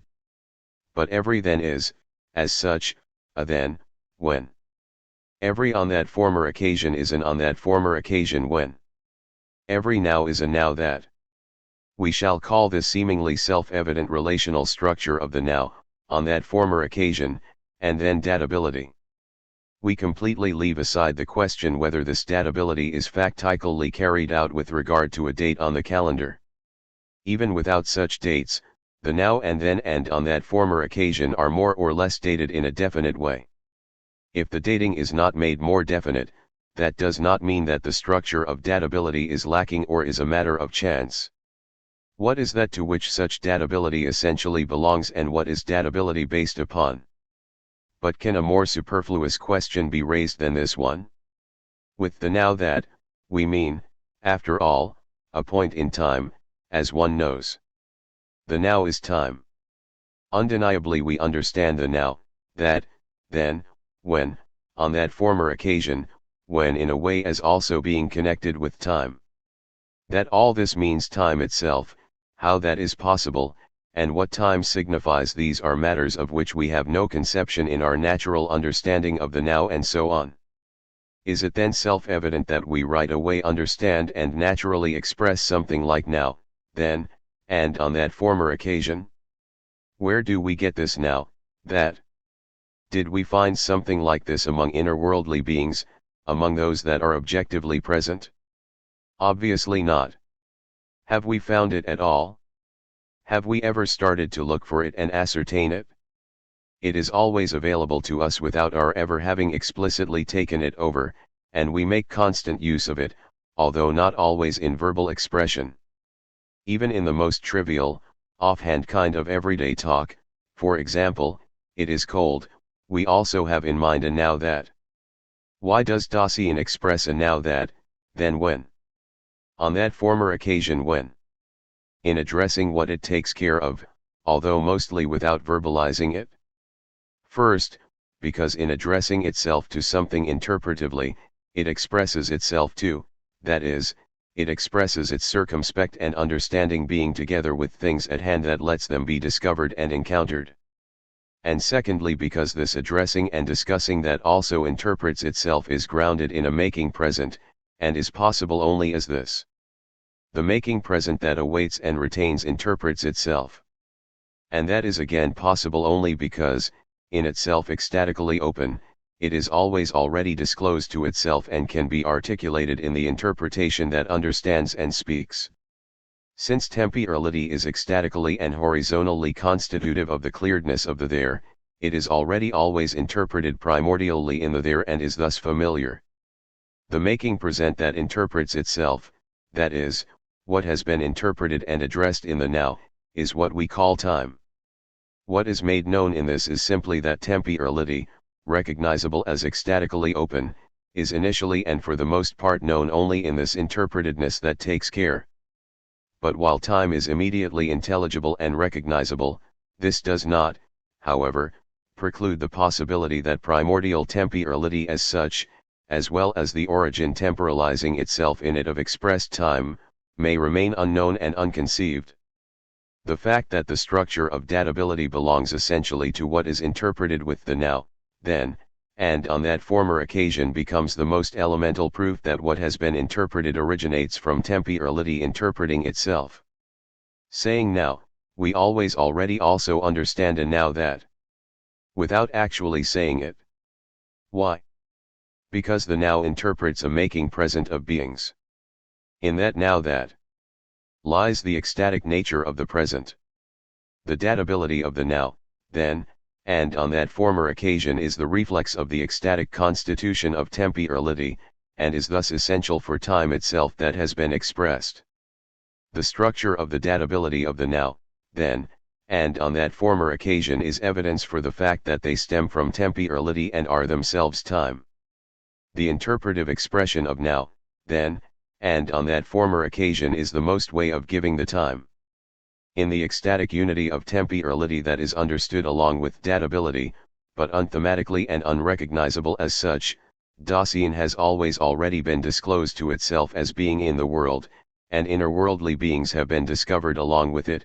Because of this, interpreted time too always already has a date stamp on the basis of the beings encountered in the disclosedness of the there, now that, the door slams, now that, my book is missing, etc.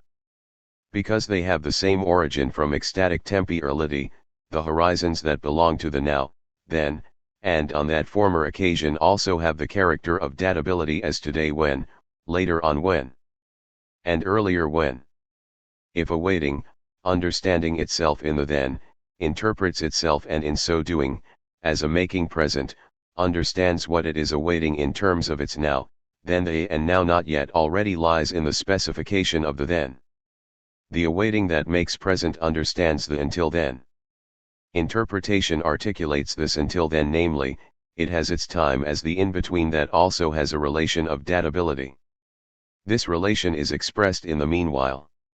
Taking care can again articulate in awaiting the during itself by specifying further thence. The until then is subdivided by a number of from then, until thence that, however, have been embraced beforehand in the awaiting project of the primary then. The lasting is articulated in the understanding of the during that awaits and makes present. This duration is again the time revealed in the self-interpretation of temporality, a time that is thus actually, but unthematically, understood in taking care as a span.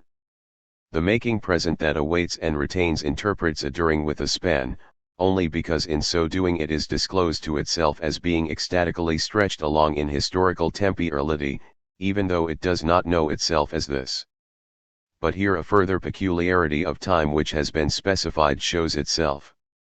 Not only does the during have a span, but every now, then, and on that former occasion is always spanned with the structure of datability, with a changing span, now in the intermission, at dinner, in the evening, in summer, then at breakfast, while climbing, and so on. The taking care that awaits, retains, and makes present, allows itself time in this or that way and gives this time to itself in taking care, even without determining the time by any specific reckoning, and before any such reckoning has been done. Here time dates itself in one's actual mode of allowing oneself time heedfully. It does this on the basis of what is actually disclosed in what is taken care of in the surrounding world and in attuned understanding, that is, on the basis of what one does all day long. The more Dasein is absorbed in awaiting what is taken care of and, not awaiting itself, forgets itself, the more its time that it allows itself is covered over by this mode of allowing. In the everyday just passing through life that takes care, Dasein never understands itself as running along in a continuously enduring succession of sheer nows. On the basis of this covering over, the time that Dasein allows itself has gaps in it, so to speak. We often cannot bring a day together again when we come back to the time that we have used. Yet the time that has gaps in it does not go to pieces in this lack of togetherness, it is rather a mode of temporality that is always already disclosed and ecstatically stretched along. The mode in which time that is allowed elapses, and the way in which taking care gives that time to itself more or less explicitly, can be phenomenally explicated appropriately only if, on the one hand, we avoid the theoretical representation of a continuous stream of nows, and if, on the other hand, the possible modes in which Dasein gives and allows itself time are to be conceived of as primarily determined in terms of how it has its time in a manner corresponding to its actual existence. In an earlier passage, authentic and inauthentic existing were characterized with regard to the modes of the temporalizing of temporality upon which such existing is founded. Accordingly, the irresoluteness of inauthentic existence temporalizes itself in the mode of a making present that does not await but forgets. The irresolute person understands himself in terms of the events and accidents nearest by that are encountered in such making present and urge themselves upon him in changing ways. Busily losing himself in what is taken care of, the irresolute person loses his time in them, too. Hence his characteristic way of talking, "I have no time." Just as the person who exists inauthentically constantly loses time and never has any, it is the distinction of the temporality of authentic existence that in resoluteness it never loses time and always has time. For the temporality of resoluteness has, in regard to its present, the character of the moment. The moment's authentic making present of the situation does not itself take the lead, but is maintained in the future that has been.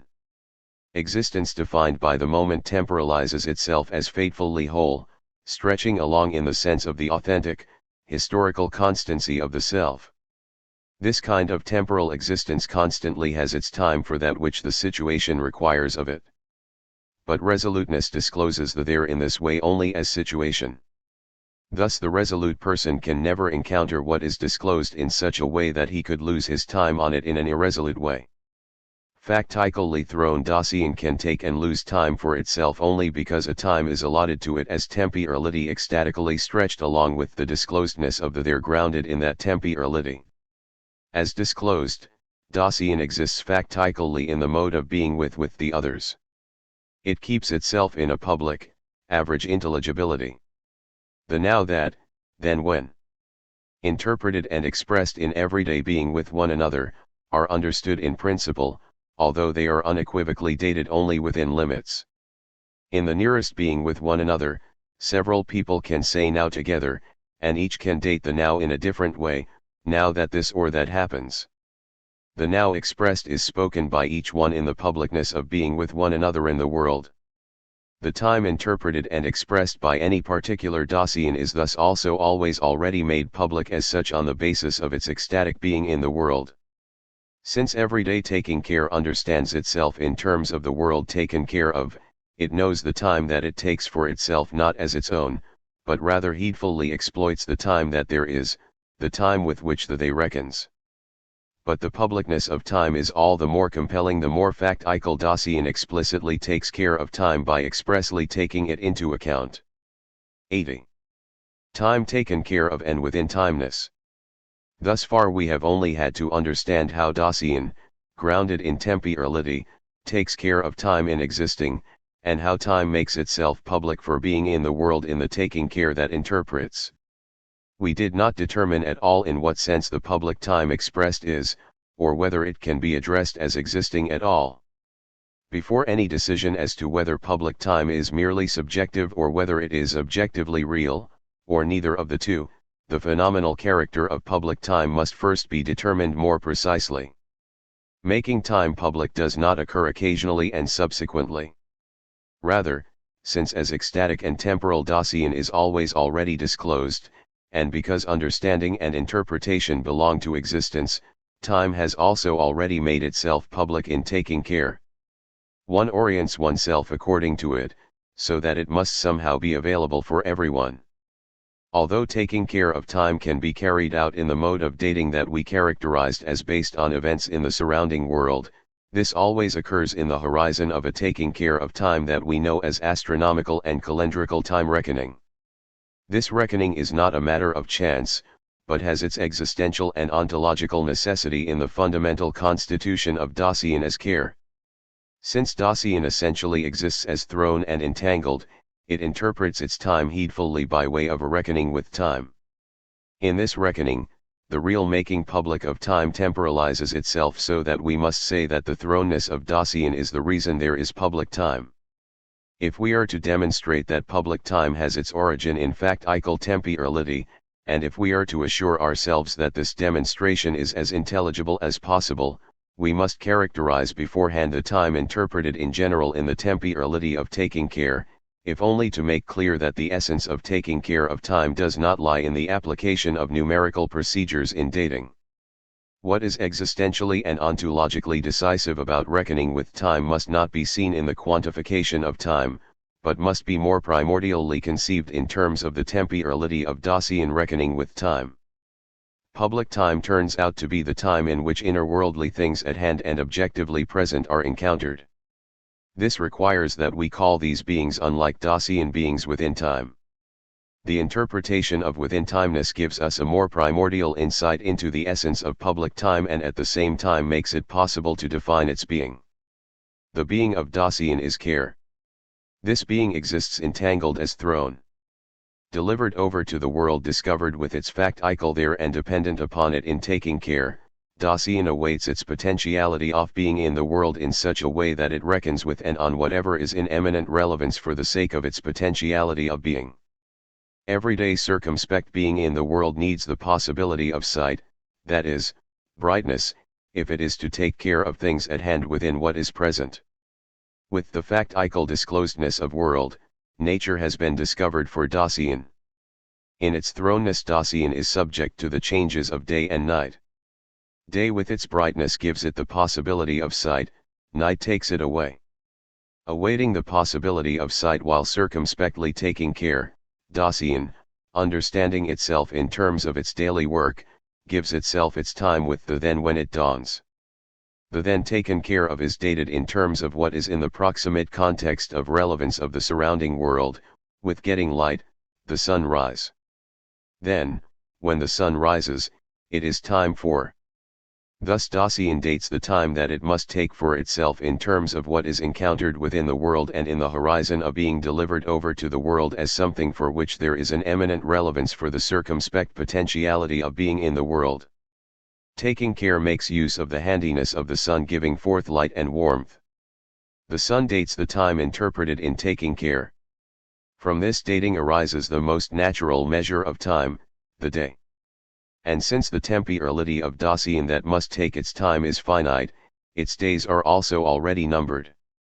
While it is day gives to a waiting that takes care the possibility of determining in a precautionary way the then of what is to be taken care of, that is, of dividing up the day.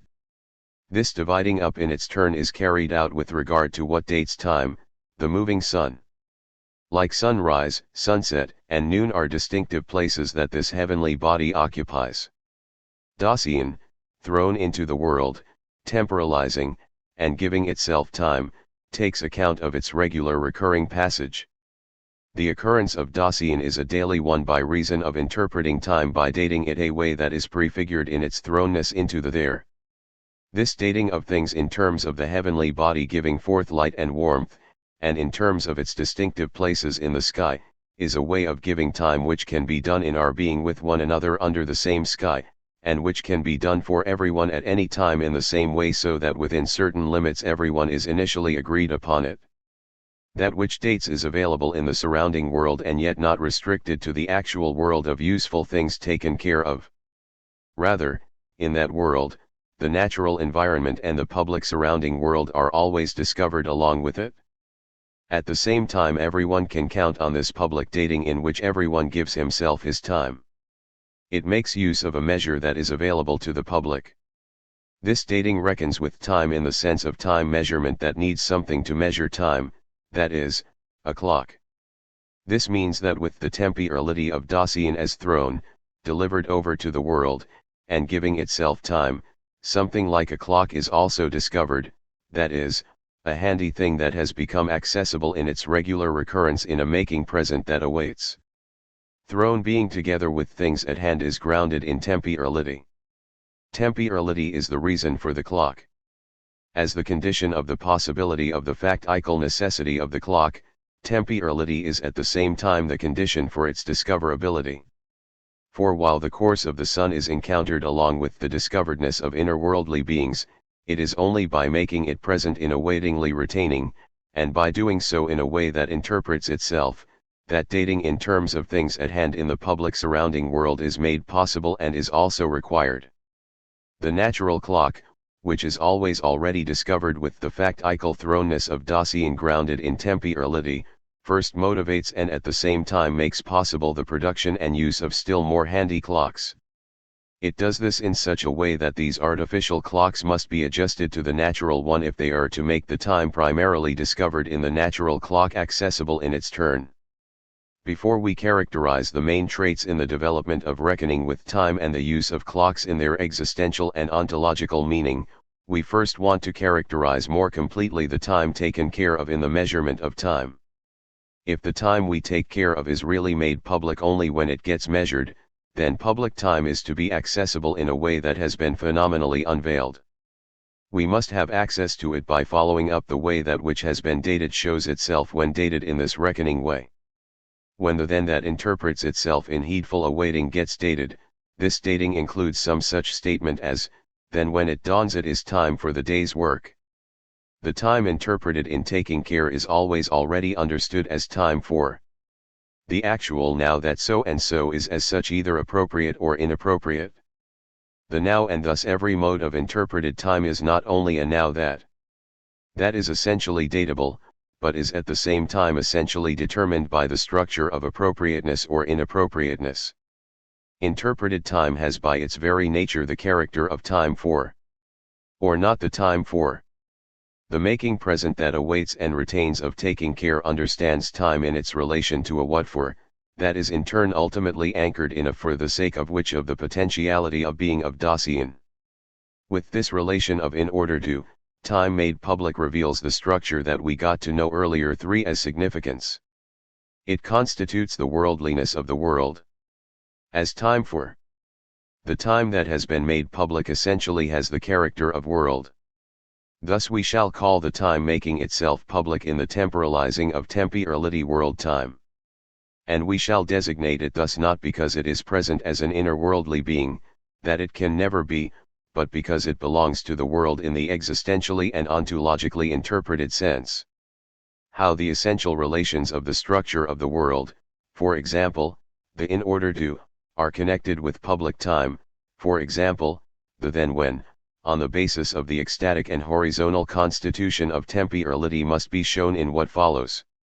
At any rate, only now can time taken care of be completely characterized as to its structure, it is datable, spanned, and public and, as having this structure, it belongs to the world itself.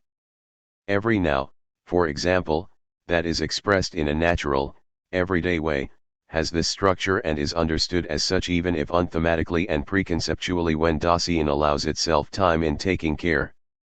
The disclosedness of the natural clock belongs to Dasein that exists as thrown and entangled, and in this disclosedness factical Dasein has at the same time already brought about an eminent making public of the time taken care of. This making public is enhanced and strengthened as time reckoning is perfected and the use of the clock becomes more refined.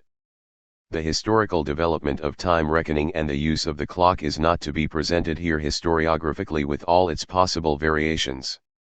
Rather, we want to ask existentially and ontologically what mode of temporalizing of the temporality of Dasein is made manifest in the direction that reckoning with time and the use of the clock have developed. The answer to this question must further a more primordial understanding of the fact that time measured that is, at the same time the explicit making public of time taken care of is grounded in the temporality of Dasein and indeed in a quite definite temporalizing of that temporality. If we compare primitive Dasein, which we used as the basis for the analysis of natural time reckoning, with more advanced Dasein, we find that for more advanced Dasein, day and the presence of sunlight no longer possess an eminent function because this Dasein has the advantage of even being able to turn the night into day. Similarly, we no longer need to glance explicitly and directly at the sun and its position to ascertain the time. The manufacture and use of one's own measuring instruments permits us to read off the time directly by clocks explicitly produced for this purpose. The what hour is it, is the what time is it? Because the clock in the sense of what makes possible a public reckoning of time must be regulated by the natural clock, even the use of clocks is grounded in the temporality of Dasein that, with the disclosedness of the there, first makes possible a dating of the time taken care of. This is a fact, even if it is covered over when the time is read off. Our understanding of the natural clock that develops with the progressive discovery of nature directs us to new possibilities for time measurement that are relatively independent of the day and of any explicit observation of the sky. But in a way even primitive Dasein makes itself independent of reading off the time directly from the sky, since it does not ascertain the position of the sun in the sky, but measures the shadow cast by some being available at any time. That can happen at first in the most simple form of the ancient peasant's clock.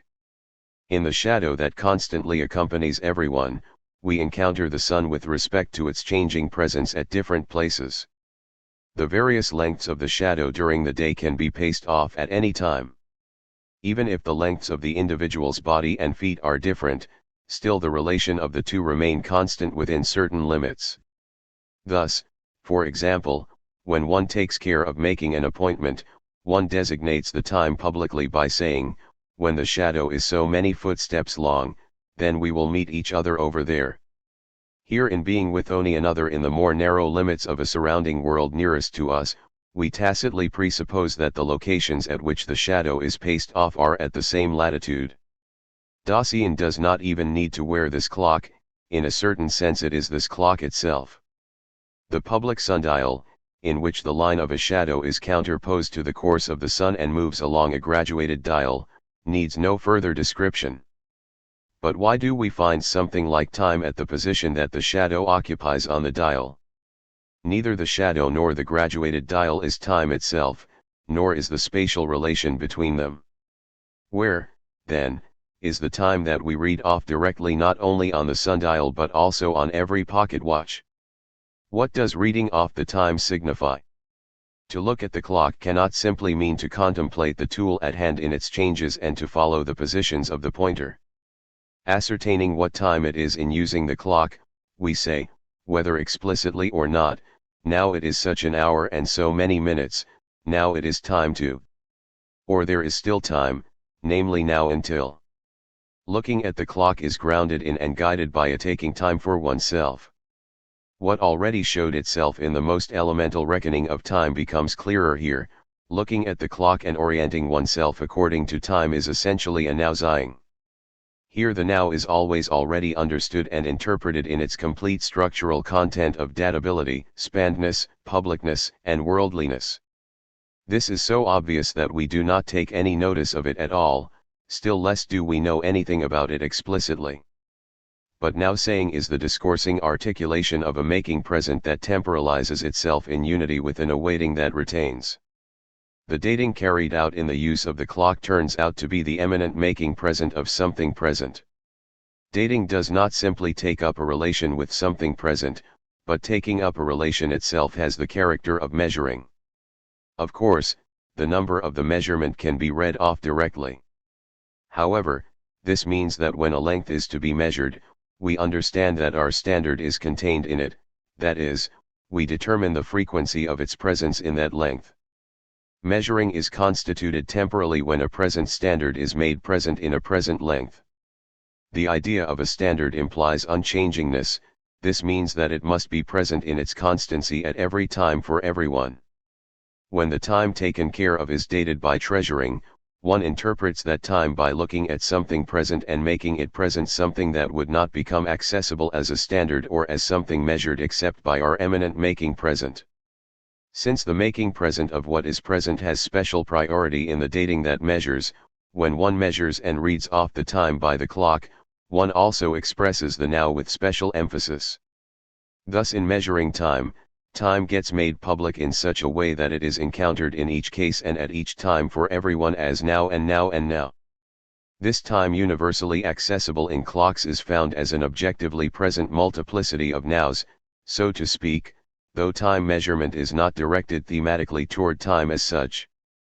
The temporality of factical being in the world is what primordially makes the opening up of space possible, and spatial Dasein has always been referred to here of the character of Dasein out of an over there that has been discovered. Because of all this, the time taken care of in the temporality of Dasein is always bound up with some location of Dasein with regard to its datability.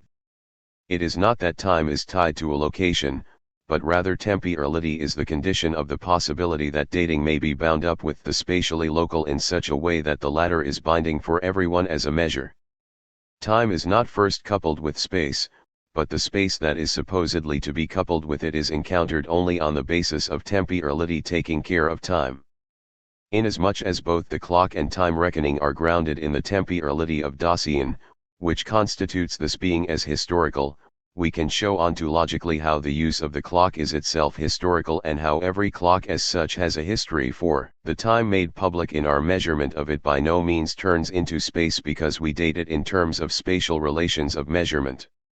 Nor is what is existentially and ontologically essential in time measurement to be sought in the fact that dated time is determined numerically in terms of spatial distances and changes in the location of some spatial thing. Rather, what is ontologically decisive lies in the specific snaking present that makes measurement possible. Dating in terms of what is present spatially is so far from a spatialization of time that this supposed spatialization signifies nothing other than that a being that is present for everyone in every now is made present in its own presence. Measuring time is essentially such that it is necessary to say now, but in obtaining the measurement we, as it were, forget what has been measured as such, so that nothing is to be found except distance and number. The less time Dasein has to lose while taking care of time, the more precious time becomes and the handier the clock must be. Not only must time be able to be given more precisely, but the determination of time itself should require the least time possible, though it must still agree with the time given by others. For the time being, we only wanted to point out the general connection of the use of the clock with temporality that takes time for itself. Just as the concrete analysis of the astronomical time reckoning in its full development belongs to the existential and ontological interpretation of the discovery of nature, the foundations of calendrical and historiographical chronology can also be set forth only in the scope of tasks of an existential analysis of historiographical cognition. The measurement of time brings about a making public of time, so that only in this way does what we usually call time become familiar. In taking care, its time is attributed to everything. It has it, and like every inner-worldly being, it can have it only because it is in time in general. The time in which inner-worldly beings are encountered we know as world time. On the basis of the ecstatic and horizontal constitution of temporality to which it belongs, world time has the same transcendence as the world. With the disclosedness of world time is made public, so that every being together with inner-worldly beings that temporally takes care understands those beings as circumspectly encountered in time. The time in which what is present moves or is at rest is not objective, if by this is meant the being present in itself of beings encountered within the world. But time is just as little subjective, if we understand by that being present and occurring in a subject. World time is more objective than any possible object because, with the disclosedness of the world, it always already becomes ecstatically and horizontally objectified as the condition of the possibility of inner-worldly beings. Thus, contrary to Kant's opinion, world time is found just as directly in what is physical as in what is psychical, and not just by way of a detour over the psychical. Initially time shows itself in the sky, that is, precisely where one finds it in the natural orientation toward it, so that time is even identified with the sky. But world time is also more subjective than any possible subject because it first makes possible the being of the factically existing self, that being which, as is now well understood, is the meaning of care. Time is present neither in the subject nor in the object, neither inside nor outside, and it is prior to every subjectivity and objectivity, because it presents the condition of the very possibility of this prior. Does it then have a being at all? And, if not, is it then a phantom or is it more existent than any possible being? Any investigation that goes further in the direction of these questions will bump into the same limit that already posed itself for our provisional discussion of the connection between truth and being. In whatever way, These questions are to be answered in what follows or are to be asked primordially. We must first understand that temporality, as ecstatic and horizontal, first temporalizes something like world time that constitutes a within-timeness of things at hand and present. But then these beings can never be called temporal in the strict sense. Like every being unlike Dasein, they are atemporal, whether they occur, arise, and pass away as something real, or subsist ideally. If world time thus belongs to the temporalizing of temporality, it can neither be volatilized subjectivistically nor be reified in a bad objectification. These two possibilities can be avoided with clear insight, not just by vacillating insecurely between them. Only if we understand how everyday Dasein theoretically conceives time in terms of its nearest understanding of time, and only if we understand how this concept of time and its dominance blocks the possibility of understanding what it means in terms of primordial time, that is, as temporality. Everyday taking care that gives itself time finds time in inner-worldly beings that are encountered in time. Thus our illumination of the genesis of the vulgar concept of time must take its point of departure from within-timeness. 81. Within-timeness and the genesis of the vulgar concept of time. How does something like time initially show itself for everyday, circumspect taking care? In what mode of taking care and using tools does it become explicitly accessible? If time has been made public with the disclosedness of world, if it has always already been taken care of with the discoveredness of inner-worldly beings belonging to the disclosedness of world, since Dasein calculates time reckoning with itself, then the mode of behavior in which one orients oneself explicitly toward time lies in the use of the clock. The existential and temporal meaning of the clock turns out to be making present of the moving pointer. By following the positions of the pointer in a way that makes present, one counts them. This making present temporalizes itself in the ecstatic unity of a retaining that awaits. To retain the on that former occasion in making present means that in saying now one is open for the horizon of the earlier, that is, the now no longer. To await the then in making present means that in saying now one is open for the horizon of the later, that is, the now not yet. What shows itself in this making present is time.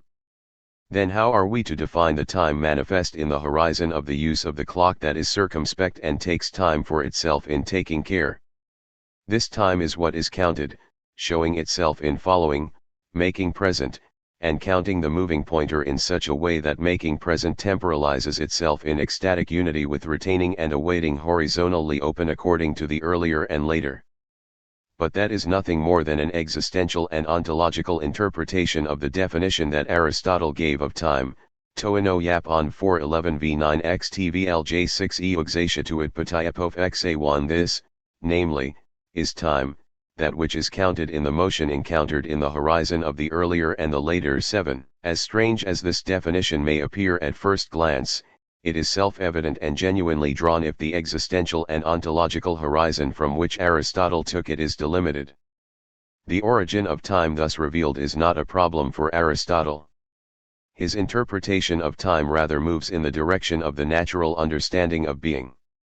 However, since that understanding and the being understood in it have been made a problem in principle in our present inquiry, the Aristotelian analysis of time can be thematically interpreted only after the solution to the question of being, and indeed in such a way that that analysis gains a fundamental significance for a positive appropriation of the critically limited line of questioning of ancient ontology in general.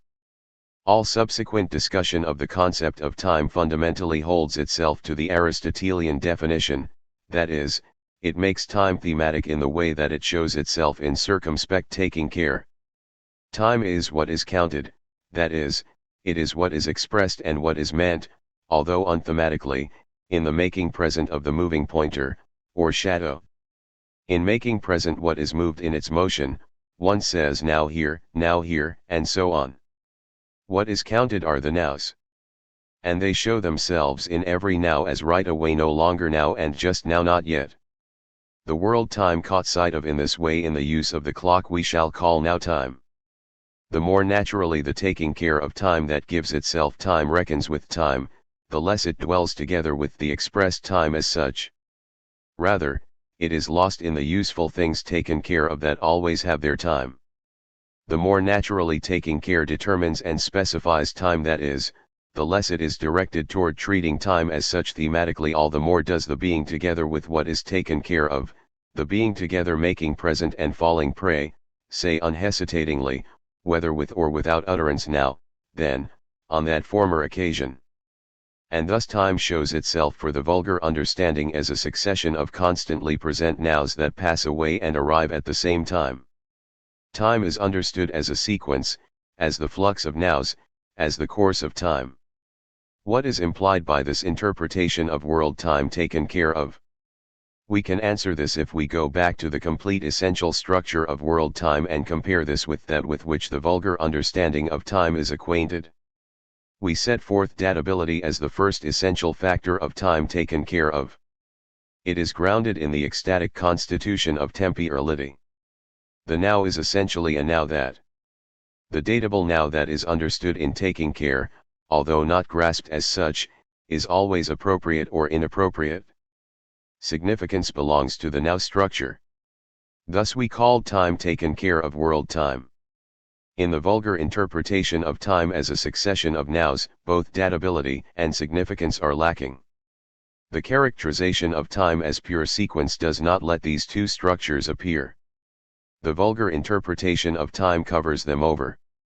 The ecstatic and horizontal constitution of temporality, in which the datability and significance of the now are grounded, is leveled down by this covering over. The nows are cut off from these relations, so to speak, and, as thus cut off, they simply range themselves along after one another so as to constitute the succession. This covering over and leveling down of world time that is carried out by the vulgar understanding of time is no accident. Rather, precisely because the everyday interpretation of time keeps itself solely in the perspective of common sense taking care, and because it understands only what shows itself in this horizon, these structures must escape it. What is counted in the measurement of time taken care of, the now, is also understood in taking care of things at hand and present. Since this taking care of time comes back to the time itself that has also been understood and contemplates it, it sees the nows, that are also somehow there, in the horizon of the understanding of being by which this taking care is itself constantly guided. The nows are thus in a way also present, that is, beings are encountered and also the now. Although it is not explicitly stated that the nows are present like things, still they are seen ontologically in the horizon of the idea of objective presence. The nows pass away, and the past ones constitute the past. The nows arrive, and the future ones define the future. The vulgar interpretation of world time as now time does not have the horizon available at all by which such things as world, significance, and datability can be made more accessible. These structures remain necessarily covered over, all the more so since the vulgar interpretation of time consolidates this covering over by the way in which it conceptually develops its characterization of time. The succession of nows is interpreted as something somehow objectively present, for it itself moves in time. We say that in every now it is now, in every now it already disappears.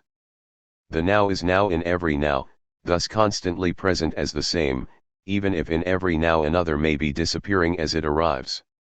Yet it does show at the same time the constant presence of itself as this changing thing.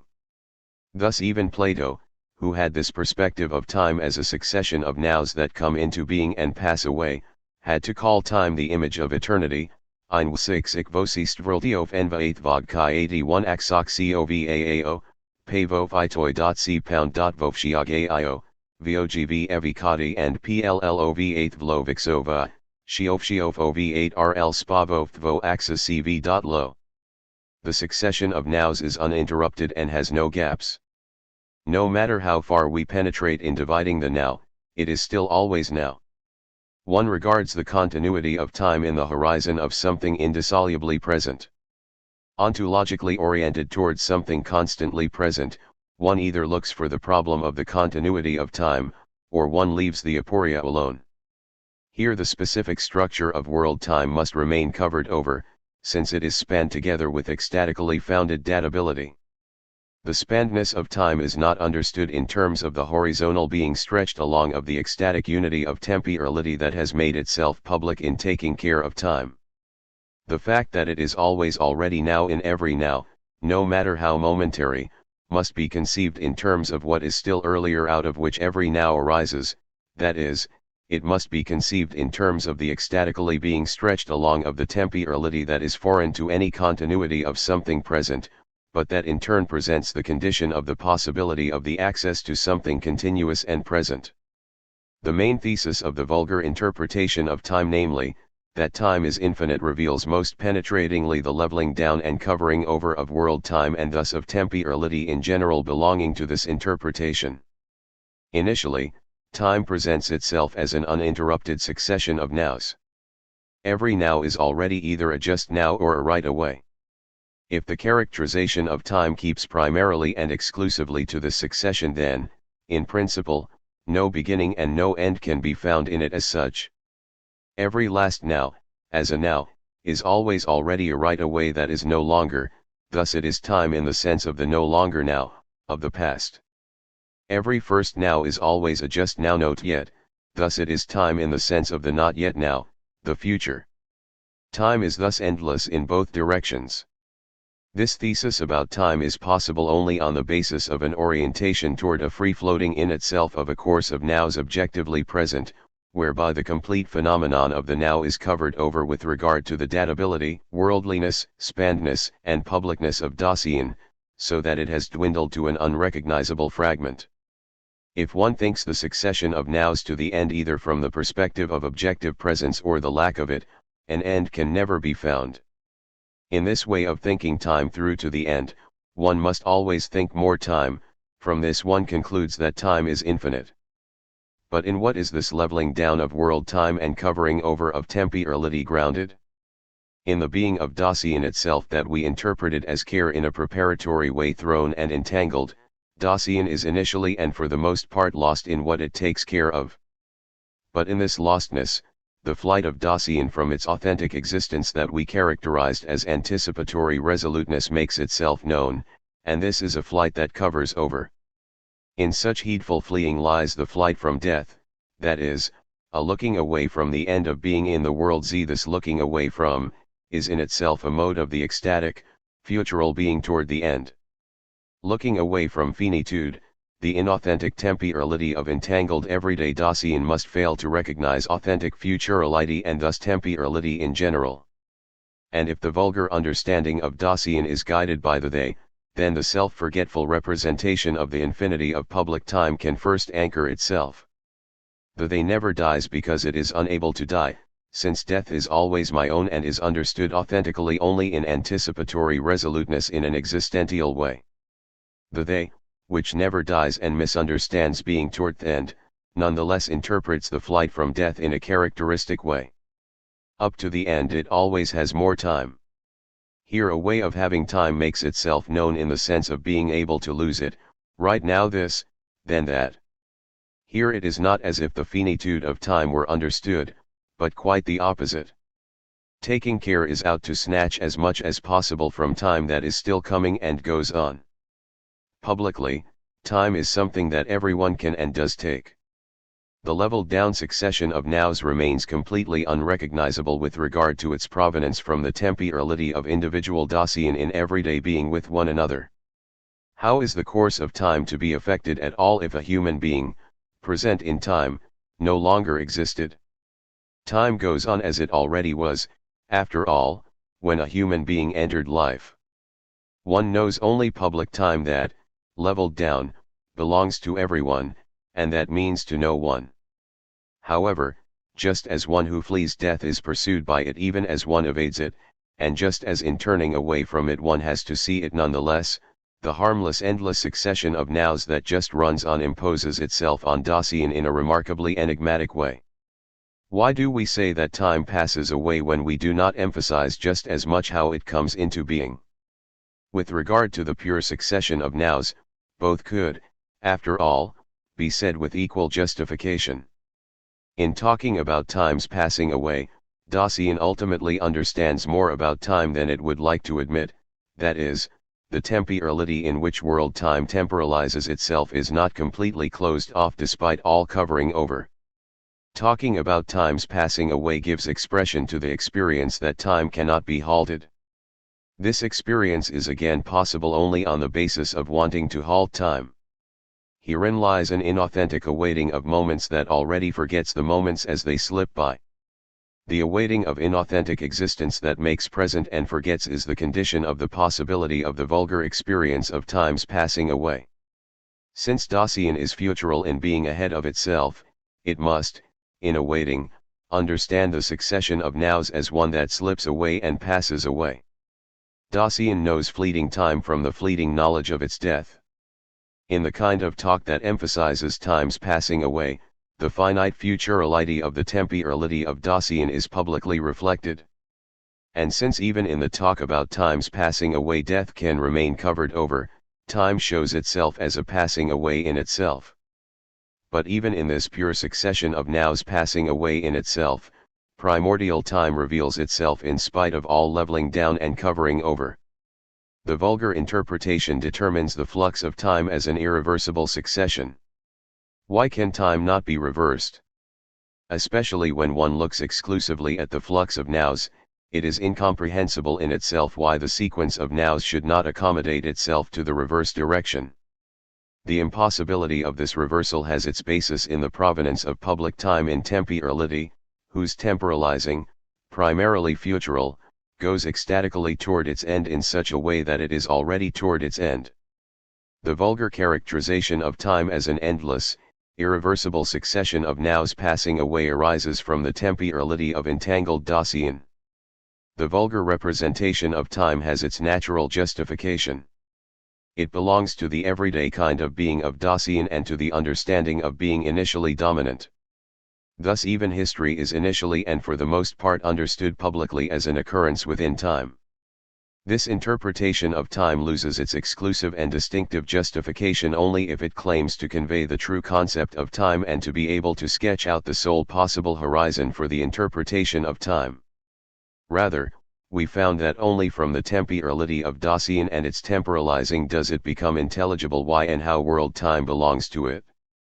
This interpretation of the complete structure of world time is drawn from temporality and gives us guidelines for seeing the covering over contained in the vulgar concept of time, and for estimating how far the ecstatic and horizontal constitution of temporality has been leveled down. This orientation toward the temporality of Dasein, however, at the same time makes it possible to demonstrate the provenance and the factical necessity of this covering over that levels down, and to examine the arguments for the vulgar theses on time. On the other hand, from the reverse direction temporality remains inaccessible in the horizon of the vulgar understanding of time. Not only must now time be oriented primarily toward temporality in the order of possible interpretation, but it temporalizes itself only in the inauthentic temporality of Dasein, so if we pay attention to the derivation of now time from temporality we are justified in addressing temporality as primordial time. Ecstatic and horizontal temporality temporalizes itself primarily out of the future. However, the vulgar understanding of time sees the fundamental phenomenon of time in the now, and indeed in the sheer now, cut off in its complete structure, that is called the present. One can gather from this that there is in principle no prospect of explaining or even deriving the ecstatic and horizontal phenomenon of the moment that belongs to authentic temporality from this now. Thus the ecstatically understood future, the datable, significant then, does not coincide with the vulgar concept of the future in the sense of the sheer nows that have not yet arrived and are only arriving. Nor does the ecstatic having been, the datable, significant on that former occasion, coincide with the concept of the past in the sense of the past sheer nows. The now is not pregnant with the not yet now, but rather the present arises from the future in the primordial, ecstatic unity of the temporalizing of temporality. 82.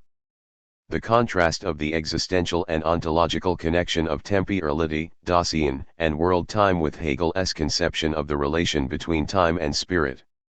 History, which is essentially the history of spirit, runs its course in time. Thus the development of history falls into time. But Hegel is not satisfied with establishing the within-timeness of spirit as a fact, rather he attempts to understand how it is possible for spirit to fall into time, which is the completely abstract. The time must be able to receive spirit, as it were. And spirit must in turn be related to time and its essence. Thus we must discuss two things: 1. How does Hegel define the essence of time? 2. What belongs to the essence of spirit that makes it possible for it to fall into time? Our answer to these two questions will serve merely to elucidate our interpretation of Dasein as temporality, and to do so by way of a comparison. We shall make no claim to give even a relatively complete treatment of the allied problems in Hegel, especially since we have no intention of criticizing Hegel. Because Hegel's concept of time presents the most radical way in which the vulgar understanding of time has been given form conceptually, and one that has received too little attention, the contrast of this concept with the idea of temporality that we have expounded is one that especially suggests itself. A. Hegel's concept of time. The systematic place in which a philosophical interpretation of time is carried out can serve as a criterion for understanding the basic guideline which leads the fundamental conception of time. The first traditional, thematically detailed interpretation of the vulgar understanding of time is to be found in Aristotle's Physics, in the context of an ontology of nature. Time is connected with location and motion. True to the tradition, Hegel's analysis of time has its place in the second part of his Encyclopedia of the Philosophical Sciences, bearing the title, The Philosophy of Nature. The first division treats mechanics. Its first section is dedicated to a discussion of space and time. They are the abstract outside of one another. 19. Although Hegel puts space and time together, this does not amount simply to juxtaposing them externally, space and also time. Philosophy fights against this also. The transition from space to time does not mean that they are treated in adjoining paragraphs, but space itself goes over. Space is time, that is, time is the truth of according to Hegel. If space is thought dialectically in what it is, this being of space reveals itself as time. How must space be thought? Space is the unmediated indifference of nature's being outside itself. 21. That means that space is the abstract multiplicity of the points distinguishable in it. Space is not interrupted by these points, but neither does it first arise from them by way of joining them together. Space remains in its turn undifferentiated, differentiated by the differentiable points that are themselves space. The differentiations themselves have the nature of what they differentiate. Nevertheless, the point is a negation of space in that it differentiates something in space, though in such a way that it itself remains in space as this negation. The point is, after all, space. The point does not lift itself out of space as something other than space.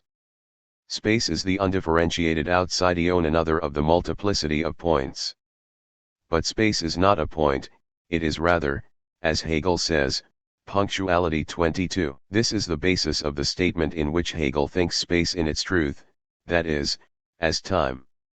Negativity, which related itself as point to space and in which it develops its determinations as line and plane, is, however, in the sphere of self externally equally for itself and its determinations, but, at the same time, as positing in the sphere of self externally, it appears as indifferent to that which is quietly side by side. Thus posited for itself, it is. If space is represented, that is, immediately intuited in the indifferent subsistence of its distinctions, the negations are, so to speak, simply given. But this representing does not yet grasp space in its being. That is possible only in thought as the synthesis that goes through thesis and antithesis and sublates them.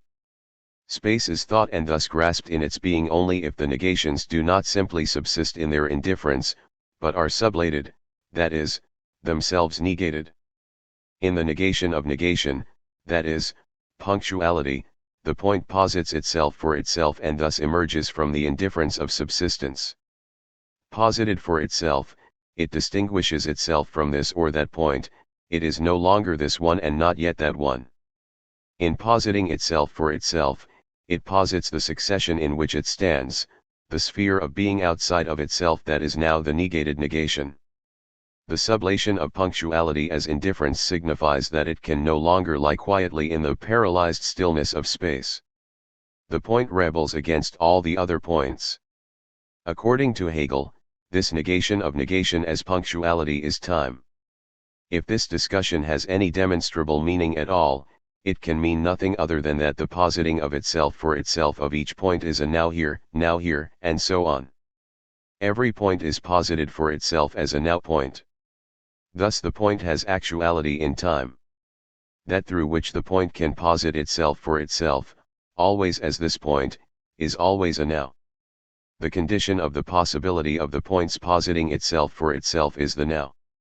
This condition of possibility constitutes the being of the point, and being is at the same time having been thought.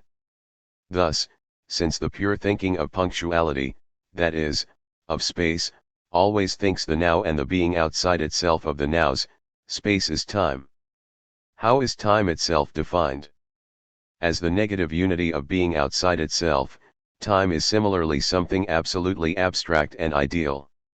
It is the being that, in being, is not, and, in not being, is, it is intuited becoming.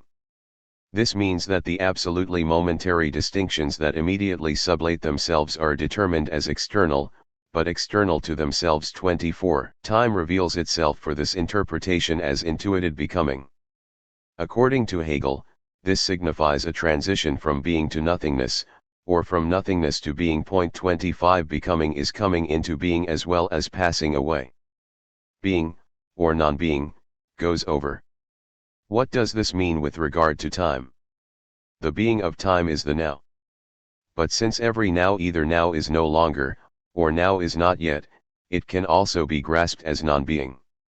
Time is intuited becoming, that is, the transition that is not thought, but simply presents itself in the succession of nows.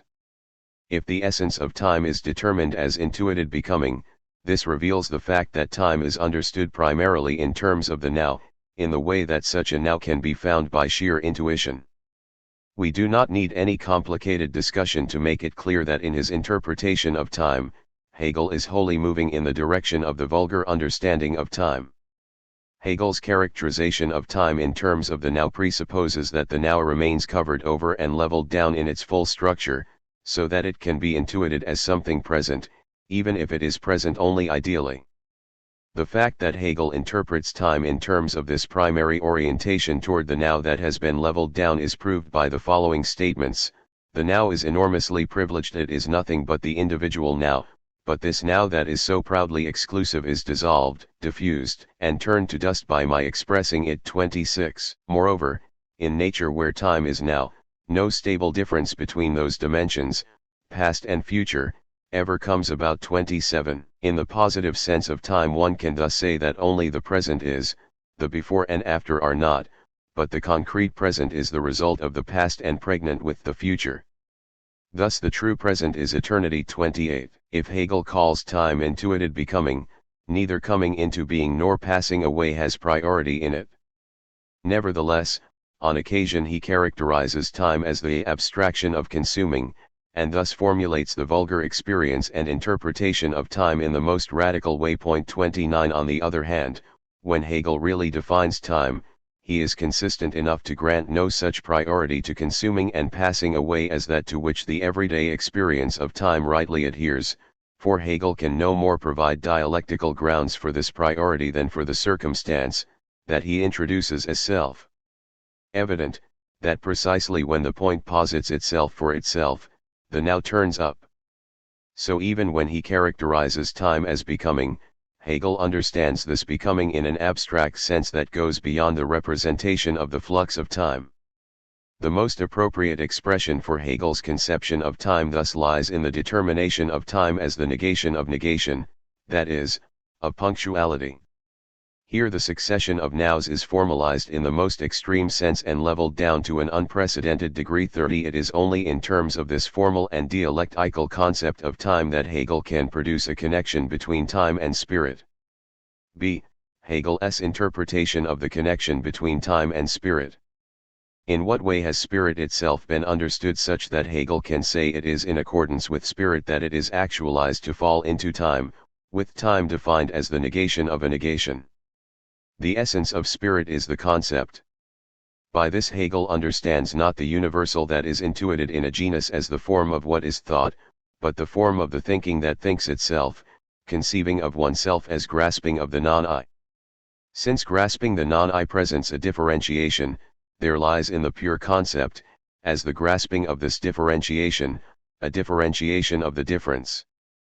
Thus Hegel can define the essence of spirit formally and apophantically as the negation of a negation. This absolute negativity gives a logically formalized interpretation of Descartes' cogito me cogitare rein, in which he sees the essence of conscientia. Accordingly, the concept is the self-conceiving conception of the self, as this, the self is authentic, that is, the I is the pure concept itself that has come to existence as the but the I is this first pure unity relating itself to itself, not directly, but rather, in abstracting from all determinateness and content and going back to the freedom of the limitless identity with itself. 32. Thus the I is universality, but it is individuality just as immediately. This negating of negation is both the absolute unrest of spirit and also its self-revelation, which belongs to its essence.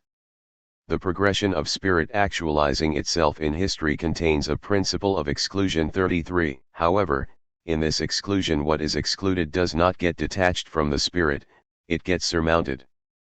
Making itself free in overcoming and, at the same time, supporting, characterizes the freedom of spirit. Thus progress never means a quantitative more, but is essentially qualitative, and indeed has the quality of spirit. Progression is known and knowing itself in its goal. In every step of its progress, spirit has to overcome itself as the truly inimical hindrance of its aim. 34. The goal of the development of spirit is to attain its own concept. 35. The development of itself is a hard, infinite struggle against itself. Since the restlessness of the development of spirit bringing itself to its concept is the negation of a negation, it is in accord with its self-actualization to fall into time as the immediate negation of a negation. For time is the concept itself that is there, and represents itself to consciousness as empty intuition. For this reason spirit necessarily appears in time, and it appears in time so long as it has not grasped its pure concept, that is, has not annulled time.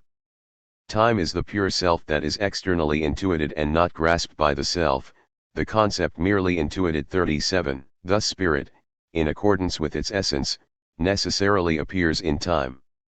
Thus world history in general is the interpretation of spirit in time, just as the idea interprets itself in nature as space. 38. The excluding that belongs to the movement of development contains a relation to non-being. That is time, understood in terms of the self-insistence of the now. Time is abstract negativity. As intuited becoming, it is the differentiated self-differentiation that is directly to be found, the concept that is there, that is, present. As something present and thus external to spirit, time has no power over the concept, but the concept is rather the power of time. Hegel shows the possibility of the historical actualization of spirit in time by going back to the sameness of the formal structure of spirit and time as the negation of a negation. The most empty, formal ontological and formal apophantical abstraction into which spirit and time are externalized makes possible the production of a kinship of the two. But since, at the same time, time is yet conceived in the sense of world time that has been absolutely leveled down, so that its provenance thus remains completely covered over, it simply confronts spirit as something present. For this reason spirit must first fall into time. It remains obscure what indeed is signified ontologically by this falling and the actualization of spirit that has power over time and really exists outside of it. Just as Hegel throws little light on the origin of time that has been leveled down, he leaves totally unexamined the question of whether the essential constitution of spirit as the negating of negation is possible at all in any other way than on the basis of primordial temporality. Whether Hegel's interpretation of time and spirit and their connection is correct and has an ontologically primordial basis at all cannot be discussed now. However, that the formal and dialectical construction of the connection of spirit and time can be ventured at all reveals the primordial kinship of both. Hegel's construction was prompted by his arduous struggle to conceive the concretion of spirit. The following statement from the concluding chapter of his Phenomenology of Spirit makes that known: thus time appears as the very fate and necessity of spirit when it is not in itself complete, the necessity of its giving self-consciousness a richer share in consciousness, of setting in motion the immediacy of the in itself, the form in which substance is in consciousness, or conversely, of its realizing and revealing the in itself taken as what is inward, and this is what is first inward. That is, vindicating it for the certainty of. Our existential analytic of Dasein, on the other hand, begins with the concretion of factically thrown existence itself in order to reveal temporality as what makes such existence primordially possible. Spirit does not first fall into time, but exists as the primordial temporalizing of temporality. Temporality temporalizes world-time, in whose horizon history can appear as an occurrence within time. Spirit does not fall into time, but factical existence falls, in falling prey, out of primordial, authentic temporality. This falling, however, itself has its existential possibility in a mode of temporalizing that belongs to temporality. 83. The existential and temporal analytic of Dasein and the fundamental ontological question of the meaning of being in general. The task of the foregoing considerations was to interpret the primordial totality of factical Dasein with regard to its possibilities of authentic and inauthentic existing, and to do so existentially and ontologically in terms of its ground. Temporality revealed itself as this ground, and with this it revealed itself as the meaning of being of care. Thus what the preparatory existential analytic of Dasein contributed prior to setting forth temporality has now been taken back into temporality as the primordial structure of the totality of being of Dasein. In terms of the possible ways in which primordial time can temporalize itself, we have provided the grounds for those structures that we only indicated earlier. Setting forth the constitution of being of Dasein, however, still remains only one way that we may take. Our goal is to work out the question of being in general. Our thematic analytic of existence needs in its turn the light from a previously clarified idea of being in general. That is especially true if the statement expressed in our introduction is retained as a standard for every philosophical investigation. Philosophy is universal phenomenological ontology, beginning with a hermeneutic of Dasein which, as an analytic of existence, has made fast the guideline for all philosophical questioning at the point where it arises and into which it is folded. 41. Of course, this thesis must not be taken dogmatically, but as a formulation of the fundamental problem still veiled: can ontology be grounded ontologically, or does it also need for this an ontic foundation, and which being must take over the function of this foundation? The distinction between the being of existing Dasein and the being of beings unlike Dasein, for example, objective presence, may seem to be illuminating, but it is only the point of departure for the ontological problematic. It is nothing with which philosophy can rest and be satisfied. We have long known that ancient ontology deals with reified concepts and that the danger exists of reifying consciousness. But what does reifying mean? Where does it arise from? Why is being initially conceived in terms of what is objectively present, and not in terms of things at hand that do, after all, lie still nearer to us? Why does this reification come to dominate again and again? How is the being of consciousness positively structured so that reification remains inappropriate to it? Is the distinction between consciousness and thing sufficient at all for a primordial unfolding of the ontological problematic? Do the answers to these questions lie along our way? And can the answer even be searched for as long as the question of the meaning of being in general remains unasked and unclarified? We can never inquire into the origin and the possibility of the idea of being in general with the means of formal and logical abstraction, that is, not without a secure horizon for questions and answers. We must look for a ways to illuminate the fundamental ontological question and follow it. Whether that way is at all the only one or even the right one can be decided only after we have followed it. The conflict with respect to the interpretation of being cannot be settled because it has not yet even been kindled. In the end, one cannot just rush into this conflict, rather, igniting this conflict already requires a preparation. It cannot be jumped into, but the beginning of the strife already needs preparation. This investigation is solely underway to that. Where does it stand? Something like being has been disclosed in the understanding of being that belongs to existing Dasein as a way in which it understands. The preliminary disclosure of being, although it is unconceptual, makes it possible for Dasein as existing being in the world to be related to beings, to those it encounters in the world as well as to itself in existing. How is the disclosive understanding of being belonging to Dasein possible at all? Can the question be answered by going back to the primordial constitution of being of Dasein that understands being? The existential and ontological constitution of the totality of Dasein is grounded in temporality. Accordingly, a primordial mode of temporalizing of ecstatic temporality itself must make the ecstatic project of being in general possible. How is this mode of temporalizing of temporality to be interpreted? Is there a way leading from primordial time to the meaning of being?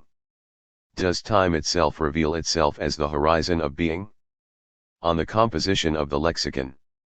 The following lexicon has been composed with the help of the following sources, each of which is here gratefully acknowledged as a powerful tool, each in its own way, in the labor of the composition. Hildegard Fieke, Index zu Heidegger's Sinn und Zeit. Fourth newly revised edition by Suzanne Ziegler. Tübingen, Niemeyer, 1961, 41991. Rainer A. Bass/Heinrich P. Delphus, Handbuch zum Textstudium von Martin Heidegger's Sinn und Zeit. Volume 1, Stellenindizes, Philologisch-Kritischer Apparat. Stuttgart Bad Cannstatt, Frommenholzbuch, 1980.